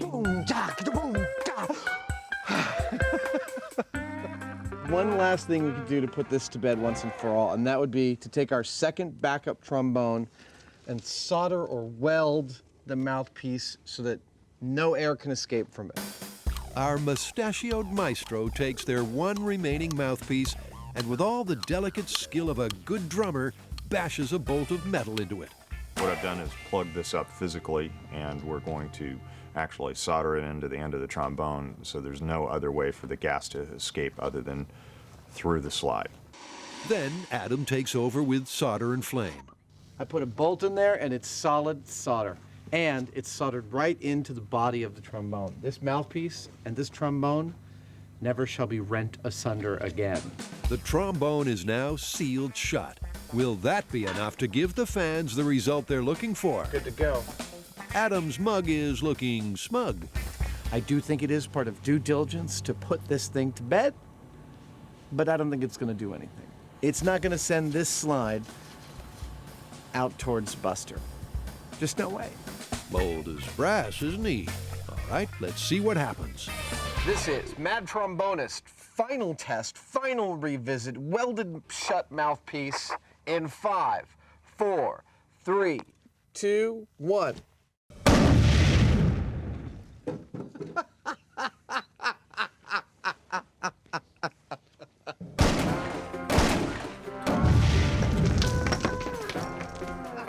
Well, the trombonist's down and Buster hasn't budged.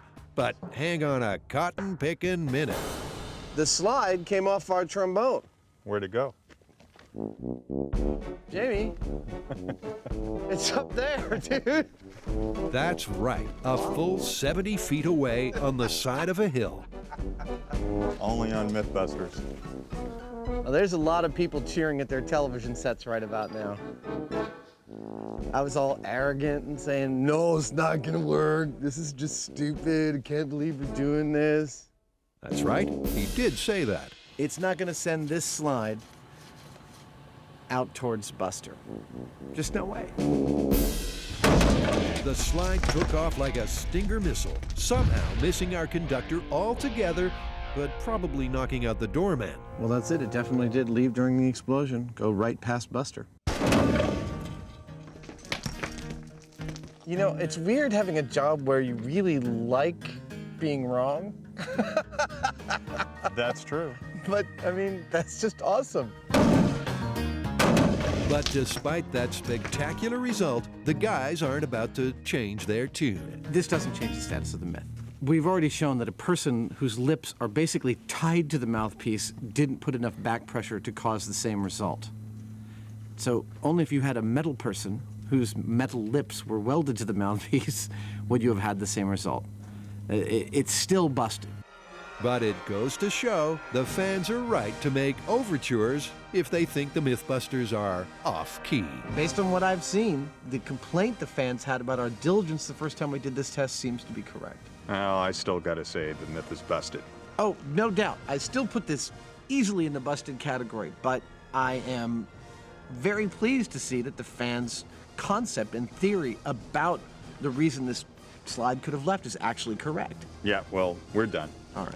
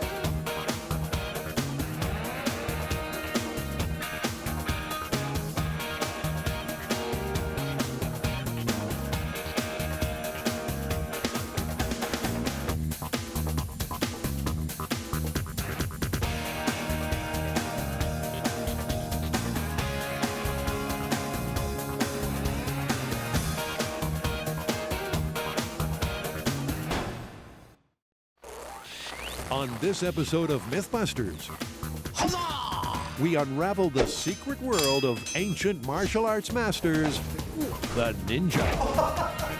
Come, silent walrus, let us storm the castle. As Adam and Jamie attempt to walk on water, snatch a speeding arrow. That's perfect. Shadow Warrior style. Robo hand. And stop a lethal samurai sword with their bare hands. Master, he hit me in the head. Who are the MythBusters? Adam Savage. Ow, ow, ow, ow, ow. And Jamie Hyneman. It's almost too exciting. Between them, more than 30 years of special effects experience. Cue dramatic music. Joining them, Carrie Byron. That's gonna be so cool! Grant Imahara. Listen to that baby purr! And Tori Belleci. Paramedics are nowhere to be found. They don't just tell the myths, they put them to the test.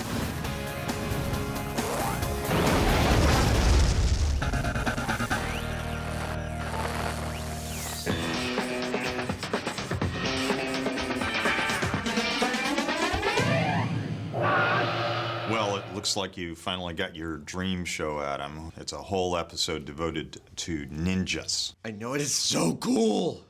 You can jump around, make cat noises and karate chops and all sorts of adolescent behavior like we know you love to do. I am so psyched about this one.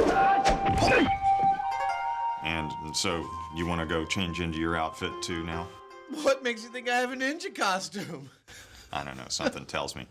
Let's look at some stock footage first. The origin of legendary Japanese warriors, the ninja, is shrouded in mystery. It's believed they were peasants who developed unorthodox combat techniques to defend themselves against the powerful samurai class. Their skills were so extraordinary, they were reputed to border on being supernatural. So, what do we got? Well, Jamie-san, we are going to be testing ninjas' agility, strength, reflexes, and weaponry by putting their supposed mythical skills to the test of modern science. You mean like catching an arrow? Exactly. And there's walking on water. What about the build team? They're gonna test whether you can stop a sword with only your bare hands. Well, maybe we should start by trying to find a real ninja. Absolutely. Let's go. Fortunately, modern-day ninjas aren't concerned about being covert, and the guys find the Bujinkan Dojo in San Francisco listed in the yellow pages. Okay, so let's play with that to start with. Chief Instructor Dale Seago has been teaching feudal battle skills here for more than 20 years. Hi, Dale. Oh, hi. Hey, Dale. Good to Hey, see Dale. you. So this is ninja training going on?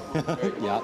Well, this is all military close quarters combat stuff from Japan's pre-unification Civil War period, so like 1600 AD and before. Really, the stuff that we do is based on timing, positioning, tactics, and psychology, rather than speed and power. I was hoping you'd just show us, like, what a ninja would do if I tried to attack them. Okay. Is now the time to tell Adam Dale is 15th Dan, and there is no 16? Well, hopefully Adam won't get hurt too badly. A little bit is good. Just do whatever. Okay.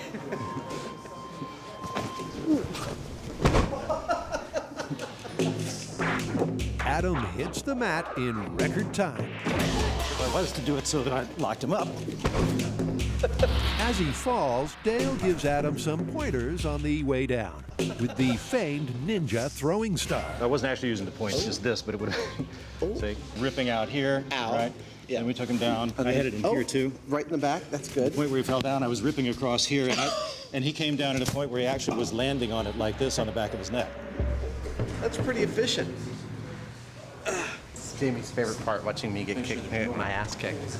Adam and Jamie has enjoyed his schooling in the art of the Shadow Warrior. Will you come back to our shop and do some of this on high-speed camera for us? I'd be delighted to. Awesome.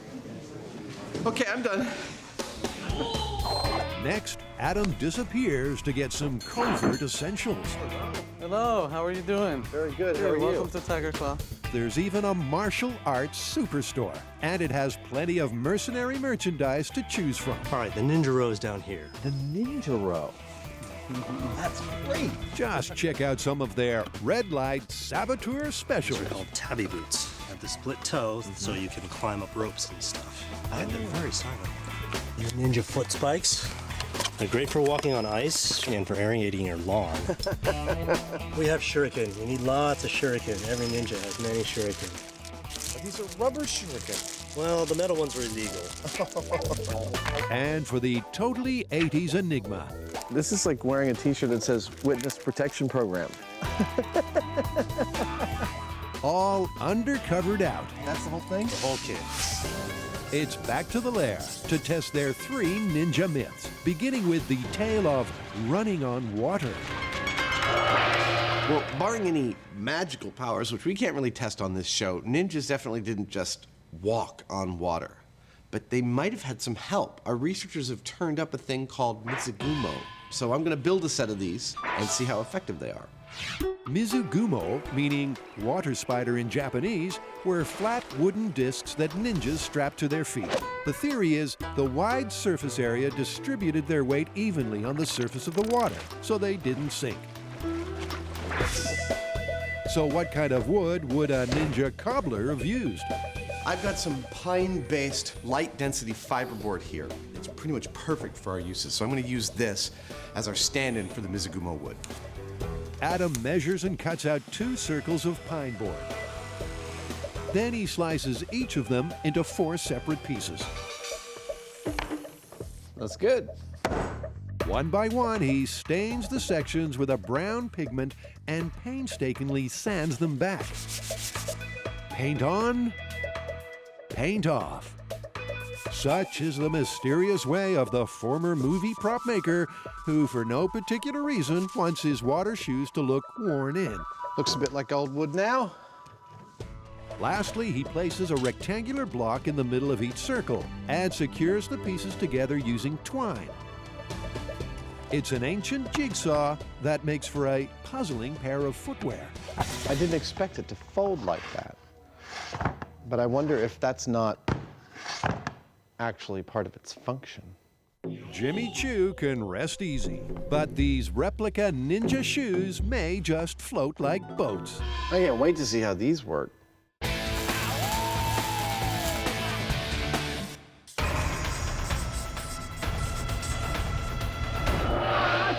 We know ninjas have speed and quick reaction time. This myth is about strength. Idea is a ninja's being attacked by a swordsman. Swordsman's coming to swing at his head. Ninja catches the blade in his hands without cutting his hands and without being chopped in half. You mean like this? Oh, you're not supposed to let go of it. That's precisely why we're not starting with real swords. Precisely. The team learned just how dangerous real swords can be in a previous myth when they built a Decapitation hazard, everybody. pneumatically powered mechanical device that could whip around with the same force and precision My blades are not good. as a samurai with a point to prove. Well, I guess it's time to dust off the old sword swinging rig. I think we're gonna have to turn it on its side because I think it's more like a head swing and maybe calibrate it to human speed. All right, cool. So which one of us is gonna catch it? Not me. People say I'm not that quick.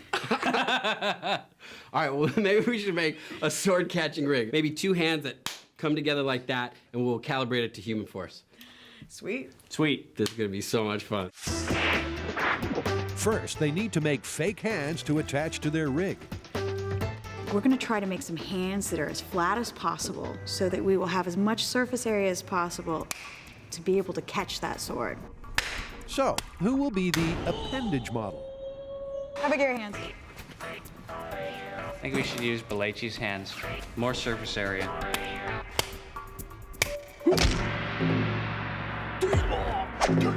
How many weeks am I gonna have to sit through watching you guys play ninja? As long as it takes for us to finish this one.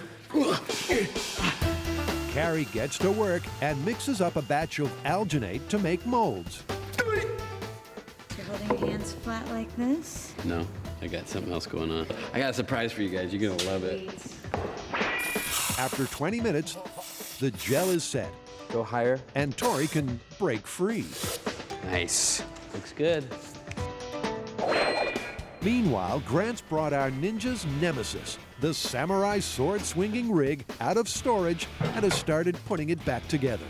The basic idea behind this is big air ram pulls on the chain. The chain is wound around the shaft. As it pulls, spins the shaft, sword swings really quickly. Representing our aristocratic samurai warrior is a pricey reproduction Japanese sword. Representing our ninja peasant is a humble ballistics gel head. I like it. I love it. It's good, homeboy. They align the blade so it sweeps in a downward motion between the arms.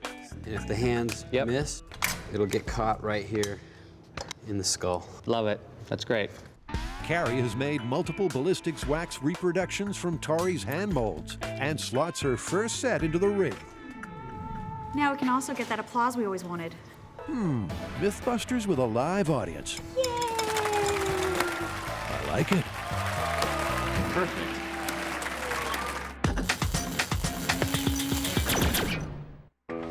The belief that some people possess the ability to walk on water has been around for centuries. So why not the mythical ninja? Adam and Jamie arrive at the Bamboo Reef Dive Center to try out their replica feudal foot floaties. Can we use your pool for our water shoes? You bet. Go for it. Cool. Thanks. Adam vanishes into the ladies' room. And just like magic,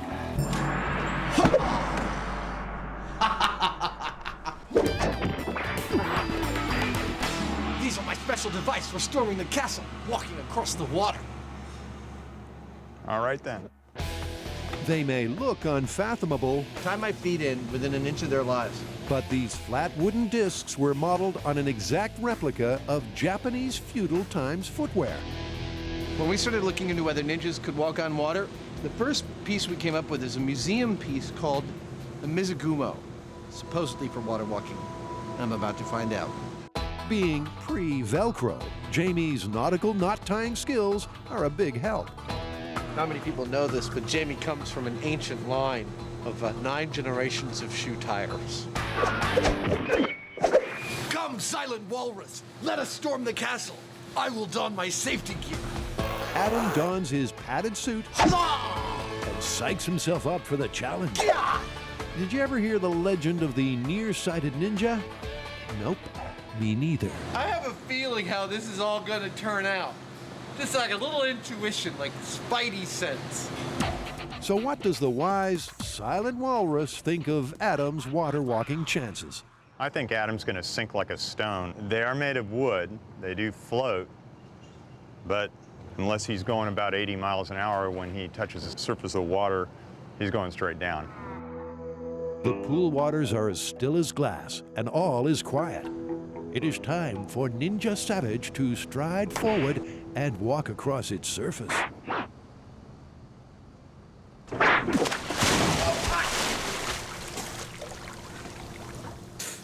The first step seemed kind of promising.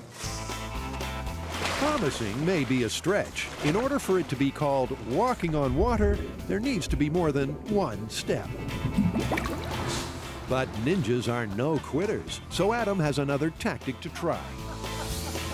To me, it seems like it's all going to be a function of my ability to move my feet crazy fast, like a cartoon. Which might be possible.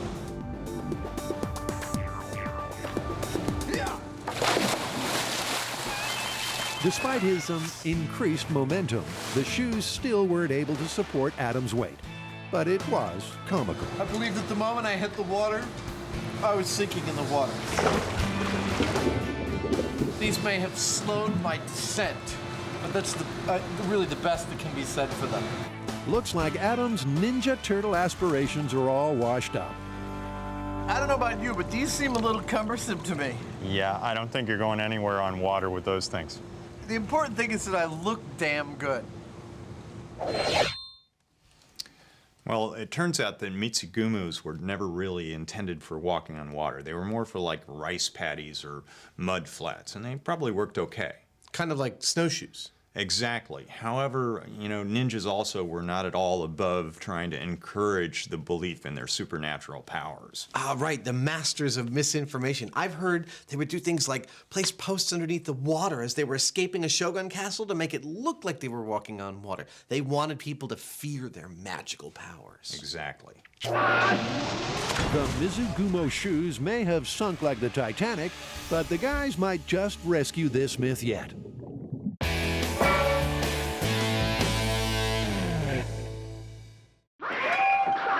Could ninjas stop speeding swords with their bare hands?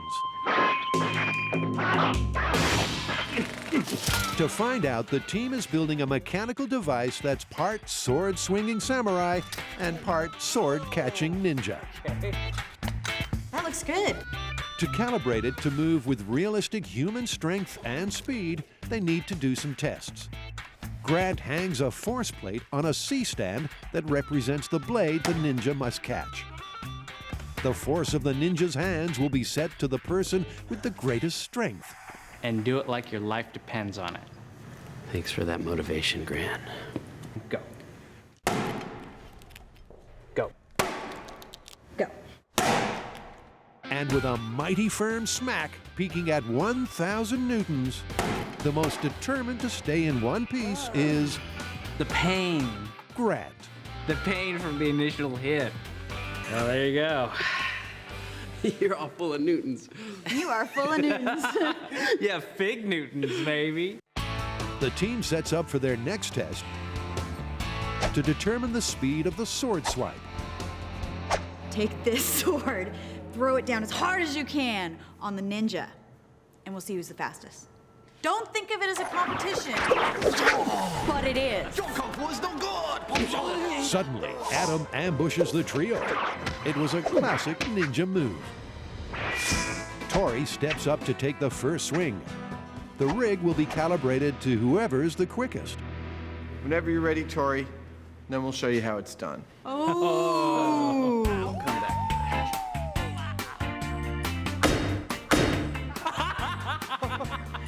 Master, he hit me in the head. You teach him a lesson. Warning, sword blows to the cranium may cause headaches. Next, will Adam's attempt have more of an edge? Master Savage sword swinging trial, take one.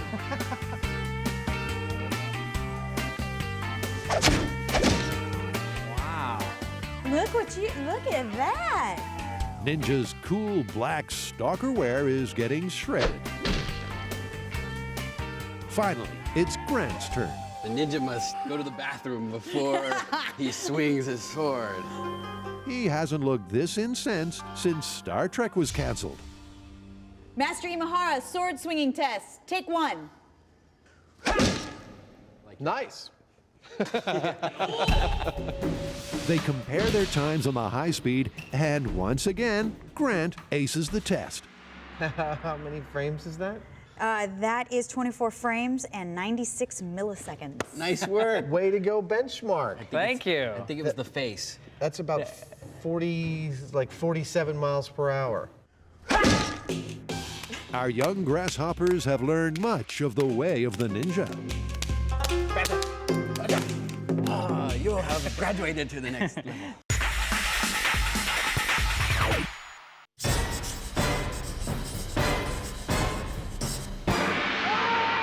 Next up in our ninja bits, can you catch an arrow with your bare hands?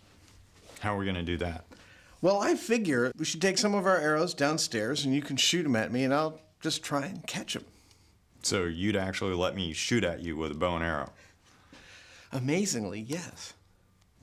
All right.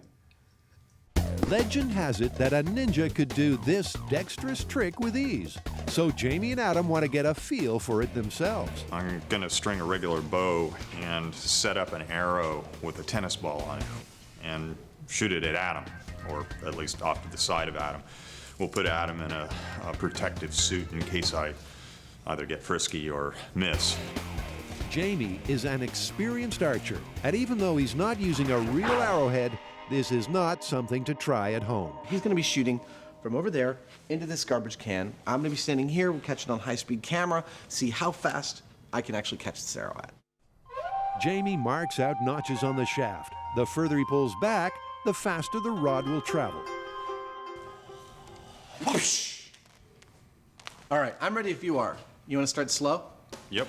All right. Jamie starts out at Mark 1. 2, 1. The arrow eludes Adam's grasp. I don't have enough time to anticipate. It's like by the time you let go and I've moved. Still at Mark 1. This time, Adam tries to move in sync with the arrow. Hey! Good job. You know, I anticipated when you were just about to do it, and I just started moving, and we worked, it's like working together. It's a beautiful thing. Next, Jamie ups the ante to Mark 3. But the arrow keeps sailing on by, as the guy's unified martial arts magic peaked already. Got it! Even though Adam's form was impressive, the speed was lacking. Their tennis ball projectile was traveling at 58 miles an hour, a third of the speed of a real arrow. You've got a couple of things here that are throwing this off. For one thing, this is, what, twice or 3 times as heavy as a normal arrow would be because of that thing on the end of it. Right. I really think that we need to figure out some other solution. To test this myth at a true-to-life rate, the guys have to bounce around a new strategy. Back over at M7, the team has finished putting their mechanical sword-catching rig together. Now, to set it to move at a real-life rate. We don't want it to be superhuman, and we don't want it to be subhuman. We want it to be whatever a person could do, and then we'll be ready to try and catch a sword. Calibration, first test at 100 PSI. In 3, 2, 1. That's good, yeah. Yeah, the speed and force of the ninja's arms was exactly the same as Grant's best time, but the replay reveals something undetectable to the naked eye. There's a bounce back which could let that sword get right through there. As the hands hit together, they bounce off each other and jiggle like jello, opening up an unforeseen headache. The force is causing them to bounce away, and it's allowing a gap which is going to allow the sword to go right through and bury into the guy's head. To try and stop the handshake, they're going to strengthen them from the inside. Building up the bones may add extra beef. First you slice the hand in half, and then you get to beat the metal, you stick it in. Tori has a big saw over there, and he's taking out these tiny little pieces of metal and putting in big, thick, girthy pieces of metal. That way, when these things hit, Tori also has another quiver-containing idea. What I'm thinking is maybe what we do is put some kind of a latch so that when the hands come together, it keeps them there. And it's not adding any more pressure. All it's doing is keeping the hands together like you would be able to do if you were using your muscles. He attaches 2 kickstands to the arms that will fall and lock into ratchets and fastens pneumatic rams on either side of the hands. This thing's starting to look like a monster. Pretty soon you're not going to recognize it. But it's function, not form, that counts. Here we go in 3, 2, 1. Man, they look nice and sturdy and stable. Yeah. They check it out frame by frame. Stay together. Come on. Stay together. Yeah! Baby! That's There it. we go. Right now, now what we have to do is catch a sword. That should be easy. With their rig set to human speed and pressure, Grant adds a final touch that will trigger the entire system. When the arm passes through, it actually activates the hands clapping. Let the recreation of the battle between the 2 ancient warrior classes begin. In 3, 2, 1. That's what I'm talking about. High five. It seems our mechanical ninja thwarted the flash of samurai slicing steel straight away. Or are we jumping to conclusions? You know what my guess is? Why is that? It bounced off the table and then shot back up into the So you got it on the rebound. And everybody knows being caught on the rebound doesn't count. That's so sad. I was like shocked that we actually caught it. I was like, how is it that easy? Ha, so true. But moving on is the best remedy. Grant adjusts the timer so the hands will trigger sooner. Hopefully this time, the adjustment will get it so that the hands clap right on the sword. All right. 3, 2, 1. He stopped it with his head. Dude, look how deep that went. It's all the way down to his eyebrow. Whoa, that definitely split your skull. The hands slam shut quicker, but not quick enough. Oh, we just missed it. Okay, All right, so so it's just. We just need to pull it back just a hair. So close. Just a hair. So they tweak the timer just a hair. Ninja sword catching rig in 3, 2, 1. Whoa! That looked good. It looked right. It looked really good. This time, the sword comes to a stop, but only because the hands closed a fraction too early and the blade got stuck in the ballistics material. We're 5 milliseconds off. All right. 5 milliseconds. Do you know how fast 5 milliseconds is? That's ridiculous. It's faster than you can blink your eye. Much faster. Such an infinitesimal amount might not make any difference to their results. Thinly sliced palm. So, do they call this myth busted right here, right now, or go for absolute precision? I think maybe we have to get it the perfect timing before we can actually say anything, otherwise people will yell at us. Jamie and Adam are targeting the myth that a ninja can pluck a speeding arrow out of the air. You know, I was only able to catch these arrows at 60 miles an hour, and I'm not trained at this, but still, your average arrow travels like 3 times that fast. If we were to build a mechanical hand, I could do that. You know, I can make it grab as fast as it's physically possible to grab something. Or even faster if it turns out that's not possible. Yeah. Okay, I'll build a super accurate arrow shooting rig, you build a hand grabbing rig, and we'll see what the limit of the human ability to grab an arrow is. Okay. Before they build their new rig, Jamie and Adam want to study the physical capability of a master of martial arts. Up close and personal. Enter the Dale, our feudal battle skills expert. How are you, sir? Hi, Adam. Good to see you. Thanks for coming by. So, have you seen the supposed skill that ninjas possess of being able to pluck arrows out of the air? Well, only in the movies, because from what I've been taught in our training, the idea was to get out of the way or use cover to hide from them, or or wear armor if you're on the battlefield. Very sensible, but even so, Dale is willing to let the guys time the swiftness of his highly trained hand. When you're ready, just go like that, and we'll fire the camera and see how fast it happens. Okay, about there. Whenever you're ready. Did you get it? If you blink, you would have missed it. Wow, this is 500 frames per second, so you closed your hand in about 35 milliseconds. That's great. That gives us a really good baseline to try and get our robot to equate to, and I think it makes it a lot easier for our mythical ninja to actually catch it. Many thanks, Sensei Seago, for lending a hand to the smith. Thank you very much. Yeah, thanks, Dale. Jamie's beret doesn't come off for many reasons, but one of them is to weld. His job is to make a mechanical hand that's as fast as Dale's. This is a trick that I've used before on various kinds of movie things where I need a fake hand. A motorcycle chain is actually very sturdy, and if you run a line along one side of it that pulls taut, the whole thing wants to curl up like that. Jamie welds 5 pieces of chain together to form the fingers of a hand. Then he attaches it to a metal stand and threads the links through with long laces. These things that I'm putting in here right now would be equivalent to tendons, but instead of going to a muscle, they're going to a pneumatic actuator. The actuators will provide the force that will clamp the fingers and thumbs shut in a vice-like grip. This will be protecting Jamie's shop in no time.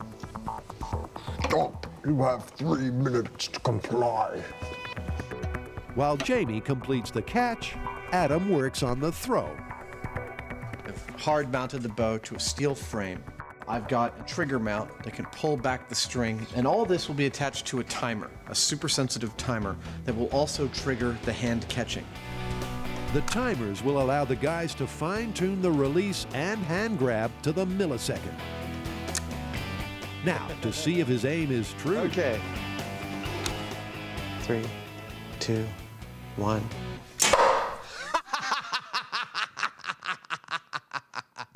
That's great! Now to line up the ninja in front of the samurai. Adam and Jamie's arrow-nabbing device is part man, That's perfect. part machine.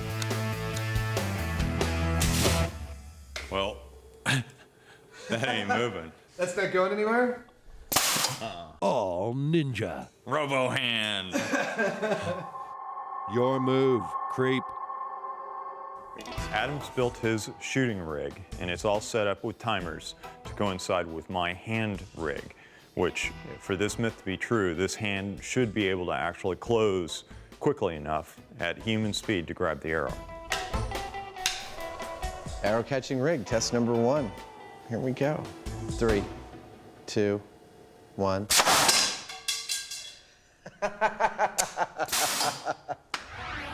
The fist closed too late. Adam goes through the numbers. Off by 200 milliseconds. Both the arrow and hand were moving at accurate real-life speeds. The arrow clocked 170 miles an hour, and the hand grab was just 2 milliseconds slower than Ninja Dale. Given the speed that this hand is closing, it pretty much matches our ninja's high-speed whoosh hand closing. So this is actually a really good analog for a human catching an arrow.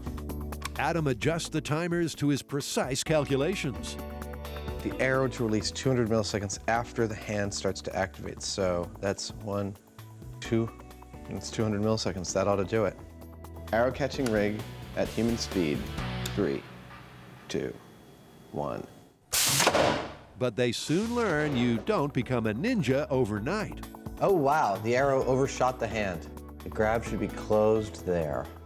That's 30 more milliseconds. 3, 2, 1. It went over the top of it, didn't it? Yeah, it did. All right, 3, 2, 1. I wonder what happened. Too fast for my eyes. I know. Finally, they achieve a perfectly coordinated shot. But even though the rig was working at the correct human and arrow speed, the ever-elusive projectile slips through the hand's grasp. That tells me that at Hyneman speed, it's not fast enough to grab the arrow. I think that's exactly what this says. I think you're absolutely right. I think our only choice at this point is to make the hand go faster. To ramp it up. That's all there is left. All right, I'll get to rigging. Hi, ikimasho. That's let's go in Japanese. We have a technique for speeding up the hand, so this will move so quickly you won't even be able to see it move. Very ninja. The trick is to spring-load the actuators so they hit the quick-release, superhuman hard and fast. Okay, now I preload the cylinders. It's a lot of force. Here we go. It's all gonna happen in 3 seconds. 3, 2, 1.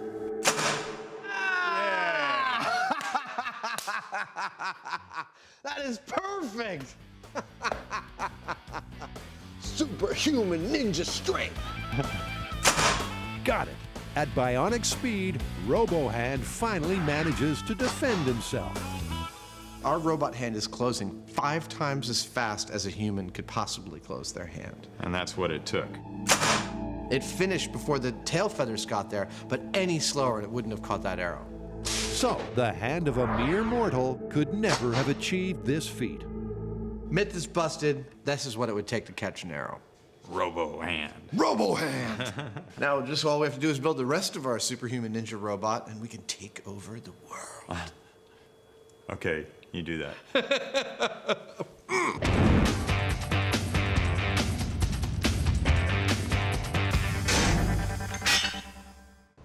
Trying to walk on water. Wearing an exact replica of supposed ninja water walking shoes. Adam got nothing but wet. Well, you were right about these water shoes, man. Even with these on, I sank like stone.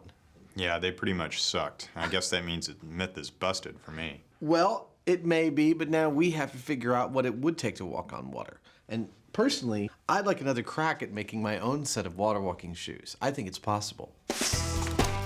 This time, Adam is thinking out of the box and making a modern-day pair of ninja shoes. His 21st century Mizugumo materials are a pair of snowboard boots, aluminum, and packing foam.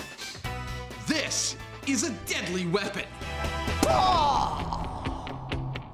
His idea is oh so simple, yet oh so calculated. To make my water boots work, I am exploiting the principle of water displacement. I weigh about 200 pounds. I'm going to try and displace in excess of 200 pounds of water.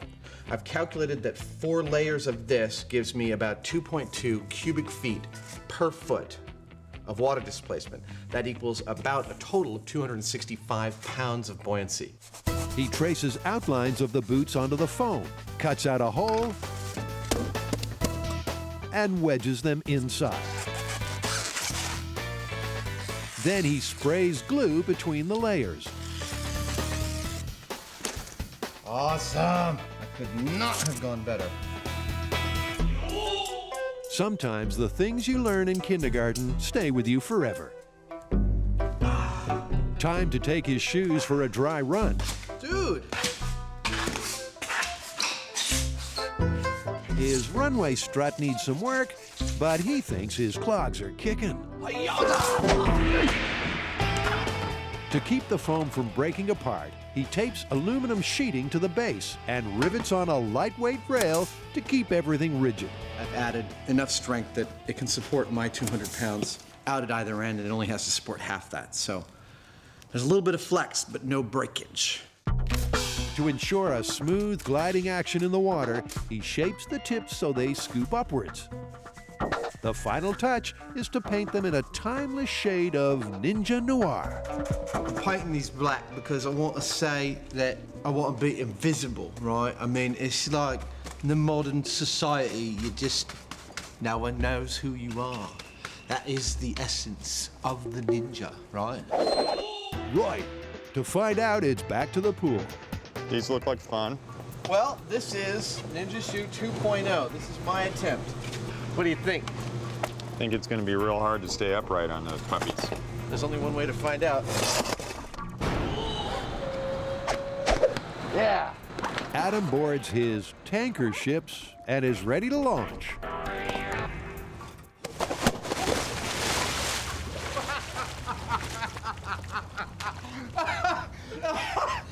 Woo!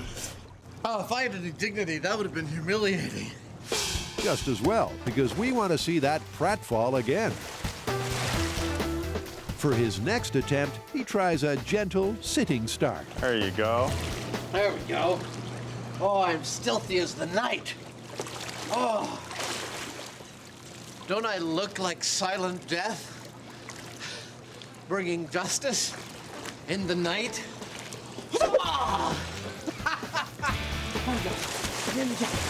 Our far from soundless assassin is trying his hardest to move forward. My paddles don't seem to be working, man. But it's like being stuck on a nautical treadmill.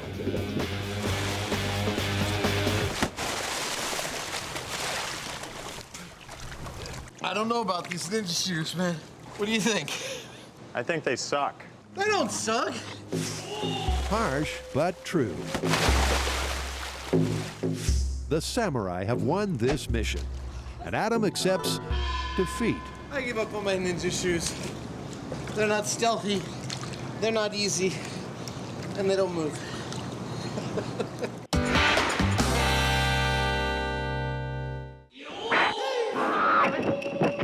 You've seen this ninja battle trick in 1,000 B-grade martial arts movies, but is it possible?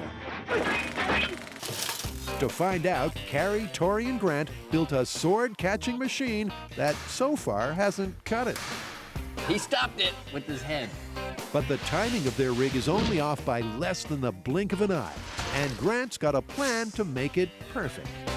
And that's this. It's a timer, and this will give me millisecond resolution so I can dial in the delay exactly.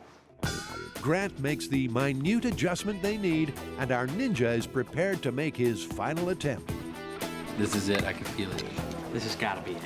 In 3, 2, 1. Something came off the hands. Yeah, it was really close. Once again, the sword slips through our ninja's fingers. But were his reflexes right on? That's it. That's it. Oh, keep going. Let's see. One. Keep going. Keep going. Keep going. We got it. That's it. The timing was right. Thank you. That is it. Thank you very much. You can't get any more perfect on the timing than that. And you still can't catch the sword. That's it. Look, and it just slides right through. With their mechanical ninja operating under ideal conditions, there's nothing more they can do in the workshop. So it's time again to consult our real-life ninja, Dale. Nice to meet you. So I notice you have all your fingers. Have you ever tried to catch a sword with your hands? We prefer to get out of the way. I mean, we may take the sword away, but there's an offline evasion first.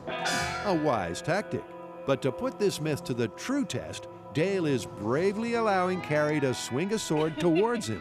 Don't worry, the blade has been dulled. All right, so he's just coming at you like this. So let me just get the spot. Wow, you have a lot of confidence in her. A lot more than we do. For extra protection, he's wearing shuko on his hands, reproduction ninja climbing claws. So go like this. Yeah, you'd be starting with your left foot forward, and then taking a step, getting some momentum, and kaboom. Okay. Don't hold back, Carrie. Carrie summons up her best kaboom. Jeez, that's Did I get scary. you or just the sword? No, that's scary though. Okay. You almost got him that time. Wow. With 40 years of training under his black belt, That's some force behind it. Dale blocks her blows using just one hand. And Carrie wasn't going easy on him. Do you feel that maybe my swing wasn't hard enough? It was hard enough. I actually, there was a little bit of a bruising here because this doesn't have the leather liner that the historic ones would have for a little extra padding. Dale's preferred sword catch technique is different to the one we're testing. So what's his take on the bare, double-handed approach? What do you think about, catching a sword like in the movies like this with your bare hands? That's something I wouldn't regard as impossible, but for the most part, pretty silly. I mean, the idea of trying to stop it this way with all that kinetic energy still coming here, is probably not a good idea. If you were to attempt it and try to make it work, it'd be best to catch and receive, so you're absorbing and redirecting the force. I'd shake your hand goodbye, but I think I'll just wave and thank you so much. Thank you. Yeah. Thank you. Good to see you guys. High five, huh? Look at that slice. Back at the shop, armed with Dale's input and the sorry condition of their fake hands, what conclusion has the team come to? So yeah, bare hands. The timing was perfect. And the hands came together at the perfect time with the most human strength we can muster and still couldn't hold on to it. Are we calling this one busted? Yeah, pretty much unless you're a movie ninja. I don't think that you can hold on to the sword. There's just too much velocity behind it. Yep, we gave this one our best shot. So you mean all those ninja movies were not true?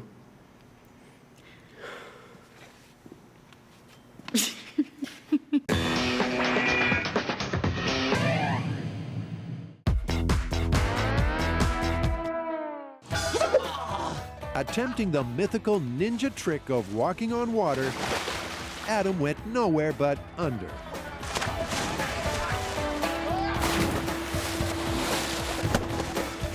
But as the silent observer of his numerous dunkings, Jamie's had time to think, and he's come up with a mysterious solution. There is something that I've come up with that you can walk on it. It does have a lot of water in it. I'd like to see how that works. His covert concoction is 200 gallons of water and 1,000 pounds of powdery cornstarch. Trusted myth-turned Jess is in charge of getting the consistency just right.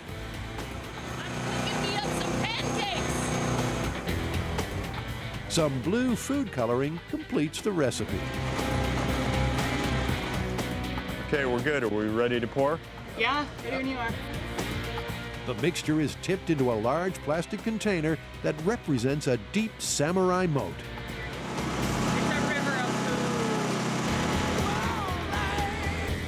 Adam is perplexed. What is this stuff? It's water. It's got something else in it, but it's water. It's a Hyneman version of water. Yeah, and you're gonna walk on it. No way. Way. There's nothing Adam would rather do than play in a giant tub of goo. Look at this!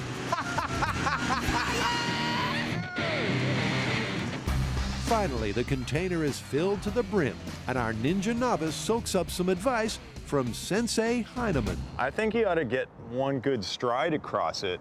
As far as hanging out there and walking around or even hopping, I have my doubts. All right, well, I want to go. Adam scales the imaginary wall and is ready to cross the water obstacle. Think like those movies where they're walking up bamboo and stuff, you know. All right, here we go.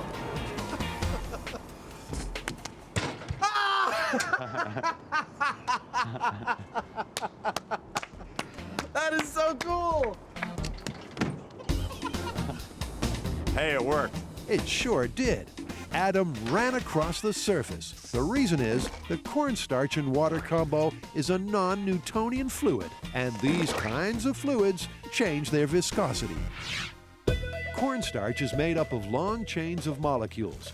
If you add water, it slides between the chains and separates them so it flows like a liquid.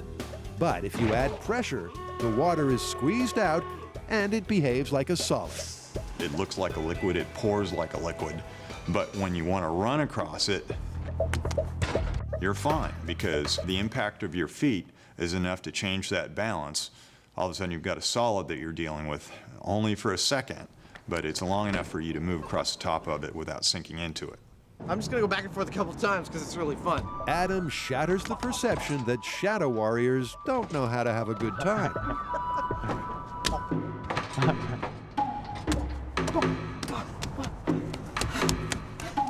Dude, it's a lot of work. Being ninja is a hard job. Woo. It wants to let you go down, doesn't it?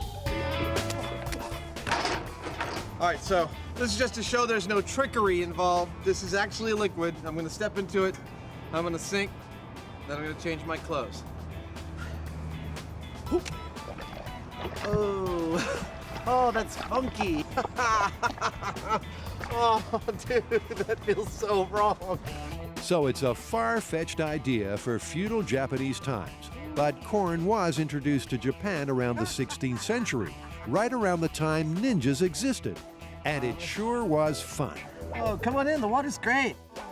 Of course, this is a little on the silly side. I mean, yes, it's a liquid, but are you really going to have large quantities of cornstarch mixed up and sitting around someplace? I suppose maybe next to a cornstarch factory in Asia somewhere, and you happen to be a ninja and you happen to be trying to sneak around. It's a bit of a stretch. All right, so this is the end of the line for walking on water. What do you think? It's busted. Totally busted. Let's go home. All right.